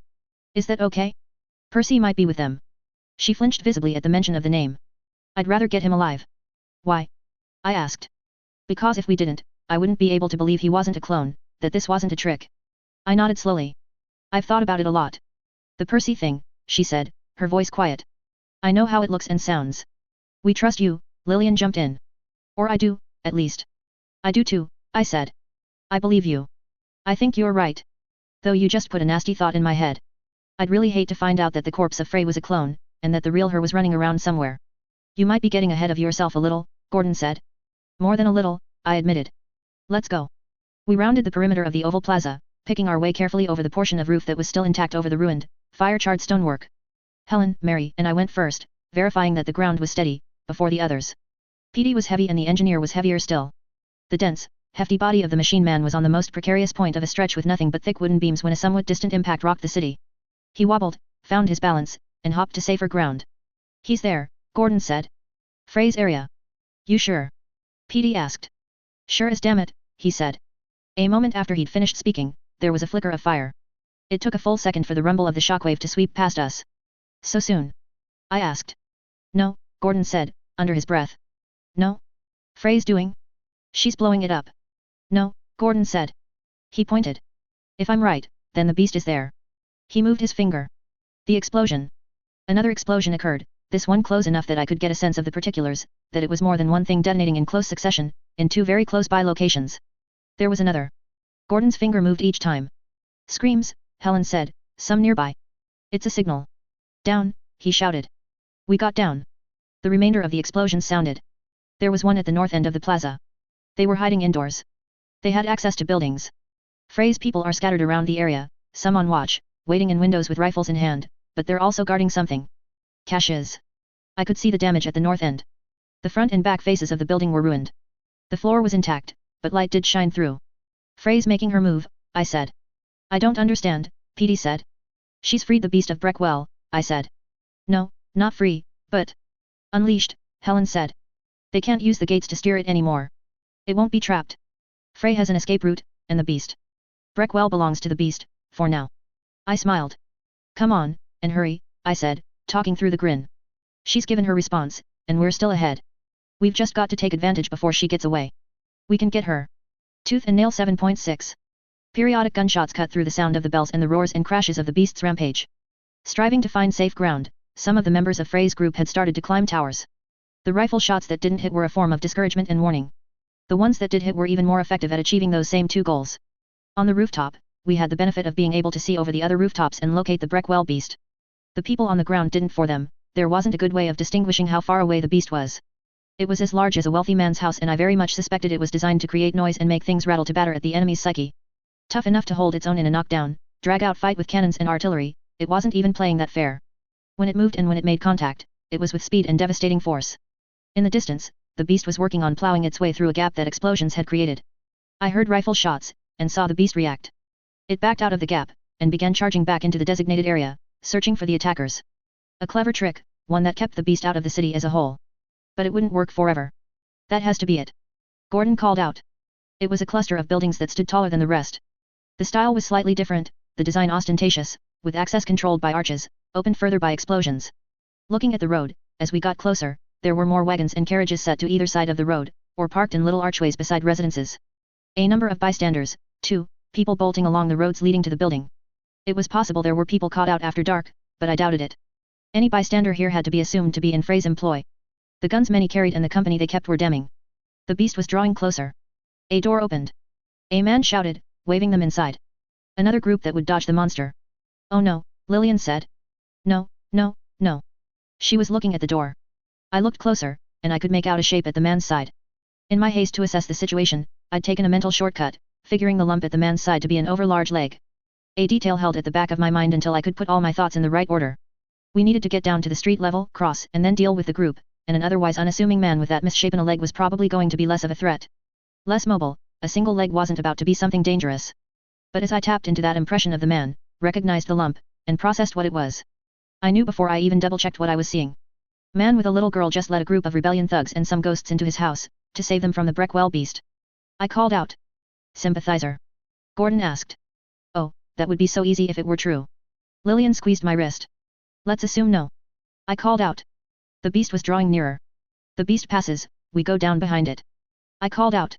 Cross street, get inside, stop them. I thought we were going after Frey. Gordon shouted. Never the plan. Hit edge groups.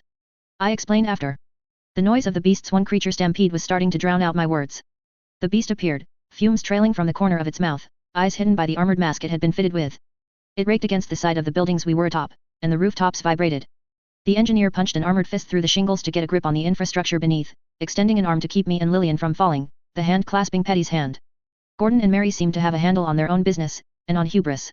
Helen, well, Helen had a way of being the exception to the rule. I had trouble thinking of a scenario where she would be physically thrown from a rooftop. The beast's momentum carried it into the buildings on the other side of the street, as it rounded a U-bend directly in front of us. It passed us on the other side, moving in the other direction. By the look of things, it would reach Frey's area before terribly long. It remained to be seen if the explosions and damaged buildings would change its route. Probably would. But our enemies were in disarray, and the seemingly impenetrable perimeter had been breached, with everyone running for the hills. The key was to capitalize on this.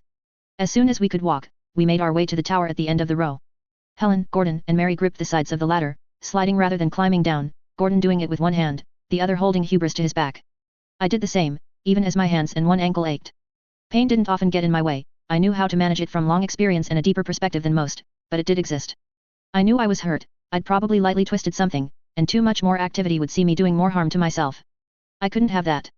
Lillian was apparently too scared to slide, but she made some effort and managed a halting progression. Petey and the engineer were taking the rungs one at a time. Come on, almost there, I said, anxious. She slid a distance, the sides of the ladder already wet from the passage of everyone before her, working on it. Classic white, today, hey. I said, staring up. You're the worst, SY, she said. I knew, moment you got on the ladder before me, that you were going to say something. But you didn't stop me, I said. I've heard rumors you like the attention. Scurrilous lies, she said. She hopped off the ladder, and her face was bright pink. She started to kick my shin, and then stopped, seeing how bloody and ragged it was. She settled for hitting me in the shoulder instead. I glanced up, decided the solo operators were too slow to be useful, and grabbed Lillian's hand, tugging her behind me.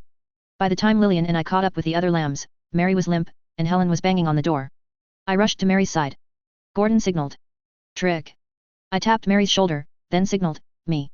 She rose from her sitting position, and I let myself fall into Gordon's arms like a swooning maiden, just in time for the door to open. Helen was already mid-act. Her voice was a sob as much as it was words. Please, help, please. The man stood in the doorway, looking between us in confusion. Please. Helen sobbed. He's hurt. Don't move him, he said. Have to, Gordon said. He wasn't that bad of an actor either. It might come back. I could see the indecision on the man's face. Okay. Gordon and Mary dragged me. I was already scraped and bleeding from my earlier fall, and I made a better victim. Mary did have the benefit of being the same gender as the man's daughter, but it was too hard to sell. I glanced back to see that the engineer was at the bottom of the ladder, Petey only halfway down. The man hadn't noticed, even with the lights illuminating the street. The moment Lillian was inside and the door closed, Mary drew a knife, pressing the tip to the man's gut, without actually penetrating cloth and skin. I could see the shock and fear on his face, and I knew he wasn't one of them. A bystander who thought he was doing the right thing. Eyes wide, he asked, "What are you?" Mary pressed a finger to her lips. I rose to my feet, taking the knife from Mary, taking up her position of holding the man at knife point. I signaled to the others. Ghost. Alive. I got nods in response. Mary, Gordon, Hubris, and Helen fanned out through the house, hand signals flying. Mary passed through a door to the left, then exited a moment later, without a sound, following a few paces behind Helen. Helen paused long enough to get a response from Mary, then the two girls headed down the hallway. Gordon and Hubris went through a door to the right. I heard gunshots, and a short bark followed by growling. A man with a dog latched onto his elbow staggered into the hallway. He looked in the opposite direction, further down the hall, then looked at us, alarm and confusion on his face. An ordinary soldier, if I had to guess, or someone who was taking the drugs, remarkably young. Then again, war often involved the young. It would be too tidy and polite if the only price for war was the lives of old men. Gordon re-entered the hallway, holding a rifle with a bayonet blade on it. Not one of the exorcists, sadly. Hubris let go of the arm, then went for a knee, wrenching and twisting. Stronger than even the average fighting dog, he was able to topple the larger man. Almost casually, Gordon thrust the blade of the bayonet at the area where shoulder joined neck. A twist and a sharp motion carved out the front of the man's throat. Blood sprayed. A blood-stained Gordon took in the surroundings, then tossed his rifle at Lillian, an underhand lob that left the stained blade pointed skyward through the entire trip. His hands free, he signaled, too, then disappeared back into the room he'd just left. He emerged with another rifle. He didn't look back our way as he headed after Mary and Helen. What's going on? The man I was holding at knife point asked. Please tell me there's a rule about opening your door when the bells are ringing. I asked. There is, but... You broke the rule, I said. Now you've got blood on your nice rug here, and a dead body in your living room. I heard gunshots upstairs. My daughter might die, I said. S.Y. Lillian admonished me. She might, I said. We're here, at least, we might be able to stop them. You could phrase it nicer. Nice? You think anything about this here is nice? I think it's nice that you wanted to come here to help, at least, she conceded. My finger reached over and touched Melancholy's ring. I rotated it around my thumb. Sure, I said. Where were Petey and the engineer? Too much could go wrong tonight, but the worst eventuality was that we'd hit our stride and then discover at the worst possible moment that we would end up having a problem with our guest members. The possibility kept recurring in my mind. I gestured at Lillian, watch, and indicated the door. She cracked it open, then opened it wider, waving. The engineer and Petey approached. The man of meat and metal ducked his head to fit into the space. I could hear too many wet sucking noises as he passed within a foot of me. Couldn't find you, the engineer said. Right, sorry, I said. I'm so used to having everyone paying effective attention to everyone else. I took my knife, and handed it to Petey, watch him. Petey nodded once. Upstairs, I told the engineer, pointing. He took off running. When I took off, Lillian followed. I was going to have us come here anyway, I said, quiet, before I learned about the man having the kid, being a probable innocent. Can't take moral credit. I thought so, Lillian muttered. But her father at least got to see us as good guys after hearing me say it, right? My eyebrows went up. I mentally awarded Lillian a gold star for that. We reached the top of the stairs. There was something of a standoff. A man stood at the far end of the hallway, back to a door, a gun to the head of a little girl in lace-covered shorts and nightshirt. She was holding back sobs, eyes red. Stay put, the man was shouting at the engineer. What's our timeline, S.Y.? Gordon asked, quiet. We need to move fast. Thought so, he spoke under his breath. He turned his head more, acknowledging Lillian's presence. I knew what he was thinking.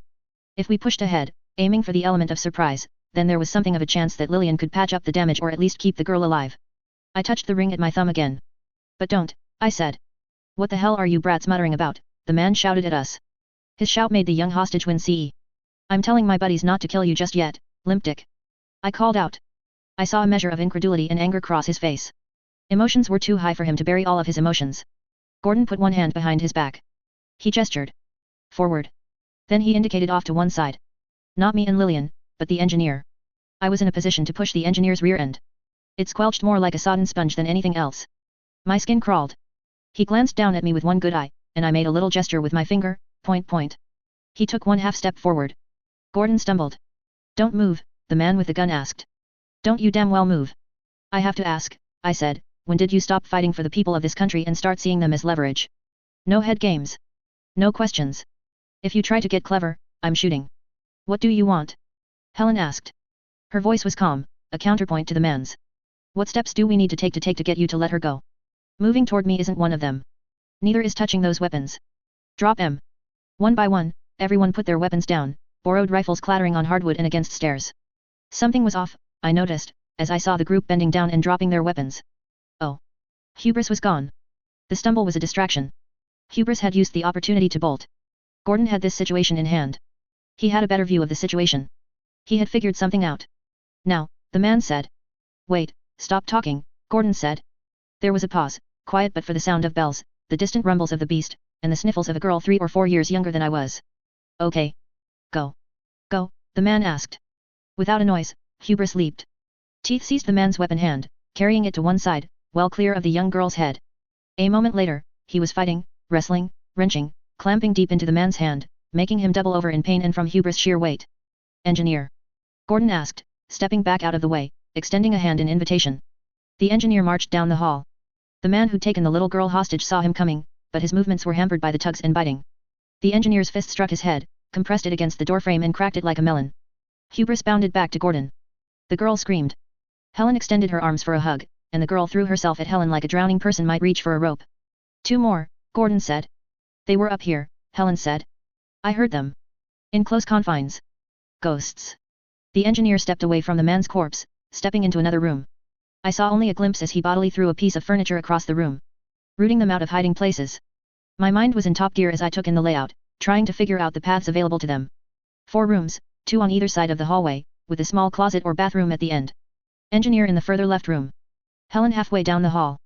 They weren't about to try to squeeze past Lillian, me, and Mary. Hubris had ducked into the left room, crossed to the room the engineer was in now, the further room, and re-entered the hallway.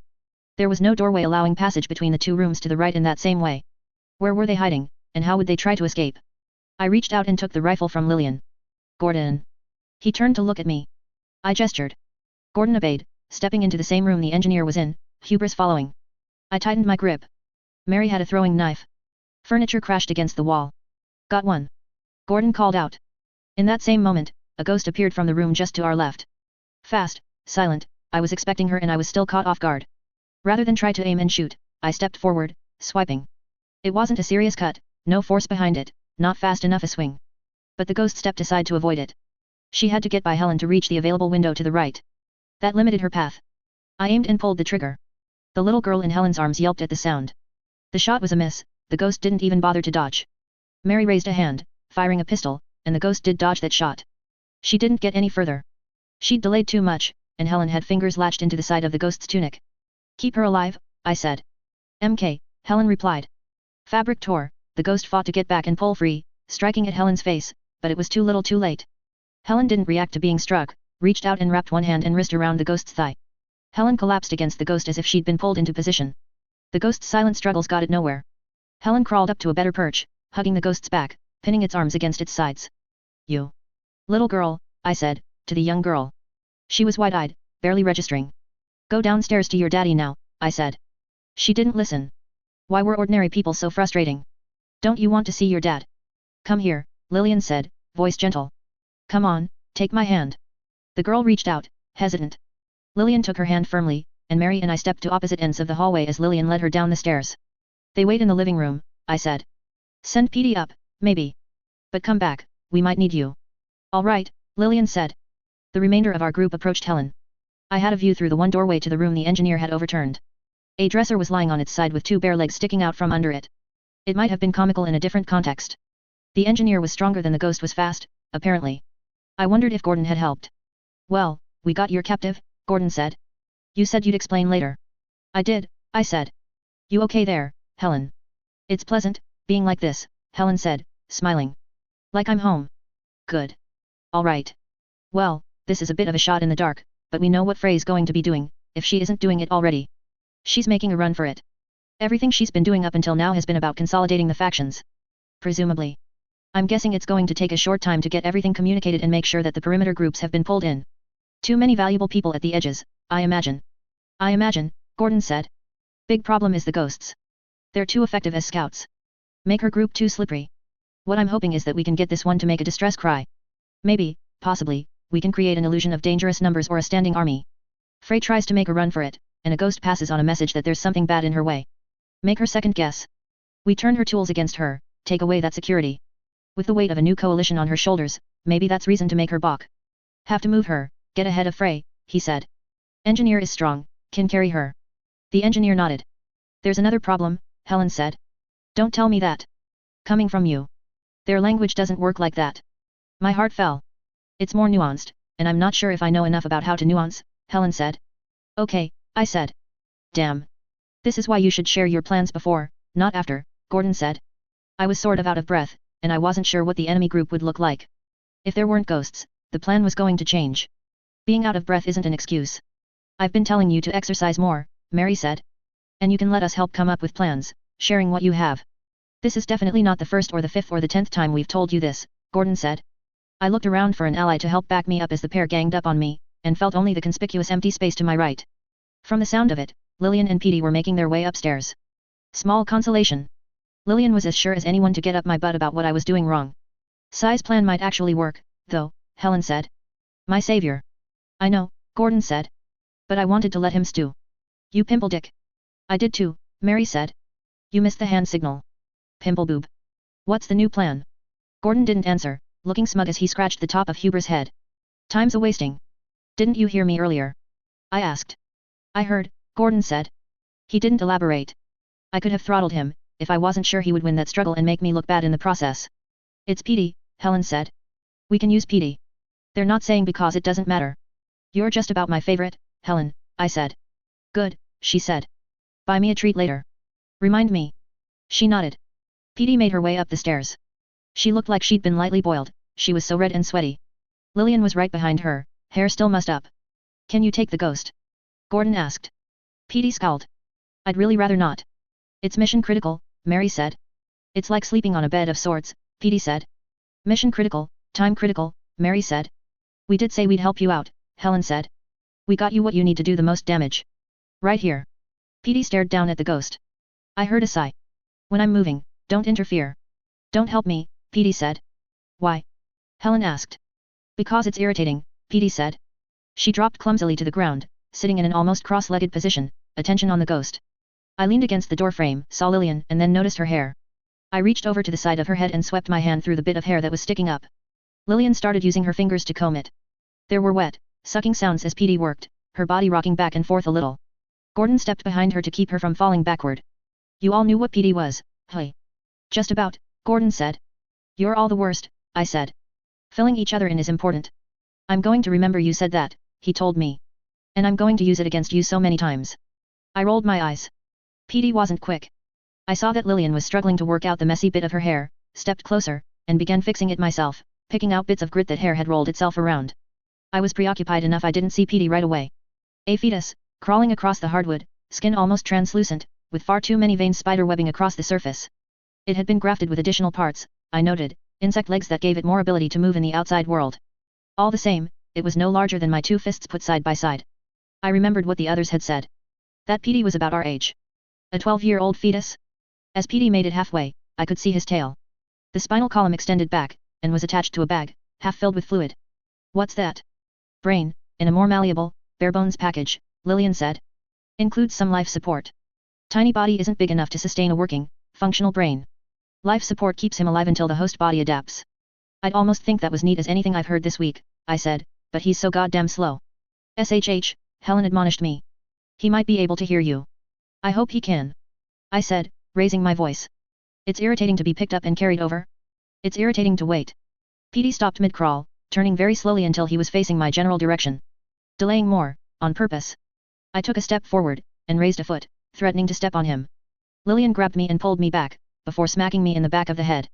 PD resumed crawling, moving hand, foot, and spidery limb one after the other as he approached the ghost. He disappeared beneath the shroud of her skirt.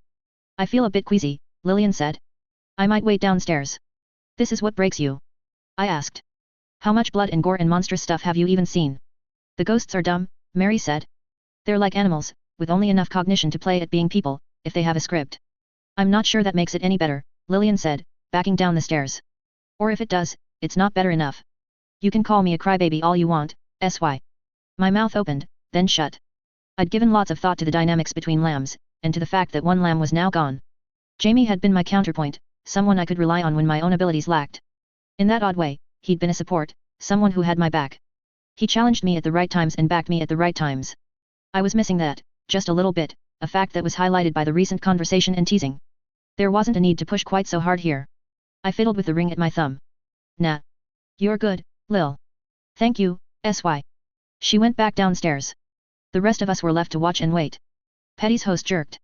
Helen restrained the movements. Then the ghost reached out one hand, giving Helen's hip 2 light taps. Helen released Petey. Petty's movements were awkward, clumsy, and I thought she might fall as he rose to her feet.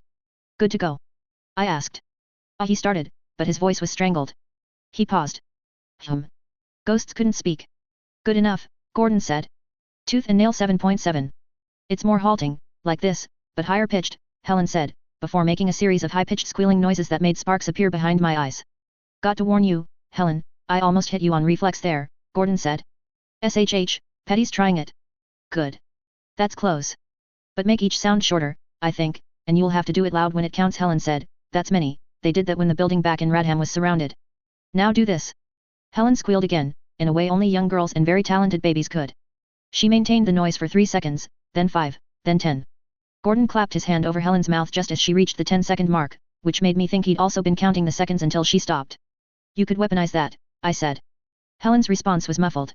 Unable to turn her head, she pointed at Petey, then raised one thumb in approval. Think you got it, I said. Helen tapped twice on Gordon's hand. He moved it away. That's a big threat. They keep making that noise when the super weapon is close. Don't do that willy-nilly, okay? They'll figure out you're faking. Petey knows what he's doing, Gordon said. My estimation of PD wasn't very high. Everything I'd seen about his coordination, his work ethic, his communication, the amount he whined, it didn't inspire confidence. I was left to wonder if he really did know what he was doing. We reached the ladder, and started our climb. The Breckwell beast was in Frey's general vicinity, if our experiment with the map was right. Shots from the tower were a regular thing, now, though none seemed to be directed at us. Further down the ladder, Helen was still coaching Petey, making an assortment of sounds. It felt like each one was specifically designed to drill at a particular set of nerves. Gordon was already getting irritable, but my mood, at least, was improved by the fact that things seemed to be at least partially on track. What's next? Mary asked, from above me. We get as close as we possibly can, Gordon said. Track what they're doing. Yep, I said. Gordon's on the same page as me, at least. We either move as a group to try and get ahead of them and disrupt their retreat, or we send Petey out alone or with a friend and do what we can independently. I prefer the latter, I said. They're shaken up, there might be vulnerabilities or information or something we can use. Thought you'd say that, Gordon said. The rote action of climbing up a ladder was starting to tire me out. Muscles here and there had been strained or pushed to their limits by my earlier fall and a night of full body exertion. The repetitive movements were slowly and steadily making it worse. My mind was in 5 different places at once, free associating. There were too many notes to hit, here, and too many little details that tied my hands. The rampaging superweapon wasn't one of those details, oddly enough. The possibility that Petey or the Ryeman could sabotage us, maintaining the general safety of the lambs, and the time constraint were issues that I kept running into. Start with the obvious, see if I can't see other angles. Frontal attack. Obviously no. Why not? They're strong, they're prepared for a fight, we're weak, risks the well-being of lambs. Bait, sacrificial play. We have 3 solo operators, and even only raising the idea might reveal things about them. Too willing, unwilling, lack of cooperation. Resources, where do we have resources? Lillian's stuff, not good enough, academy burning. Environment, then. What can we use? What can Frey use? She's going to want to take the towers. She probably already planned to. Surest way to turn things around on us.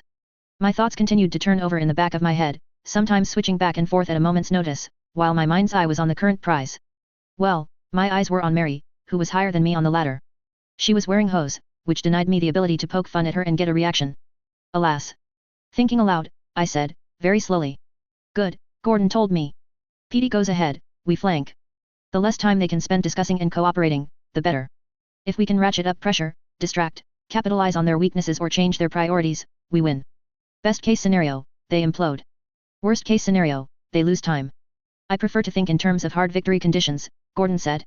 If they're still here when everyone else arrives, we win, I said. Will that really do it? It might not be so bad if they evacuate as a group, if they split up after, but our true win is if they're confined in the city when the soldiers and super weapons congregate. After that point, things are out of our hands. Maybe we keep going, maybe not, I said. But if they can escape with everyone else here and surrounding them, then it's really not our fault, is it? The question inspired a thought. With Frey, we had to consider if we were playing straight into her hands. Right now, assuming she wasn't preoccupied as the mediator between 2 factions, she was busy anticipating my and everyone else's next steps. Was she counting on all of our forces assembling? Would we surround her, only for one side to turn on fellow soldiers or deploy a weapon? I felt like something was missing. We needed to catch her off guard, but she'd already planned so much for what was happening right now, she had traps and countermeasures already in place, and there was no amount of thinking I could do to catch up to her. She'd had a chance to study the area, she'd had a chance to think on this at leisure. Every time my mind touched on the vague image of the situation I needed to contrive to put Frey on her heels, there was a lot of violence, fire, and there was a vague mental image of the beast bearing down on her, which was an amusing mental picture, if a dark one. It was like having my thoughts caught in an endless loop. Needed to pressure her, catch her off guard, that was best done by tearing down everything around her, but her gathered forces probably beat the lambs and our temporary allies in a fight, and I didn't trust the various super weapons or soldiers on our side. I needed to find another way to pressure her, then, but my mind kept going back to blood, explosions, and tragedy as the way of achieving that. I wondered if I'd accidentally imprinted my malleable brain with that particular pattern, creating a rut of sorts I kept falling back to. Change tacks, abandon that line of thought. We scout. Need to put ourselves in the best possible position to spot any vulnerabilities, and there have to be some. Not necessarily with her. We split up, I said. Gives us more chances to capitalize on any mistakes or fractures. Can I go with Petey? Helen asked. Bad idea, Gordon said. You two have a lot of the same weaknesses. I could have hugged Gordon. I didn't like trusting any of the lambs to the company of the solo operators. Instead, I just nodded, let's say, Petey goes with the engineer. Then lambs in 2 discrete groups. Not that sure I like that, I have to admit, but... Why? Mary asked. Why don't you like it? Because I don't trust myself, I don't trust Gordon, and I don't trust you. Too much at stake, and I feel like we're all emotionally compromised. Gordon is? Mary asked. I don't know. Maybe don't pay attention to that part, I said. But I brought it up and you brought attention to it, so it's definitely in mind. I lied, he's been working at a different rhythm all night. Trying to prove something. Have I? Gordon asked, sounding genuinely curious. Take my word for it. I asked. I can, he said. He seemed very accepting of the possibility. Not so much it matters, but I'm not about to go into detail about the fact you wanted to go with Frey last time. This is the next best thing. We'd reached the top of the ladder. He climbed off, then let Hubris climb down from across his shoulders. I wondered how tired he was, lugging a large dog up and down ladders like he was. Anyone would be exhausted, except he was the most athletic of us. Well, I already know how I'm compromised, Mary said. She stepped off the ladder and extended a hand, helping keep me steady as I stepped onto the roof.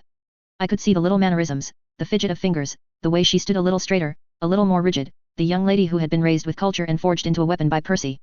She didn't like admitting personal flaws. Gordon could do it, but for Mary, it stung. Sorry, Mary, I said. I ran my fingers through wet hair and then made a gun with my hands and touched it to the side of my head. I'm in this weird place. Trying to be honest, but I'm not very good at that. I figure it's better to say it badly or say it while stepping on toes than not to say it at all, right now. Not that I'm disagreeing with this specific scenario, but don't compromise what you're good at, Gordon told me. I nodded. I wasn't sure what he was saying, or why, but I had the gist of it. Maybe he'd noticed Mary's reaction to how I'd pointed out the Percy situation. Which brings me to the subject of, well, you said I was off rhythm. Different rhythm, I said. I was a little proud of myself for remembering the exact phrasing I'd used no more than a minute ago. Whatever, Gordon said. You called me on that, I'm calling you out. I feel like you're trying too much. This doesn't feel like RSY. How you're acting isn't quite natural or fluid. This thing with being honest is part of it. Forced, I commented. I extended a hand and seized Lillian's wrist, leading her up to the apex of the roof. 9 months of gimme jobs leaving you a little rusty? I know you slip easily without practice. That's not it, I said. Oh. Okay, he said. He shrugged. He wasn't pressing anymore. He'd raised the idea, he seemed to grasp that I had a bit of an idea of what was going on, and was content to leave it at that. In the spirit of honesty, I said, I'm just trying to adapt. He clapped a hand on my shoulder. The little gesture only made me feel an ache for Jamie, in a weird way. I took in a deep breath, and took note of where the beast was. He was near another area where a grey plume of smoke was rising into the sky, periodically flickering orange from the flames beneath it. Would he press on through and escape into another part of Breckwell? While the other members of the group reached the rooftop, I pulled my shirt into a better position. It was wet enough to cling to me. The engineer made it over the top of the ladder and handed over the rifles he was carrying. Gordon and Mary each took one. Petey took a third. That's the sound for death, right? If you mix the two, like you did with New and Threat, yes. Exactly, Helen was saying. Exactly like that. Petey only seemed to glower back in response, mouth slightly parted. Is Petey good to go? Gordon asked. Almost, Helen said. Trying to cover the bases. Studied the captured ghosts in Ibot's lab as practice for my new ears. Complex parts of the language might be tricky to do, but being loud can make up for not being very subtle, right? Right, Gordon said. So, just to try it out, maybe new and big? Follow with the lighter back cue, without the bob. Loud as you can. What's this? Gordon asked. Helen's expression changed, as she went wide-eyed, almost horrified. She reached out and grabbed Gordon by the shirt front. There's something here. Surprise attack, and it's big, I'm getting out of here. Even knowing it was an act, I almost believed her. Who's Bob? Gordon asked. Bob is a verb, silly Gordon. Like a pigeon's head. Helen asked. Except it's a sound. Gordon shook his head, confused. Lillian was the one with the answer. I think I might know what she means. When a pigeon takes flight, if it's just flying off for whatever reason, it will bob its head first. If it's flying off because of danger, it won't bother, and every pigeon that sees is going to take that as a cue to fly off too. Without a bob, I cut in. Yes. Without a bob, which cues others. That way, if one pigeon spots a predator, they all have the best chance. Except the ghosts do it when vocalizing, I presume, Lillian said. Helen nodded, emphatic, every time they go someplace new, they communicate it. They bob when it isn't important, but they're still letting others know where they are. When they don't bob, then it's saying that others should follow their lead, Gordon said. Got it. I found myself wishing that worked with people. Petey knows some of this, probably, but doesn't know all of the communication. That makes it hard to be a sneaky sort of ghost, Helen said. If he keeps misusing bobs or forgetting to use them, he stands out. Is he going to do the scream, the command you just did? He did, Helen said, smiling. They're running. And, Mary observed, it looks like we also signaled our friends. It was Dog and Catcher, with the Rye-man trailing behind. Their initial approach seemed hurried, but as they drew nearer and had a better view of the situation, they slowed to a somewhat more relaxed pace. PD, engineer, Gordon said. Figure out what you need to do to stay close enough to each other while being able to cover each other's backs. You can hold your own if it comes to it, engineer. The engineer nodded once. Better not waste any time. Helen's prepped you as good as you'll get. Go. That way, I said, pointing. They left. We met Dog, Catcher, and the Rye Man halfway. Well, that wasn't exactly true. They covered more ground, by virtue of having more raw strength and longer legs. Found her, Catcher said. Looped back to look for you, found him instead. Any problems? The Rye Man asked. I shook my head. Got PD a convenient new body and some quick lessons in speaking Ghost more effectively. She's going to throw a wrench into their ability to scout. Okay, Catcher said. A violent impact shook Breckwell, worse than any we'd felt yet. I traced the roads with my eyes until I saw the plume of dust and debris further away. It seemed the beast had run down one city street, but from the look of it, the road was one only accessible through Frey's hole in the wall, and the creature had charged straight into a T-shaped intersection. Without a smooth curve in the road to guide it, it had struck a row of buildings at full force. I looked at Gordon, Helen, and Mary, and I squeezed Lillian's wrist. I suspected we were all thinking along the same lines. The beast had escaped the track it was meant to run, free of its cage, so to speak. The city was built to guide and confine it, and it had found a way out. If Frey was going to make a move, assuming she knew, saw, or could intuit what had just happened, then this was her opportunity to evacuate. Show us where she is, now, Gordon said. The rain was coming down harder than before, and that had the effect of making it harder to see, our footsteps more prone to slip just a fraction. Gordon seemed content to fill Catcher in, explaining the plan, that we'd be splitting up, what we were looking to achieve. Having a strict goal in mind for victory was very Gordon, and in this situation, it was very useful, too. What does Frey want? What is her goal for victory? I had spent far too much time thinking about Frey over the last months and years. I had a sense of what she wanted on the surface level, to shake things up, to change the order of things. I had a sense of what she wanted on a deeper level, to convince others that her worldview was the right one, to prove herself right. Starting the war, releasing the experiment to sterilize and chemically leash whole swathes of the Western Crown states, it had been a way of bringing everyone around to her point of view, creating that same righteous anger at how things worked, making every man, woman, and youth feel the need to buck against the Academy's control, retaliate against the Crown's callousness. She'd used her enemy's tools against them, forcing things into play too early. But there was a big difference between proving oneself right and proving the other guy wrong. Bringing two factions together like she was served as another kind of validation. Being so very right that others came around to her point of view. I could see why she was here and why she was doing what she was doing. I could imagine that her drive was focused by the drugs she'd taken, honing ambition and perfectionism that had already been there, as evidenced by her grey coat and the self-medicating with Wyvern. It let her spend 10 or more hours a day focused wholly on the tasks at hand. I wished I knew her better. I wanted to get inside her head, hit her where it hurt, peeling away the veneer, and then figure out if there was something fragile, mad, or awe-inspiring lurking beneath. We're close, Catcher spoke in his gravelly voice, the sound carrying back to the rest of us. See it? She was there. His weapon pointed the way, the spiked head aimed at a squat, broad building. It was part of the concentric rings that encircled another, taller building, not invisible, but easily overlooked. To look at it, I imagined a bank or a school. The cluster of people around the building painted the rest of the picture. Standing guards, nervous, all keeping within a few paces of exits and escape routes. The beast was rampaging through nearby streets, and many of the people on the ground were flinching at every impact, as if expecting the beast to emerge or crash through at any moment. I imagined it was an immense amount of psychological pressure, being down there.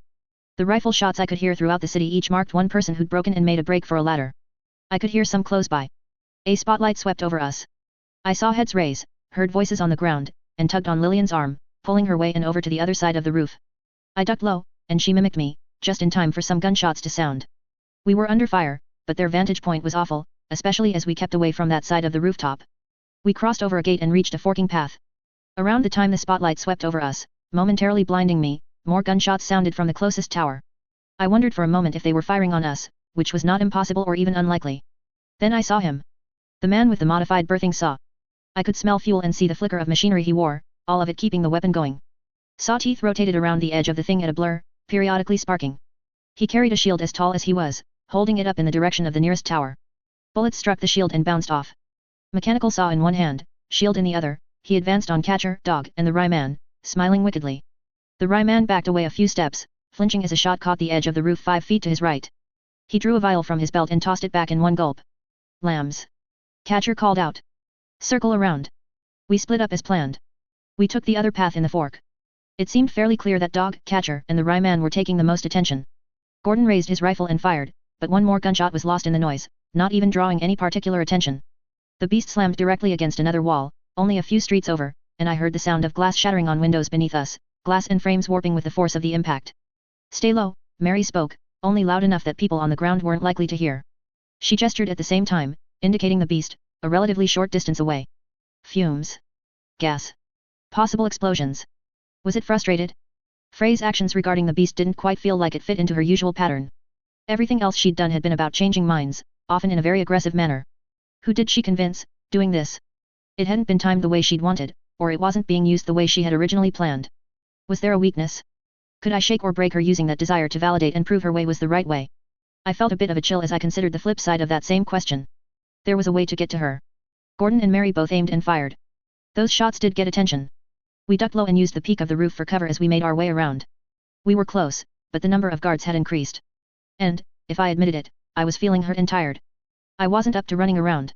We were close enough to see, and that had to be good enough, at least until we decided on another move. Stop, I said. The group drew to a halt. Gordon used the time to reload his weapon. Last bullet, he said. Want one of mine? Mary asked. He took a bullet from her and pocketed it. You okay, SY? You look cold, Lillian said. I am, I said. My teeth chattered a little from adrenaline and cold combined. You look hurt too. Sort of. Do you want my coat? I shook my head. No thanks. No sign of Frey, Helen commented. I stared at the building. Did she get away already? Gordon asked.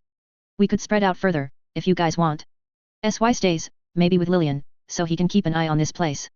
Mary and Helen or me and Helen go explore, see if there's any trace of them. The ground rumbled as the beast paced through darkness, 5 or 6 streets over. The fumes were accumulating faster than they dissipated, and the beast was slowing down. The last time it had stopped moving, it had ignited its gas. There was a lot of gas, by the looks of it. She's here, I'm positive, I said. We stay low.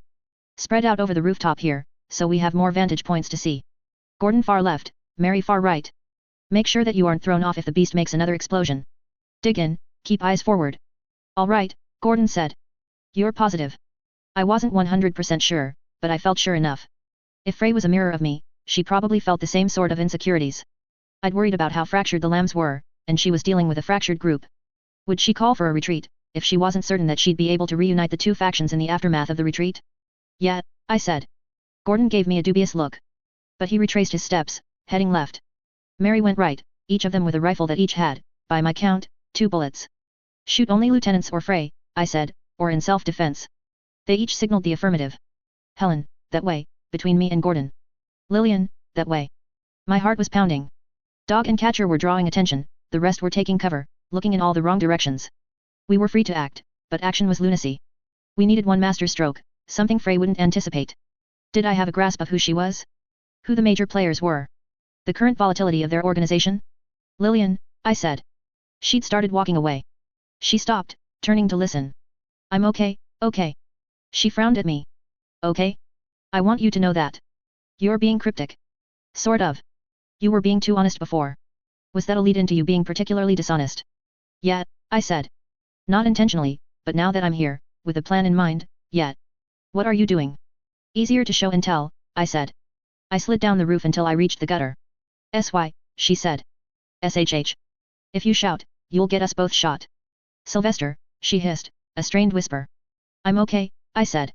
As I'd done after being thrown down the roof, I lowered myself down until I hung on wet wood by my fingertips. I shimmied over to one side, until there was a broken window in front of me. Too much glass on the sill. I shimmied over some more. There.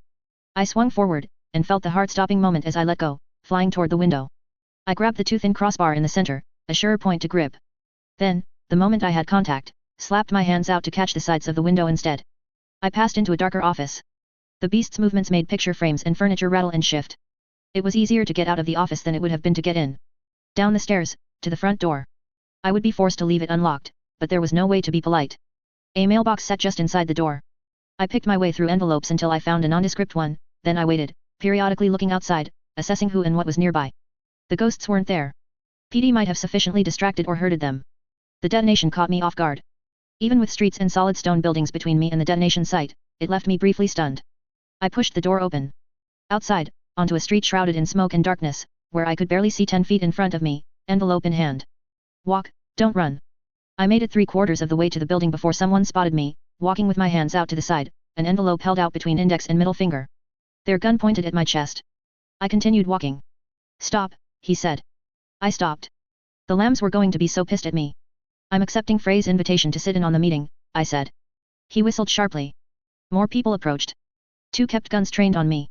The first guy got close enough to take the letter. I let it fall from my fingertips. That has nothing to do with this. I just needed a white flag so you wouldn't shoot me before I got close, I said. Then I lied, I am telling the truth. Lamb, one of the men said. We're told to treat all children as suspicious, and not to listen, one of the men said. You're one of Cynthia's, I'm guessing. He raised his jaw a fraction. I was right. One of you go inside. Talk to Genevieve Frey. She'll tell you what's up. Appealing to a higher authority. Except Genevieve Frey hadn't invited me. Well, not in anything but the loosest sense. She'd extended an invitation a year and a few months ago, before the war had started. I didn't remember much, but I remembered that. I watched the men exchange glances. Turn around, one of them said. I did. Kneel. This wasn't a good sign. I knelt. I felt a gun press against the back of my head. Then a coat was draped over my head. I moved my hands to adjust it, and got a fierce poke with the bayonet blade, alongside a sharp, no. I was having my head covered. I supposed they didn't want to show the way to Frey. Whatever. I could hear the beast tearing at building, I could hear the bells, I could imagine Lillian hurrying to communicate to the other lambs about what I was doing, if they couldn't see me down here. Minutes passed.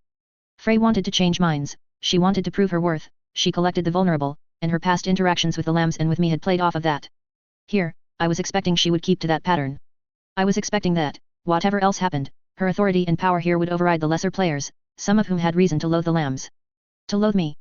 I was using the word expecting because hope sounded awfully flimsy, and thinking too much along the lines of hope and maybe would set my teeth to chattering far more than they were right now. Voices started up a murmured, muffled conversation behind me.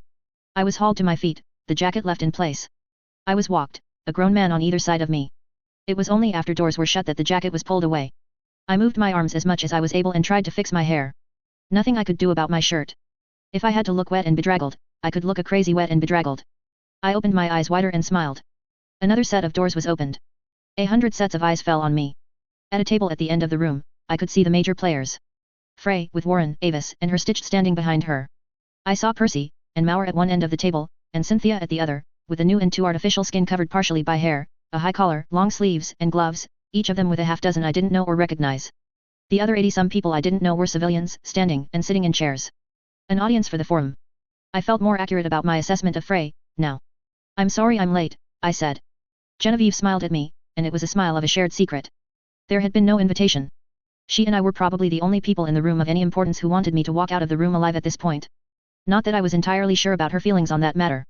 Tooth and nail 7.8. Is this a joke? Cynthia asked.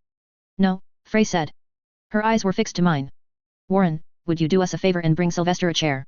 Warren approached with a chair. He extended an open palm at the end of the table closer to Percy and Mauer. I shook my head, indicating the middle of the long table, facing Frey, my back to the audience. Part of it was that I didn't feel comfortable sitting on one side or the other, for much the reason Frey couldn't. Part of it was that I suspected a few of them might casually kill me if I got in arm's reach. The final part of it was that I wanted the audience there so I was in front of them, facing the same direction, so that anyone who looked at me had to look at them. Cynthia's chair screeched as she stood from her end of the table. 2 gloved hands pressed against the surface. Case in point. Are you going somewhere? Frey asked. I think I'm done here, Cynthia said. Are you? The only reason I haven't left the room yet is that I'm trying to gauge if I could get away with slitting his throat, Cynthia said, raising her eyes from the table to look at Frey. She smiled in a way that made it clear her skin wasn't proper skin. The creases were too ill-defined in places, too forced in others. It might become more like ordinary skin in time, I mused. It was reassuring to know that there were options like that available, when the fate of my own skin was up in the air. Warren set the chair down and I took my seat. It was a heavy wooden thing, likely grown into the shape of a chair by use of a mold, and I couldn't sit in it easily. Either my legs stuck out directly in front of me, or my back wasn't touching the back of the chair, even with my backpack, and I risked slouching. I pulled my feet up onto the seat. We have an audience, Mauer told Cynthia. People who matter, who have contributed or want to contribute to what we're doing. Fuck the audience, Cynthia said. Angry. Cynthia wasn't nearly as composed as she had been the last time we'd crossed paths. Mauer, however, seemed as cool as ice. He still had the reddish bronze hair, the weary look in an otherwise young face, blemished only by a sharp nose, but he wore a long-sleeved shirt that looked a little worn and faded, suggesting he'd spent a lot of time outdoors, and he had a long military coat draped over his shoulders, a fair share of it covering his bad hand. The hand was moving at his knee, fidgeting, and I imagined it was a towel, impossible to fully hide. Too much pain and emotion together put it in perpetual motion. Percy sat beside him. I'd almost forgotten what he looked like, and might have forgotten entirely if it hadn't been for the fact that I'd recently reread some of Jamie's writings. He was taller than Mauer, and almost the opposite of Mauer in condition. Where the Reverend's physical condition was almost identical to what it had been, his clothes more worn, Percy's clothes were finer than the ones I'd seen him in before. I could imagine an aristocrat wearing his outfit, but for the long coat that was so reminiscent of a doctor's without quite being one. He still favored a style of clothes that accented his narrow frame. Physically, however, his graying hair was longer, he had a mustache now, and his beard needed a touch of a trim. The lines of his face were deeper, and deepened further by anxiety. To explain where Cynthia is coming from, so our audience doesn't believe she or any of the rest of us crazed, Mauer said, injecting a small barb into the phrase, the little boy sitting here at the table is not a real child, nor is he human. Your facts are wrong, I said. I'm human. A modified human, Frey said. Calling you precocious would be understating things. The lambs have come up during discussions on other nights, as some here might recall. This is one of them. Is this how it's going to be? Even you're going to gang up on me? Humph, one burly man on Cynthia's end of the table grunted. He sized me up. A monster in the Crown's employ, Mauer said. His voice was carrying to the rest of the room. That hadn't changed. Cynthia's reaction isn't an unfair one, dramatic as it is. He has a body count, and if I understand it, Cynthia was one of his victims. Almost, Cynthia said. Very nearly. She had a knife drawn. It wasn't pointed at me, but the end of the knife tapped now and again against the table. You killed my children, Percy said. In a manner of speaking, I said. Wasn't worth arguing the particulars. That was more the lambs as a whole than me. A plague of spiders and a spree of murders in Whitney, the systematic execution of independent doctors and researchers, enforcing the will of the Academy and the Crown, Mauer said. His voice was so rich, the nuance on every word perfectly chosen. I broke into a smile despite myself, glad that the audience behind us couldn't see my face. I seem to recall you putting a gun to the head of a little girl. I recall that she was no more a human than you are, Mauer said. Point. Couldn't argue that one. She wasn't more human than I was. I'm human, I said. I haven't taken any drugs that Genevieve Frey here hasn't.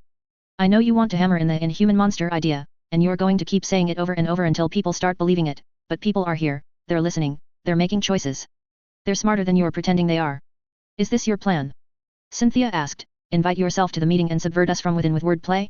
Address the audience and turn them against us? Genevieve, you invited him here for this. Before Frey could answer, Percy spoke, you freed Avis with inside help. This wouldn't be the help. I managed to keep my expression flat. Frey shook her head. I would be happy if it were, but no. And I think Sylvester should answer Cynthia's question. As I opened my mouth to respond, she quickly added, keeping in mind that he is what he is, and every statement should be taken with a grain of salt. Et2, sister? I had to appreciate the word choice of what I was versus who I was. A subtle choice that I was sure Mauer had noticed and appreciated. I was in an awkward position, because I'd had so many accusations thrown at me. It was an effective tactic in argument, throwing a dozen half-true statements at someone in short order. To answer every last one would have taken 5 times as long as it took to make the accusation, and left me with no time to argue my point. Even if I did argue against the worst offenders, I couldn't change the fact that the first argument in my audience's ears was that I was a monster. Worse, my memory wasn't quite at the point where I could pick out specific points to argue. And I knew it was Mauer's doing. An attack on me, surer than anything Cynthia was doing. He was the more dangerous one, even if she had a knife and the desire to use it. Better to take a different tack. I thought you needed you'll have to remind me here, Mauer, I said. I snapped my fingers. Something advocate. Devil's advocate, Mauer said. Promoter of the faith. One who argues against. Cynthia stood straighter. Her knife seized firmly in one hand, an impressive length just shy of being a proper sword, she stalked the length of the table. Might have to revise my opinion on how dangerous the woman with the knife is. Cynthia, Mauer said, not rushing his words despite the fact she was seconds from stabbing me. Don't be barbaric. I saw Frey give a small shake of her head, but she wasn't looking at me, Mauer, or Cynthia.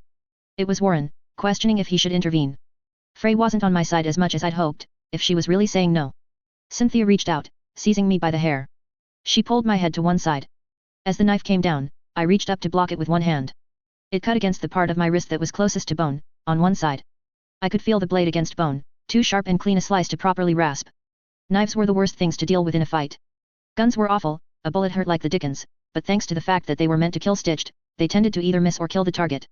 Knives either killed or hospitalized the target.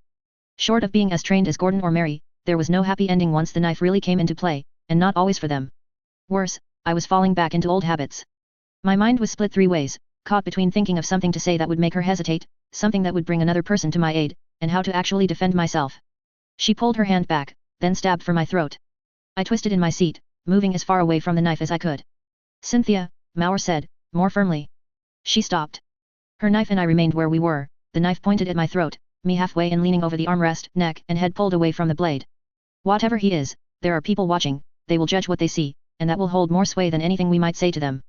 Cynthia didn't respond, and she didn't move. Her eyes didn't move off me to look at the rows of people who were sitting in attendance. I reached out slowly, and clasped my hand firmly against the slice on my wrist.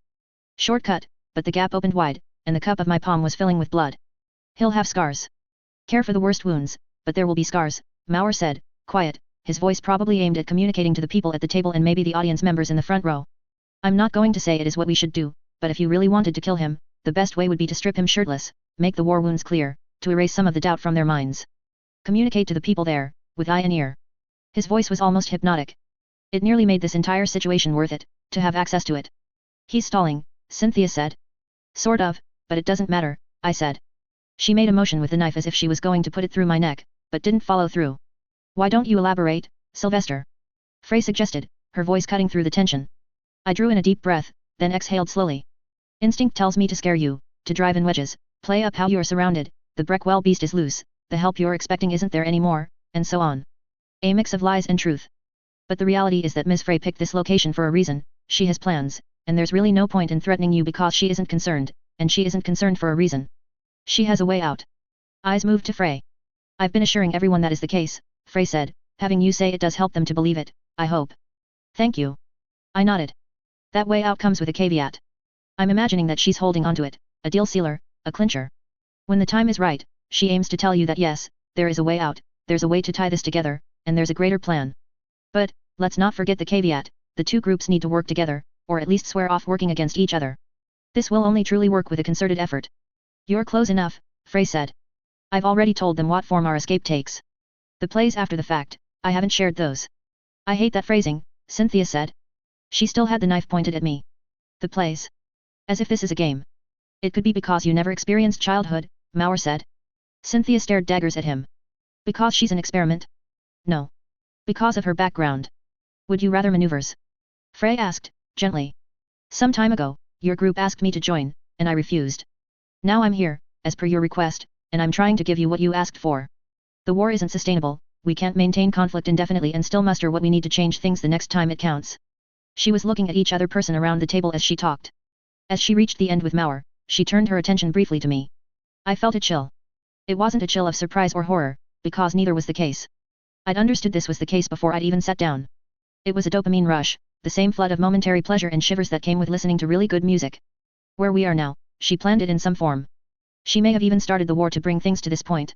This table, with its interesting people, the danger, the strategy, it was where I belonged. I spoke, because I wasn't sure I'd get a chance again if I didn't. When I said I was here to play promoter of the faith, it wasn't that I'm arguing in favor of the academy. I'm genuinely curious what Frey is doing here, and I want the opportunity to hear it, knowing what I know. I met Frey's eyes. She arched an eyebrow. Coming from the background that I do, I said. If I'm advocating for anyone, it's the rest of you. I'm joining my voice to yours, questioning what she's doing from a more objective standpoint. You weren't invited, Cynthia said. I was caught for a moment, stuck between trying to interpret her statement. Was it that she was saying I wasn't asked to argue on their behalf, or was she realizing Frey hadn't invited me here? You're my adversary, Sylvester. Frey asked. No, I said. No, not at all. I leaned back a little, resting my hands on a damp pants leg. One hand was still clasped hard to the knife wound. I'm wondering whether, if what you're offering and doing is good enough, you're still open to having the lambs join you. There was a hush, a bit of stillness. The audience behind me was making more noise, people making sense of the conversation, talking among themselves. Mauer's expression was hard to read, but his hand was fidgeting more than it had been. Percy was quiet, still, he'd barely spoken up, and I could see him analyzing me. His eye traveled to different points of the room. He'd been undercover for a long time, acting as a teacher while working to subvert the city through its youth, but I could almost read his mind as he looked to see if there was a physical sign of a trap. Cynthia's reaction was interesting, as the point of the knife dropped just a fraction. I let myself relax more. Where are the other lambs in this? Percy asked, quiet. They don't know I'm here. But if you can convince me, then I can probably convince them. Mary's okay, by the way, Percy. The name was like a slap to his face. Had he known she was ours? They had so much information about us, but was he somehow in the dark? I see, he said. She's one of the lambs. We've taken good care of her. If you asked her to come with you. I don't know what her answer would be. The lines in his face hinted at emotion he was trying not to show. He clasped his hands together in front of him, forming a ball that bobbed up and down twice before he spoke again. How many lies did you tell her? A few, I said. He nodded, seeming to take the statement in stride. I as well. I nodded, taking that in. I hadn't forgotten the mice, sacrificed to make the ghosts. My finger touched Melancholy's ring, and rotated it around my thumb. I was forced to stop as I realized I wasn't keeping enough pressure on the bleeding wound. Avis surprised me by speaking, "You were such a staunch defender of the academy." "No," Frey and I spoke at the same time. She indicated that I should speak. I did, saying only, "I wasn't for the academy. I was for the lambs. The problem is and was that they are hard to separate." "That was my interpretation of it," Frey said. "I made the invitation over a year ago, and you refused me." One of the men I didn't know spoke, "What provoked this change of heart?" I shook my head. "A lamb died," Frey said. I hesitated, then nodded. "Who?" I raised my eyebrows. "You don't know. They're being more clever about who finds out about what." "No, Sylvester, I admit I don't know." "Jamie. Is he dead, or?" "He's dead," I said. Saying it aloud was hard. If I'd been anywhere else, anywhere at all, it might have been easier to handle. I could have done something, moved, turned to someone, and found a small bit of respite. But looking one way and seeing enemies, and looking the other, seeing more, unable to really do more than squeeze my wounded wrist even harder, it was the first time in months I'd wanted to cry. I smiled instead. It had done me okay so far. Frey was nodding. She started to stand, and the stitched girl helped in pulling the chair away. Cynthia lowered the knife and stepped away from the chair to take a seat at one end of the table. She's from a rough background, and while Mauer fidgeted and Percy drew quiet, she reacted with anger. A rat that bites when backed into a corner. Looking at her companions, and at the members of the audience sitting closer to her side of the room, I suspected she was a rat with connections. "You're not promising defection," Frey said. "Whatever happens, whatever I say, you'll want to go back to the lambs to discuss the matter." "That would be ideal," I said. "Making this all a matter of nice-sounding words, tempting us with added help and the information you'd be able to provide," Mauer said. "Less information, without the one with the memory," Cynthia observed. "True," Mauer said. The two sides were agreeing, now. Cynthia at one end, and Mauer at the other. "I wish I'd known you were doing this," Frey said. "I would have tailored my plan to suit the situation, and provide a tempting reason for the lambs to defect." "Sorry to disappoint." "No, I'm not at all disappointed, Sylvester," she said. Frey stood hands on the backs of the chairs to either side of her, and she had the attention of the room. "For the past 3 days, I've been arguing for an end to the war. Not now, but soon. I've pointed out locations where key individuals can go, places they can work without being found, while still maintaining a reasonable standard of living. Believe me, I know how important that is. I've been on the run for a year and a half." Her finger tapped on the back of the chair to her right for a second. "I'm proposing we take the war in a different direction. We leave them hurting, while helping everyone. Give them an enemy they can't effectively fight." She reached back. Avis pulled something from a bag and handed it to Frey. I almost flinched, seeing what she held. It wasn't tailored to what I'd just been talking about. Bullshit. It was a book. Thick, large, and heavy, with a nondescript cover. It made a sound as it was dropped onto the table. "Don't leave us in suspense," the burly man spoke. "The Academy's knowledge, distilled. This particular volume isn't complete, nor comprehensive, nor is it well suited for doing research. But it's a starting point. The tools and guides necessary to walk someone through some basic experiments. There are other books, more complete ones for anyone who wants to advance their knowledge, and I have plans for yet more, simpler texts in simpler fields." "Giving the power to the people?" Mauer asked. "Giving the Academy's power to the people," Frey said. She indicated Cynthia. Godwin's enclave had the books, but not the means to mass produce, and the knowledge was of limited use. They had to find doctors and ex-students to use it. She was indicating Percy now. "We give everyone the ability to learn, we take away the exclusive access to Academy knowledge, and our individual groups, working together, can incentivize use of the knowledge. Novice doctors and students will come crawling from the woodwork with their experiments, farmers will be able to create their own help instead of buying it, and everyone else will compete with the Academy for the same resources." There were murmurs in the crowd now. "Not a genie that can easily be put back in the bottle, is it, Genevieve?" Mauer asked, with a note of humor. "I did think you'd like this," Frey said. "The production," one of the men at the table asked. "Already set up." "I'll reserve further comment for when we don't have listening ears," Frey said, indicating me. "With a coordinated effort, they won't be able to restrict the spread of the texts and deal with our final forays and efforts. We play all of the cards we've been holding in reserve, and by the time the dust clears, the world will be different. Humanity gets a fighting chance against the monolithic Academy." The words and voices blended in together. I was disappointed. Was it change? Yes. Undeniably. The knowledge wouldn't be used by everyone. But enough people would pick it up. Back alley practices and independent experimenters would crop up. People like the snake charmer. Monsters would appear. There would be good and bad in equal measure, and the Academy would hurt. It would be forced into a situation where it either had to take more control than it should, or lose control overall. I suspected the former. I suspected it would backfire, that raids and searches for books would ensure that the fires of hatred against the Academy continued to burn. That the next war would be even more brutal, with the people on the ground having many more tools at their disposal. She played the long game. Always the long game. Was it a stride toward what I hoped for? No. I couldn't believe that it was. Frey knew it wasn't. She'd said as much when she talked about how she'd have tailored it. Sylvester, Frey said, quieter. The voice snapped me out of a train of thought. I realized that the groups on either side of me were talking. Is it what you expected? She asked. In a way, I said. I'd expected this scene, the groups talking, the note of hope. If you'd come to me when I first asked, Jamie would be alive, wouldn't he? Yeah, I said. I told you how things would play out. That a lamb would die and you'd reconsider. I know, I said. But I don't know yet. I'm not sure. She nodded. You hoped for a better brain, one that could pave the way to greater things. Did you hope it was Jamie? I hoped it was me, I said, quiet. But Jamie was a close second. The conversations around us continued. Discussion, strategy. I need to talk to them about things you can't hear, Frey said. I'm going to let you go. Letting me go. I'd expected to be taken prisoner, maybe even tortured in an edge case, but torture was something I could deal with, and had dealt with in the past. I waited for elaboration. On the condition that you leave that behind, she said. She was pointing. I turned to look, and felt the tug against one shoulder before I realized. Ah, I said. No. There's no other way. I can convince them, but you need to convince me first. I figured out what was in that oddly shaped bag you refused to take off and place at your feet.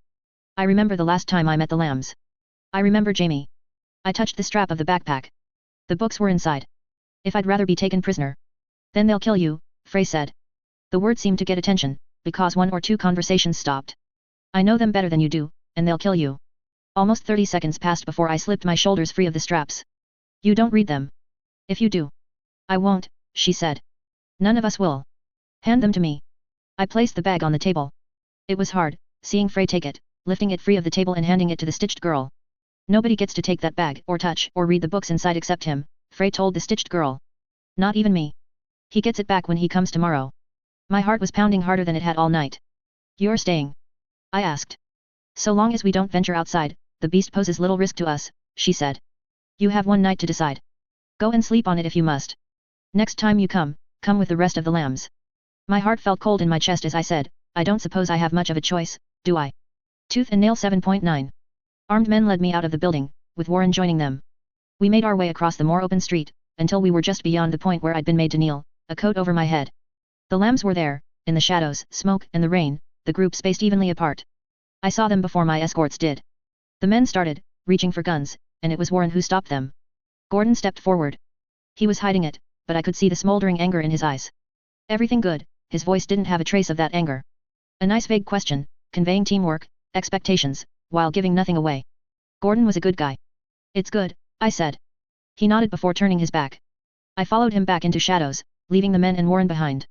Mary, Gordon, Helen, and Hubris knew what was up, and they moved easily from areas of shadow to areas of deeper shadow, or to places where there was more smoke and cover. The art of disappearing, honed over a long time, for the humans. For Hubris, I imagined it was training. I wasn't positive that dog had the brain of a dog. Lillian, though, was just walking away.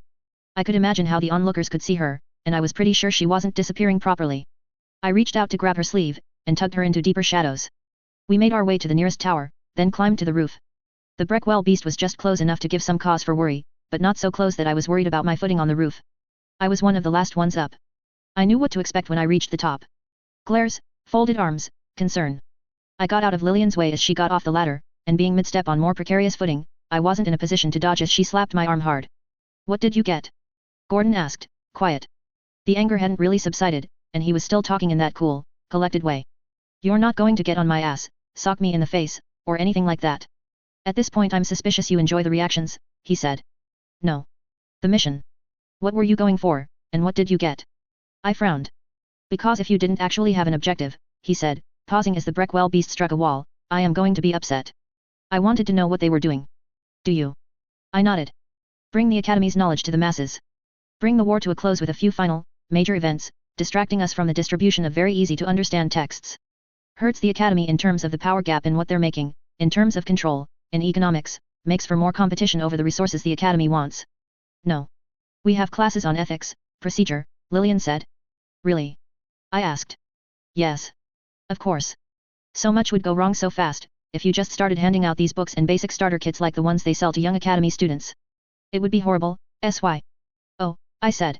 Because my gut instinct was to maybe not fight as hard as we might otherwise fight, when it comes to this. I'm not sure, but Frey might be willing to negotiate a trade, here. A trade? Mary asked. A few key players from their side, in exchange for letting this thing happen. Fuck, Gordon said, under his breath. My eyebrows went up. Harsher language than his usual. We lost Jamie, he said. Not in the final sense. Yes, in the final sense, I said, my voice low. Whatever. However you look at it. I'm bringing it up even though we've been dancing around the topic for months because I don't want to lose you, sy. You won't. I knew exactly what I was doing. I know how Frey thinks, I know how to dance on this razor's edge. I'm here, aren't I? You're here and you're talking about entertaining her ideas. I couldn't keep meeting his eyes, so I turned away, only to find myself looking at Lillian. I ran my fingers through my hair, fixing it, as I paced a little. I came face to face with Mary and stopped in my tracks. I talked to Percy, I thought. But I couldn't say it without it coming across as manipulative. What are you doing, sy? Gordon asked. I turned away from Mary to look at him. What do you mean? You've been acting different all night. Changing your pattern, increasing the tempo and intensity, making calls, and now you're working against us like you're trying to keep us off guard. That's not what I'm trying to do. But I knew you'd try to stop me. For good reason. Mary said, startling me. I'm here. I said. I walked in, I walked out. Without the bag? Mary asked. Without the bag with Jamie's books in it. Oh. Gosh, Lillian said, under her breath. We're going back tomorrow, I said, annoyed. We're going to walk out then too. With Jamie's books. Okay? We walk away with an idea of what Frey is doing, with an idea of how to counter it or steer it in the right directions. Mary gets to look Percy in the eye, we confront Frey, and with her preoccupied like she is, trying to juggle 2 factions and a half-dozen plans, we'll have her at a disadvantage. It will be the one and only time, maybe, that we ever have that. I looked at each of the lambs. I even looked at Gordon's dang dog, in hopes of seeing a glimmer of understanding. Gordon approached me. I could see the anger in his eyes, the frustration. I steeled myself. Pretty much expected this since I'd realized I could walk inside those doors down there. But Gordon didn't hit me. When his arms wrapped around me, I wondered if he was intending to simply toss me over the edge of the roof. The size difference, the strength difference, my chronic low weight, I was willing to bet he could. What are you doing, sy? Mary stepped closer, putting a hand on Gordon's back, her expression unreadable. Lillian hung back, both hands on her satchel with the medical equipment inside. Helen was perched on the peak of the roof, slightly above us, staring, more old Helen than new Helen, just for now. Seeing them, I was choked up in a way that made me feel like I was in the midst of drowning. I wanted to get out of the hug, to have space, to have a chance to explain, and it didn't feel like they were giving it to me. I'm trying to say it right. The thing with distributing the books, it's the second phase of a greater plan. She's got another plan. I think, and maybe Lillian can say if I'm on the right track or not. I reached out for help. Lillian didn't give any indication she was going to play ball. The work that comes out of the books. Could it have a signature? Give everyone the tools to make stitched, to create life, to create the right drugs, grow war beasts, I don't even know, but in a way that sets them apart from the academy. Then, when she makes her next move, it'll be easier to frame the academy for it, like she did with the sterilization and the chemical leash, because that precedent exists. She can establish a narrative, at a time when the academy has less credibility, when it's damned itself by trying and failing to control the spread of this information.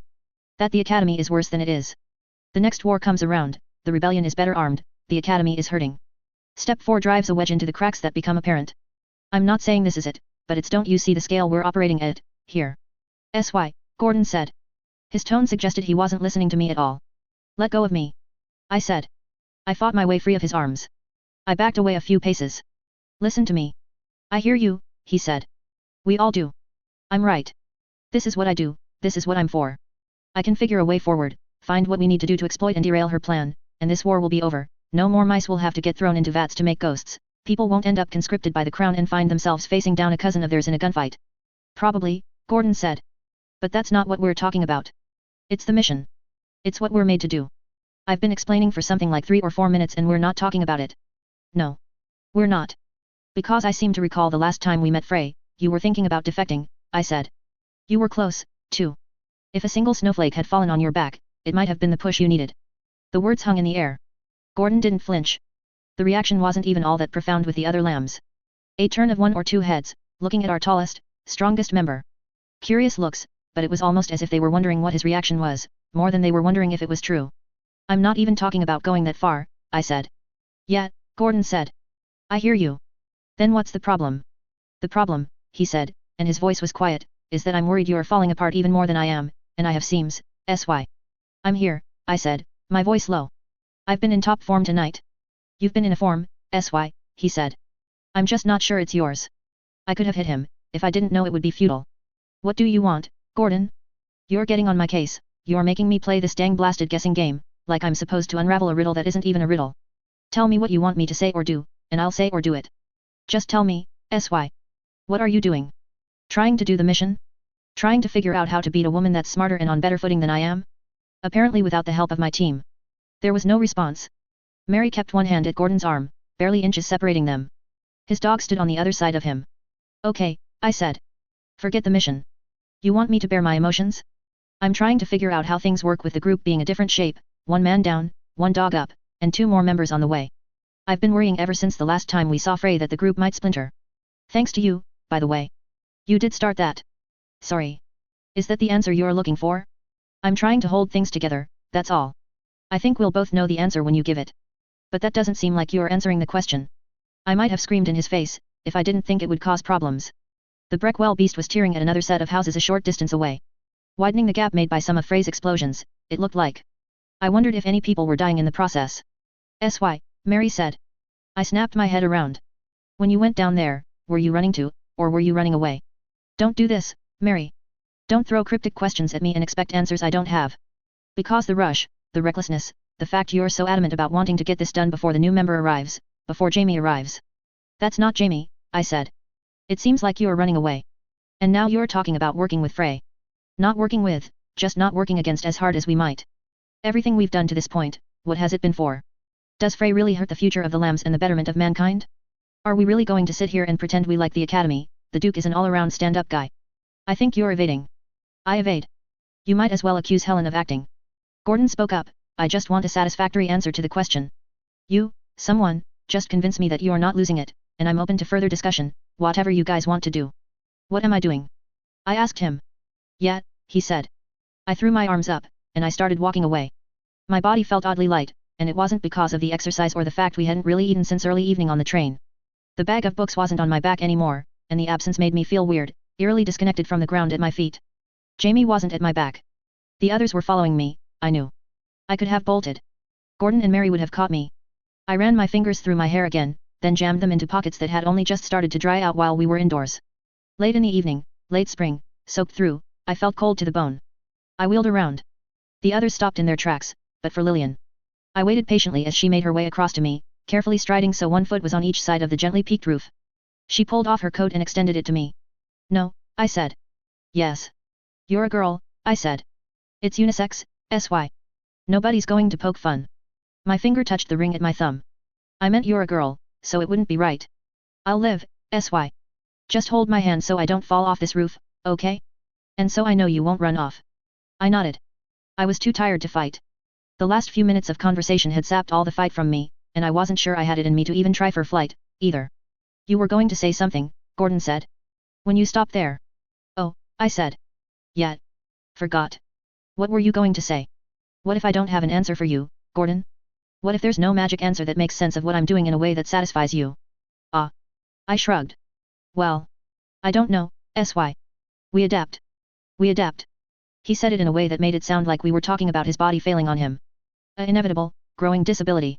Gimpy Boy and his dog and Sylvester end up on the bench, while the new lambs look after the next few missions. I asked. And then someone else ends up benched, a new lamb comes out of the academy and replaces them, and so it goes, until we're all reminiscing about the old days? Doing the same tests we did back in day one, testing our cognitive ability as it slips away or our bodies fail. I remember those days, Gordon said. The days we first met, the tests. I hated those things. I found ways to make it interesting, I said. I know. You did. I realized what you were doing after a bit, and then tried to mess you up, or throw a wrench into the works. Then you made it harder to figure out what sort of games you were playing while we were playing other games, and so it went. Is that what you're afraid of? Lillian asked. Being benched? Being replaced? No, I said. No, that's, not at all it, no offense. That's the human condition. Parent replaced by child, except we won't ever be parents, so this is a different sort of legacy. The only thing I'm afraid of is losing you. I looked at the other lambs. Any of you? The Breckwell beast roared, not so far away. I watched and listened for a second. Sucks, I said.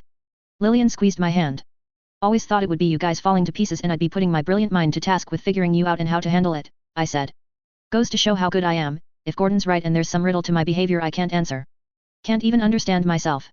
If I'm wrong, Gordon said, if there's no complicated riddle to unravel, then that's worse. Because you can't keep going like this. You can only dance on a razor's edge for so long. Complicated? I don't think it's complicated. All heads turned to Helen.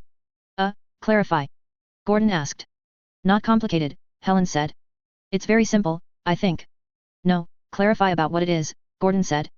SY is acting, Helen said. He's playing at being Jamie, and he's doing a really bad job of it. You might be getting confused, I said. The longer hair, carrying his books around, it's not an act, it's a homage. I don't know. A way of keeping him around. It's an act, Helen said, firm. A bad act, because you don't have the right tools. You said you didn't want to see the lambs die. The only thing any of us can do is hold someone in our hearts. There's an emptiness when they go, and we fill in that emptiness with memories. Or drink, or work, or violence, sometimes, but mostly with memories. Poetic, Mary said. Where did you hear that? I've been studying. Ibot says it's useful for when I'm older and I have to lure in men, Helen said, smiling. But it's true. SY is filling his heart with memories and he has a crummy memory. It's a little more complicated than that, Gordon said. Yes. It is. Helen drew closer. Sylvester is trying to fill the empty space in the group's heart, too. He's doing what he was made to do. He's trying to cover for the things that Jamie used to do. The map, drawn on his shirt, that's SY being SY to give us something that Jamie would have known like that. Snap of her fingers for punctuation. And walking into Frey's meeting. Gordon asked. Jamie would have known who the people are and he would have had ideas about what they were doing. He could have drawn connections. But SY knows that if he just walks in and introduces himself, he will get an idea of who people are and what they're doing. He can draw connections. The others turned their eyes to me. It sounds awkward because it is, Helen said. Jamie is probably the worst one of us to try and make up stopgap cover-ups for. What SY is trying to do, all the other stuff, like letting the Breckwell beast out, he's trying to get control. Because he's insecure. Hey, I said. Lillian squeezed my hand. Control through chaos? Gordon asked, still staring at me. Yeah, that sounds right. It's not about insecurity, thank you very much, I said. But I don't know. I've spent a lot of time thinking about how to cover the gap that Jamie left. How to keep things working smoothly, so the group stays effective. You're doing it, Helen said. In a weird way, but you're doing it. More than I realized? The first part, anyway, Gordon said. I sighed. Jam the replacement might be coming tomorrow, Gordon said. This thing with Frey, is it you wanting that control? Impact the world, even secondhand, let them know we're still here, we still matter. Even without Jamie? It'll have to happen before he shows, Gordon said. If we decide to do it. We'll need to discuss this thoroughly. Come to a consensus. Then we. In the morning, SY, he said. We come up with a game plan in the morning. We turned and started moving as a group. There were soldiers and weapons gathering on some rooftops nearby. They were surrounding the perimeter of Frey's building. Some of them had equipment to hook them to the rooftops, with long guns that were screwed into the roofs. Dog and Catcher were waiting not too far away, with the Rye man who was slightly hunched over. The Rye man was flushed, veins sticking out of his face, and jerked in reaction to the movement of me withdrawing a hand from a clammy pocket. Status? Catcher asked. No update, I said, leaving out any mention of my visit with Frey. They're not budging. They're talking about mounting an attack. I shook my head, no. She's got a maneuver she's going to pull. Moment we try, half our soldiers turn on the other half. I don't think she plans to leave at all. Her soldiers in the towers are going to subtly guide the beast away from her for the meantime, and they'll be part of the uprising if and when she makes a move. When the dust clears, she's the one in charge of Breckwell. How sure are you? He asked. Mostly. He nodded. He stared off into the distance. Don't attack, then. Bad idea, I said. What do we do? Wait. Bide our time. Gives more opportunities for the soldiers in towers to make mistakes. In daylight, the beast won't be guided by any lights from the towers. With a lucky roll of the dice, he might head in that direction. Without that lucky roll, the lambs will make a move. Catcher nodded slowly. You look tired, he said. Go sleep. You've been at this for longer than we have, you were here when we arrived, I said. This is what we do. We're watchdogs, Catcher said. You rest so you can do what you do. Tomorrow. I was pacing in the bedroom when the door cracked open. I stopped in my tracks. Mary. Sylvester. I turned, a little confused. It was Lillian, wearing the raincoat I'd given back to her. Doctor's visit? I asked. Do you need one? I looked at my bandaged hands, then shook my head. Then no, she said. She closed the door very gently, then put down a bundle and pulled off her raincoat. I talked to Mary earlier. She explained about what Rick was saying. Ah, I said. Rick. That. Me is some tug of war rope while you and Mary engage in a competition or something to prove something. She blinked, looking startled. SY, no. That's not. Can we not? I don't think I'm in the mood. She shook her head, collecting herself. You're in a mood. Why aren't you sleeping? Thinking, I said. About tomorrow. Stop thinking. Relax, she said. Give me something, then. I'm not going to give you something, she said, sounding exasperated. She crossed the distance to me, grabbed my arm, and hauled me over to the bed. She shoved me down onto it. Stay. Staying, I said. And don't look, she said. I didn't want to come here in a nightgown with all of the soldiers standing guard between here and the other building. It's my room, I said, pointedly turning my head to look at her. Who are you to make rules about looking or not looking? She didn't have a reply to that, but her face flushed pink. She began unbuttoning her top. When things reached the point where I might have seen something, I simply muttered, whatever, and looked away. This isn't a competition, she told me. She encouraged me to come. Sure, in the interest of playing fair, I said. That's not stop that. Fine, I said. Mary sleeps nude most of the time she sleeps over, you know. Lillian froze. I could see in my peripheral vision, and turned my head slowly to look her way. She was holding the nightgown up in a way that protected her modesty, yet to pull it on. If it's not a competition on any level, that shouldn't matter, I thought. But it is, so you're considering your options. Just kidding, I said. You're the worst. You really are. Look away. I did. Lillian finished pulling the nightgown on. I climbed under covers and scooted over. She climbed in next to me. Where Mary had found a natural configuration beside me, often with her back pressed to me, Lillian curled into me. She positioned herself lower down, head on my shoulder and chest, arm reaching across my torso, one leg draped over my legs. The fabric of the nightgown at her knees got in the way, so she hiked it up. It took her a few seconds to find the exact right position. Mary always wears scratchier stuff, I said. Lace and stuff. This is softer. It's nice. I plucked at the hem of her nightgown. She swatted it out of my hand and slapped my chest. Go to sleep, she said. I lay there, staring at the ceiling. After a few minutes, she raised her head to look at me. What were you even doing? She asked. Normally I'd be reading, I said. But I don't have the books. She nodded, head rubbing against me. Her breath was warm against my chest. Doesn't it get boring? Reading the books over and over again. Never. She nodded again. I miss him too, she said. We got along. Yeah, I said. He was a good guy. I'm really scared about tomorrow. I know, I said. Then she didn't say anything more. It took me far too long to realize that there was a damp feeling against my chest, little movements. I shifted position, lifting my head up. Crying. Pulling my shoulder out from under her, I changed position, so I was facing her. I wiped tears from her cheeks. Cry baby. She hit me. Come on, I said. I pulled her head against my chest, and she burrowed close, clinging tighter. I stroked her hair, over and over, rhythmically, but I was the one who was lulled into sleep. Alongside the nights I'd had Mary stay over, it was the 5th night of sleep I'd had in 2 weeks. Tooth and Nail 7.10. SY, Lillian. I'm up, Gordon. Oh, I couldn't tell through the back of your head.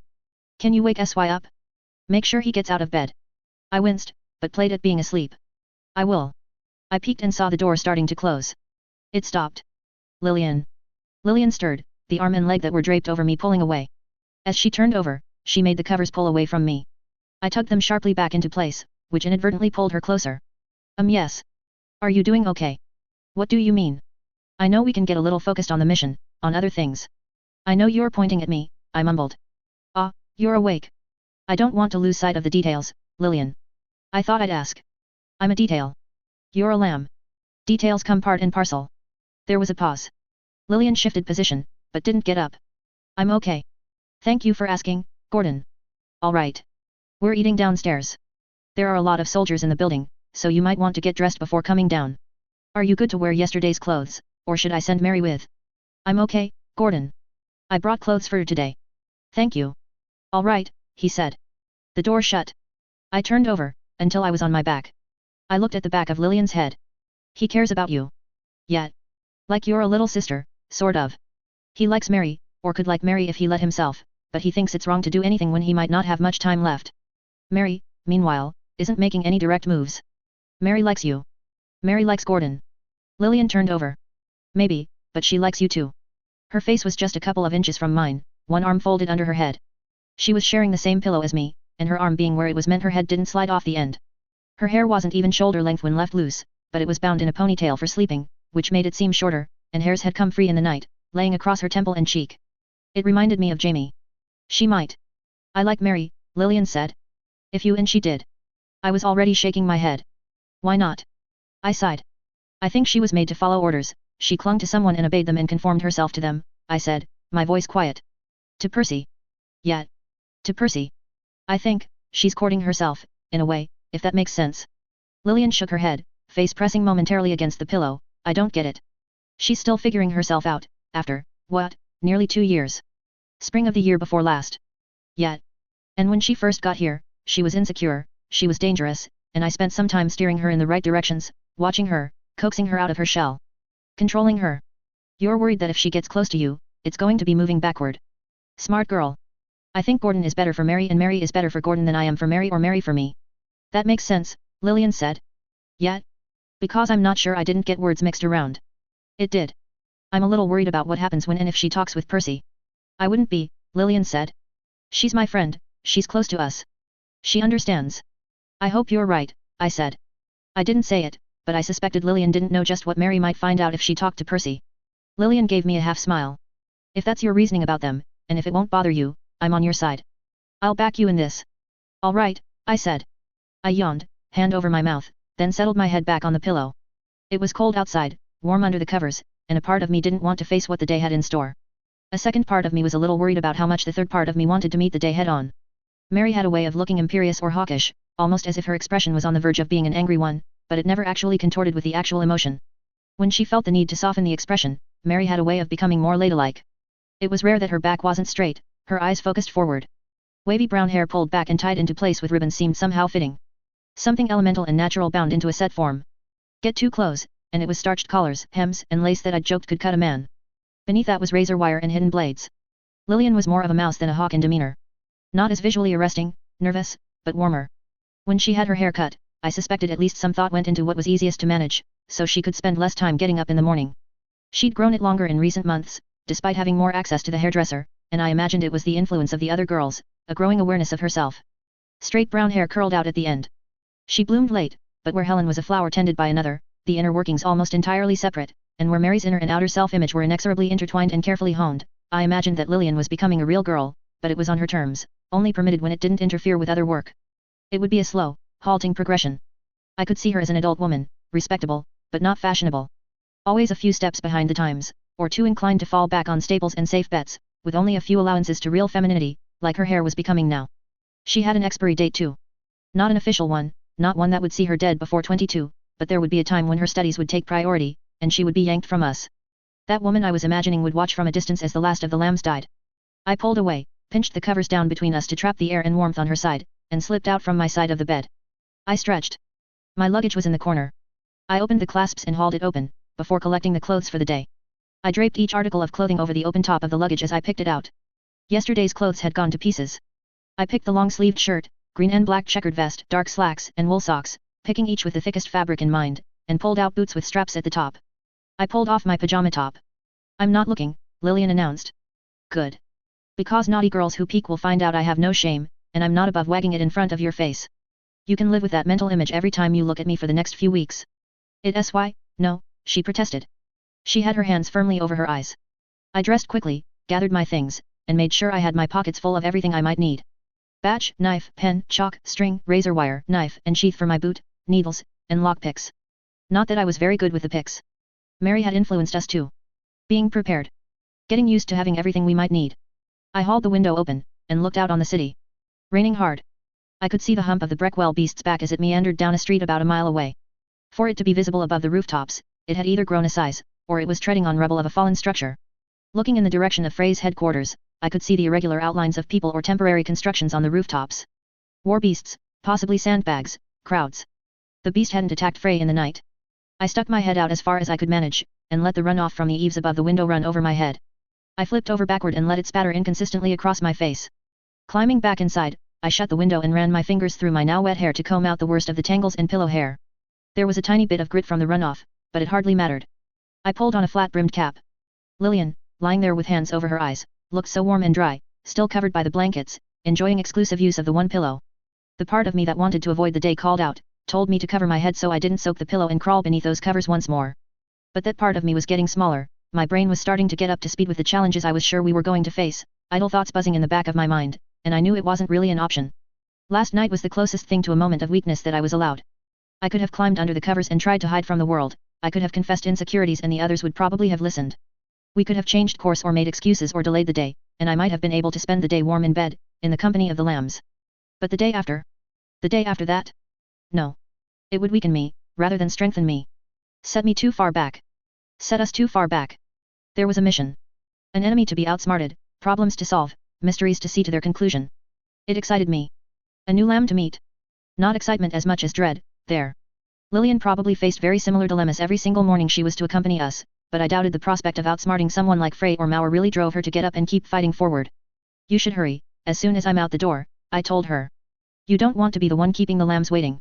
I'm up earlier than any of you, every single day, she told me, sounding annoyed. I was willing to bet the idea of being the slowpoke genuinely annoyed her.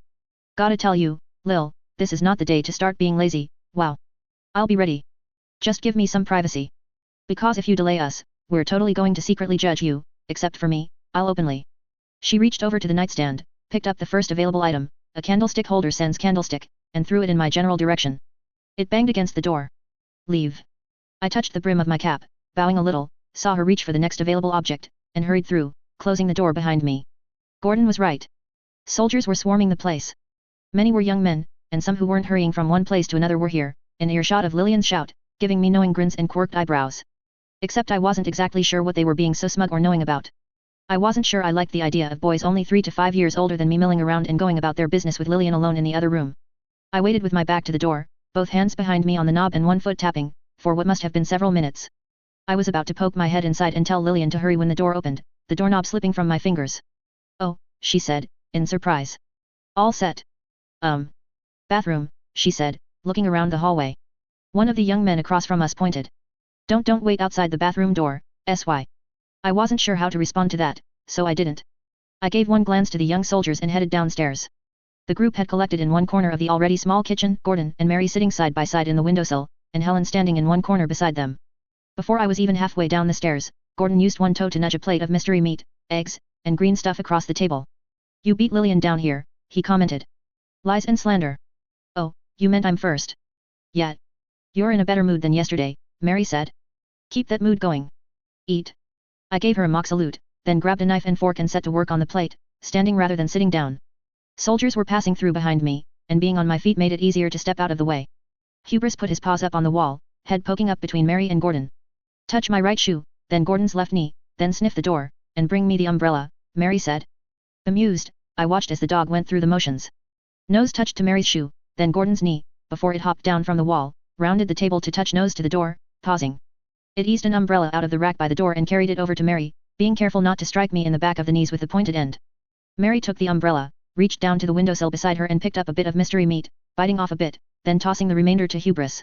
Lillian came downstairs, and before Gordon could tow the second plate in her direction, I reached out to pull it across the table. Sleep okay?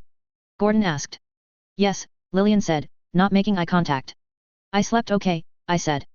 Woke up in the middle of the night, thought something was going on outside with the Breckwell beast. Turned my thoughts over again and tried to figure out what I was hearing. Nope. Lillian snores. As if, Lillian said. Try harder, SY. She does. You do, Mary said, agreeing with me, then turning her focus to Lillian to restate it. We've shared a room and had our sleepovers between missions. They're little snores. I grinned. But she snores. Lillian frowned, not sure how to process that. She turned and kicked me. Ow. Stop that, you brute. If you're going to kick me, at least kick Mary too. Mary is nice about things like that, Lillian sniffed. Since we're all obviously aware of what's going on and you've all talked about it, I feel the need to chime in. I don't know where you guys have gotten the idea I need this, but... You mean where you start acting like you've just had an appointment but it's only sleep deprivation? Gordon asked. Okay, I'll rephrase. Are you saying you don't like it? Helen asked. Hey. I asked. I put down my knife and fork, palms up, weighing, trying to find the words. After a few seconds, I frowned and picked up the utensils, focusing on the food. He likes it, Helen decided. It's complicated, I said. I think it's very simple, she told me. I think I liked it better when you talked less. It's complicated. Gordon spoke up, I'm more inclined to go with SY than with Helen on this one. Complicated. Thank you, I said. I picked up my plate, 3/4 eaten, and carried it over to the sink. I stuck out my tongue at Helen, who was standing beside the sink, back to the wall. She stuck out her tongue, kept it out, and moved her head closer to mine. I caught her tongue in between index finger and thumb. Saw that coming. Mugabar, Helen said. Her tongue continued to extend. I held the tip, but the middle section reached out, looping over my bent finger. I twisted my hand out of the way, but she was persistent. Oig, she said, when we'd reached a stalemate. Her hand went up and pressed against my forehead, coming away with a bit of grit on one fingertip. Thank you, I said, not letting go. No more licking. I know you got a taste of me last night, But we don't do that. She smiled and nodded. I let her withdraw her tongue into her mouth and wiped my fingers off on my vest, heading back toward my seat. Wash hands, Lillian ordered me. I grimaced. I grimaced again as I noticed the soap was the gritty bar kind of soap. The kind that left skin raw. Getting back to the topic of the complicated, I don't think we can put it off. We need to talk strategy. I was focused on the sink rather than the group behind me, but I could imagine the tone of the room changing, a shift in the gravity, the attitudes, even the thought processes. My own thoughts began changing in direction and focus. Plans of attack, where things stood, who was involved.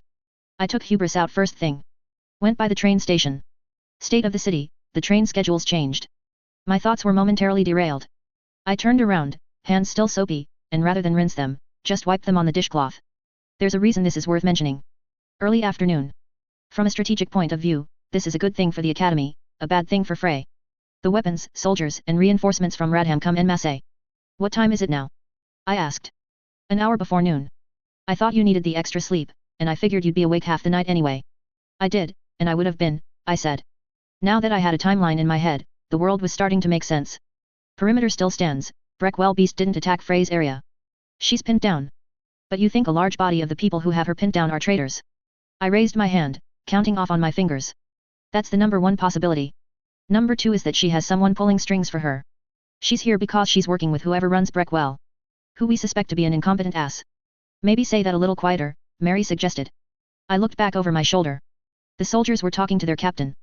PSHH. They know better than we do. But maybe we should talk outside, if Lillian's done. I'm done. It took us a minute to get our things together.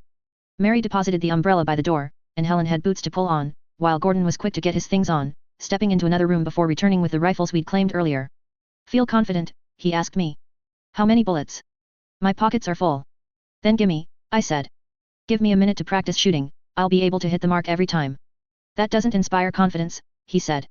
But I still got the third rifle. Gordon took one, and Mary took another. They're restricting travel through the city. Be prepared to get stopped, he said. I checked my pocket. I had the badge. We stepped out into the rain. It was less crowded outdoors, the streets largely vacant. You were saying, SY. Remind me. Point 1, she's confident because she has the strength on her side. Point 2. Connections. Hard to buy, knowing what I know. Third tool for major engagements is resources. Wealth. How much money do you need to buy your way out of that? Things others want that could earn leverage. I don't see it. Strength, connections, resources, Gordon said. Okay. 4. Devices. I've been thinking hard, trying not to overlook anything like we overlooked the water in, Kensford, Gordon said. But I don't think there's a vector or a complication like that, not here. Which leads to devices part B. Weapons, chemicals, bombs, traps. Does she have a weapon so strong that it threatens to wipe out the opposition here? It's not impossible, Gordon said. A weapon of her own? Not taken from either group? She needs to show strength to properly unite them under her banner. Keep in mind she's only had about a year, she's been focused on other things, setting this up, preparing the books she plans to distribute. Now it's possible those books are an outright lie, but I don't think they are. I don't think she has a weapon, and I don't think she'd be as confident as she is, because she knows about cockroaches and cats. No weapon can guarantee a slaughter of every last enemy, Lillian said. The more varied the opposition, the more survivors you'll see. Cats? Mary asked. You have to see the pictures. When they talk about it with the younger children, they use pictures of little cats, some black, some white, some calico. Point being, I interrupted, we've got all sorts of super soldiers and regular soldiers and people in different positions around the city. There's no device she can deploy or plague or parasite she could pack it with that is going to wipe us out so thoroughly that she'll feel confident just strolling out of Breckwell. A weapon? No. Is there an option after 4? Ideology. Change minds, you change the paradigm. She tried that on me last night. Did it work? Gordon asked. I haven't raised the subject, but you seem to be considering it. I was running away, not running to, I said. Now? I don't know. Even with the horrors that might be perpetrated, the ones Lillian talked about, I think I might rather live in a world where Frey's books got out and the academy couldn't quite stop it. That seemed to startle Lillian, who was walking to my left. Why? Because, I said. Like I told Frey, I'm not loyal to the academy. I'm loyal to the lambs. What the academy is doing with us, it's a lazy, unheard approach. Raise a generation of brains and abilities, put them to use, figure out their limits, discard. That's a little harsh, Lillian said. They didn't save him, I said. I didn't need to say who him was. As long as I kept my eyes on the ground, my hood blocked off my view of the other lambs. The key to a good con is to rush the victim. Deny them the ability to think clearly. Apply the right kind of pressure and deny a man a chance to truly think, and you can fleece the Lord King of the Crown Empire of his crown. Hell's bells, SY, Gordon said, lowering his voice. Don't say something like that in public. We can talk about betraying the crown all you want, and we can explain our way out of that, but if you talk like that. Yeah, I said. Right. You want to con the academy? Mary asked. Apply pressure. It's not just that. Pressure isn't always bad. You know this, Mary, you live by it. In contests and records of strength, speed, in development of new and innovative biological sciences, we see accident, luck, or effort raise the bar. The rest of the world realizes that it's possible to go that one step further. They work harder, they hone their ability, they study the particulars, and the rest of the world catches up. What was impossible or world news one year becomes the norm a few years later. The world moves, and people push themselves harder to keep up with that new normal. I paused, inviting question, response, commentary. The lambs were quiet. The academy is lazy, lackadaisical. It's not really trying, so much as it's maintaining a natural, lazy sort of momentum. Now imagine a world where the books are out there. What does the academy do? War, hunt for a fray, Helen said. No, more basic. What behavior does it default to in a pinch? What does it crave? Control, Gordon said, you've harped on it enough in the past. I nodded. They want control, but they're dealing with something subtle. It's all in the background, all indirect. The nature of war changes, and the books punctuate that, I said. I was getting more excited and emphatic as I spoke. How do you fight that threat? How have they been fighting it, with the ghosts? Same sort of problem. Background, hard to nail down. Badly. Helen suggested. Not disagreeing, Mary said. But they've been keeping up. The academy doesn't lose, I said. Remember? A perpetual stalemate is pretty good for the academy's enemies. You could even make the argument that it's hurting the academy over time, because of how those ghosts are created. I'd reminded myself of the other side of the coin. The mice. Not just the ones of Radham. The little ones who couldn't fend for themselves. The survivors. I kept talking anyway, think about it. How have they been fighting the ghosts? Petey, Mary said. The engineer. The rye man. Dog, catcher. The talents they're using, the tools. Tracking, talent, infiltration, versatility, their brain tools. Problem-solving tools. Put the books out there for everyone to have, I said, and the world is plunged into a situation where wars aren't won on battlefields so much as they're won in shadows and behind closed doors. The lambs stop being side projects that are kept on a shelf and brought out for special cases, we stop being secondary. Is it worth the cost? Lillian asked. I don't know, I said. I really don't. Makes me wonder if Frey doesn't want to recruit us more than she's letting on. Something to think about when and if we go to see her, Gordon said. Which means we've got to decide on a plan of action, and we're going to have to make our move, sometime in the next hour, if we're going to do it before the rest of the forces approach and collapse on her. Before. He trailed off. Before the new lamb arrives. I frowned. That little niggle about the time constraint had been sitting in the back of my mind. An echo of my recent argument about the value of pressure, and it was complicated further by. The problem, Gordon said, is we've got to do it while that region of the city is surrounded by allied forces. Yet. That. Tooth and nail 7.11. I could feel the soreness from the previous night as I ascended a ladder for the whateverth time. Up roughly 4 stories, shoes and hands slipping on wet, cold metal rungs. Each time, there was that precarious moment where I had to transfer over onto the roof, letting go of the ladder and putting my weight firmly on a slanted surface. Gently slanted, but all the same, it didn't leave much room for maneuvering or catching myself. Eyes were focused on me as I stepped onto the roof. Men and boys in uniform, some only a couple of years older than me, some middle-aged, were giving me the once-over, smirking, and murmuring to their buddies. We'd been getting those looks and smirks for a while yet. Approaching this perimeter, we'd ended up practically swimming in soldiers and cadets, along with other civilians who were making their belated evacuation from the area. It had been hard to make headway and harder still to talk about sensitive matters, and the irritation of those two things was compounded by the smug and condescending attention we'd gotten. They were frustrated, stupid military cadets who'd had it drilled into their head that society was all about hierarchies, and they saw an easier target in us, a way to relieve tension and stress. Nice gun, one commented. I touched the rifle I'd slung over my back, and declined to respond. Guy your size, you're going to shoot that thing and the recoil will send you flying off the roof. The soldiers in the area broke into laughter. When they said we'd have more people coming to help today, I thought the help would be bigger. More laughter. Gordon got off the ladder behind me, offering a hand to Mary. A girl with a rifle, now, the comedian commented. Do you know which way to hold that thing? That was worth a chuckle from the gallery. Kind of sad, really. He had the ear of everyone nearby, and that was all he could do? A wittier person could have had them laughing uproariously. Mary gave me a sidelong glance. I kept my mouth closed, standing at ease as we waited for Helen and Lillian. She took my lead. They just keep coming. Look at that. Hello beautiful. You brought your dog. Light chuckles, this time. Bored soldiers, amused at an odd scene of children visiting they. I wasn't even sure what to call it. The inverse of the trenches. Good boy, Helen murmured, as she put hubris down. She glanced down at Lillian. What's going on here? A man asked. He stalked toward us, moving with surprising ease on the rooftop. He had an officer's coat and 2 medals on one side of his jacket, a helmet tucked under one arm, clearly not yet worn as his black hair was oiled and slicked back. Spectacles were perched on his nose. Not high-ranked. A half step above a captain? I could remember when the ranks had been neat and ordered, but special cases came and went, sub-ratings and capabilities, like academy training and a core understanding of the types and dangers of super weapons, or the ability to manage stitched. In a place like Breckwell, I imagined it was worse. Teaching officers and non-teaching officers, to complicate things further. Rather than answer the man, Gordon withdrew a badge from the coat of his raincoat, and handed it to the man. I was willing to let him take point here. It conveyed a better picture, as fun as it might be to toy with phrasing and really drive the point home. The man murmured, taking the badge and opening it up.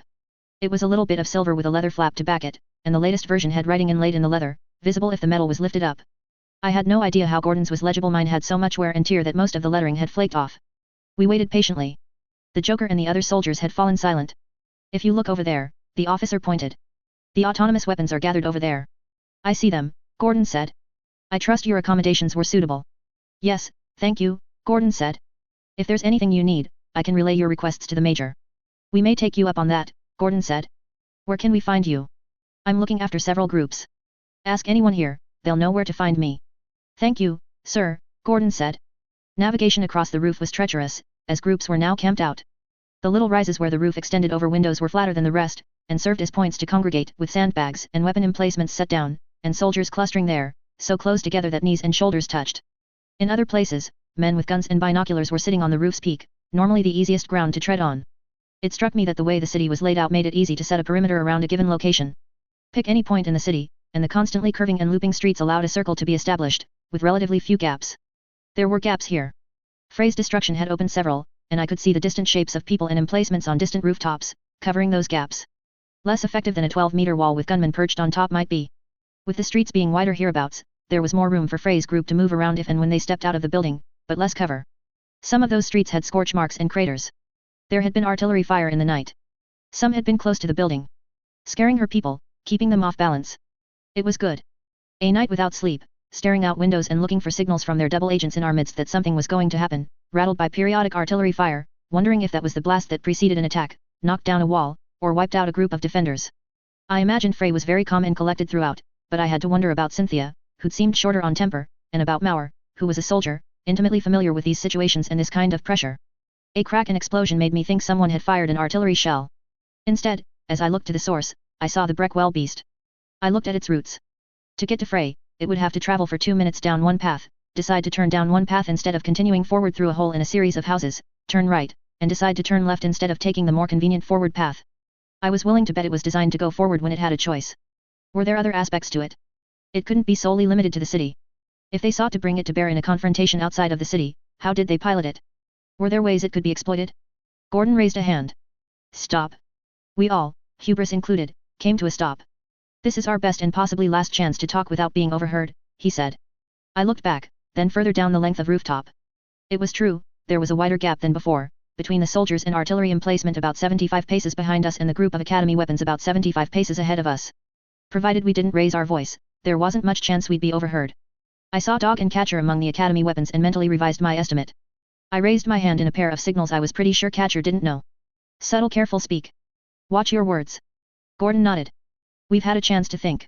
We've got eyes on the situation. There are squads of soldiers stationed every 50 paces, except for here, and any enemy that attacks this part of the wall is going to be sorry. Dog, Catcher, the engineer, the Ryman, others I didn't recognize. No shortage of weapons who could and would extract said apologies from errant enemies. From my guess, we used the attic windows to access the roof, Gordon said. I don't think anyone is up to carrying sandbags and mortars up ladders. If we're going to get to Frey, that means going down through the house, crossing the open plaza with 200 eyes on us. From there, depending on where we exited from, there is another expanse of open space with even more eyes on us before we can reach her place, or we have to get around a row of houses on the way. If we get seen, it reflects badly on us, I said. Problematic, whatever route we take. But I want to get in there. Which is another thing we need to think about, the route we take, Gordon said. You've said your piece, Lillian, and you have very different ideas on what the ramifications might be. Now, keep in mind. Hand signs. Subtle. Careful. Speak. What are we thinking? Mary asked. Yeah, I said. I want to talk to Percy, she said. Her eyes were focused on Frey's building. I want to ask him things, why, and how much of what he told me was true. I want closure, but... Lillian asked. My reasons are bad. It's not in tune with the mission. It's for me. That's not a bad thing, I said. It is when we're here, and there's this much going on, Mary said. The closure I want. I'm not sure it isn't me sticking a knife between Percy's ribs. But I'm not sure it is, either. That would be a poetic end, I said. To be killed by your own creation. There's probably a Latin term for it. Jamie would know. Probably, Gordon said. Okay, Mary doesn't think we should do this. Does that mean we start thinking about other approaches? Arguments that could convince Mary or Lillian. Percy killed the mice to make ghosts, I said. Time and again, he preys on the vulnerable. The Mary before Mary, rendered into fodder for experimentation by, it would have had to be Cynthia's group. Sometimes it feels pathological. The way he preys on children. I didn't know your feelings on the subject were so strong, Gordon said. I shrugged. I couldn't make eye contact with the others, because admitting to a more personal vendetta against someone, a justification, it felt wrong, awkward, doubly so because I was speaking it aloud. I crouched, straddling the peak of the roof, one hand fidgeting at my knee. Sorry, Mary, to say all that. No, SY. It's fine. I want you to say it. I nodded. I didn't think it was fine, but I didn't say so. He's a fox, I said. I ran my finger down the outside of my raincoat, collecting water droplets, and drew out the symbol on my knee. There wasn't enough moisture, so it barely worked. A series of blobs and lines instead of a proper triangle with two little triangles for ears. If we move forward with my plan, what I'm arguing for, it doesn't rule out working out how to remove Percy. At my knee, my hand made a gesture. Speak. I looked up, and the others were looking down at me. No signs to ask for clarification. I trusted they understood what I was saying. We talk to Frey, and we make a deal, where Percy gets removed from the picture, in exchange for our help. I ventured, I don't know how that works for you, Mary. I know there's the emotional component. He is my father, Mary said. My maker. Everything I am, just about everything and every skill I'm proud of, he gave me. A knife had appeared in her hand, blade resting between two fingers, handle extended back over her knuckles and the back of her hand. She rolled it along her fingers until it fell off the side, let it fall, and caught the pommel. We're running out of time, Gordon said. The discussion with Frey won't be short, and things get more complicated when the reinforcements arrive. When the new lamb arrives. I'd spent so long so committed to the lambs, living and dead. Now, as I thought about the new member joining, I couldn't be sure where I stood. I felt more disassociated than attached. An unfamiliar feeling not unlike nervousness had settled in my chest and it felt very ugly and very negative. The plan on the most basic level has to happen, I said. Whatever we're doing, we need to get in there. We get close, we do our thing with Frey, I have ideas on how we get out. I signaled the half-truth, my fidgeting hand at my knee. I need those books back. Mary needs to talk to Percy. An artillery shell fired, distant. It didn't hit the building, instead hitting the street. Only a few nearby windows were intact or mostly intact, and they shattered with the force of the explosion. A plume of dust and smoke was kicked up, only to get beaten down by the rain. I watched it, studying. We might have to decide on a plan as we act. Come to a decision there. Decide on our own, I said. I don't like that, Mary said. That includes making a decision on Percy, I said. If anyone doesn't want to move forward, if Mary wants to spare Percy, then we retreat here. Pretend we never left. I don't know, Mary said, but she said it in a way that sounded like she was actually considering it. I don't want to lose you, I said, not looking at her. I don't want to lose Lillian. I swear to you, on my membership in the Lambs, that I'm not going to manipulate you when it comes down to the decision. We get close, then we decide on a course of action. But we can't stay here, we can't just sit and wait and let things unfold. That serves nobody and no one. I agree, Gordon said. I'm on the fence about this, I need to know more before we make a call. Lillian was only shaking her head, a small gesture, nervous. I know you have commitments to the academy, Gordon said, his voice soft. Yes. And to the people, Lillian said. To my family. I might only see them once or twice a year, but... Gordon signaled. Stop. Lillian shut her mouth. He shifted the signal to careful. Listen. The gesture for listen was loose, fingers unfolding to indicate the general area. Listening ears. I can't do this, Lillian said. Please believe me. It would be so horrible. Frey's release of the books, made out to be an apocalyptic event. Do you want to stay behind? No. I want to. I need to know that the Lambs are who I thought they were. That they understand, and when it matters, they take me at my word, about the very things I've studied. Is that because what you studied is right and real, Lil, or is it propaganda? I asked. She whirled on me, as upset as I'd ever seen her. You just promised, SY. You wouldn't manipulate me. That's manipulation. What you just did. No, I said, very calm. Manipulation would be pointing out how you getting upset right now is telling, and that you're more insecure than you're letting on. My promise was in regards to when we were there, deciding. At the pivotal moment. Not here. Here I'm going to argue my case. "Sy," she said, and her voice was terse. "I'm fond of you, I'm fond of every one of the lambs. But I have parents to think about, I have aunts, uncles, and cousins. I have dreams, and if you want to risk everything so you can make a grand dramatic play, then I'm saying no." Another artillery shell came down. It was on the far side of the building. I heard something crack and crumble, but the soldiers around the perimeter didn't act like it was anything special. A close call. There were no underground tunnels, supposedly. Frey couldn't fly. A literal army surrounded her. I imagined the Academy forces saw it as an easy victory, a bird in the hand. They could let the train come with the monsters, and use only the expendable assets to eliminate the enemy. Only stitched and super weapons. It had to be 11:30 or thereabouts. An hour and a half, and the reinforcements would arrive. Those huddled men taking cover under canvas and by sandbag were probably discussing their strategy now. So easy to do. The way they mingled, sending men over this way and that under the premise of getting and sharing information, latrine breaks, and grabbing quick bites to eat, they could be communicating a greater plan. One signal, and there would be slaughter. Frey would play her gambit, and if I was right, the army here would turn on itself. Mortar shots fired at rooftops. A coordinated strike, removing the major players. "It's not about the play or doing anything fancy," I said, as my ears stopped ringing from the recent explosions. "I heard what you said before. I know you've got justifications. But Sy, you're smart enough that you're going to come up with perfect, convincing reasons to do something you want to do, and you're going to come up with perfect, convincing reasons not to do something you want to do. When Frey or Mauer or whoever else come into the picture, you get caught up in their gravitational pull, because they give you the ability to make your mark, to make bigger, clearer actions and bigger, clearer justifications to do those things. So, what? Does that make everything I say invalid? I'll always have good sounding reasons to do something or not do something. My rationale doesn't matter. It breaks down to what Gordon was trying to get at last night. The root of the issue. We're not going to play 20 questions again, are we? Because the way you guys play, Gordon plays, is to ask the same question 20 times. No, Lillian said. We're not going to grill you. That's not what I'm getting at. I just think, we're walking into the lion's den, and I don't know how we're getting in or out, or if I like the lambs going there when I know I won't like what I hear. I know how we're getting in, I said. Helen, wait, what time is it? Hold on, Lillian said. She reached into a pocket, and pulled out a pocket watch without a chain. 11:40. Okay, Helen, run a quick errand. Tell the nearest artillery team to drop a shell between the ensconced building entrance down there, and the shop under us here. Then further out, same thing, but between the building entrance and Frey's building. You see what I mean? I see.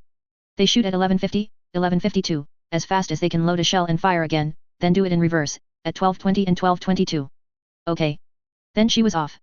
Cover of smoke and debris. Gordon asked. A lot of ground to cover. We can make it, I said.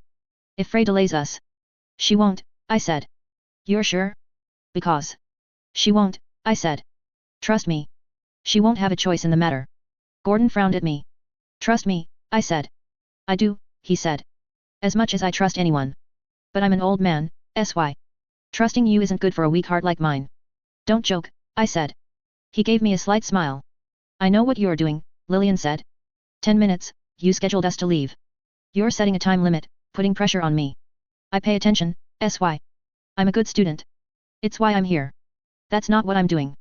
Now that she points it out, it sounds like she's right on the mark, Mary said. Not you too. Before I could open my mouth, Lillian was on me.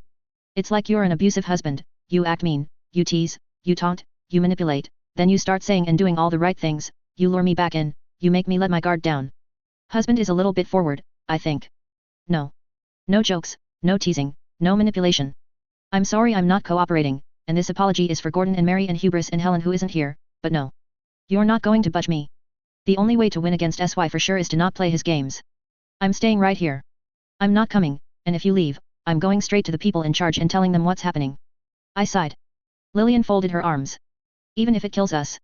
I asked. If you do this, if you're really considering this, you're dead to me, she said. I could see from her expression that that wasn't true in the slightest. That it killed her to say. Lillian, I said, and I dropped my voice to a whisper, stepping closer. I reached out to pull her hands free and take them in mine, and she refused to give them to me. She's going to make this happen. Not with our help, Lillian whispered to me. I saw their setup, I said, okay? Where their stuff is. I know where the labs are, you know what's flammable. No grand plays, nothing fancy, we get over there, Mary gets to confront Percy, I get to hunt for the books, we burn them out. All lies. With all the strength I could muster, I pulled one of Lillian's hands away from her arm. I clasped her wrist, and put my hand in hers, palm up. I signaled. Ruse. Her eyes narrowed.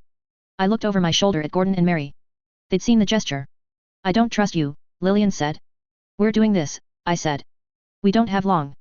Come on. Helen was already on her way back. I had Lillian's wrist. I pulled her behind me. In through the access window that led us into the attic of the building. The hatch leading from the attic to the building below was locked. I got my lockpicks out, but Mary pushed me aside. Gordon said. Trust me, I said. It wasn't a hard lock to open. Less than a minute's time. The hatches were common to every attic in the area, and the real purpose was to delay invaders. They could afford to be cheap. The building was a set of offices, smelling strongly of cigarette smoke and firewood. We were quickly down the stairs to the third floor, then the second. I stopped. The others, intent on continuing down to the first, bumped into me. I stopped them. I raised a finger to my lips, and led the others to the window. Still pulling Lillian behind me, I crouched there. My fingers tapped Lillian's pocket. She withdrew her pocket watch. 2 minutes until. Crouching, hands over my ears, I waited, the others with me. The explosion rocked the building, knocking me on my ass. Gordon's hand kept the bayonet blade of my rifle from stabbing Mary. They helped support me. I watched the plume of smoke, then looked to either side, studying the surroundings. The next explosion came before the debris from the first had cleared. Easier to bear. What's Gordon started? I put a finger out, shushing him. The retaliation from the rebels came shortly after. A band of Stitched, carrying heavy rifles. The rifles of the people at the perimeter and the rifles of the Stitched didn't quite reach each other, with intervening buildings and everything else. They were firing at people on the rooftops. How does this work? A horn, as it turned out. It blared from above. And who? My heart sank as I saw. Dog and Catcher reached the ground level in record time. They plowed into the group of Stitched. One Stitched ran back toward Frey's building, dropping the weapon and disappearing into the smoke. I held up my fingers, counting. 1, 2, 3, 4. SY. Gordon asked, noting the fingers. 8, 9, 10, 11. 20 seconds in all passed before Catcher returned, his quarry in his man-catcher's grasp. The smoke was clearing, and as it did, he picked up the pace, running for cover, snapping the Stitched's neck and tearing head from shoulders with a movement of the man-catcher. He passed out of our field of vision. You expected that, Gordon said, voice quiet. I nodded. I don't understand, Lillian said. It wasn't the plan to cross over and wing it, I said. I suspected we were being watched or listened to. I wanted them to think we were coming. Frey's mole, if she had any, would want to pass on information about us sabotaging her, blowing up labs, the fact our group was split. The trick was to give them a reason and an opportunity. I looked at each of the lambs. If they didn't have a mole, nothing lost, we talk it through and schedule another crossing. If they did, then maybe something like that happens. A signal, asking for a reason to go down to ground level. Dog and Catcher signal they're going down, dispatch expendable troops, and relay a message, while they think we're not looking. They're working for Frey, Gordon said. I nodded. And, given who was in their company, I'm not sure the other experiments aren't either. Tooth and Nail 7.12. I told you to trust me, I murmured. Lillian pulled her arm out of my grasp and hit me. I couldn't say anything without tipping them off, I said. Too many hand signals would have been telling, too. You know they can probably hear you now, Gordon said. So? I asked. They would have realized something was up when Catcher went there and we weren't knocking on the door. They know we know, and they can't make another move without being obvious.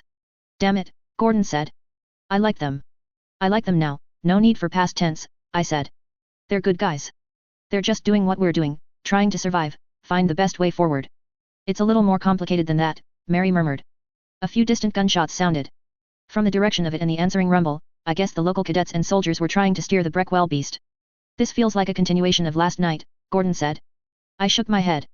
You careening around like a stray bullet, ricocheting off surfaces?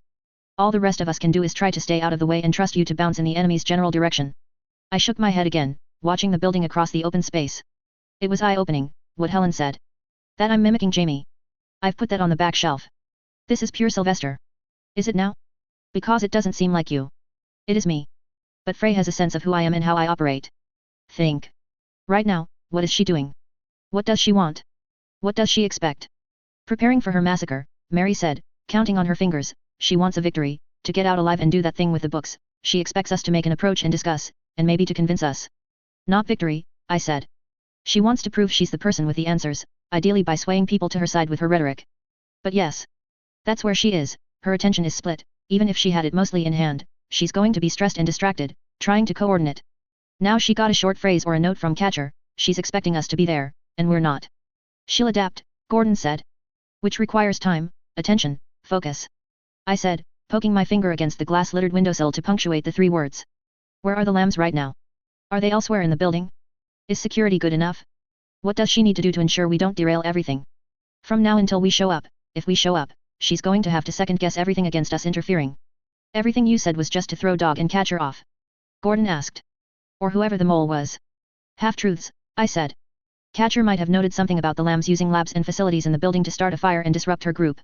Is it another ruse? Is it possible I got enough info in my visit? Right now, I imagine he's signaling to Frey. Either a light or gestures that can be seen with binoculars. A simple, crude system, or he wouldn't have to go down to deliver a note in person. He'd let the people on the wall fill those stitched with bullets. Okay. Let's assume you're right. I'm right. We're running out of time. We've been arguing, we aren't any closer. Let me stop you there, I said. First off, Lillian, sorry. I had to take a hard stance, or your stubbornness would have derailed our shot at ferreting out the mole. She said. She was frowning at me. Gordon. We have two options. Option 1, we use the next hour to figure out the key figures in this and we remove them. Shake the box of bugs here, on the perimeter, see what stands out. I don't think Frey has been talking to each and every person here at this academy. She would have had to have targeted a few key people, teachers or commanding officers, people who resent the man at the top or who are jaded from the war, much like Mauer, and she turned them. That's predicated on a lot of assumptions, Mary told me. There's nothing guaranteeing you're even right about the mutiny. True, I said, and we'd be working against the other experiments. Assuming they can hear us, they'd be trying to stop us. If things come down to a he said with us in Catcher, I don't think people are going to listen to the kids. It's how things work. What's option 2? Lillian asked. We signal another drop, we cross over, and we confront Frey, I said. Ideally, we do it as close to the deadline as possible. What? Lillian asked. Close to the deadline? When the signal is given. We just talked about it, I said. What did you call me out on? Time constraints, she said. Frey created her own time constraint. She wants us to come in. She knows reinforcements are coming in by train. Maybe they're hers, maybe not, but the time window is small. Now, assuming I'm right, I've got her number, my estimation of the situation is on target, soldier turning against soldier, traps going off, whatever else, the safest place for us to be isn't here. The safest place is there. I pointed at Frey's building. If your estimation is wrong, that's the most dangerous place to be. If she has absolutely no plan, no escape route, no options. I asked. Yeah, worst place to be. But a war is about to erupt here, it's tense enough that Helen's hair is standing on end. Is not. And honestly, the best options available to us are to either be as far away from this as possible, or turn to the smartest person in the area and do what they're doing. That's predicated on us joining them, Lillian said. We're not joining them, I said. Not while you're against it. But I don't think we're capable of stopping them, either. We might need to play along just a bit. She said, in a way that sounded very far from agreement. I see your angle. No angle, I said, looking at the building again. I swear. But we need to get close. For a lot of reasons. I don't know, Lillian said. Mary spoke up, if what SY said about me getting to make the final decision on Percy is right, then I want to go. It makes sense, and I think we can do more there than here. I nodded, smiling a bit. I don't feel confident making a decision, Gordon said. I believe you, I trust you, but we're just charging in. You love charging in. With no plan in mind? No. I don't know. Then I'll break the tie, Helen said. A few of us turned to her in surprise. You're usually content to go with the flow, I commented. Usually, she said. But I couldn't sleep normally last night. I felt funny. Oh no, Gordon said, hand going to his face. When Helen says that.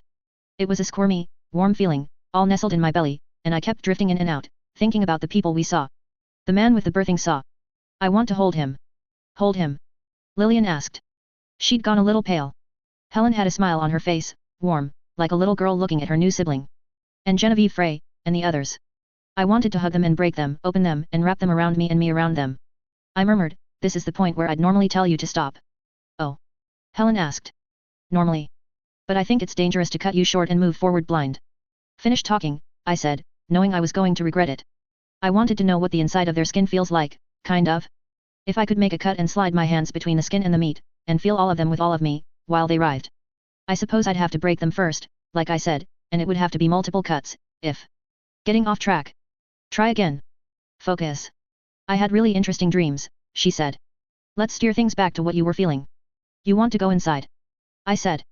Early, in my first interactions with Helen, I'd made the mistake of assuming that she didn't feel. It wasn't the case. Helen had an emotional spectrum, but it didn't translate to what we felt. Priorities were different, the goals and construction of it were different, and it was only with practice and training that she and a bot had crafted an end result that could be seen as analogous to a human's. In this case, she was describing a more engineered end result, one where her killer instinct and her first flickerings of feeling for others had mingled into another sort of emotion or drive. Oh, I want to feel that want again. Even if we don't hurt them, it felt more than most things I feel. I want to try it, so I can understand it better. I'm already dreading having to write this down for the paperwork for Ibot, Lillian said. I'm going to have to ask follow-up questions and I really don't want to ask follow-up questions. I was sad, sleeping in a bed all alone, Helen mused, talking more to herself than to us. She turned to Mary so suddenly that Mary startled a little. I thought about going to your room and crawling under the covers with you, Mary, since Lillian was with SY.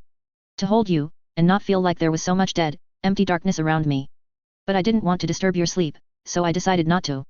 I appreciate that, Mary said. You don't, feel that way about me? Wanting to feel the inside of my skin. Helen shook her head. Silly Mary. Doing that would probably kill you. I like you, I don't want you to die. Silly Mary, I echoed Helen. Mary shot me an offended look. You're warmer and less empty feeling than a bed and covers are. That's why I wanted to go. Mary said. Can someone change the topic? I think that empty what you are describing is loneliness, Helen, I commented. Was it? Is it? I think, I said. The mission is important, Helen said, eyes wide, very serious, sounding like a small child espousing what they saw as an absolute truth. I don't want to get in the way of that, no matter how big and, swirly my feelings feel. Good Helen, I said, reaching out to give her a pat on the head. She beamed at me. That's one more person wanting to go in, Gordon said, as if the prior conversation hadn't happened. If you three are that certain, then I'm willing to go along with this. Delaying and arguing is going to put us in as much risk as anything else, at this point. It feels like whatever we do is the wrong choice, Lillian said. Trust me, I said. I don't ask that lightly. I remember losing Jamie. I know what we're doing is dangerous, and I wouldn't ask if I didn't think it was worth it. Lillian pursed her lips. I don't think we can stop whatever she's engineered from happening, but if we're going to, it's going to be with us there, I said. The more likely result is that we go there, we talk with her, we borrow her plans and safeguards to survive whatever happens next, and we go our separate ways, with us having convinced her that the lambs might change sides. She didn't answer for a long minute. Someone needs to go ask for them to drop more artillery shells, Lillian said. She'd agreed. We were on track. Hubris can go, Gordon said. He'll deliver a note. Gordon had paper, I had a pen. He scribbled down instructions, consulting Lillian's pocket watch. Take this to the officer we talked to earlier, Gordon said. Then come find us. Hubris made a sound low in his throat, a huff of response, then ran off, twice as fast as any of us could travel. We were left in silence. Bells started to sound, one or two distant knells, before stopping. Not a signal. There was no gunfire, no sound of any device going off, no chaos. Even the Breckwell beast was quiet for the moment. Probably the beast entering a new area, I said. Probably, Gordon said. I wonder if she coordinated that. If the people in the tower are helping to steer and bait it, then she might want the beast further away if reinforcements come. I nodded. Another awkward silence. What you said before, about me acting like an abusive husband, I said. No, I was angry, I was. Right. You were right. Partially, I said. No, I don't want you to think like that. That's not right, it's not what I meant. I hope you know I'd die for you, I said, meeting her eyes. Her mouth opened, but she didn't manage words. Any of you, I said. I'm not saying that in order to manipulate or serve some complicated goal, I'm saying it because it's true. You're important to me. If I hurt you, genuinely hurt you, I want to know. I might poke fun or tease and mislead or lie or be an utter bastard, but I do it for you, for all of us. You are what you are, SY, Gordon said. We never had any illusions. I've never harbored any hard feelings. I chanced to glance at Mary. She didn't speak, but she offered me a small smile. I didn't want this, Lillian said. You acting different, feeling guilty. You wanted it, you pushed me to face it, I said. I don't want to hear you say you're going to die for me, she said, insistent. That's messed up. You became a lamb, I said. You earned your place with us. I know you have a family, and that's something the rest of us don't have, but you're one of us. If it comes down to it, I'd lay my life on the line. No, Gordon said. No? You're saying I'm lying.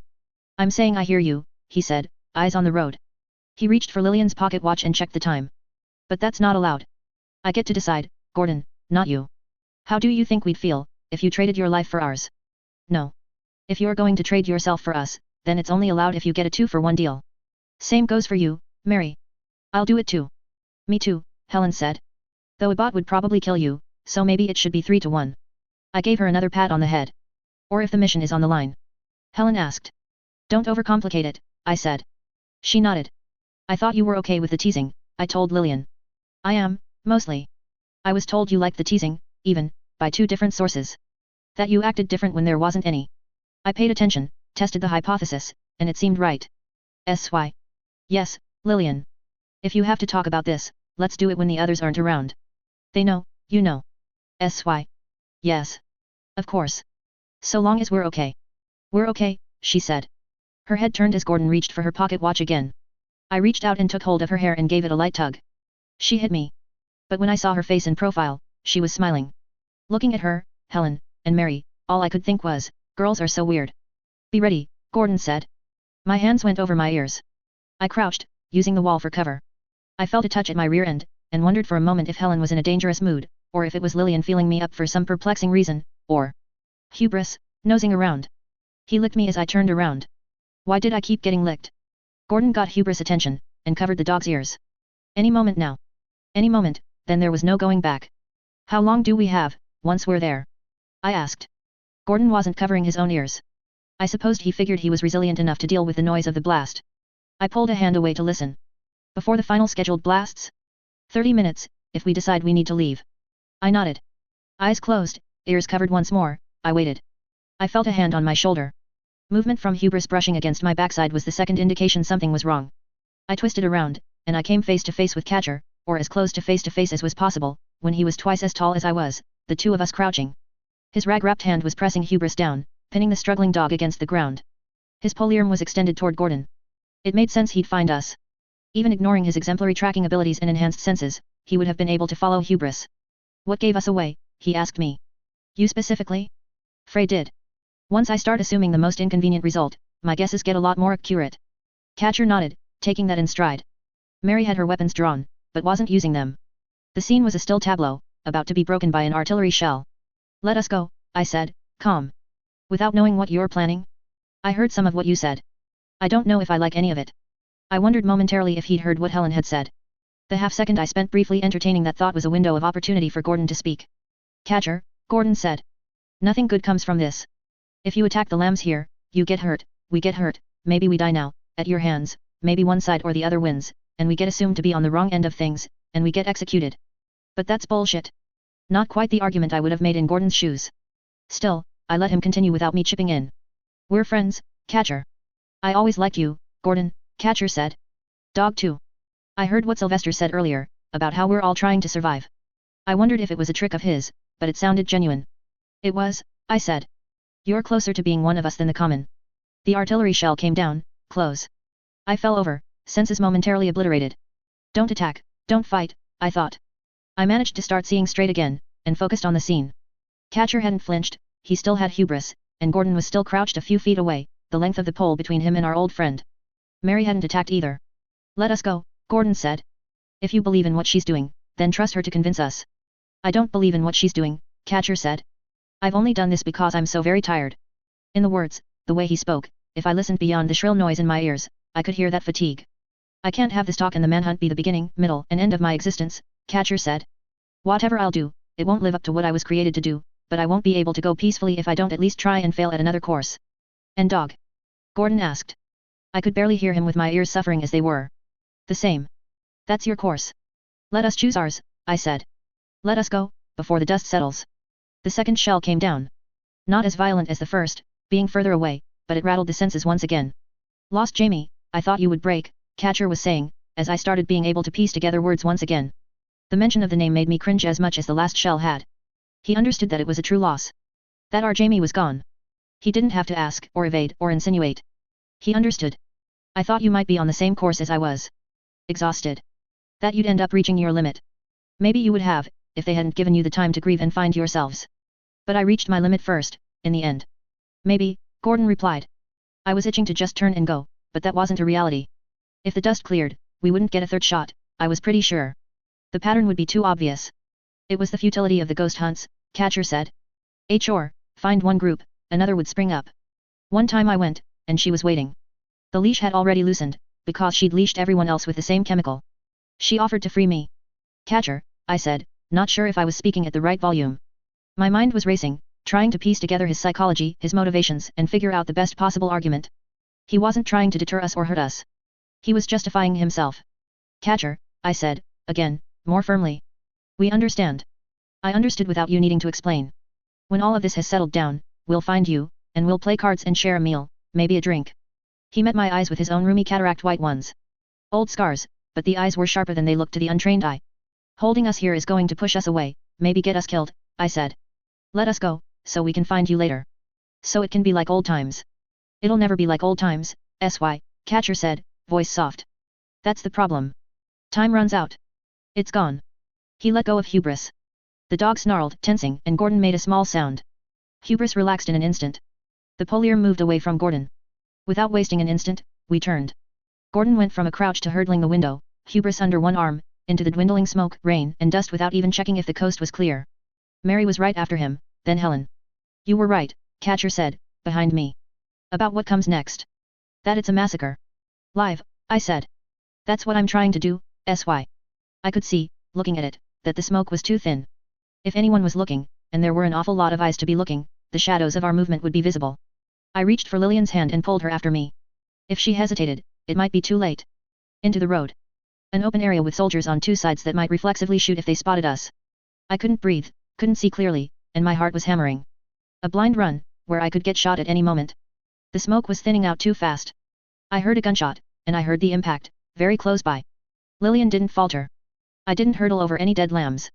Then, behind me, I heard the horn. It cried out, a warning, that super weapons were on the field. Hold your fire. Encouraged, I pressed on, tugging Lillian behind me.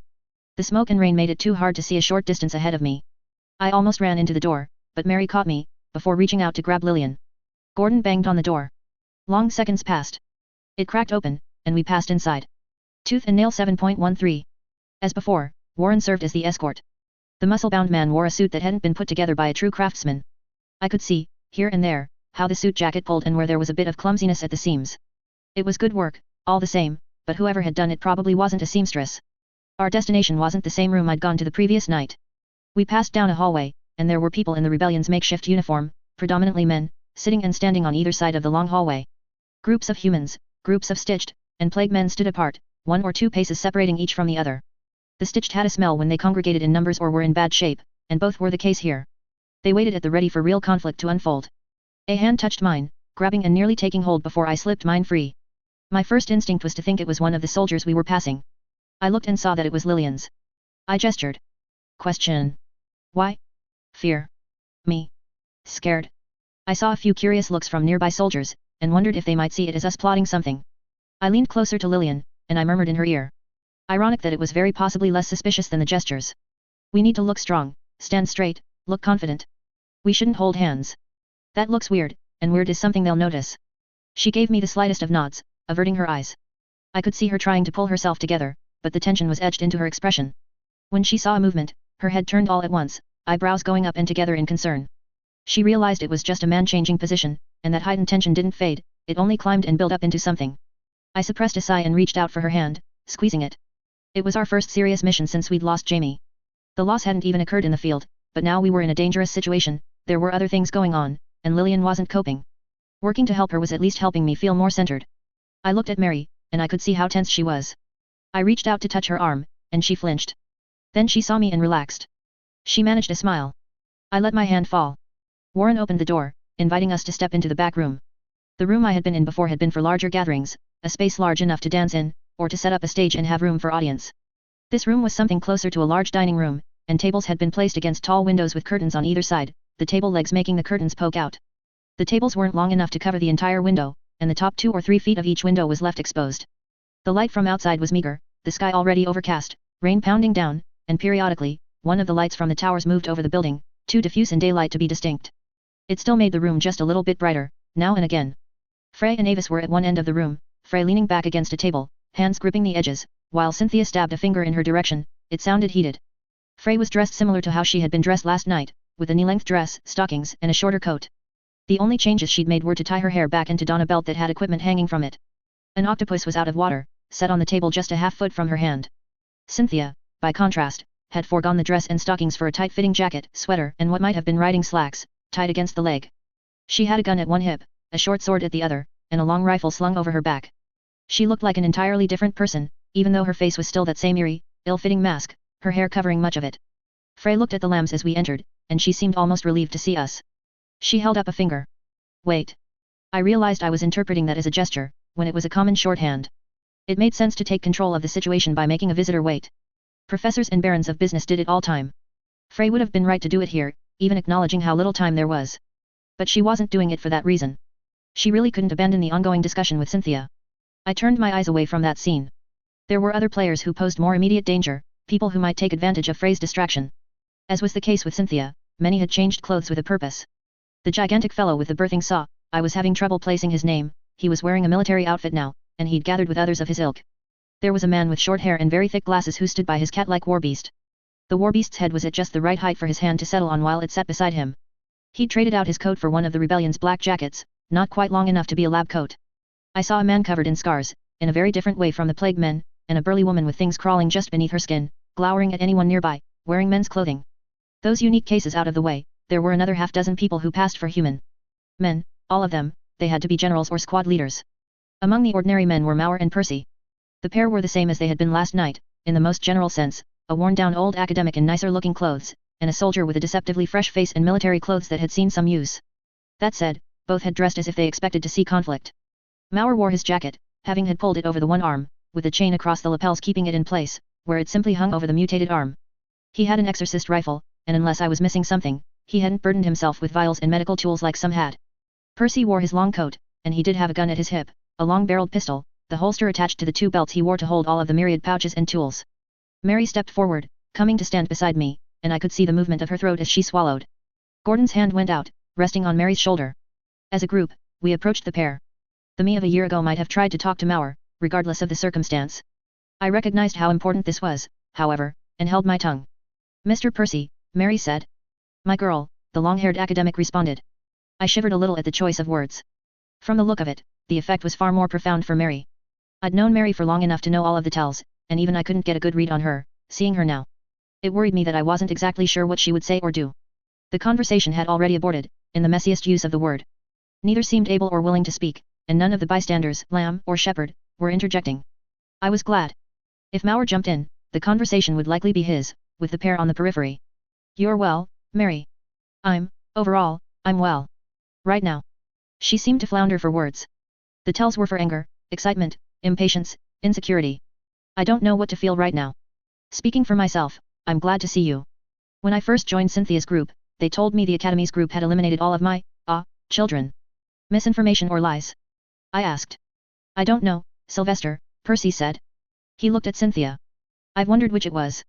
You worked for her before, but now you're on opposing sides. Mary asked. She sounded younger than she was, as she asked the question. Mental note, Sylvester, her mental and emotional guards are down. Mary is vulnerable. Let's not go that far, Percy said. We were on opposing sides, but a big part of the meetings over the past half-week have been about mending the fences. We hope, Mauer commented. His attention had passed to Cynthia as well, and I was guessing he was viewing the situation with forward-looking eyes, where Percy had been looking to past events. My eyes were on the present. If I had to guess, Frey seemed anxious. That crimson-painted smile of hers seemed a little too relentless in the face of Cynthia's fury to be anything but fake, and her lower eyelids were raised, her focus fully on the discussion as she picked her words, speaking to Cynthia with purpose. That anxiety was very interesting and it was very worrisome for the lambs as well. The lambs did a very good job of executing some of the more educated members of Cynthia's contingent, Percy observed. That night in Whitney? Or is that so commonplace you don't remember? I remember, Mary said. We remember. There was a comment to be made about Mary possibly forgetting that she was part of a we, even for a moment. That comment was not to be spoken out loud. Military leaders took over, resources were shuffled around, projects were cancelled, until more academic minds gathered to share resources and ensure the work on projects could continue. Cynthia returned, saw the way things had changed, and adapted, as she does so marvelously, Percy said. She took control over the military group, hand-picked a few key minds and personalities to bring to her side, and left the rest of us to continue to fend for ourselves. When we created something worth using, we sold it to her side. Those of us who were still willing to deal with her after the insults and dismissiveness her people had directed our way, that is. I expected more hard feelings, I said. He shook his head. Like I said, we're mending fences. For the sake of bigger things, I'm willing to leave the past in the past. Which isn't to say there aren't or weren't hard feelings. The schism over our ultimate goals in a competition for resources broke us. Frey intends to mend us, Percy said. And Cynthia doesn't agree? I asked. Mauer smiled. The thumb of his good hand was tapping arrhythmically against his leg, something I might have taken for a signal or code if I didn't know better. His face didn't betray the anxiety. I'll say this, for someone so adaptable and clever, she's proving remarkably stubborn in the here and now. He turned to look at us, then gave Helen a double take. The little girl I nearly shot. Yes. I'm not sure where we stand, me and the lambs. You're enemies in our midst, but we're being civil. In my case, because Frey and Percy have demanded it of me. I'm always civil, Helen said. Mostly always. Sometimes I get excited, but even when I'm twisting people apart or stalking or killing them, I try to be polite. That's important, Mauer responded. Self-control. Yes, Helen said. Percy tilted his head. Have you decided how you're feeling, Mary? She put her tongue between her lips to wet them where they had dried. Cleaned of the smoke and the touch of dust from when we'd sprinted through the dust cloud, the lips had more color. I've always been good at doing the job. Focusing on a task. Do that. Have certain enemies, have certain allies. I've never. She stopped. Percy didn't interject. I realized I was holding my breath, and let it out. She abandoned the sentence she'd cut short. I don't know what to feel. You know that I trained you to be as focused and goal-oriented as you are, yes. Mary nodded. After making the initial headway, training each of you, I started to think about the next part of the plan, and I wondered if I had overdone it. If I'd made you too narrow, incapable of operating outside of the bounds I'd defined. I don't think I am, Mary said. I don't think you are either, Percy said, glancing at each of the lambs before looking back at her. But I did have a time where I worried if you'd be well-rounded enough for the leadership of my next generation of children. The first of the lies I told her. And I failed. Mary asked. I caught the hint of hurt in her voice. What?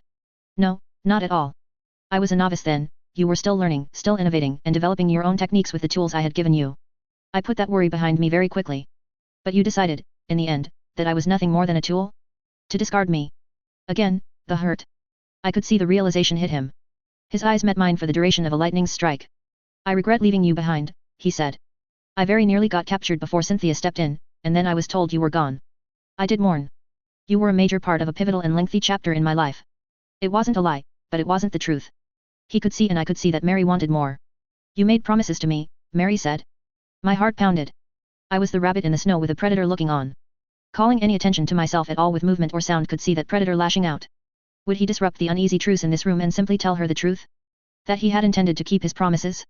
Once, I meant to keep them, he said. You were too clever, I was too arrogant. I remembered stories about mistakes made 50 and 100 years ago, when the academies were newer and more callow, and I let those stories influence my judgment. What use did my work have for me, once you had blossomed into your true self? My heart was beating faster, hearing his explanation.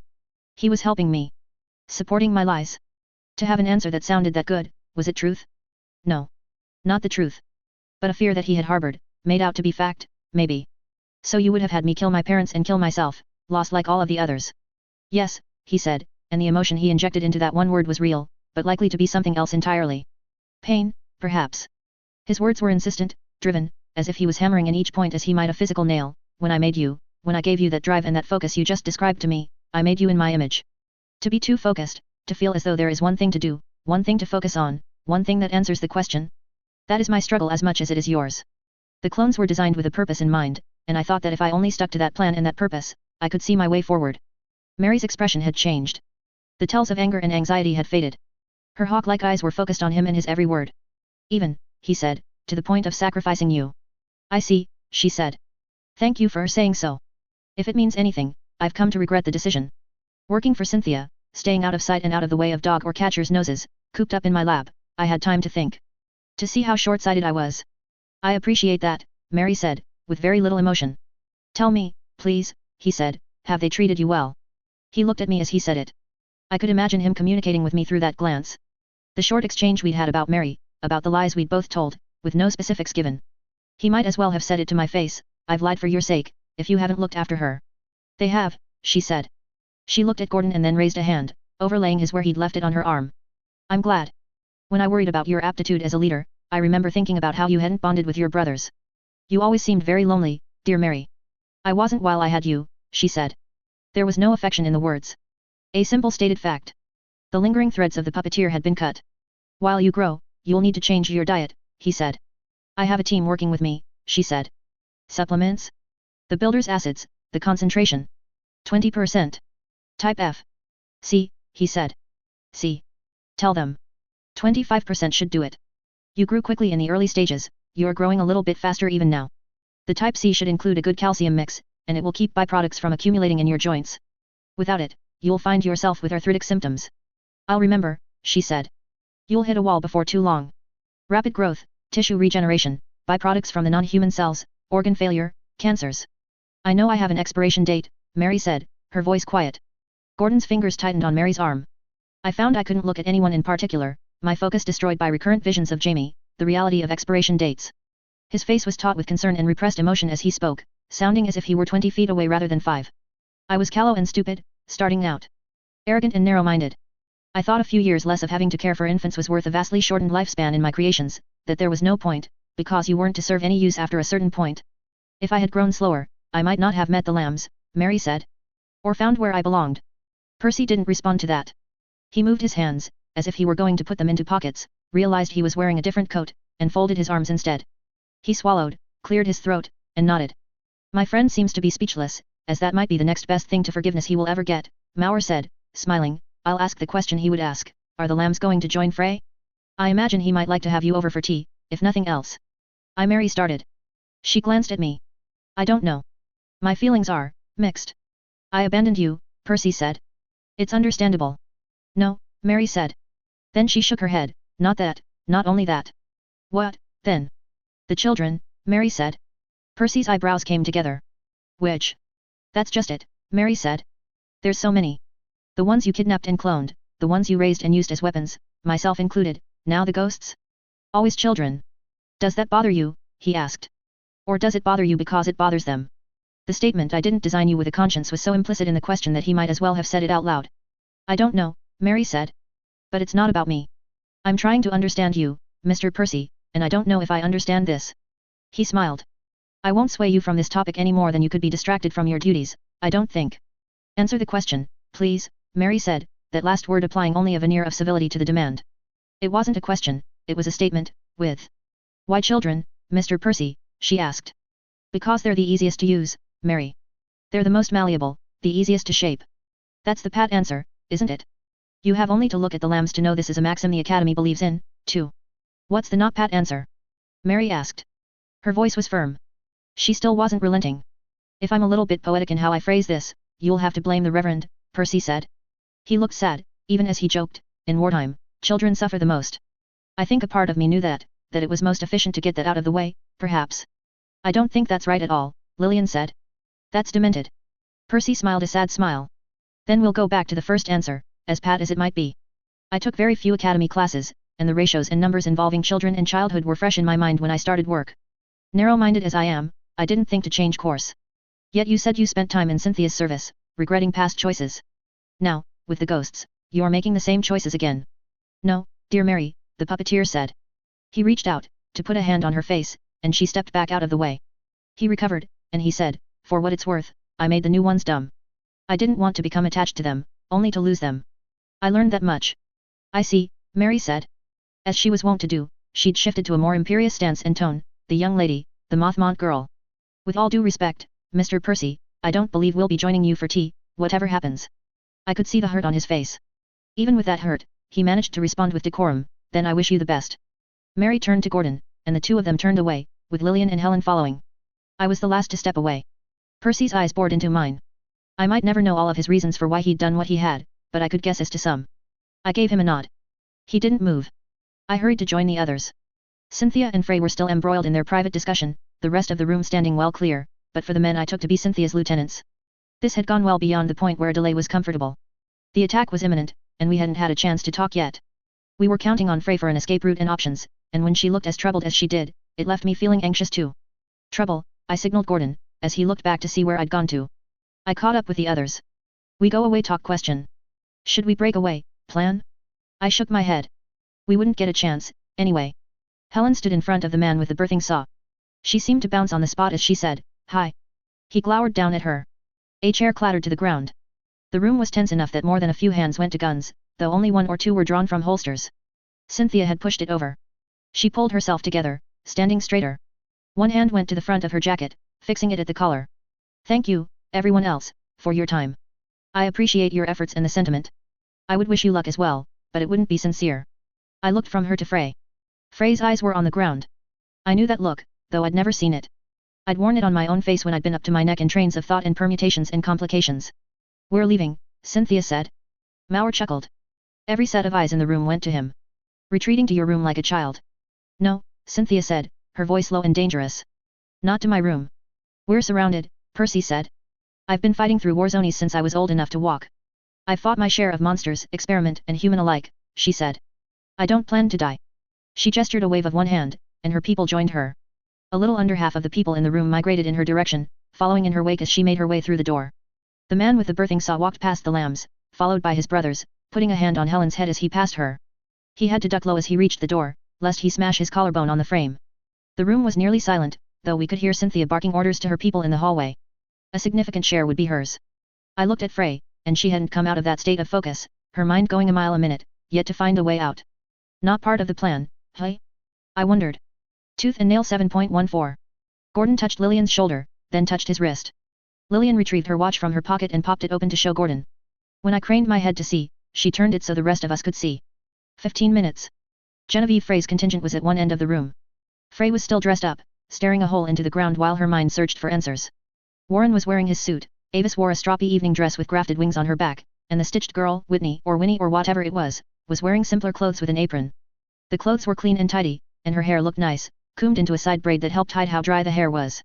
A gulf separated her group from the rest of us, Mauer's people, a number of soldiers, 3 or 4 civilians, Percy and the doctor with the cat-like war beast. 4 paces of empty space between us and them.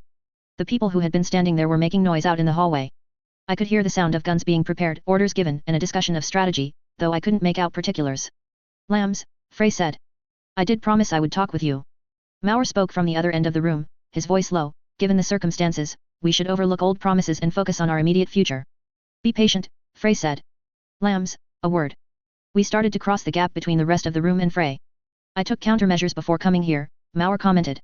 "Politics are something I understand. I expect them to take me alive, where possible." "You? I'm not so sure. You could be shot on sight," Avis said, "or killed by accident." "That would be the reason I'm talking to Frey and looking to cooperate and see if her strategy is still intact," Mauer said. He had a dangerous look in his eye. "But if she wants me to be patient, then I can give her a few minutes." We reached Frey's group. There was a table set against the wall, with a teapot, cups, and candlesticks on the top. I pushed a candlestick out of the way and hopped up onto the table. It gave me a good view of the whole room. Gordon leaned against the table beside me, Mary beside him. Lillian stood by the table's end, at my right shoulder, Helen just a little further away. Hubris was under my dangling feet. "The books, give," I said. "Contingent on us actually having a talk," Frey said. "Then talk," Gordon said. Frey nodded. "I received a note from a little birdie." "Doggy," Helen said. She reached down and scratched Huber's head. "Yes," Frey said. "I wasn't sure if you were wholly aware it was them, but I suspected. I was confused for a moment that it seemed to think you were here already, and it didn't help that I was preoccupied with Cynthia." "Were we responsible for that confusion too?" Gordon asked. "No. I'm sorry to disappoint you, but it was a question of ideology," Frey said. "How so?" I asked. "Cynthia started on the bottom, at one of the lowest points a human being can occupy, orphaned, alone, barely more than an animal. She fought her way to the place she holds now in the world, and she plans to keep on going. I believe she wants to supplant the crown, even in a token manner. To be the new ruler or a major power when the crown is ejected from the Western Crown states. She doesn't like my plan because giving everyone the power to study academy sciences takes away from her exclusive power. Raise everyone else up, and she is effectively less powerful. She would rather control that power, utilize some of the best and brightest minds she can collect, and be well situated to take power as it becomes available. Until the crown brings all the force it can muster to bear," Gordon said. "Yes," Frey said. "I underestimated her hunger for that taste of true authority, however transient it might end up being. I'd hoped rational argument would sway her, and I was proven wrong. I wanted to jab at Frey, just to see how she reacted. If I commented on how poor her rational argument might be, if my estimation of her was right, then it would sting, and she might show me a glimmer of what she was really thinking. Instead, I frowned and only said, that night I burned her alive, I didn't just hurt her chances in politics. The lambs killed some of those best and brightest minds. No wonder she was upset with me." Frey nodded her head in agreement. "Telling you more would be unfair and rude, when she was at least kind enough to hear me out. I think you can draw the appropriate conclusions. What you're doing," Lillian said, "giving everyone access, you're going to cause complete and utter chaos. There are rules the Academy won't break that novice students will. Uncontrolled growth, real monsters, real weapons of war." "I was on track for a professorship," Frey said. "I got close enough that I heard the stories. I promise you, Lillian, there are people crossing those lines every single day, in various places around the world. 1 or 2 of the people you've gone after at the Academy's behest have been among them." "I can back this," Avis said, her voice soft. "A lot of the messages about the worst crisis situations crossed my desk. For every one the lambs saw, there were 4 more within 2 days of train travel from Radham Academy." "That's a fallacy," Lillian said. "Just because people are crossing the line, that doesn't mean it's okay if you increase the problem 100-fold. 10-fold at best, but in talking to the others, the expectation seems to be a much more conservative doubling or tripling in the number of madmen and dangerous minds, Frey said. Only a select portion of the population have the means, motive, inclination, and ability to truly take advantage of what I would be putting out there. Not so much the Academy couldn't respond, but enough to keep them and the likes of you busy. Except, Gordon said, you've got Dog and Catcher, very likely Petey and the Rye Man, all on your side. You've been working to strip the Academy's ability to respond to an upswing in the number of problem elements. They'll bounce back. It does mean they'll have a hard time controlling the spread of the books at the outset. I'm seeing what you're doing, I said. Okay, let's say that the numbers do double. Very conservative. But you told everyone here that the two factions would be attacking one last time, playing all the leftover cards they have left to play, to distract the Academy and apply pressure to them. That alone would occupy the resources that would control the spread of the book. But you're also denying them those resources, getting Dog and Catcher and some of the others on your side. If you actually turned Dog and Catcher and some of the others against the Academy, or used information they've given you to lash out at key targets. Frey's expression wasn't giving up many tells. She seemed amused, insofar as her anxiety seemed to be allowing her to enjoy herself. Yet, let's not puff you up and make you feel too happy and in control, I thought. You're being disingenuous, I said. There's more to this. You don't intend to push them over. You want to break their back on your knee. I want to hurt the Academy, Frey told me. Slow them down, give the rest of us some time to gain ground. Yes. Then say it straight, I said. You trying to mislead us here makes me think you're bending the truth when you give Lillian your expectations. Forget the others. What do you think the numbers will be like? How many dangerous minds are going to go too far with your books? Lillian nodded. I saw her shoot me a glance, and I suspected it was a grateful look. I'd backed her where and when it counted. More than a 5-fold increase in what you're dealing with now, Frey admitted. And how many people are going to die? Lillian asked. There's no telling, it's too variable, Frey said. But you've heard of the cockroaches and cats principle. I smiled. Gordon put it succinctly, we've discussed it. I think, Lillian said, if you're talking about cockroaches and cats, what you're doing is a very bad thing. You're talking about killing 9 and 10 people? 19 and 20? People only survive because of sheer numbers. As you can see, the medic of the group is opposed to what you're doing, I said. And the rest of you? Frey asked, very casually. It was Mary who spoke up, if you can't convince her, then you aren't going to budge the rest of us. The lambs stick together. Frey nodded. I see. There was a pause.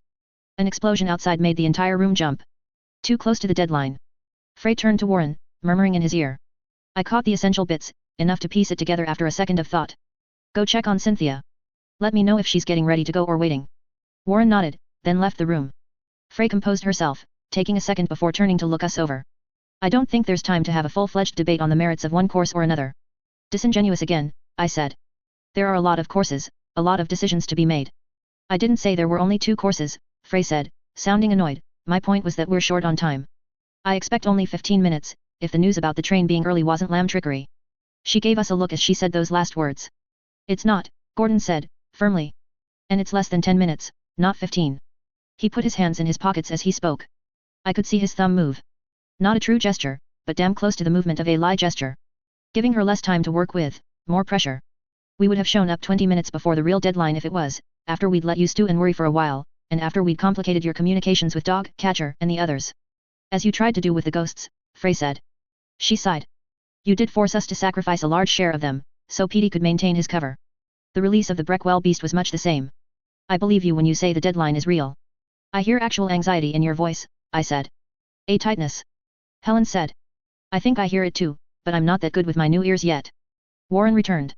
He rejoined us. Is she leaving yet? Frey asked. He changed the angle of his head a fraction. Soon. He nodded. If all else fails, we might have to let her be the vanguard, and simply follow in her wake, Frey said. Knowing her, it might prove difficult. She's as liable to be as dangerous to us as the enemy forces are. Warren nodded again. Avis, we'll need you to deliver the signal soon, Frey said. She looked at us. Catcher's note said you had deduced that I planned to turn the forces of Breckwell against one another. Yeah, I said. I'm flattered you think I could convince that many people. I'm afraid I didn't. Then I think you're kind of an idiot for getting into this situation, I told her. Provoke, push, test boundaries. I'd passed up a chance earlier, because it was too hard, too harsh. This was a softer touch. I'd expected to gauge her response to the casual insult, in hopes of gleaning some insight into her mental state. Frey didn't betray anything, however, and it was Warren who seemed to take offense at the slight against Frey. Worth remembering. Maybe I could write it down. My memories seemed to slip most between when I went to sleep and when I woke up. Since the girls insisted on sleeping with me, I couldn't stay up and achieve a balance of recall and alertness. I wouldn't be able to trust my brain to hold onto the little strategic details like Warren's defensiveness of his savior. I do have a plan, Frey said. It achieves very similar ends, but without the need for me to target and convince however many soldiers, officers, and major figures I would need to organize a true mutiny. Fantastic, I said. But you made a miscalculation, you've lost Cynthia's help. You're worried, because what you did have planned doesn't necessarily work that well without her. We'll manage, she said. The real question is if you're coming with us. It doesn't have to be permanent. Follow along, I'll give you the books, and we can have a more in-depth conversation in the aftermath of Breckwell's fall. I didn't respond. My mind was taking in new information, ticking over possibilities. I think that would be dangerous, Mary said. If we came with you, how much would it delay our return to the academy? Would we be assumed to be one of the turncoat special projects? That's for you to decide, Frey said. She stood straighter. I suppose you'll have to make do. Decide what you will, I need to focus on the matter at hand. Not a mutiny, but similar in execution. What's she planning? Wait, Mary said. Frey had started to walk away, Warren, Avis and the stitched girl following. She paused. I said it was dangerous, I didn't say no. If the other lambs agree, maybe I could propose a deal. Time is short, Frey said. What deal? We'll come with you, hear you out, have a serious discussion with no time limit, but, Mary dropped her voice, Percy dies. My breath caught in my throat. I almost sputtered. I wasn't the only lamb reacting with shock. All eyes were on Mary. And, Mary continued, meeting Lillian's eyes, you promised to excise all portions of your work that deal with the biology of children. The ratios, the specific formulas, growth charts, scales, proportions. All of it, Frey said. A concrete loss of both an ally and resources, a loss in time to ensure the books are properly edited, in exchange for a discussion where there is no guarantee I'd be able to convince you all? What makes you think I'd accept? Mary opened her mouth to speak, paused, and glanced at me. Sylvester briefed you on me, Frey concluded. I see. I want to ask why you want me to kill your creator, but there's no time. I'll take your proposal under consideration. Excuse me. Like that, she was gone. I blinked a few times. Sylvester is a bad influence on you, Gordon commented. Probably, Mary said. Sorry, to throw that out there, but... You need to cut ties formally, Gordon guessed. Mary nodded. Lillian walked past me, reaching out to give Mary a little hug, before taking Mary's hand. She's actually considering it, I said. Percy is a known element, he's one note, only effective right now because of the ability to incorporate the work of others. You said she wanted to convince others, Mary said. I thought we could offer her a way to convince us. It was smart, I said. You hit the mark. But Percy isn't as guilty as you think he is. By letting you sign a deal paid for in his blood, I can never tell you the whole truth. You'd never forgive me. Well, eventually, she might, but a theoretical 5-year grudge was a long time in respect to our short lifespans. Something to worry about later. I was surprised you seemed to drop out of that conversation, Gordon observed. He was watching the people on the other side of the room, who were watching us while they talked with Frey. Me? I asked. You? Thinking, I said. Trying to decipher what she said. Do tell. Thinking aloud is a good thing. Not a mutiny, but similar. She said she couldn't convince that many people. Yes, Gordon said. Okay. Turn that around. What's the bare minimum she needs, in order to turn the tide of the battle? Bare minimum? Mary asked. 500 people? Once they start shooting, they don't know who is friendly and who isn't, it throws everything into disarray. Fewer, I said. Fewer. Didn't one person just risk derailing this entire thing Frey was trying to accomplish? Cynthia walked away. She's waiting to execute her own plan. Frey doesn't know what to expect. What if Frey only talked to 2 or 3 people? And the secret experiments, but... I trailed off, thinking. Experiments. Why? They're the ones who provide information, they execute critical missions, they wipe out stragglers. I was staring off into space the same way Frey had been, sitting a matter of feet from where she'd been standing, and smiled at the realization. The difference between her situation and mine, however, was that I was asking a question which had a very real answer. Frey had had to invent an answer. Commanding officers?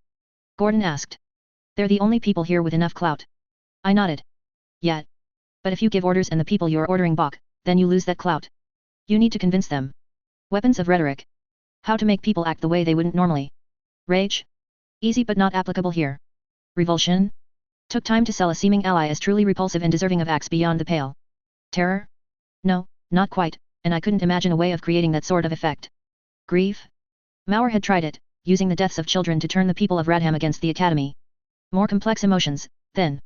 Outrage, cornered rat feeling, horror, empathy, desperation, devastation, disappointment. Betrayal. I looked up, meeting Gordon's eyes. Betrayal, panic. Hadn't I just been thinking recently about how I kept going back to fire and destruction? You have an idea, Gordon said. I watched Avis leave the room. Ready to give the signal. I would have liked to follow behind and interrupt Avis before she could follow through, just to see the look on Frey's face, but it would have been too obvious. All of the tension in the Academy's ranks, it was building up to a crescendo. The people on the wall, guns in hand, cold, waiting for a battle to start, they were coiled like snakes, ready to strike. Their eyes faced forward, but when the attack came from the sides, from allied ranks, it would be pandemonium. Just the commanding officers and sufficient chaos, so the rank and file look to the leader, I said, my voice low. And all you need to convince the commanding officers is to assure them that the blame can be pointed at the man who is nominally in charge.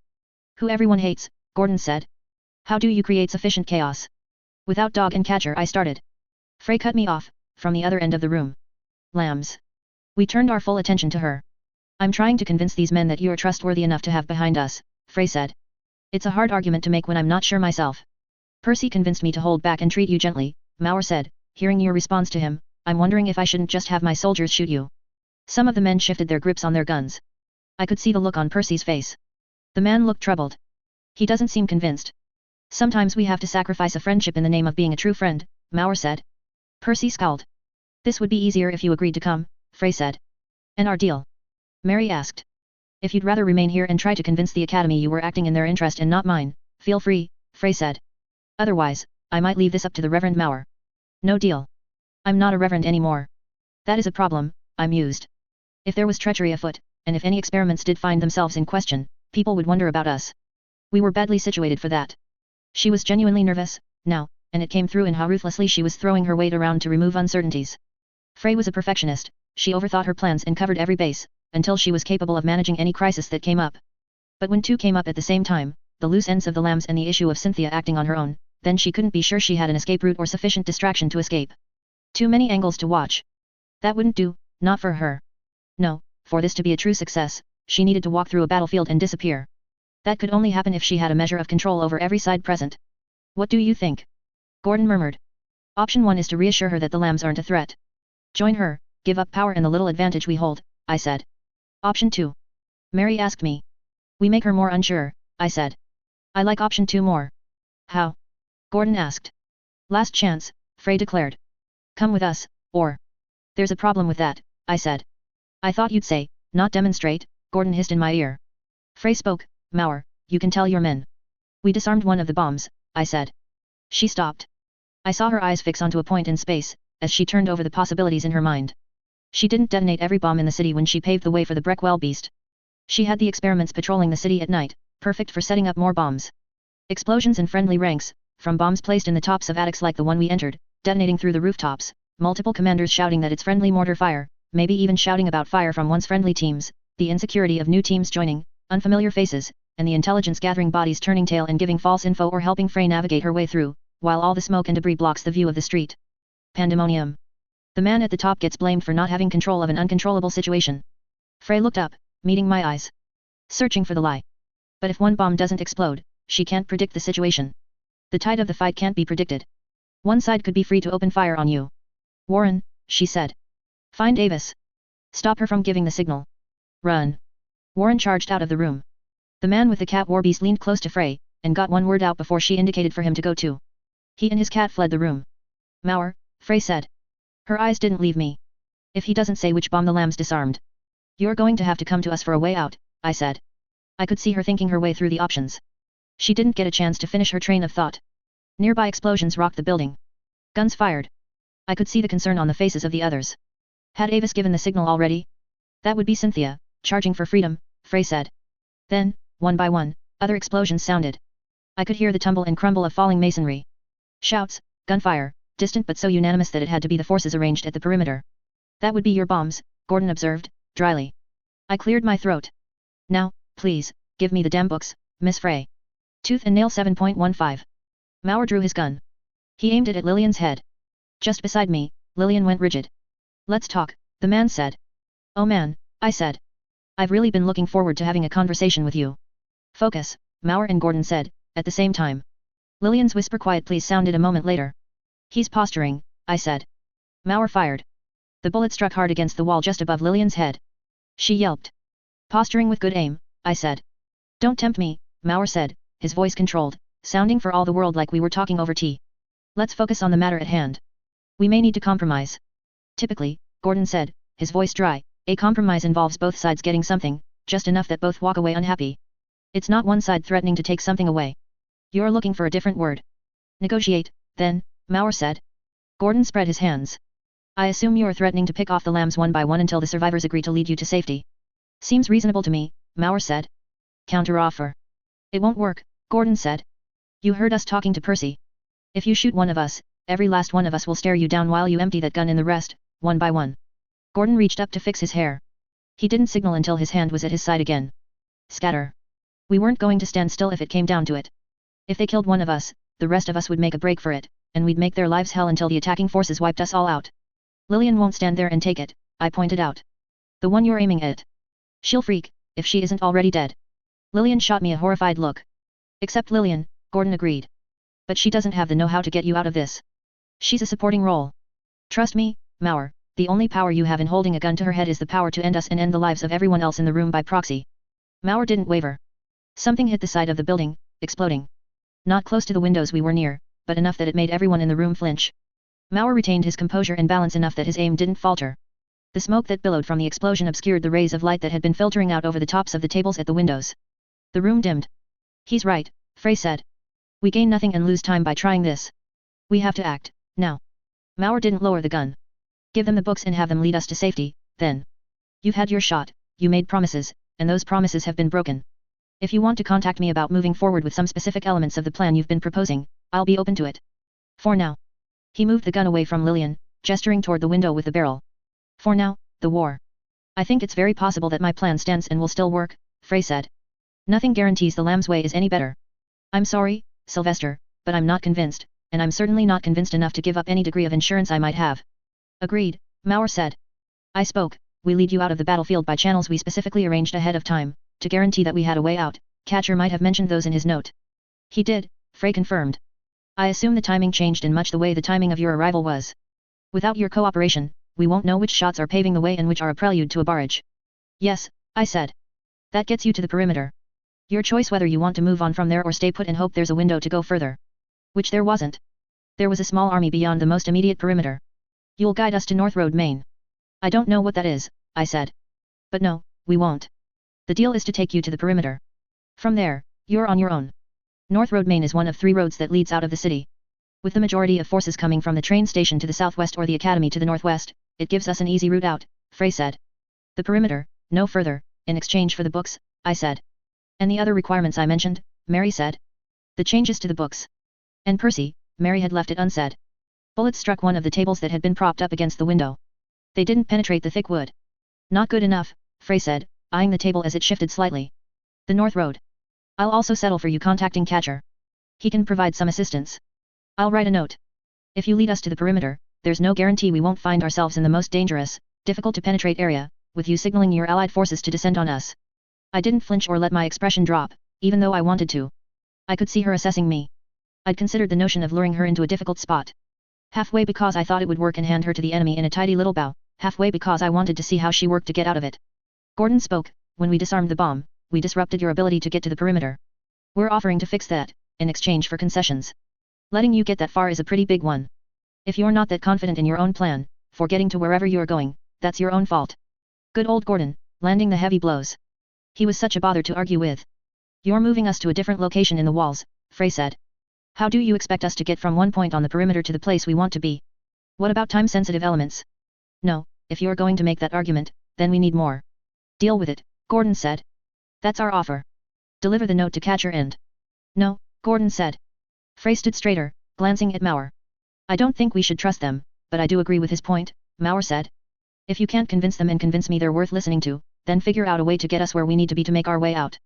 If you can't do either, then perhaps you can print your books yourself, and worry every step of the way that my forces may inadvertently interfere. Frey didn't respond to that. Avis, Warren, and the doctor with the cat war beast returned. It gave Frey a moment to pay attention to them and pay attention to the current situation. Having Gordon on point made sense.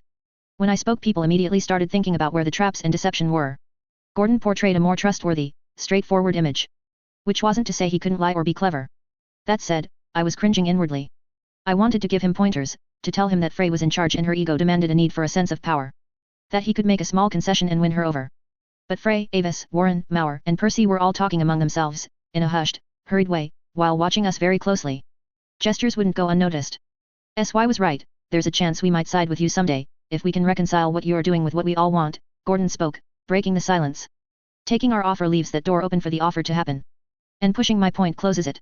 Frey asked. A very subtle way of framing an ultimatum. Also a very subtle way of preying on Frey's desire to win people over and have everyone on her side. I don't need to tell you you're running out of time, Gordon said. What you did, stirring things into a frenzy, people are going to calm down. Not soon, I thought. There's still time, Frey said, echoing my thought. But you're right, there isn't a lot of it. If everyone agrees, we should move. You actually trust them, Mauer said. I don't. I don't either, Percy said. Even if one of them is mine. I'm sorry, Mary. His eyes met Mary's. Not quite so harsh as Mary's request that Percy be put down, but it did suggest he was stepping away, cutting ties to a similar extent. I had little doubt the apology was genuine, but he'd made a decision that if it came down to it, he'd sacrifice Mary to save his own hide. A gulf stood between them. If I may, Frey said. She approached Mauer. He tensed as she drew near, then in the moment she took another step, he pointed his pistol against her side. She raised her hands back and out of the way. Dolores is on the table back there. I turned my head. The air-breathing octopus thing was on the table a bit beside me. Helen was poking at it, letting its tentacles coil around her finger in response. Mauer watched Helen and Dolores for a moment. He didn't speak or move a muscle. Hands still held back out of the way, Frey leaned close. She said something. 7 or 8 words. Then she stepped back, slowly lowering her hands, until they were clasped in front of her. What's she saying? I want to know what she's saying. What did she say? Percy asked. It's sufficient, Mauer said. I'll tell you later. Percy frowned, but he nodded. Helen, I murmured. What did she say? I didn't hear. Were you listening? Gordon asked. Yes, and I didn't hear, Helen said. She put on an annoyed expression. Frey approached us. What did she say? Coordinating an attack on us? Gordon asked. No, Frey said. We accept your terms. Gordon glanced at me, and I nodded. He glanced at Mary, and Mary nodded. Gordon indicated the door. Frey stepped away from the group, heading toward the octopus. Helen was faster, snatching it up. Got it, Helen said. I'll bring Dolores. Frey didn't say anything, apparently content to leave that situation be. As one, we headed out into the hallway. Soldiers were standing at attention on either side of the hall, no longer waiting tensely for things to get underway. Less disciplined than academy soldiers and cadets might be, they let concern show on their faces. They weren't convinced this situation was entirely in control, and they hadn't seen any of Frey's doubts or the arguing over options. Lillian had taken out her pocket watch. She showed Gordon, who checked, then gestured. Good. The second message we'd written had acknowledged the tight time limit and we'd left a request to drop additional shots after the fighting started. Things were a touch more chaotic than I had anticipated, however. I was really hoping that things weren't so bad that we didn't have an escape route, or that the soldiers we were counting on to drop the bombs and provide cover of smoke and dust weren't on Frey's side, disobeying because they had switched sides. It sounded worse than it was. For them to disobey and effectively sabotage us, they had to be on Frey's side and simultaneously aware we weren't. The commander who we'd talked to had sent us to go talk to Dog and Catcher and the other experiments. He'd heard the horn, and would have drawn the connection to the experiments. To be on Frey's side, no we weren't, yet be unaware of the fact the horn had helped us? Questionable. That a bomb had obliterated them or the infighting was distracting them too much. Less questionable. I couldn't let my nervousness show. Eyes forward, walk with confidence, pretend everything was going according to plan. There were gaps in this plan, but Frey's plan was still intact. She had believed she would have a course she could walk to freedom, with the forces on the perimeter sufficiently occupied. A variant on that plan, how much more dangerous could it be? It was so annoying, being a child. We had soldiers behind us, Warren to the left of us, and to the right and a little in front of us, we had Percy and Mauer. Visibility was limited by the fact that people were taller, and I couldn't help but feel surrounded. It didn't help my growing feeling of anxiety. This would either be marvelous or it would fail marvelously. The men from the other room. Frey asked. If they aren't ready now, then. They'll be ready. Get them, Mauer said. One of his lieutenants broke away, opening a door. More soldiers filed into the hallway alongside the soldiers at our back. These ones wore uniforms, but they weren't the uniforms of the rebellion. Cadet uniforms, military ones. To add an element of confusion? Or to achieve a certain goal? It didn't matter. We reached the doorway. The final group of soldiers was there, one man crouched by the door. It was cracked open, and he peered outside. The situation? Mauer asked. Cynthia's group took drugs, the man said. They started grinning, mad smiles, wide-eyed, veins sticking out on their faces. No combat drug like I've ever seen before. I know the one, Frey said. Rictus grins, a full body rush. Enhanced strength, reflexes, adrenaline. It also demolishes the mind's ability to manage inhibitions. The Academy discontinued it, and it saw use in the black market for a time. People liked how confident and invincible it made them feel. It shaves off years of your life with every use, Lillian said. It isn't very sustainable to sell on the streets when 4 or 5 uses can ruin a 30-year-old's organs so badly he looks 90 inside. Even the academy can't fix the kind of damage it causes. I gave her a curious look. I know stuff. The cost and lifespan isn't something Cynthia cares about, Frey said, looking at our group's medic. Nor was it the reason the academy stopped using it. They didn't like the fact that less disciplined soldiers fired at friendlies, and how bad the crime rate became. Cynthia is liable to shoot at us if we cross paths. Mauer said. When he spoke, it was to the assembled army of 60-some soldiers, 40 in rebellion uniforms and 20 who weren't. From here on out, we shoot at her or her men on sight. There were 1 or 2 cheers, which drew quiet the moment Mauer shot a sharp look back. Not much lost love. We waited by the door. Gordon met my eye. He wasn't gesturing, but I got the impression he was trying to communicate something. Something hit, close by, the force of it making Frey and the soldier on watch work to keep the door from flying open. Gordon had taken Lillian's pocket watch, and the moment he was done covering his head and ear, he checked it. He shook his head. He met my eyes with purpose. What are you doing? I thought. Mary was looking between Gordon and me. Lillian looked terrified, very small while surrounded by opposing forces, shrinking down. Helen stroked the octopus she was carrying as if it were a dog. Gordon didn't break eye contact. I looked at the open watch in his hand, checking the time while it was upside down, and then looked back up at him. Not a flicker in his expression. Through the door, 2 by 2, Mauer was addressing his men. Don't press, keep 1 pace behind the pair in front of you. If you rush, you'll get stuck in the doorway or you'll start pushing the people in front of you, and you won't be following them, you'll be directing their movements. I saw Warren place a hand on the shoulder of the stitched girl. He pointed at Avis. He's too big to pass through with someone else, I realized. I'll lead the way, Gordon said. He finally broke eye contact with me. Listen to my instructions. An explosion sounded, a mortar shell, very close by. The door was only open a crack, but the smell and taste of smoke and gunpowder in my mouth was enough to gag me. I imagined my spit was a brownish black. Gordon watched the pocket watch. Then he closed it. His lips moved slightly. He made eye contact with me again. I can't read your mind, however you'd like me to. Mary said. She reached back and touched my hand. She smiled. No codes, no gestures, if you please, Frey said, sternly. Code? Gesture? She'd caught something I hadn't. Not a gesture. In fact, Gordon had been avoiding gestures since the beginning, except when Frey was very clearly occupied. Code? Before I could reach the end of the train of thought, more shells came down. A trio, blasting into road and sending rock and mud cascading into the air, an earthen geyser. Now! Gordon shouted. The door was heaved open. 2 by 2, we passed through. Frey in the lead with the man who'd been watching the front door, Gordon and Mary, me and Lillian, Helen with hubris and the octopus thing, then Frey's group with Percy and Mauer. The smoke had darkened the sky, the smoke was thick, and I couldn't see 10 feet in front of me. The code. In a way, it was like the gestures. Our signs were abstract. We'd started with the basic directions and 6 very general signs that encompassed a very wide variety of things. The closed fist for aggression, violence, force, attack, impulse, anger. Then we'd expanded that, adding new signs, modifying old ones. There'd been too much need to communicate silently. This was very similar. S.Y. He'd been focused on me. Not trying to read my mind or make me read his. My mind. My strategy, my way of thinking. A ploy, one he couldn't easily share in the midst of things. I exhaled as slowly as I could, as I ran forward, blind. I could extend that trust to him. He'd done it often enough for me. Reverse direction. Gordon called out. I stopped before Lillian did, but I'd been expecting something. My shoe slipped on the cobblestone road, but I caught myself. I tugged Lillian, reached out, and prodded Helen's side. Giving her a nudge. The order was called out, passed down the line. We stood in smoke and in the line of fire, while the order for the forward charge was called out, passed down. It took 20 seconds before we were back inside. I was surprised it was even possible. Humans were so naturally disorganized, and even with Mauer's warning, I'd expected a jam. They listened to him like nothing else, it seemed. The door slammed closed as Frey returned inside. The man on watch cracked it open a moment later, peering through. The rest of us knelt or crouched on the floor. More explosions sounded outside. There was a war beast on the loose on the rooftops, by the sound of it, smaller than the Breckwell beast, larger than the cat. What the hell was that? Mauer asked. A test. Yes, Gordon said. This isn't a joking matter. Every second we spend out there is a second we could get shot.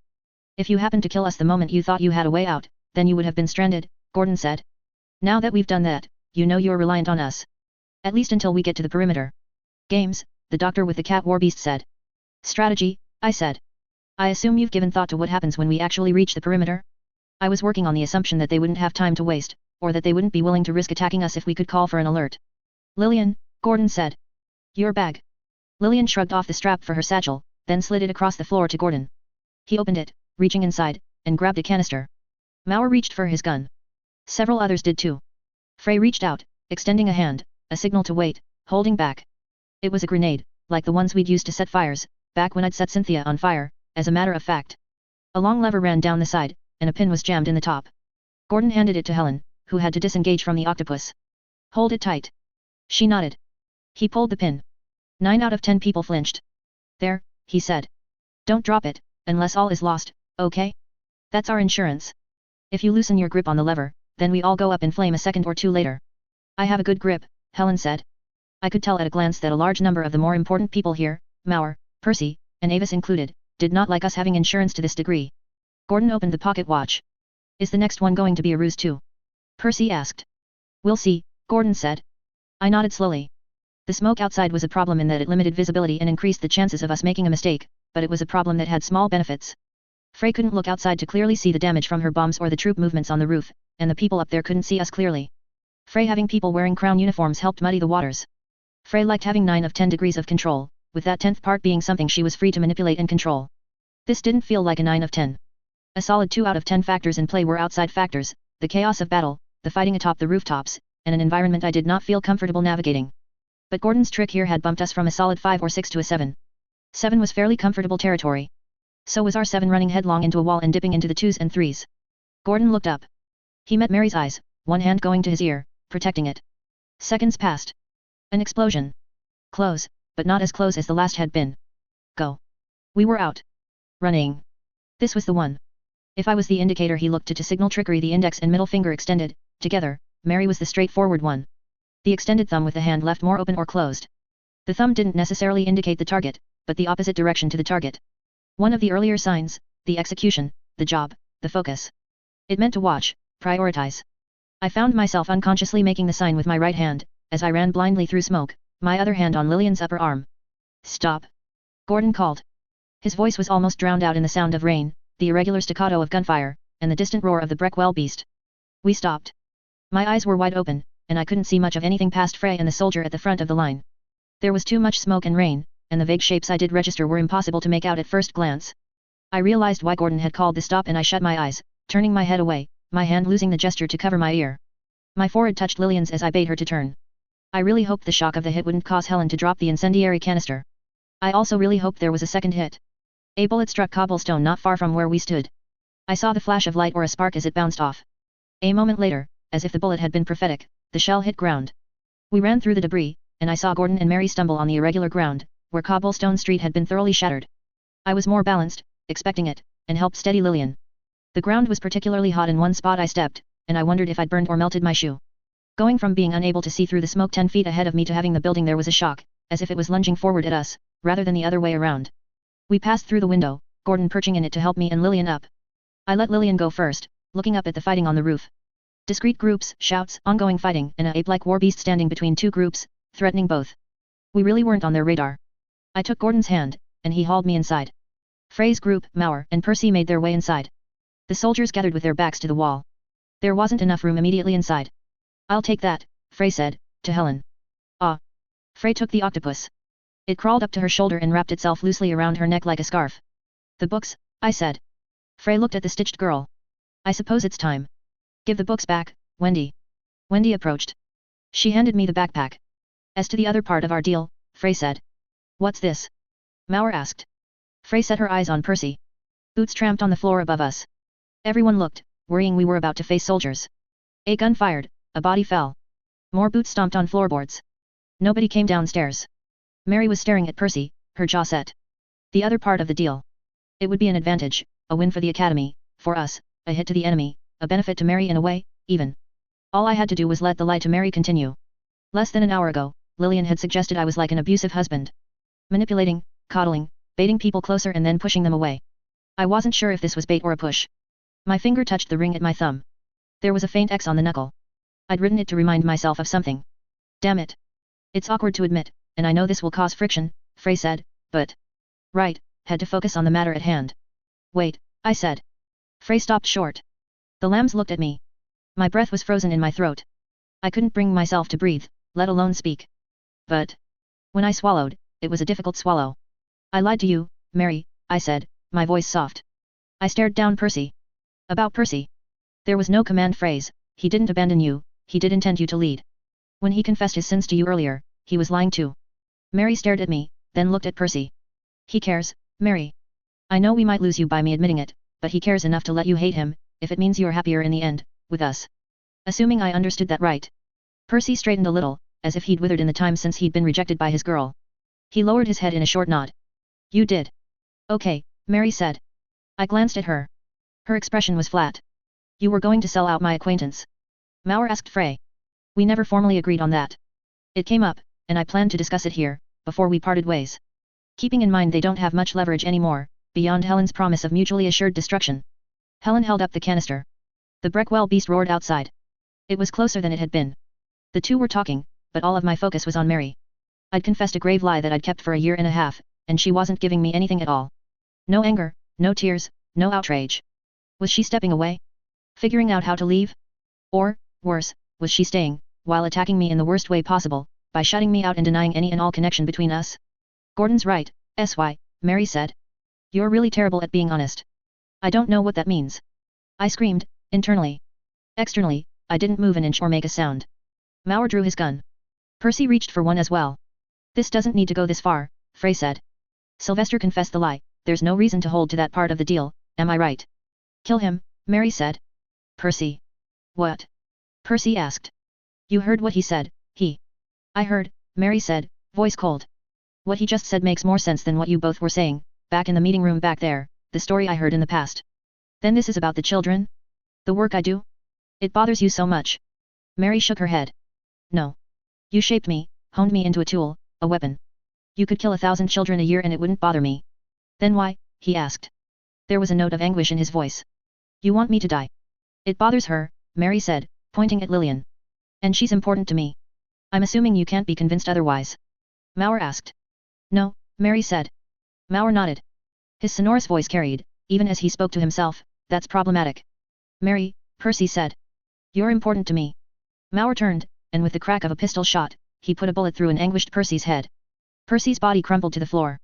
We could have found another option, Frey said, looking down. I'd like to go, Mauer said.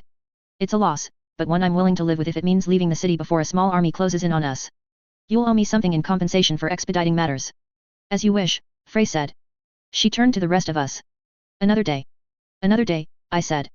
She turned her back to us, taking Warren's hand as help to make it through the broken window. Letting them go. Helen held the grenade, making motions as if she was gauging her ability to accurately throw it through the window at the small army massed outside. Gordon reached out, putting a hand on her wrist. No, she asked, sounding mournful. Cats and cockroaches, he said. Some would survive, and it would be the most exceptional ones. Not worth it. Besides, they could have done the same to us. He held her wrist firm while he took the pin from his pocket and put it through the slot. He took the weapon from Helen. Doesn't stop us from sending everything we can after them, I said. For all the good it'll do. We can try, Gordon said, nodding. He drew in a deep breath, then exhaled. We'll have to see how. Mary, standing beside Gordon, tilted her head to one side, until it rested against Gordon's shoulder. Her arm reached around his waist. Her eyes were fixed on Percy. How bad it is up there. Are you wanting to stay? No, Mary said. I like being like this, but the mission comes first. Mary, Lillian said. You doing that for me, you didn't. You're my friend, Mary said. She smiled a little. It's okay. I feel better than I have in a long time. If you're sure. Mary said, nodding, her head rubbing against Gordon's shoulder. Just being like this, she was closer than she'd been getting to him for a while. Gordon seemed to be taking it in stride. She spoke, thank you, everyone. SY especially. I appreciate this. If you're absolutely sure you're okay, Gordon said. I will stab the next person to ask if I'm okay, Mary said. Are you okay? I asked, without missing a beat. She moved her head off of Gordon's shoulder, turning my way. Wait, I said, hold on. She approached me, drawing a knife. She was a few feet away when she stopped. Looking up at the stairs. My first thought was that the enemy had circled back or come down and found us. Worse. Two young individuals stood on the staircase, 12 and 13, going by appearance alone. I knew better. One had red hair, parted to one side, wearing a white-collared shirt only, despite the cold weather, with dark brown slacks. He had a folded umbrella in one hand. He had freckles on his face, and his eyes, the eyes were intense, ember-colored, more like that of a wolf than a person. Those eyes were the most alive part of him. Helen, even in the earliest days, was better at looking like a proper human than he was. Beside Ashton was a familiar face, dressed wrong. The hair was still long, but it was combed straight back. The glasses had changed, and were oval, slender, more like reading glasses than anything else. His shirt had a high collar, not folded, with a ribbon around it, and he wore a coat with a hood, but carried no bag and held no book. He held himself differently. His eyes, as he looked at us, showed no glimmer of familiarity. Recognition, yes, but not in the way it counted. You let them go, he asked. Tooth and nail 7.16. It's him. Not him. Worst timing possible. Greet him with a smile. Figure out what to say. My expression remained blank, eyes turned up to the pair on the stairwell. No words left my lips. Something screamed atop the rooftops. The gunfire was incessant. He came down the stairs, with Ashton following just a step behind him. He stopped at the base of the stairs, looking us over. Hubris growled. Gordon touched the dog's head, and Hubris went quiet, though his posture was still aggressive. He moved closer, until he was between Gordon and the pair, on guard. He reached into a pocket, withdrawing a flat leather case, thinner than most wallets, and no longer than his hand was. His fingers curled around the end as he held it up. I'm supposed to give you this, he said. But seeing what we saw. It's complicated, Jamie, Gordon said. I'm sure, was the reply. That's not Jamie. He took a moment, considering, feeling the weight of the little package, before tossing it 10 feet over to Gordon. Gordon unzipped it. He handed out vials small enough that a finger couldn't slide into them. One to Mary, one to Lillian. SY doesn't need one, the boy with Jamie's face said. Helen either. That's 3 days of doses for the rest of you, hubris included. Gordon nodded. He removed the stopper from the vial and downed it. He grimaced. Lillian and Mary did much the same. I know, the boy said. It's just for a little while. His eye moved over to Percy's body. What did you hear? Gordon asked. Why don't you tell me what happened, first, the boy asked, calm. I'll see if it matches up to what we saw and heard. He was confident, wary. Jamie had always hung in the background, quiet, nose in his books. Jamie's confidence was a different sort. SY? Gordon asked. Feel up to taking a stab at explaining. The words caught in my throat as I stared at the boy. Anything else, I could have managed. I could have found the words, braved my way through, been clever, whatever needed to happen. But he was here, staring at me with Jamie's eyes, no familiarity, loaded to bear with accusation. That, I couldn't deal with. It penetrated every defense I had to hit me right where it hurt most. A part of my mind and feelings I hadn't figured out how to patch up the missing pieces, fix the pieces that weren't working with, or even muster the feelings I needed to cope with it at all. Guess not, Gordon said. Sorry. I shook my head a little. Might be for the best, the boy said. I've been reading the books, trying to get caught up. I'm not sure I'd believe what SY said. Not being sure about SY? 80% of what you need to learn, when it comes to SY, Gordon said, a light smile on his face. Realizing you have to take that leap anyway? That's another 10%. The rest is crammed into the remaining 10%. The boy smiled a little. Too similar. I looked away. Lillian said. Hi, Jamie. Hi. I'll try explaining. Because I'm probably the worst liar here, I think. That would be great. It's good, Gordon said. A while back, Frey reached out to us, too, back. Dame Cicely's, the boy said. It's in the books. Lillian nodded. She fidgeted nervously with the strap of her satchel. We didn't take that offer. But she reached out to Dog and Catcher and some others. They switched sides. The boy's eyes narrowed. He looked up at the ceiling. Dog and Catcher told us to wait here for you. Did they say anything else? Gordon asked. Yes, the boy said. They said, it's a shame we have to say goodbye so soon after saying hello for the first time. They're leaving, Mary said. We found them out, they can't stay, so they're going to do what they have to do and then disappear. It makes sense, the boy said. The tone, the wording. He said it like it was a prompt to keep going. Lillian fidgeted more. She glanced at me, then looked away, the eye contact equivalent of touching a hot pan handle. We realized we were in a bad situation, that what's happening up there was about to happen. No way to avoid it, unless we left the area and abandoned the mission. We debated whether or not to take her offer to join, and we decided not to. But the fact that she'd asked, it meant we could get close. The boy nodded. Lillian continued, being there was better than being here, especially when we weren't sure how she would get bullets to start flying and bombs exploding. Being there in the other building meant we could talk. Mary could talk to Percy, we could talk to Frey, try to guide things. We got them to kill Percy, at Mary's request, and we got information, coming from there to here with each side holding the other at gunpoint, in a manner of speaking. We let them go because there was nothing we could do against their numbers and the kind of force they could bring to bear, Gordon finished. They left us behind because Frey wants to keep an open dialogue. The boy looked between each of us, then looked back at Ashton. Ashton was giving Hubris a pat on the head. He looked at his companion, and very softly said, it makes sense. The boy in Jamie's skin nodded in response. He was agreeing, but still didn't look sure. I know it looks bad, Gordon said. But there weren't any options that were great, once we realized what was happening. I know, the boy said. I believe her, and I know what you mean, about the options. I've read the books. The ones I had, that is. Ah, I said. One syllable, that was better than nothing at all. I took the backpack, and I held it out.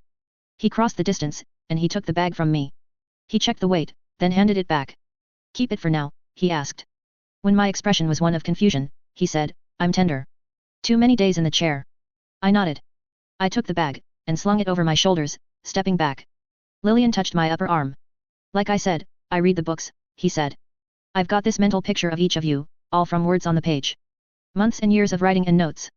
Mentally, I can sort it, the dates, I can pull all the details together into something that should be. He gestured, unable to find the word. That was odd. Three-dimensional. I asked. He smiled, a soft, easy expression. Thank you. I haven't met any of you, and it feels flat in my head, even if I try to pull it all into a shape. I know the particulars, how the lambs operate, how each of you operate, the hand signs, the details of past missions, but it's all still images, broken up. I know exactly what you mean, about the issues you run into during a mission, except in a very page-turning, pen-on-paper way. I understand there aren't many great options, sometimes. That we scrape by when things get bad. You'll pick things up, Gordon said. It's good to have you both with us. Gordon extended a hand. The boy shook it, then pulled Gordon into an awkward sort of half-hug. Then he hugged Mary, Helen, and Lillian in that order. I was the last one he approached. In the background, Helen was greeting Ashton. It's so sad. They gave you red hair. Helen. Mary rebuked her, while keeping one eye on my imminent exchange with the new boy. Everyone says that a man can't be truly handsome if he has red hair. And freckles too. You don't say that to his face, Helen. Oblivious to the ongoing conversation behind him, he stood a short distance from me. Ashton doesn't mind, Helen said. I don't mind, Ashton said. My view was partially blocked by the boy who stood in front of me, but I saw Helen throw her arms around Ashton, hugging him. He stayed there, arms limp at his side, as she rocked him back and forth. She said something I guessed to be little brother. I returned my focus to the boy. Everyone that wasn't Helen or Ashton seemed to be watching us. More pressure. There were 100 things that were going through my head, things I could say, and every single one of them had bad implications. Whatever. I would try one. Starting simple. Is there something I can call you? I asked. Jamie, he said. I flinched. My eyes found the ground and I couldn't bring myself to look away from it. Not even his feet. Oh, he said, realizing. It's the name they gave me. I think they would be annoyed if I used a different one. I'm sorry. I couldn't respond to that. He would have to be Jamie. Just like there were other Sylvesters in the world. A different person with the same name. He just so happened to have the same face, voice, and expressions. It was hard to breathe, like I somehow had the weight of 10 bags of books pressing down on my chest. Did they keep, find, rebuild anything? I managed. Not the things you're asking about, SY, he said. They gave me lessons, while digging for the key things. How to walk again, how to speak, how to read, how to get dressed. When it got too hard, they focused the lessons on reteaching it from scratch, hoping that I'd be able to dredge up those memories if I could meet them halfway. Some I did, others I learned how to do all over again. There are gaps, simple things I'm still relearning, but they thought I was ready enough. That's why they didn't want you to see us. Gordon asked. Because you might have met us halfway to rebuild memories. They thought it would muddy the waters. I looked up, meeting Jamie's eyes, then there's a chance that, if you have an appointment after this, having met us again. I realized what I was saying. That weight on my chest wasn't going away. I faltered, falling silent again. I think, if that chance existed, they wouldn't have let me out to see you. They're more focused on other things. Skills, background knowledge. How efficiently knowledge can be pulled from the tanks when the slate is clean. I could still hear the muffled violence and noise outside, fire, destruction, screaming, unheard orders to do this or do that, all while men died. It felt like a pretty good match to what I was feeling inside of my chest. I'm sorry, he said. I nodded. You'll have to tell me about him, he said. Okay? About the first Jamie. I exhaled, a long shuddering breath. Okay. Somehow, the fact that he'd asked that question, it made this bearable. Meeting halfway. I extended a hand. I felt Jamie's hand in mine as he shook it. That done, I stepped around him, putting him behind me. I approached Ashton, who Helen was now hugging from behind. The heel of one hand wiped tears out of one eye. The heel of the other hand wiped at the other. Ashton. He stared at me with those amber yellow eyes. My voice didn't come out at full strength or even half strength as I spoke. Hi Ashton. I've been wanting to meet you for a really long time. Hi. Sylvester. I nodded. You're sad, he said. I felt like my voice would catch if I spoke out loud, so I just nodded. I can make you happy again. No you can't, dum-dum, I said, my voice still faint and hoarse. I'm immune to you. Oh. Me too, Helen said, still hugging Ashton from behind, rocking him slightly from side to side. But that's because I'm not human. I extended a hand. Ashton took it. No, I said. Like this. Firmer. Grip harder. Keep your wrists straight, not floppy. It took 3 tries before it was right. On that one firm shake, as was proper between men, I pulled him closer, into a one-armed hug, a little more graceful than Jamie's had been with Gordon. Helen let him go just in time. He received it with the same enthusiasm and effectiveness as a wet rope. I released him, backing away and stepping to the side, turning around to look at the lambs as a whole. Helen reached out to pat down Ashton's hair where it was sticking up, post-hug. Then she wrapped her arms around him, one cheek pressed against the side of his head. He's so new, Helen said. Like a newborn calf who's learning to stand, or a chick fresh out of the egg. He's doing a lot of the learning from scratch I'm doing, Jamie said. We had some of the same lessons.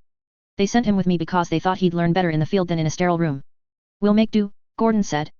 Speaking of. What's next? Mary asked, more to finish Gordon's question than to ask it. We could hunker down, keep our heads down, and wait this out, Gordon said. Please no. Not with Jamie here. Too difficult. Or we could go after Frey, he said. Yes, I said. That. Great. Let's do that. She said the North Road. I don't know where that is, but we can figure it out. I do, Jamie said. The road, I've seen the city's map, I know the layout. I felt a momentary dissonance. How could I forget we had that resource, when I'd been having trouble remembering we didn't when he wasn't here? Okay, alright, that's great, of course, I said. Speaking too quickly. Calm down. We'll have to catch up to her, anticipating her route, we still have to figure out a way to deal with the small army that is keeping her company, and we need to get away alive afterward. But that's not too hard. The lambs have done worse. Not easy, Gordon said. We're in a war zone. The rooftops aren't free to roam on. We'd have to take the streets. Keeping in mind she made a few shortcuts with those bombs. Where? Jamie asked. I couldn't tell you, Gordon said. Not off the top of my head. General direction, maybe. Then it doesn't work, Jamie said. If she's more familiar with the shortcuts than we are, then we're not going to catch up. We can, I said. We can figure it out on the way. No, Gordon said. My heart doesn't feel great, hubris was nudging my hand earlier. If we were sure, I'd go for it, push just a little while longer, but we aren't sure. Damn it, no. I don't want to stay cooped up here, feeling like I've got a weight on my chest and someone's hand around my throat, pushing the knot at the front of my throat in. It's more problematic than that, I said. The other experiments turned coat, they're leaving. In the wake of all of this, we're going to come under scrutiny. If we don't have actual results, something a little bit better than Percy's corpse, then that's going to hurt us. That bird has flown the coop, Mary said. We'll manage. No, I said, my voice firm now. No. Not like that, not like this. We're not giving up like that. You think we can catch Frey? Gordon asked. No, I said. Then I thought again. Yes. It depends. On everything that's going on up there, I said. We should split up. 2 groups. Mary spoke, I understand if you need space, but... Listen, I said. I'd been too forceful, in saying it, like I was telling her to shut up. I was letting emotion seep into my words, fighting too hard to avoid being sad, speechless, useless. I wanted to do something. Listen to me, treat this as part of the mission, then decide if I'm doing it for ulterior reasons. Okay, Mary said. 2 groups. We need to balance the groups. Group 1, Ashton, Gordon, Helen. You sure? Gordon asked. The quickest on the draw, at least while Mary was still slightly preoccupied with Percy's death. You. He saw me start to react. Listening, he said. My group, Mary, Jamie, Lillian. You're up to climbing. There were nods. I'm not athletic, but I've been exercising, trying to keep the scars flexible, so the sessions in the chair are easier, Jamie said. I'm pretty sure I can climb. It was another person in Jamie's body. I couldn't remember Jamie ever putting in extra effort to exercise, nor did he like talking about the scars. Had he, I reminded myself. Past tense. The books on my back felt like a dead weight, devoid of personality, or even familiarity. There was no association anymore. The 13-year-old boy that stood a few feet away was a constant reminder and yet the furthest thing from a comforting presence. S.Y. Gordon asked. I'd been staring off into space, thinking too hard. We're listening, Mary said. Gordon, you and Helen are babysitting Ashton. Get him to the Allied command. He's going to stretch his legs, practice in the field for the first time. Let's see how good of a manipulator he is.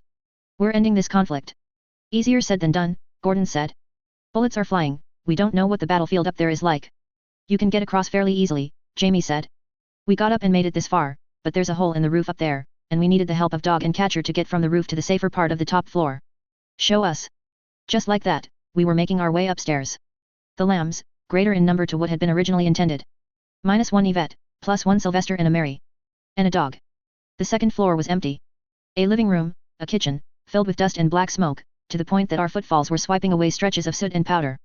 The roof had been blasted open. The attic level floor was just as dirty, with floorboards scorched black, blackened lumber still smoldering, lying scattered here and there. That side is harder to climb. My group will take it. You guys, go the opposite way. Keep going until you find someone in charge. At least 2 people at the highest points up the ladder who are directing the armies are in Frey's pocket, perpetuating this stupid civil war. Get control over that situation. It shouldn't be hard. Once you find them, I doubt they want their own people getting shot any more than is necessary. Frey's super weapon moles are going to be running by now, there shouldn't be too much interference. And then, once that's settled, catch up with us, I said. We'll see how well this works. Okay. Good luck. Gordon gave me a mock salute. Helen, meanwhile, had Ashton climb on her back, arms around her neck, while she prepared to climb. When I turned to look at the slope of wreckage my team had to scale to get to the rooftop proper, I realized Jamie was staring at me. Focus on the mission. If I focus hard enough to block everything out, and my effectiveness is going to skyrocket. You're sure it's safe? I asked. Not sure, but we weren't getting shot at. The focus seems to be along different flanks. 2 pairs of major groups limited in movement by the destroyed rooftops, focusing on each other, Jamie said. I nodded, turning to stare out at what mostly amounted to a ring, loosely circling Frey's building. I could see smoke here and there, and damage elsewhere. Muzzles flashed and fires periodically sprung up. Let's go. It wasn't fast going, but I was fixated on the task.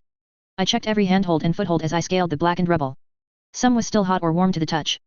Other parts of it were slick with a mingling of damp and the film on the burned wood.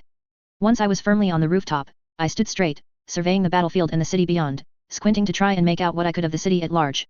Rain streamed down through my hair and down my face. Refreshing and cold. Very, very cold. The Breckwell beast was close.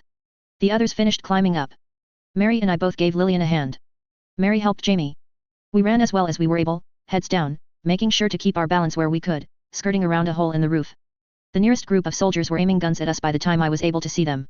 Badge in hand, I held up my hands, slowing to a walk. I could see the confusion on some of the soldiers' faces. I could see bodies strewn on the rooftop behind them, the furthest point from their front line. This was only the rear guard. Take me to your commander, I said. Who the hell are you? I wasn't in the mood for this. I extended the badge in their direction. I'm the only person here who knows exactly what's going on. He took the badge, squinting at it. While you've been shooting, the people you were supposed to be watching for got away. That building down there is empty now. Partially your fault, partially ours, but I want to remedy that. Take us to the person in charge. Stay put, he said, before turning to the other men. Watch them. He took my badge away with him. I didn't like that. I didn't like standing still. I was very aware of the people behind me. Lillian, I said. Can you help the wounded? I can, she said. You stay put, one of the soldiers said. And stay quiet. I closed my eyes. That last part. The stay quiet. I appreciated that. It meant I didn't have to talk. Didn't have to explain. Mary and Lillian were huddled together, both wearing raincoats. They were talking. Saying a lot that I wasn't privy to. I doubted they had ever been closer. Mary doing what she'd done, for Lillian. Even the fact that Mary had put her head on Gordon's shoulder, that was something. She'd been gravitating towards him, a stiff arm's-length relationship, she hadn't let herself get close. And then, all of a sudden, with Percy gone, she'd let down that guard. She'd decided. Closure, something that had been agonizing her put to rest. I looked at Jamie, who was staring off in the direction the others had gone, standing straight, hands in his pockets. Water had beaded his spectacles to the point I doubted he could see through them, but they were the reading type, easy enough to look over, with the change in the angle of his head. His hood was up, but his hair was still getting damp at the very ends of the very front. Minutes passed. I was glad for the quiet. I was disappointed to see the soldier that had ordered us to stay quiet stepping away. Well, perhaps not the worst thing. Which way to the North Road? I asked, breaking the silence. There were no barked orders or threats.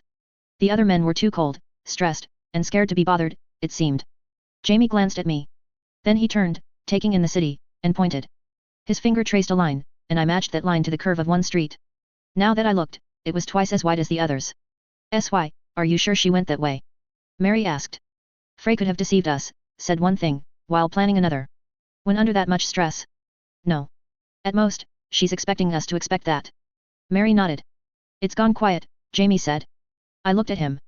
"The gunfire from that end. It's faltering." I nodded. "Already?" Mary asked. "It's Ashton's specialty," I said. "Does that mean you're going to adjust how you operate again?" Mary asked. "No," I said, with a heavy heart. "No need, not yet." "You," a soldier spoke behind me. Mary and Lillian stood. Jamie and I turned. It was the officer we'd spoken to earlier. He was with another man, blonde, young, and wearing a very ornate outfit with less decoration on the breast. Less medals, less accomplishments. The most hated man in Breckwell? I took my badge back. Does this man serve under anyone but you? I asked. The blond man raised his eyebrows. No, he said. Why? Then he helped instigate this infighting, I said. I saw the man's expression change, and in that flicker of surprise, I knew I was right. He what? The headmaster general asked me. My colleagues are already rounding up one or two of the others. We're about to find out half of the super weapons are gone, if not more, I said. Working with the enemy. I'll explain in time. For now, I would recommend arresting him. The headmaster general looked at the man, who was turning red, visible even in the rain and the gloom. Lies, he said. I didn't flinch, only waited. Everyone wanted something, everyone had a weakness. I'd identified Breckwell's weakness fairly soon after visiting. Which reminded me. He helped goad the friendly fire, he helped enemy forces slip through and operate unnoticed, and I wouldn't be surprised if he helped let the people through when the academy was set on fire, or changed what was stored where, to help the flames spread, I said. The fighting has stopped, Jamie said, just behind me. You can hear there aren't as many bullets being fired, and the explosions are slowing down. You lose nothing by arresting him now, I said. Question him later, after facts have come to light. You'll find he's trying to make you look bad. You can blame us if we're wrong, and take the credit if we're right. The man's face was getting redder still. For all that people seemed to hate him, the headmaster general seemed to be holding his composure. Arrest him, he ordered the men. There wasn't a fight. Face red, glaring, the man was quickly seized by 4 lesser officers. I hope you're right, the headmaster general said. There's another part to this. The Allied forces and reinforcements are coming from the southwest, primarily. Yes. The enemy is gone, they're making a run for it. Let's make life harder for them, or see if we can't reveal some more of your traitors. How? Have the men in the towers direct the Breckwell beast along the north road. He stared at me, analyzing. If people in the towers shoot to change or confuse its course, then you know they're on her side. You can't have people like that at your academy while you rebuild, I said. The headmaster general nodded. He leaned close to one of the remaining officers, whispering orders, and then sent the man scampering off. I'm staying with you, until this is all resolved, he said. It's as resolved as it will get, I said. We pick up the pieces, now, and pay mind to the aftermath. It wasn't fast, the transmission of orders, or the initial movement of the beast.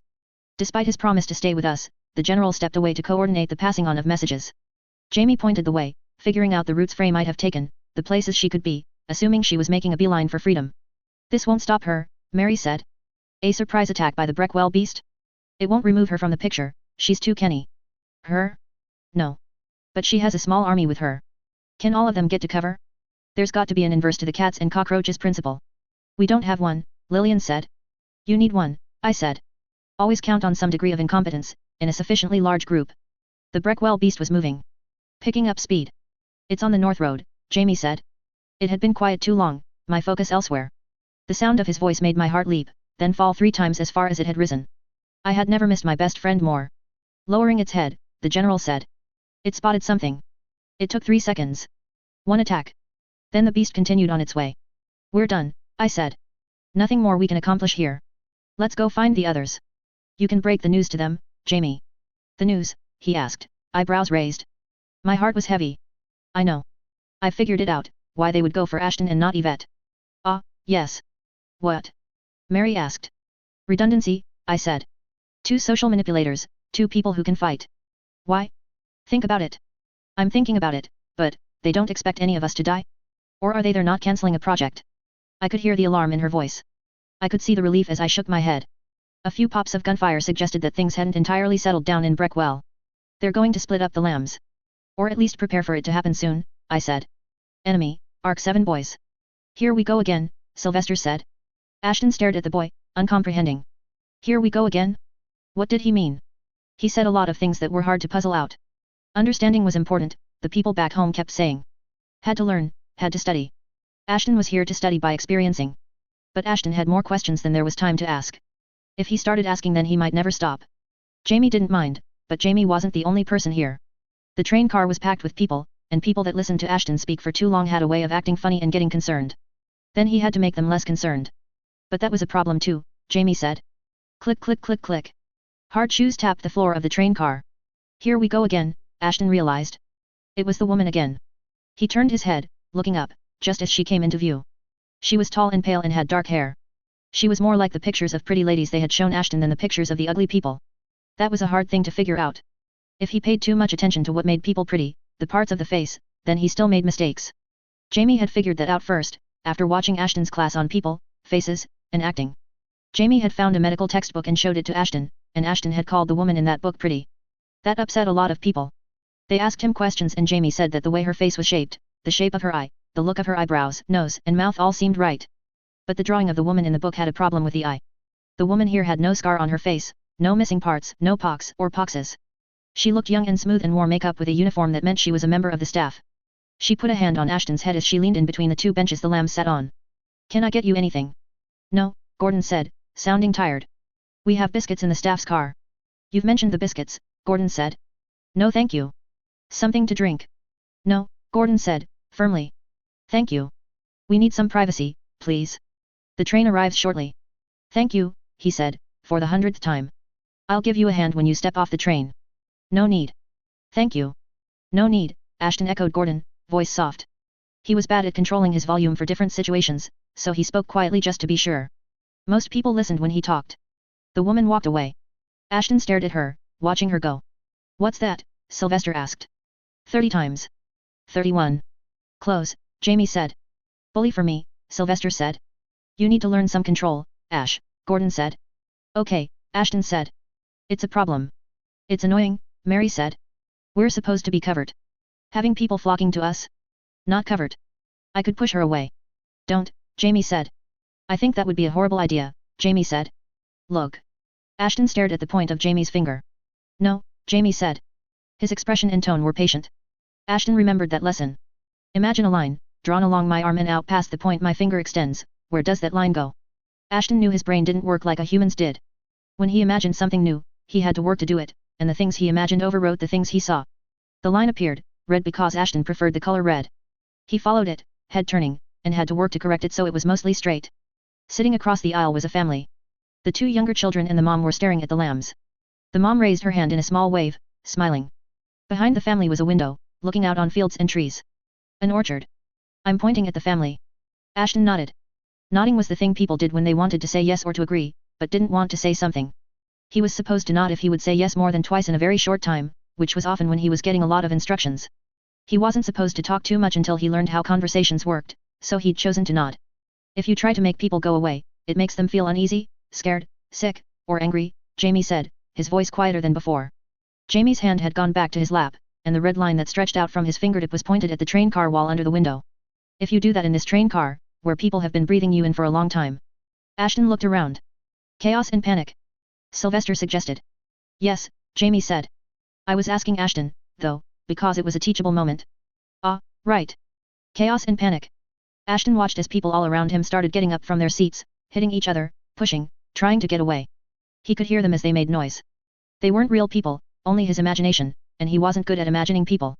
The blood-stained pictures in his mind's eye were distorted, the faces weren't symmetrical. That was the part about the one-eyed woman's face that the acting teacher had explained was important, and some had only one eye, or eyes in the wrong place, or stretched out black circles for mouths. He'd seen a lot of blood spatters during and after the fighting in Breckwell. The organ structures in his head, described as coral-like in appearance by one of his doctors, were busy calling those images from his memories, painting them around the train car. Sometimes the scale was wrong, or it was the wrong angle, against the wrong surface. But he was supposed to practice, and it was pretty enough to look at, so he let the images and the spatters and the dead bodies keep overlapping, even though none of it made sense anymore. Jamie was talking, he realized. He made the imagined hallucinated scream stop so he could understand. "When he gets more control."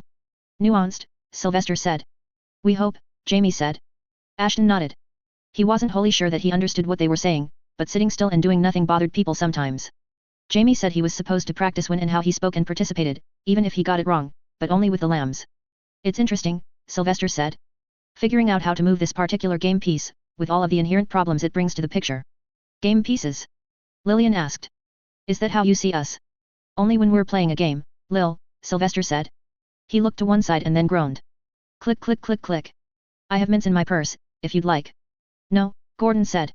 "Thank you, miss." "Okay, I just thought you should know the train is stopping now." "Thank you," Gordon said. "I'll help you with your bags." "No need. Thank you." Ashton turned his head to look up at the woman. His imagination had the father from across the aisle swing the smallest of the children by one ankle, the head cracking open against the back of Ashton's seat. Blood flew into the woman's face. She didn't move or flinch. That was false. He was supposed to practice. He imagined it happening again, her expression changing. What were the right emotions? Disgust and fear. The two put together, what was it? Horror. He watched the scene replay, over and over, trying to piece it together until it looked like something that should happen. Ashton, Gordon said. Pay attention. Ashton realized the woman was gone. The scene broke down into constituent parts, those parts scattering. He turned back to Jamie. Don't forget your umbrella, Gordon said. Don't open it until we're out of the train car, Jamie corrected. Ashton bent down and picked up his umbrella. The others were getting their coats on. He didn't have one, because using an umbrella was easier than remembering how to get dressed in a way that didn't draw attention. Try to focus, okay? I know you and Jamie aren't facing the same danger as the rest of us, but what comes next matters. Ashton nodded. Focus. He stopped practicing. The images went away, one by one. He looked across the aisle, and the images there went away too. The train stopped before he was finished. The lambs made their way out, grabbing their bags from the compartment by the door. The man at the bottom of the stairs down to the train platform helped each of them, smiling at Ashton as Ashton stared up at him. There was a group waiting for them. Ashton's doctors were among them. The department heads, the new academy headmaster, Professor Hale, Professor Ebot, and a number of others Ashton didn't recognize stood at a point just past the exit from the station. "Hoo boy," Gordon said. Ashton watched the family that had been across the aisle walk past. The youngest child's head was imagined hallucinated to be broken apart from when his head had been smashed against the back of the seat, contents leaking out. Brains were grey but they looked pink when seen fresh because of the blood in and on them. Ashton left the little boy like he was, because it was pretty, and because red was his favorite color. Gordon. Gordon's hand reached down to find Hubris' head. He gave it a pat and a scratch, more for his own security than for Hubris. Mary stood beside him. That was security of another sort. Scares like this were bad for his heart. Lord Duke, Lord, Headmaster, esteemed professors, Gordon greeted the committee in his best guess at order of hierarchy. There was a new noble as part of the group, and Gordon didn't recognize the man. The Duke and the new noble were wearing hunting clothes, pants clinging to their legs, long jackets. The noble in the Duke's company was younger, no older than 18, as far as age could be estimated by appearance when a noble was concerned. He had a pointed, jutting chin, stood tall at 7 feet, narrow and long-necked. A swan turned human. Graceful, imperious, and, Gordon knew, swans were absolute bastards when met face to face. Like the Duke, the man's hair was long and golden, but his hair was straight and flowed straight down his back, more supple than hair should be. He wore a checkered scarf in yellow and black. His teeth, as he smiled, seemed wrong somehow, too uniform and white, and his fingers were especially long, poking out of the embroidered sleeve of a hunting jacket. The nails were long and sharp, and the fingers were marked with jewelry. He wore a sword, Gordon noted.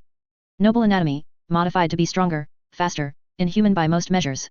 Gordon couldn't say why, but he had the vague sense that the man could and would draw and use that sword to dispatch anyone who insulted him. Sylvester would be able to say why he gave off that impression, Gordon knew. All Gordon had in this situation were his instincts. He'd heard of the mad nobles, the dangerous ones, and this one felt more dangerous than even the Duke. Please don't talk, Sylvester. Don't say anything. This is the Baron Richmond, the Duke said. A cousin. We were near Breckwell when we heard of the situation in Breckwell. Genevieve Frey spotted ineffectively cornered. Lower in status than the Duke by 6 orders of nobility, Gordon estimated. He wouldn't speak out of turn. That was good. Gordon could imagine the man establishing his presence through violence and the making of examples. Walk with us, the Duke said. Your bags will be looked after. Gordon's, yes, my lord, joined a number of others. He didn't even wait to see if the lambs listened. The Baron fell in step beside the Duke with no trouble. The pair walked fast enough that their retinue and the other professors had to work to keep up. For the lambs, especially the smaller ones, Ashton and Sylvester, that was doubly difficult.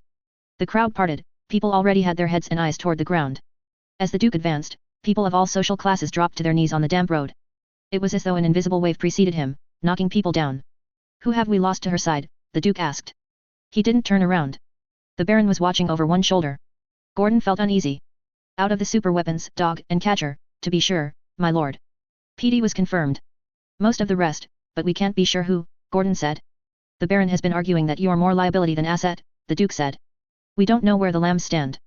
The Baron is wrong, Sylvester said, adding a belated, my lord. Gordon momentarily closed his eyes. Hearing Sylvester speak, even before the sentence was finished, had Gordon's heart skipping a beat. Cognitively, he knew Sylvester had gauged the situation and no doubt gauged it well. But there was no room for even small errors, not here. The Baron had a dangerous look in his eye, but he hadn't spoken. Do you think so? The Duke asked. Yes, my lord, Sylvester said. I said much the same thing. Yes, my lord, Sylvester said. Gordon could hear the note of smug satisfaction in Sylvester's voice. Provided we decide you're trustworthy, the Duke said. You'll give your report to the professors, the Baron and I will look over the written transcripts, and we'll give the final judgments. Yes, my lord, Gordon said, before Sylvester could speak. He couldn't let Sylvester take command of this conversation. My sisters will want to participate as well, the Baron said. Do you think so? The Duke asked. They've been so bored, and have complained about being left out of the hunting trip. Very well, the twins as well. The twins. The words were akin to a bell in Gordon's memory. Gordon had heard of the twins. To be exact, he'd heard about them in the context of the Mad Nobles. On the flip side, mention of Mad Nobles as a general topic invariably meant mention of the twins. Little Helen, I think the Baron, Baronets, and I would enjoy your company after all is said and done, should you be cleared of wrongdoing or dissent. You and Professor Ibbot shall join us. Yes, my lord, Helen said, curtsying without slowing so much it mattered. I'm honored, my lord, Ibbot squawked. Yes, yes, the Duke said, sounding annoyed the man had spoken. If they aren't cleared of wrongdoing, we should have them join us for company all the same, the Baron said, still staring at Sylvester. As I said, my sisters have been bored. I wonder if I haven't read a fairy tale about something like that, the Duke said. It seems unwise to invite a group of assassins over for company and amusement, especially if they've been proven as traitors. One at a time, then. Or send their creators in with them. Perhaps. Gordon could see Ibbot react to that. Hubris touched his nose to Gordon's hand. Gordon's heart was thumping. It was a limping struggle, one side stronger than the other. By all rights, he should have stopped walking and let it calm down and find its rhythm again. He kept up the pace. That in mind, I would recommend we err on the more conservative side of things, the Baron said. The Duke, still leading the group as they walked up to the academy, smiled at that. I'd ask if you meant conservative in the sense of preserving more of our academy's hard work, or conservative in avoiding potential traitors in our midst, but it would be a rhetorical question, dear Richmond. I'll be paying close attention to the verdict, the Baron said. If I'm dissatisfied with the result, I'll see that corrections are made. If he doesn't get the guilty verdict, then heads roll. Or whatever he and his sisters do to amuse themselves. The Baron was a mad one too, then.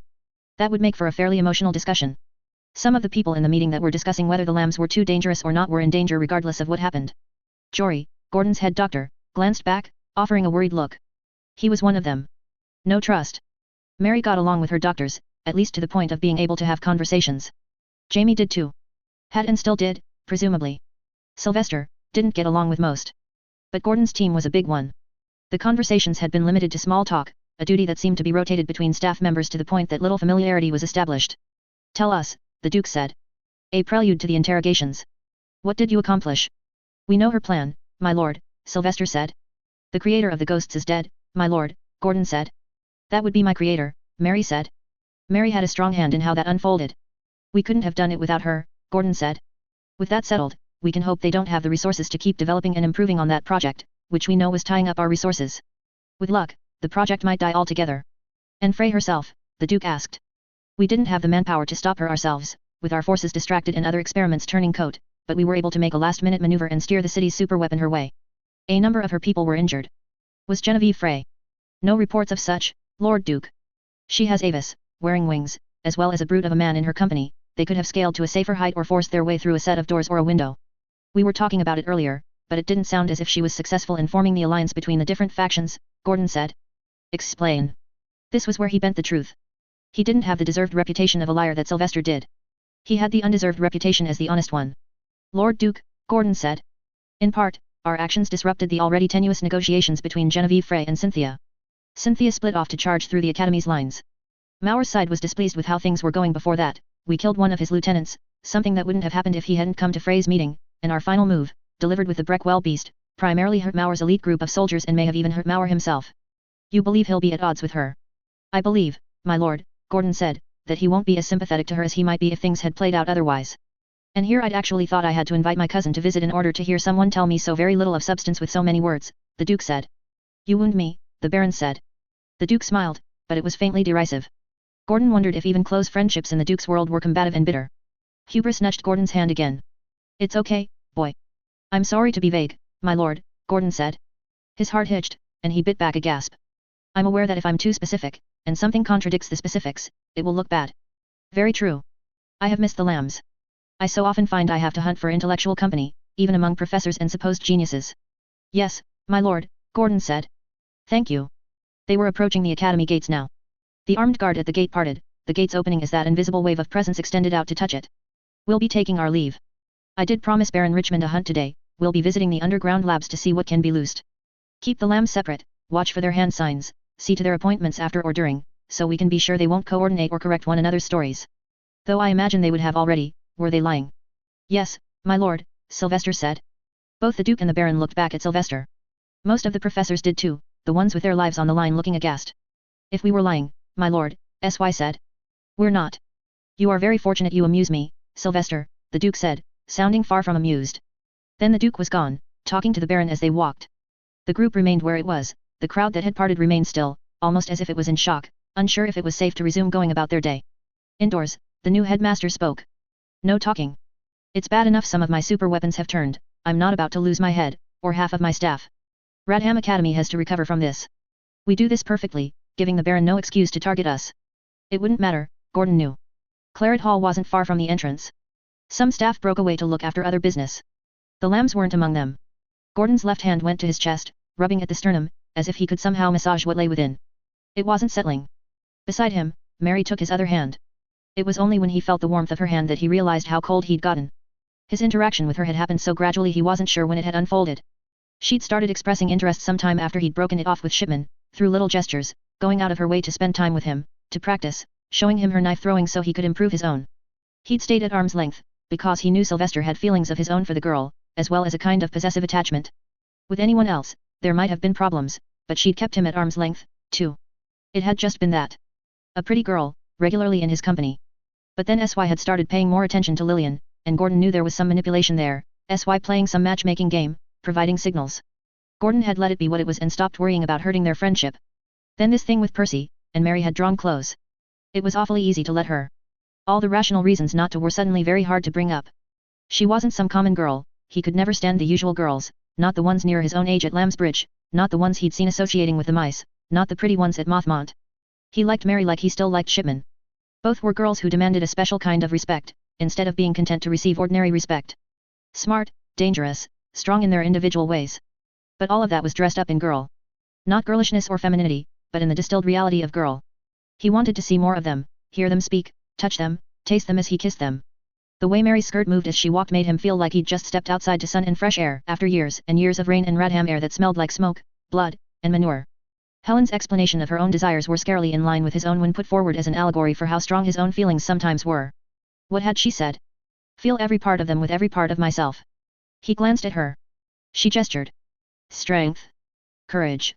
None of that, someone barked, behind them. Mary lowered her hand. She smiled at him. They would get through this. Looking at her like this, he could appreciate why people drew together, formed pairs, even with all of the difficulties of being in a relationship. He imagined her face, contorted with a special kind of grief as she looked down on his body. His desires and the new feeling of guilt joined the anxiety of the moment, the imminent questioning. The feelings didn't mingle or mix, but remained discrete. A jigsaw set of emotions for a jigsaw body made of individual pieces that just so happened to be put together. The lambs were so similar in that way. The distinctions between each were clear. Yet the lambs were to be split up. The symbolic parallel gave him an uneasy feeling, as the lambs were invited to sit on either side of the hallway, more than 10 feet of space separating one lamb from the next. The doctors and groups of doctors positioned themselves to better block line of sight. He spent so much of his time worrying, these days. It would be so nice to stop dreading what came next and just focus on the present. The closer Mary was to him at a given point in time, the more he felt like he could do that. Probably why he'd been dwelling on her so much in the last few minutes. Sylvester first, Hale suggested. I somehow feel like we'll want to take what he says and keep it in mind as each of the other lambs speak. So much worrying. Enemy, Arc 7 girls. Mary. 4 nobles. Augmented physiology, augmented minds. They were, as Mr. Percy would have said, top-notch. Absolute monsters. Depending on what unfolded, the lambs might find themselves in a fight by the day's end. It wasn't a situation the lambs would survive. She had to trust SY and Gordon to figure out if there was a way out, and handle her part of the questioning as well as she could. What she could figure out was a way to make things easier. If they were called in, the girls were likely to be called in first. Helen first of all, the appointment was already made, then Mary herself, very possibly, or Lillian or maybe Sylvester, but Mary was likely. The professors and assistants in the hallway were blocking Mary's view of the rest of the group, while Gordon was inside, giving his answers. She could only stare out the window, at the people, or gaze at the floor while she worked out a strategy. Mr. Percy had always encouraged mental practice. Picturing where her body would be, the motions she would make, the weight of things, and all the details, sometimes over and over, before she acted. Then she would act, perform more mental practices, adjusting for how things had felt, and the loop would continue until the actions and process were distilled in her mind's eye. Helen would probably die, if she was first. If Sylvester or Lillian were second, then they would die next. That would hurt more. She cared about Helen, but Lillian was her best friend, worth killing Percy for. Sylvester was important to her for different reasons. She had to steel herself for that. Prepare herself by putting the emotions aside, lock them away. If she was going to use them, it had to be in rage or in desperation, a forward push to get past any pain or bodily harm she might feel, past poisons or drugs or whatever else they might do to her. The twins were torturers with a retinue of doctors and madmen who catered to their whims. The bodies might well be on display. What was left of them, if they were lucky enough to be dead? Mary felt cold inside, hollowed out, but she was able to drive out the feelings of fear and panic. Those were useless, dangerous feelings, ones that robbed her of precision and control. She had to prepare, be ready. The nobles were tall. They liked that, being above the common people. Mary was far from full-grown, with a 3/4 foot to grow, if she compared herself to the woman who was supposed to be her mother. The legs would be her best target. But that wasn't the whole story. The jackets the Duke and Baron had been wearing were heavy, and they flowed oddly as they walked. There was something in them, armor. She had to attack from the front, knowing that the one she chose as her target was quicker, faster, and very aware of what was going on around them. Best to attack while her back was turned. Use her head to distract and drive one foot back and up, to target the knee. If she could topple one, then she could target the neck. Easiest to do if she had a knife, but she suspected she would be searched. They knew her methods too well. There was a disposable scalpel razor in the lining of her coat, and another blade in the tongue of her shoe. Small enough she could put them up her nasal cavity or in her mouth. The nose meant a risk of bleeding if she slipped, but she'd done it before. The mouth, they would search her mouth if they had any sense at all, but she suspected she could embed the blade in the flesh behind the last molar, pointing toward her throat. Easy to miss if the lighting was wrong, and she could swallow the blood. If she threw up from that, then so much the better, it only gave her more opportunities. Maybe both. Topple her enemy, target the spine. She tried to picture the scenarios unfolding. Not the throat or the jugular, unless she could do that as part of something else. The spine was a better target. Cervical 4, third bundle was a likely target, but would only shut off breathing, freezing the diaphragm. She would get pulled away, the doctors would swoop in. They would fix the noble in the time it took them to die from a lack of breath. Depending on how their bodies had been changed, that could be a very long time. Thoracics 1 through 4 had places she could drive a blade in to shut off the heart, lungs, and larynx. Drive in the blade, do as much damage as possible, shut off heart function or ability to breathe. Hard to do if the back was armored and protected, if the twins might have open back dresses, or she could reach in past the collar. It was worth keeping in mind, reciting that play in her head as a possibility. If she could drive the blade in, knowing how small it was, then it would be harder to fix, the damage more severe. It would require something harder than any one part of her body. Something from the environment. She could do it if her hands were bound, it would be harder but possible. But being restrained was the least of her concerns, as she imagined different factors.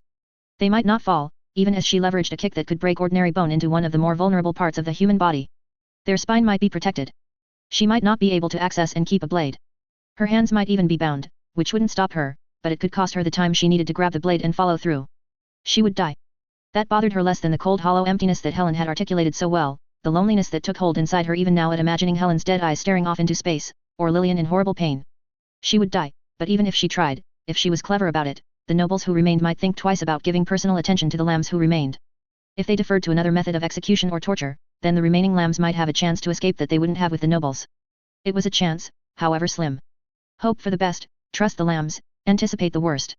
She and her knives as the final measure to turn to when the talking and strategy drew to a close. So often, her way of showing her affection for others meant killing people. For Percy, it was always the plan. For Lillian, she'd killed Percy. Now she might have to kill a noble, a possibility few even dared to contemplate. The lambs were too important to her. She could see glimpses of Helen through the crowd. Helen seemed utterly at ease, but she didn't broadcast her feelings like others did. She could see the sort of situation that Mary had imagined earlier, the lambs dead or mutilated, and smile and act like nothing was wrong. Mary liked to think that even if Helen smiled and acted normal, she would seek revenge if it came down to it. She had spent a lot of time stressing out about Helen, until months of close proximity and sharing a room had forced her to come to terms with her feelings. Helen was a lot easier to understand as a creature when Mary stopped looking at her as a human, and more as a reptile or a cat. Even cats and snakes had a measure of loyalty. That made her think of Lillian. Mary had never had a friend. The depth of her feelings for Lillian spooked her, sometimes on par with her early feelings for Sylvester, in a very different way. Sylvester had been like a leap over a gap between rooftops, dangerous, uncertain even when she was fully aware of her own ability. She knew he was a manipulator and liar, and that had made him interesting. It still did. More than any of the lambs, the little things and the patterns of Sylvester promised to complete her. They were in step, he could carry out a plan and she didn't feel uncertain. When she faltered, he was there. When he faltered, she knew she had the opportunity to shine. It was rare for her to experience the concern about Sylvester's plans that Gordon so often commented on. She had spent a long time feeling very incomplete, as if she was working hard to fill a void with Percy's approval, and someone who conformed to her as easily as Sylvester seemed to do was tempting. But it had always felt dangerous. Always promised betrayal down the line. Idly, she had sometimes wondered how she would kill him if it came down to it, because she couldn't entirely convince herself that it wouldn't. Even as her trust in him approached that 99.7 or 99.8%, she had harbored faint doubts. That was who he was. Lillian was a better, safer match. They were similar, the academic and the assassin, both dedicated to their individual crafts. With Lillian, she didn't feel that heady sense of invincibility. With Lillian, she felt like a girl. Whatever that was. And to Lillian, she imagined, she was a girl, a friend. Lillian lacked guile enough to lie about that. She could share everything with Lillian. Even talk about Percy without feeling like she was betraying the lambs. Hearing Lillian speak about Percy and Lillian's horror over what Percy had been doing had scared Mary more than any number of monsters or guns. It had led her to make a decision. And Gordon. Gordon was the best of both worlds. She knew it, she just wasn't sure if she felt it. Imagining kissing him made her heart pound, as did thoughts of feeling his hands around hers. She'd drawn nearer and nearer to him, testing the waters, waiting for him to reject her, waiting for the feelings she had to clarify. She just wasn't sure if she truly liked him, or if it was only that her feelings for the other lambs were so poignant and confused by other things going on in her head and her heart that he paled a shade in comparison. Lillian was her only friend ever, and filled that hole in Mary's breast that even Percy hadn't been able to promise to fill. Sylvester was Mary's counterpart. Gordon was, what? He promised to be the only thing that wasn't mixed in with those complicated other thoughts. He understood her, he was a little bit dangerous, he made her feel like a proper girl. The thought of him dying made her think in all seriousness that she might react like SY had to Jamie, and that somehow made her more anxious than the idea of losing all of the lambs together, or any of the lambs individually. Because it felt most real and imminent, she told herself. Was that love, fledgling love, or otherwise? The door opened. Mary looked up, just in time to see Hubris running ahead, zigzagging. Hubris. Gordon called. He changed the pitch of his voice, apparently annoyed. Hubris. Hubris made his way across the hallway, in Sylvester's direction. Hubris, come. Hubris looked back, pausing, then changed direction. The dog moved through the crowd of doctors and guards, making a beeline toward Mary. Sitting on the floor with her back to the wall, she couldn't get up and move in time to get out of Hubris' way. He pressed his face against hers, licking. Good boy, Mary said, it's okay. Get your dog under control, one of the doctors said. No tricks. Gordon sounded exasperated as he explained, he's worried. The people inside can tell you, I informed them at the start of the questioning, and several times throughout, my heart is acting up. He's trained to tell me when there are problems, which is why he kept nudging me, and when I won't or can't listen, he's trained to tell the other lambs. My doctors are here. They can tell you. Hubris whined. We didn't train him for that last part. You didn't, I did. It's what he's for, Gordon said, patiently. Enough, another doctor said. Who's next? A man Mary couldn't see spoke. Mary Coburn. Mary didn't move at first, and Hubris leaned forward to lick her again. She imagined the actions she would need to take to attack the key targets here. Soldiers, key doctors, and people that stood in the way. It wasn't as simple as it might have seemed on the surface. Crossing the hallway to get to Gordon or Sylvester could open up possibilities, in having more fighting strength and having more problem-solving ability, but it was more distance to cover, and the lambs needed to get to the other end of the hallway. Her hands gripped Hubris' collar, and she found a roll of paper slipped into the fold of the collar. Moving her hands suggested there were 2 more. No time to read it. She pushed Hubris off her, and stood. Mary offered Lillian a reassuring smile. Head up, chin high, back straight. Hubris hadn't made it to Lillian, so Lillian lacked the small reassurance the piece of paper provided. Gordon was being led the opposite way, leaving for his appointment. Mary watched him as they approached one another, each mostly surrounded by soldiers and scholars. She met his eyes. They were warm, the colors not entirely matched between the two, something she had only noticed after over a year of paying attention to him. On a dark, gloomy day, there wasn't enough light to distinguish between them, but on a brighter day, when the light filtered in through the window, one eye was more chestnut than hazel, with flecks of gold. A nod would be a giveaway. She looked away, and her hand smoothed down the front of her top and her skirt, then went up to her collar, fixing it. She resisted the urge to let the hands linger a moment too long. He would understand. He knew her habits and mannerisms. He had managed to direct, even without obvious cues. She suspected a hand signal, then tones of voice to change Hubris' direction. It was possible there was another mechanism. She would ask later, given the chance. For now, knowing there were options if they needed to fight their way out was reassuring. Knowing Gordon was thinking and working to help was reassuring. SY had been silent since stepping out of the room. He wasn't starting anything, hadn't made any comments. It didn't mean nothing was wrong. He could be biding his time, instead of working to signal the rest of the lambs about the problems. For now, figuring out the right moment to read the note and answering the questions was the best thing she could do. If it went badly, she would turn her thoughts toward making sure the small blades were in place should she need them to kill a noble of the crown. One chair faced a table. 10 people sat around the sides and back of that table. Headmaster Traverse, Professor Hale, Professor Ebot, and several other prominent professors sat around the table. So many had been pulled away during the war, and the table was mostly empty now. The door slammed shut behind her. I have already figured out how to kill all of you if necessary, Mary told herself. She relaxed. I am a young lady of Mothmont. I am a skilled killer. I am a step above. I can handle this, and with the lambs at my back and sufficient preparation, I can handle anything this world might throw at me. She smiled. Tell us, Traverse spoke, what did the lambs do wrong? She kept the smile from faltering. What do you mean? She asked. You failed in your duties, you let Genevieve Frey get away. Obviously the lambs weren't perfect. What happened? Mary estimated what the people of the room could see, and scooted her chair forward a fraction. They wouldn't be able to see over the table. Stay right there, please. We know what you are capable of. You don't know the half of it. And we'd just as rather you stay where you are. Okay. I'm sorry, Mary said. With one hand, she unrolled the paper at her knee. She dropped her eyes. Y sig YGWY. The Y had a curve to the upper prongs. She wasn't familiar with the shorthand. Mary. Mary raised her head. She thought through the possibilities as her mouth opened, and said, I don't like to badmouth the other lambs. If you can't critically assess their performance then there might be deeper problems, one of the doctors said. In which case we might want to consider sacrificing them for the greater good of Radham. Sacrifice? To save your own hide, you mean? Another professor spoke. Calm down, Hale cut in. You were saying, Mary. Mary remembered the hand sign for sacrifice. Thumb folded in, fingers curled forward. It was the thought that connected to the paper Gordon had given her. The letter G. It meant to sacrifice, a pawn, to put something at risk for greater reward, a gamble. Y would be the hand signal with pinky and thumb extended. Cunning, trick. The basic signs. W would be, had to be 3 fingers raised. Thought, plan, strategy. Gordon's plan. Scapegoat SY?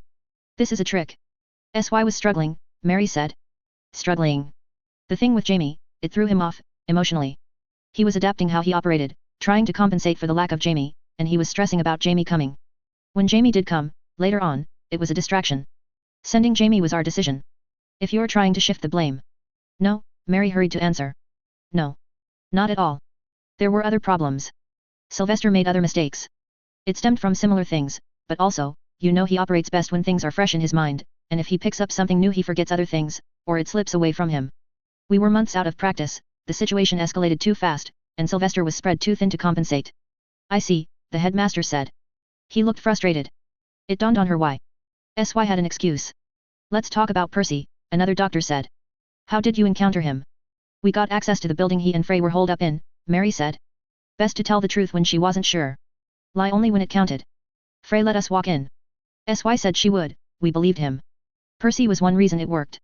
He was attached to me, still, and didn't want me to come to harm.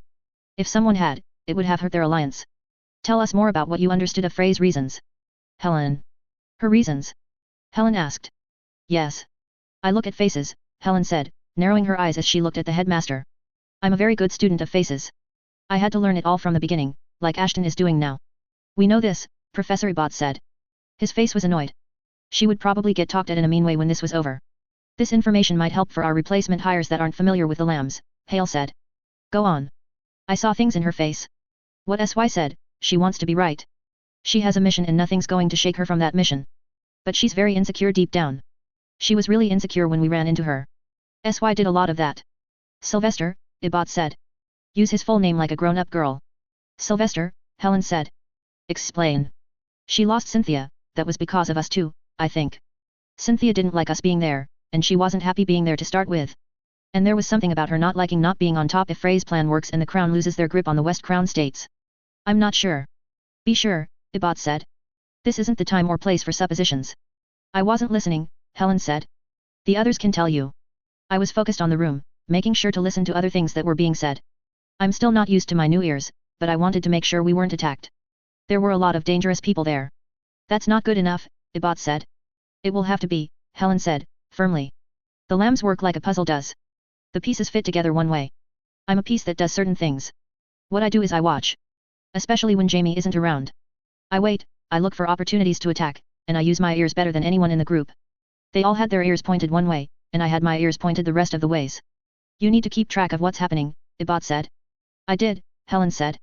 Like I said, I kept enough track to know that Cynthia didn't like it if everyone got those books and she wasn't special for knowing stuff anymore. He was upset. She knew that. She knew how to act to make him more upset, and she knew how to act to make him less upset. She was less certain about why he was upset. She'd known him longer than she had known anyone, and she still didn't understand him a lot of the time. Nothing she's saying is contradicting what we heard from other lambs, Hale said. It's how she's saying it, Ebot said. Oh. Helen knew how to fix that. She straightened her back, folding her hands in her lap. All of the right expressions and postures were very well organized in her head. She put the other ones away and brought these ones out.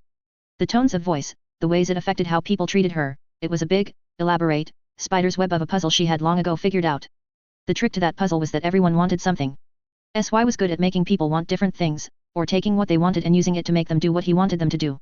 Gordon wasn't as clever about it, but could figure out what people didn't want and hammer at that weak point until they gave. Even if it meant being troublesome to the point that they just wanted him to go away or told him what he wanted to know just to make him stop. He didn't get to do it much. Helen could figure out what people wanted and be that. The doctors and professors were conferring among themselves in whispers. There were parts of their voices that sounded too sharp, where her ears hadn't quite adjusted to the very high pitches that voices could reach, that normal ears didn't always catch. She couldn't hear all of it, but she could put the pieces together from one word in 5 that was being said.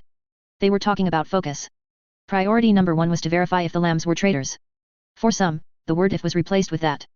Verifying that the lambs were traitors, as if it had already been decided.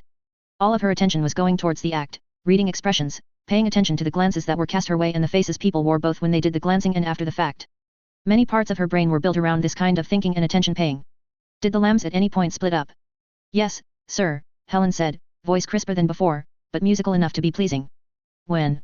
The night before last. Sylvester suggested we split up. Then he went after Frey. He was in there for a time, then he came out. That was how he knew we could get close enough to Frey to figure out what she was planning.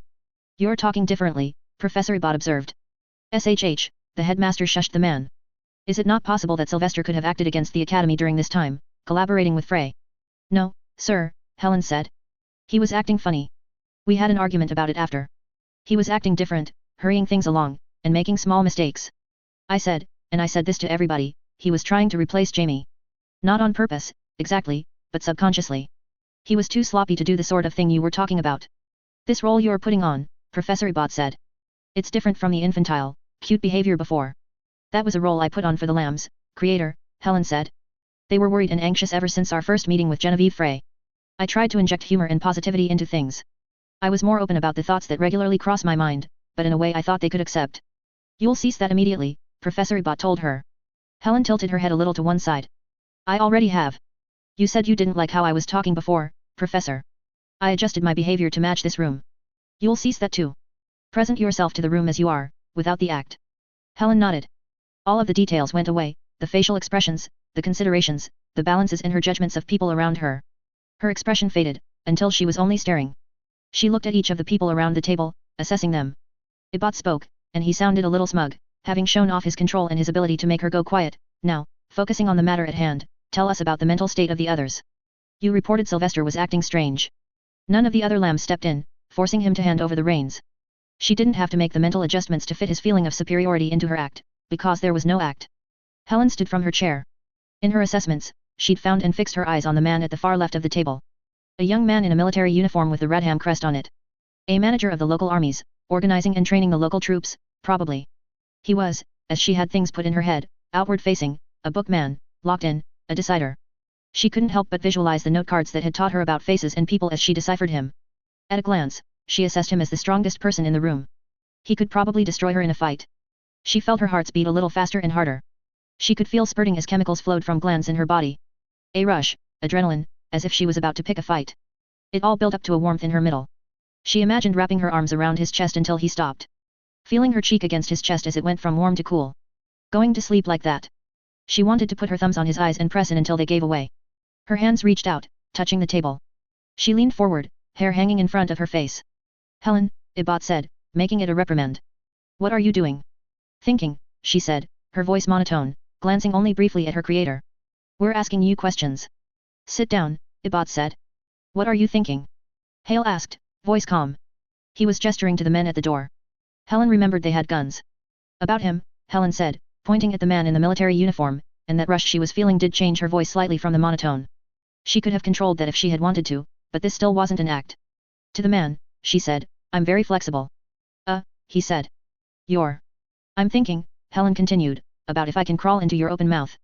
Things would tear apart, of course, but you'd be warm and you'd flop around and I want to see what it would feel like if you were doing that while I was most of the way inside you. The man's hand went to his gun. Ebot's chair screeched on the floor as he stood. Enough of this, he said. You told me to stop acting, I did. The acts were the only thing keeping me sitting still, Helen said. Stop, he ordered. She went still.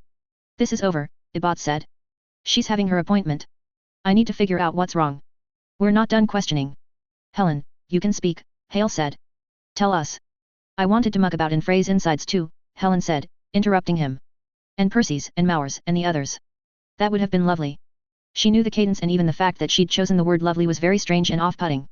She didn't mind. Hale didn't finish his sentence, only glancing at Ibot. Suggests she isn't a traitor, unless she's looking to do that with her friends, too, one of Sylvester's doctors spoke. Ibot rounded the table. He comprehended the sentence just before grabbing Helen's upper arm. You don't touch or attack me. I would never, Helen breathed. The rush was still coloring her words, maybe even her face. She felt like a coiled spring, a catapult ready to fire, a gun with the trigger cocked. But getting release meant feeling parts of someone break in her arms. It was the best feeling. Good, Ibot said. He steered her around, marching her to the door. I would never, she repeated herself. Do us both a favor and shut up, Ibot said. Because, Helen said, I only feel this way about strong people, and powerful people. Ibot stopped in his tracks. Ibot? Hale asked, from the other end of the room. Problem. It wasn't relevant to the topic at hand, Ibot said. His grip was tighter, the march more forceful than before, as the doors opened and he steered her past the lambs. Helen glanced at Gordon as she walked by, smiling, her eyes wide. One hand went to her hair, tossing it back over one shoulder. Her fingers lingered briefly at her collar, as she tugged on it. Better to do this, than to let the questioning continue too long. The more questions she answered, the more chances there were of her giving the wrong answer. Lillian. The problems only became apparent when the mission was underway, Lillian answered. She was sweating, she kept fidgeting and telling herself to stop, only to resume again without fully realizing it. Why? High-stress situation, and we knew Jamie was coming, and that added more stress to things? The lambs are people, they had reasons and plans.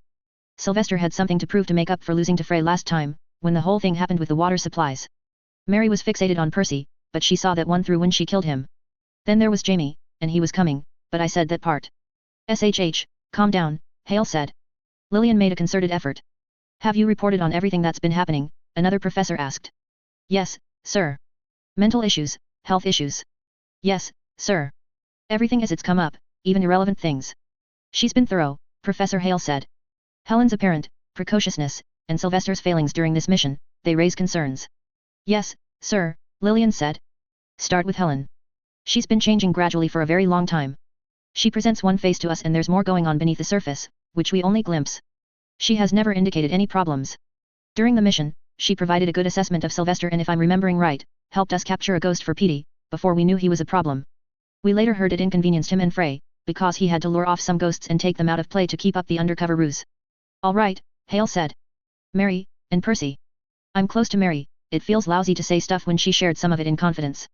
It's your job, the military man on the far left of the table said. Lillian said. She couldn't find it in her to put a coherent syllable together. She'd had nightmares about this sort of thing, being on trial when there was no right answer. Except usually it was an oral exam.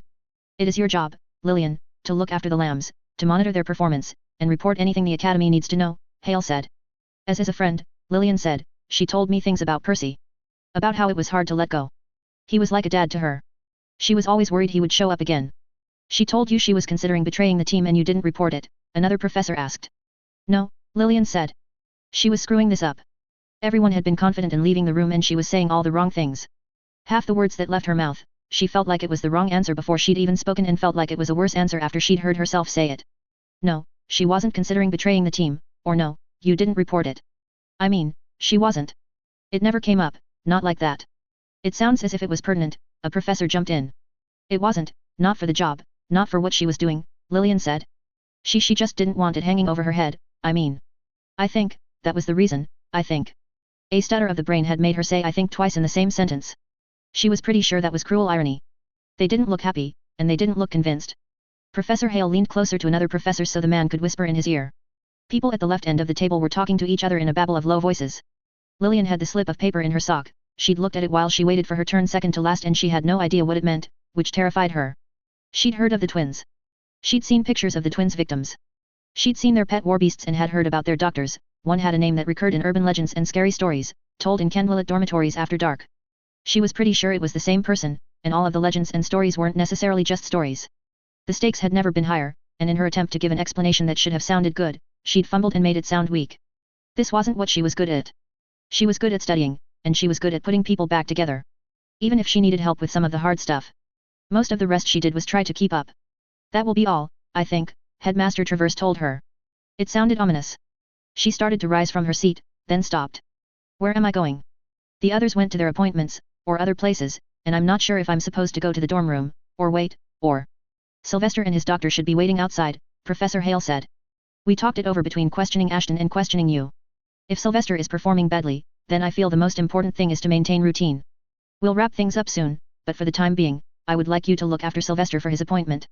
We'll need you to be able to administer doses in the field, for longer engagements. Depending on how the last series of questions go, it might be helpful if we know exactly where to find you, the headmaster said. It wouldn't do if we had to scurry around to figure out where you'd gotten off to. For the nobles. He might as well have said it, it was clear as day. If this went badly, the lambs would be handed over. Some or all. Lillian turned and left the room, only belatedly realizing she hadn't said farewell, or any pleasantries at all. Sylvester was indeed waiting in the hall, talking to the thuggish man that was his doctor. She'd never liked the man, after seeing him cuff Sy far too hard for a smart-ass remark. Sitting across the hall was Jamie, who had a book in his lap. He was writing, and didn't even look up as she approached. I'm supposed to come with you, she said. I know, the doctor said. Do you think I'd be waiting here for some other reason? For good conversation with me? Sylvester suggested. The man made a noise.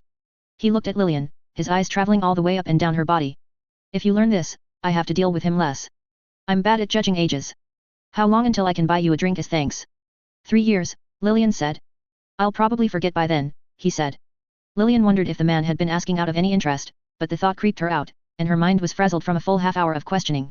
She wanted to ask so many questions and get feedback, and she didn't dare with the doctor in earshot. Bye, Jamie, she said. Jamie looked up from his book, silent, and raised a hand in a wave, giving a brief smile. She'd liked the old Jamie more. He'd shared books with her and talked to her. They were both bookworms, happier in darkness and quiet than in noise and chaos. This Jamie made her uncomfortable for reasons she couldn't put a finger on. It wasn't entirely his fault. When he was around, everyone acted different, and she could see the pain on the faces of some of the people she cared about the most, Sy first among them. The big man that was Sy's doctor had an umbrella of matching size. The moment he was outdoors, he lit up a cigarette, then opened the umbrella, inviting the 2 children to stand beneath, Sy to his right and Lillian to his left. Standing too close felt weird, especially when she wasn't sure if he'd been offering the drink out of gratitude or as a roundabout way of asking her out, or if he'd genuinely wondered about her age. Keeping that invisible, wary wall between them meant standing so that one of her shoulders was out in the rain, the rest of her under the umbrella's cover. The walk to the tower wasn't fast enough. Just before they reached the door, the doctor finished his cigarette and lit another. Are you going to expect us to stand around in the rain while you finish that? Sylvester asked. Don't care, the man said. Can we wait inside? Don't care, the man said. You finished answering their questions, so I figure my obligations about watching you are done. I spent forever standing around in there with nothing to do and nobody I wanted to talk to, craving a burn. I'm going to have 2, maybe 3. Make it 3, and I'll make this one easy on you. Sy suggested. And to look good for her. You mean you won't be a baby and a little ass driblet, the man asked. Neither. I just want a chance to talk to her and get caught up on things. Fine. But you're owing me a few no-nonsense appointments, the man said. 3, then, Sylvester said. The man nodded. Lillian's heart jumped as Sylvester reached out to grab her wrist. He tugged on her arm, pulling her inside. Alone with Sy. Why did this make her anxious in a good way when she'd slept in the same bed as him the last 2 nights? Her heart was already unsteady, she decided. She was in a shaky place and it didn't take much to tip the scales. She looked at his wet hair and his narrow shoulders. His shirt clung to him, translucent where it touched the skin. He was about as tan as anyone could get in the reigns of Radham and Breckwell, which wasn't much at all, but it was something. There were beads of water on the back of his neck.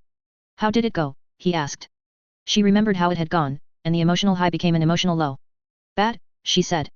The low came with a feeling like she wanted to cry, and if she cried, then he would call her a crybaby. How bad? I panicked, I didn't know what to say, I tried to defend you guys and make you out to be confident, like you knew what you were doing. But they kept attacking you, and I lost track of what I was saying, and... You defended me. Yes. Of course. You got the paper from Hubris, right? Yes, the paper. What did the paper mean? Sylvester half-turned, staring at her. It was important, wasn't it? He held up his free hand, gesturing. He wasn't halfway done before she realized what he'd meant. How the hell was I supposed to figure that out? And why should we sacrifice you? Because, Sy said, they're not going to screw over the lambs because bad science and logistics on their part made me sloppy. It would hurt them, they'd be hurting themselves if they went to the nobles about that. Especially when the Duke likes me. Oh. And I didn't expect you to figure it out. It was Gordon's plan. A pretty good one. I hope you didn't do too good a job of defending me. Lillian huffed out a short, one-note laugh. I really didn't. Good. Helen made a play too, but I won't know what it was for sure until I talk to her. I'm really interested. Are we going to be okay? Lillian asked. I don't know. Probably. A very likely scenario is they target 1 or 2 of us, in some attempt to clean up the roster and make it look like they're doing something effective. In which case I'm probably the sacrificial play. I get benched, not killed, and you guys actively suck at the job until I return to the picture. That's not so bad. Like I said, good plan, Sylvester said. He stopped at a door, opening it. My office. The doctor's office. You're the patient. I'm impatient, Sylvester said. He let go of her wrist and hopped up onto the desk at one side of the narrow room. It was barely bigger than a closet, with lots of bookshelves and both preserved and living animals of various poisonous and venomous varieties. Jars lined shelves. I want to hear how things went, and we won't for a while. I know, Lillian said. Was there more you wanted to ask? Ask. About the questions. Nope, SY said. But you asked him to stay for a while, and he was already going to finish a cigarette, and I'm tired of being ferreted around and told here to go and what to do and what questions to answer. I feel cornered. Lillian felt cornered in an office that was about 2 long paces long and an even shorter length wide, with furniture crammed in it. Murky light filtered in through a narrow, barred window, casting a raindrop-dappled light into the otherwise lightless room. She had to admit she would have felt more cornered if the doctor was also present. That doctor of yours creeps me out, Lillian said. Yep, Sylvester said. I'll be sure to tell him that. Don't, she said, punching his thigh. He was sitting on the desk with his legs dangling. I'm glad you're here, he said. She looked up at him. He was so fine-boned, with high cheekbones, and a narrow chin. She could see the individual parts of his shoulders. His hair was wet and swept away from his face, wild and always looking like it was tangled, though it so rarely was. His eyes were an insane green color, very dark, framed by long lashes. When he looked at her, she felt naked. Stripped bare. Not in terms of clothes, but in terms of what was going on in her head and her defenses. It was 10 times worse since she had shared a bed with him. She felt very aware of him, and doubly aware of his awareness of her. He was glad she was here? Words like that seemed so very meaningful, coming from someone who seemed to see her so clearly, understanding who she really was. I know everything about you and I still enjoy your company. Her face was hot, and she knew she was blushing. She turned to look out the window, and saw only a smirk on his face. She would have hit him, but that would have meant admitting that she'd seen and facing the teasing that followed. He stuck his feet out, one foot pressing against her belly, the other against the small of her back. She managed to make herself turn and give him a curious look. The feet dropped away. I've been feeling really lonely, since Jamie went. And especially since this Jamie came back. She nodded. If he kept talking like this, she'd get a lump in her throat, or end up crying. It's nice that you're here, he said. You do a good job of making me not feel lonely. You're good company. Again, that look. She felt the heat rise to her face, more intense than before. I think I might go and see if I can get a bit of tea.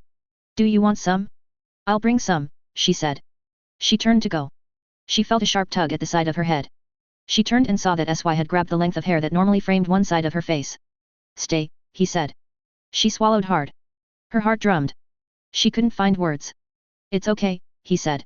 Come here. She approached, and watched as he reached out to take hold of the other lock of hair. I'm going to kiss you, he said, staring down at her with those penetrating eyes. If that's all right. Her lips moved but no air passed through them. She gave him a nod. Then stand on your tiptoes, he said.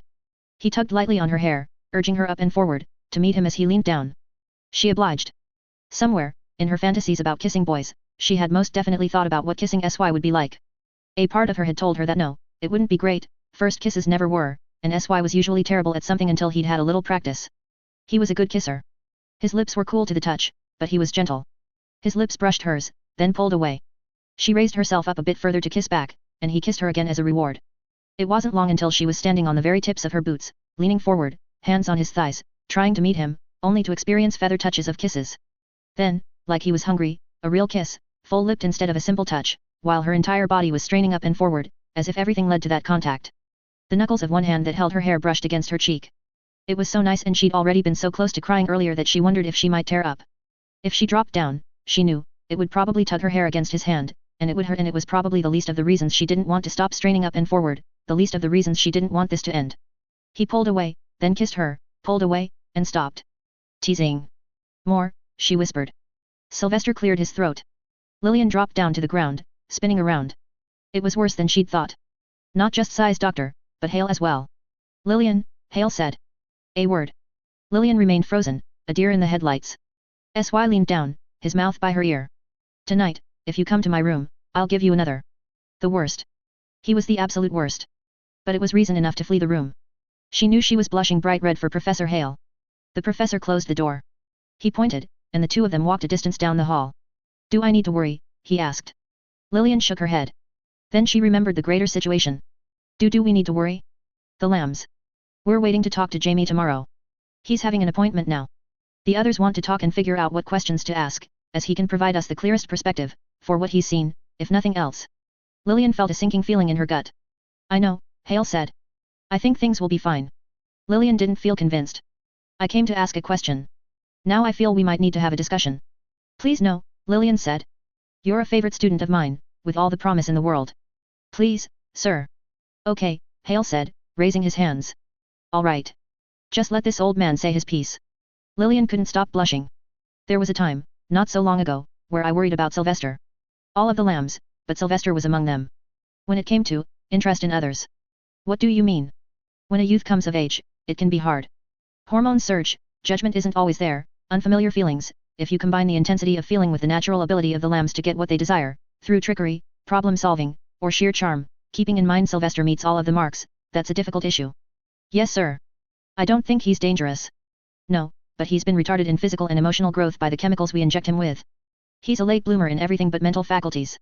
I worried that he would be a danger if he were to turn his attention towards someone in the public, but then he seemed to turn his sights to Mary, and if anyone can defend themselves, it's her. Yes sir. I don't want to sound as though I don't have faith in you, Lillian. But, the lambs being what they are, it warps them in many ways, in growth and emotion and other things. The arena of love stands to be very dangerous ground. Enough that I considered chemically emasculating the boys and doing much the same for Mary. Lillian swallowed. I'm not going to do that. I won't tell you not to do this. But I wanted you to know how, looking at the bigger picture, I was wary. Yes sir. I would like you to be wary. Yes sir. The other question? That you came to ask. Professor Hale sighed, as if she'd disappointed him somehow. She hated that. The lambs will be splitting up, depending on how the verdict goes. We'll find a way to broach the news to them tomorrow, but... They know. Hale paused. I should have figured. Yes sir. I mean, sir, I didn't mean to sound like I was saying you should have, only that. Yes, Lillian. I know. Do you have any recommendations, from students in your age group? I don't have many classes with students in my age group. But I could give you names. Thank you, Lillian. Your parents are coming to visit in a month, I'm having them to my place. I expect you'll come. Yes, sir. If there's anything you need, Hale said, glancing in the direction of SY, you'll let me know. Yes, sir, she lied.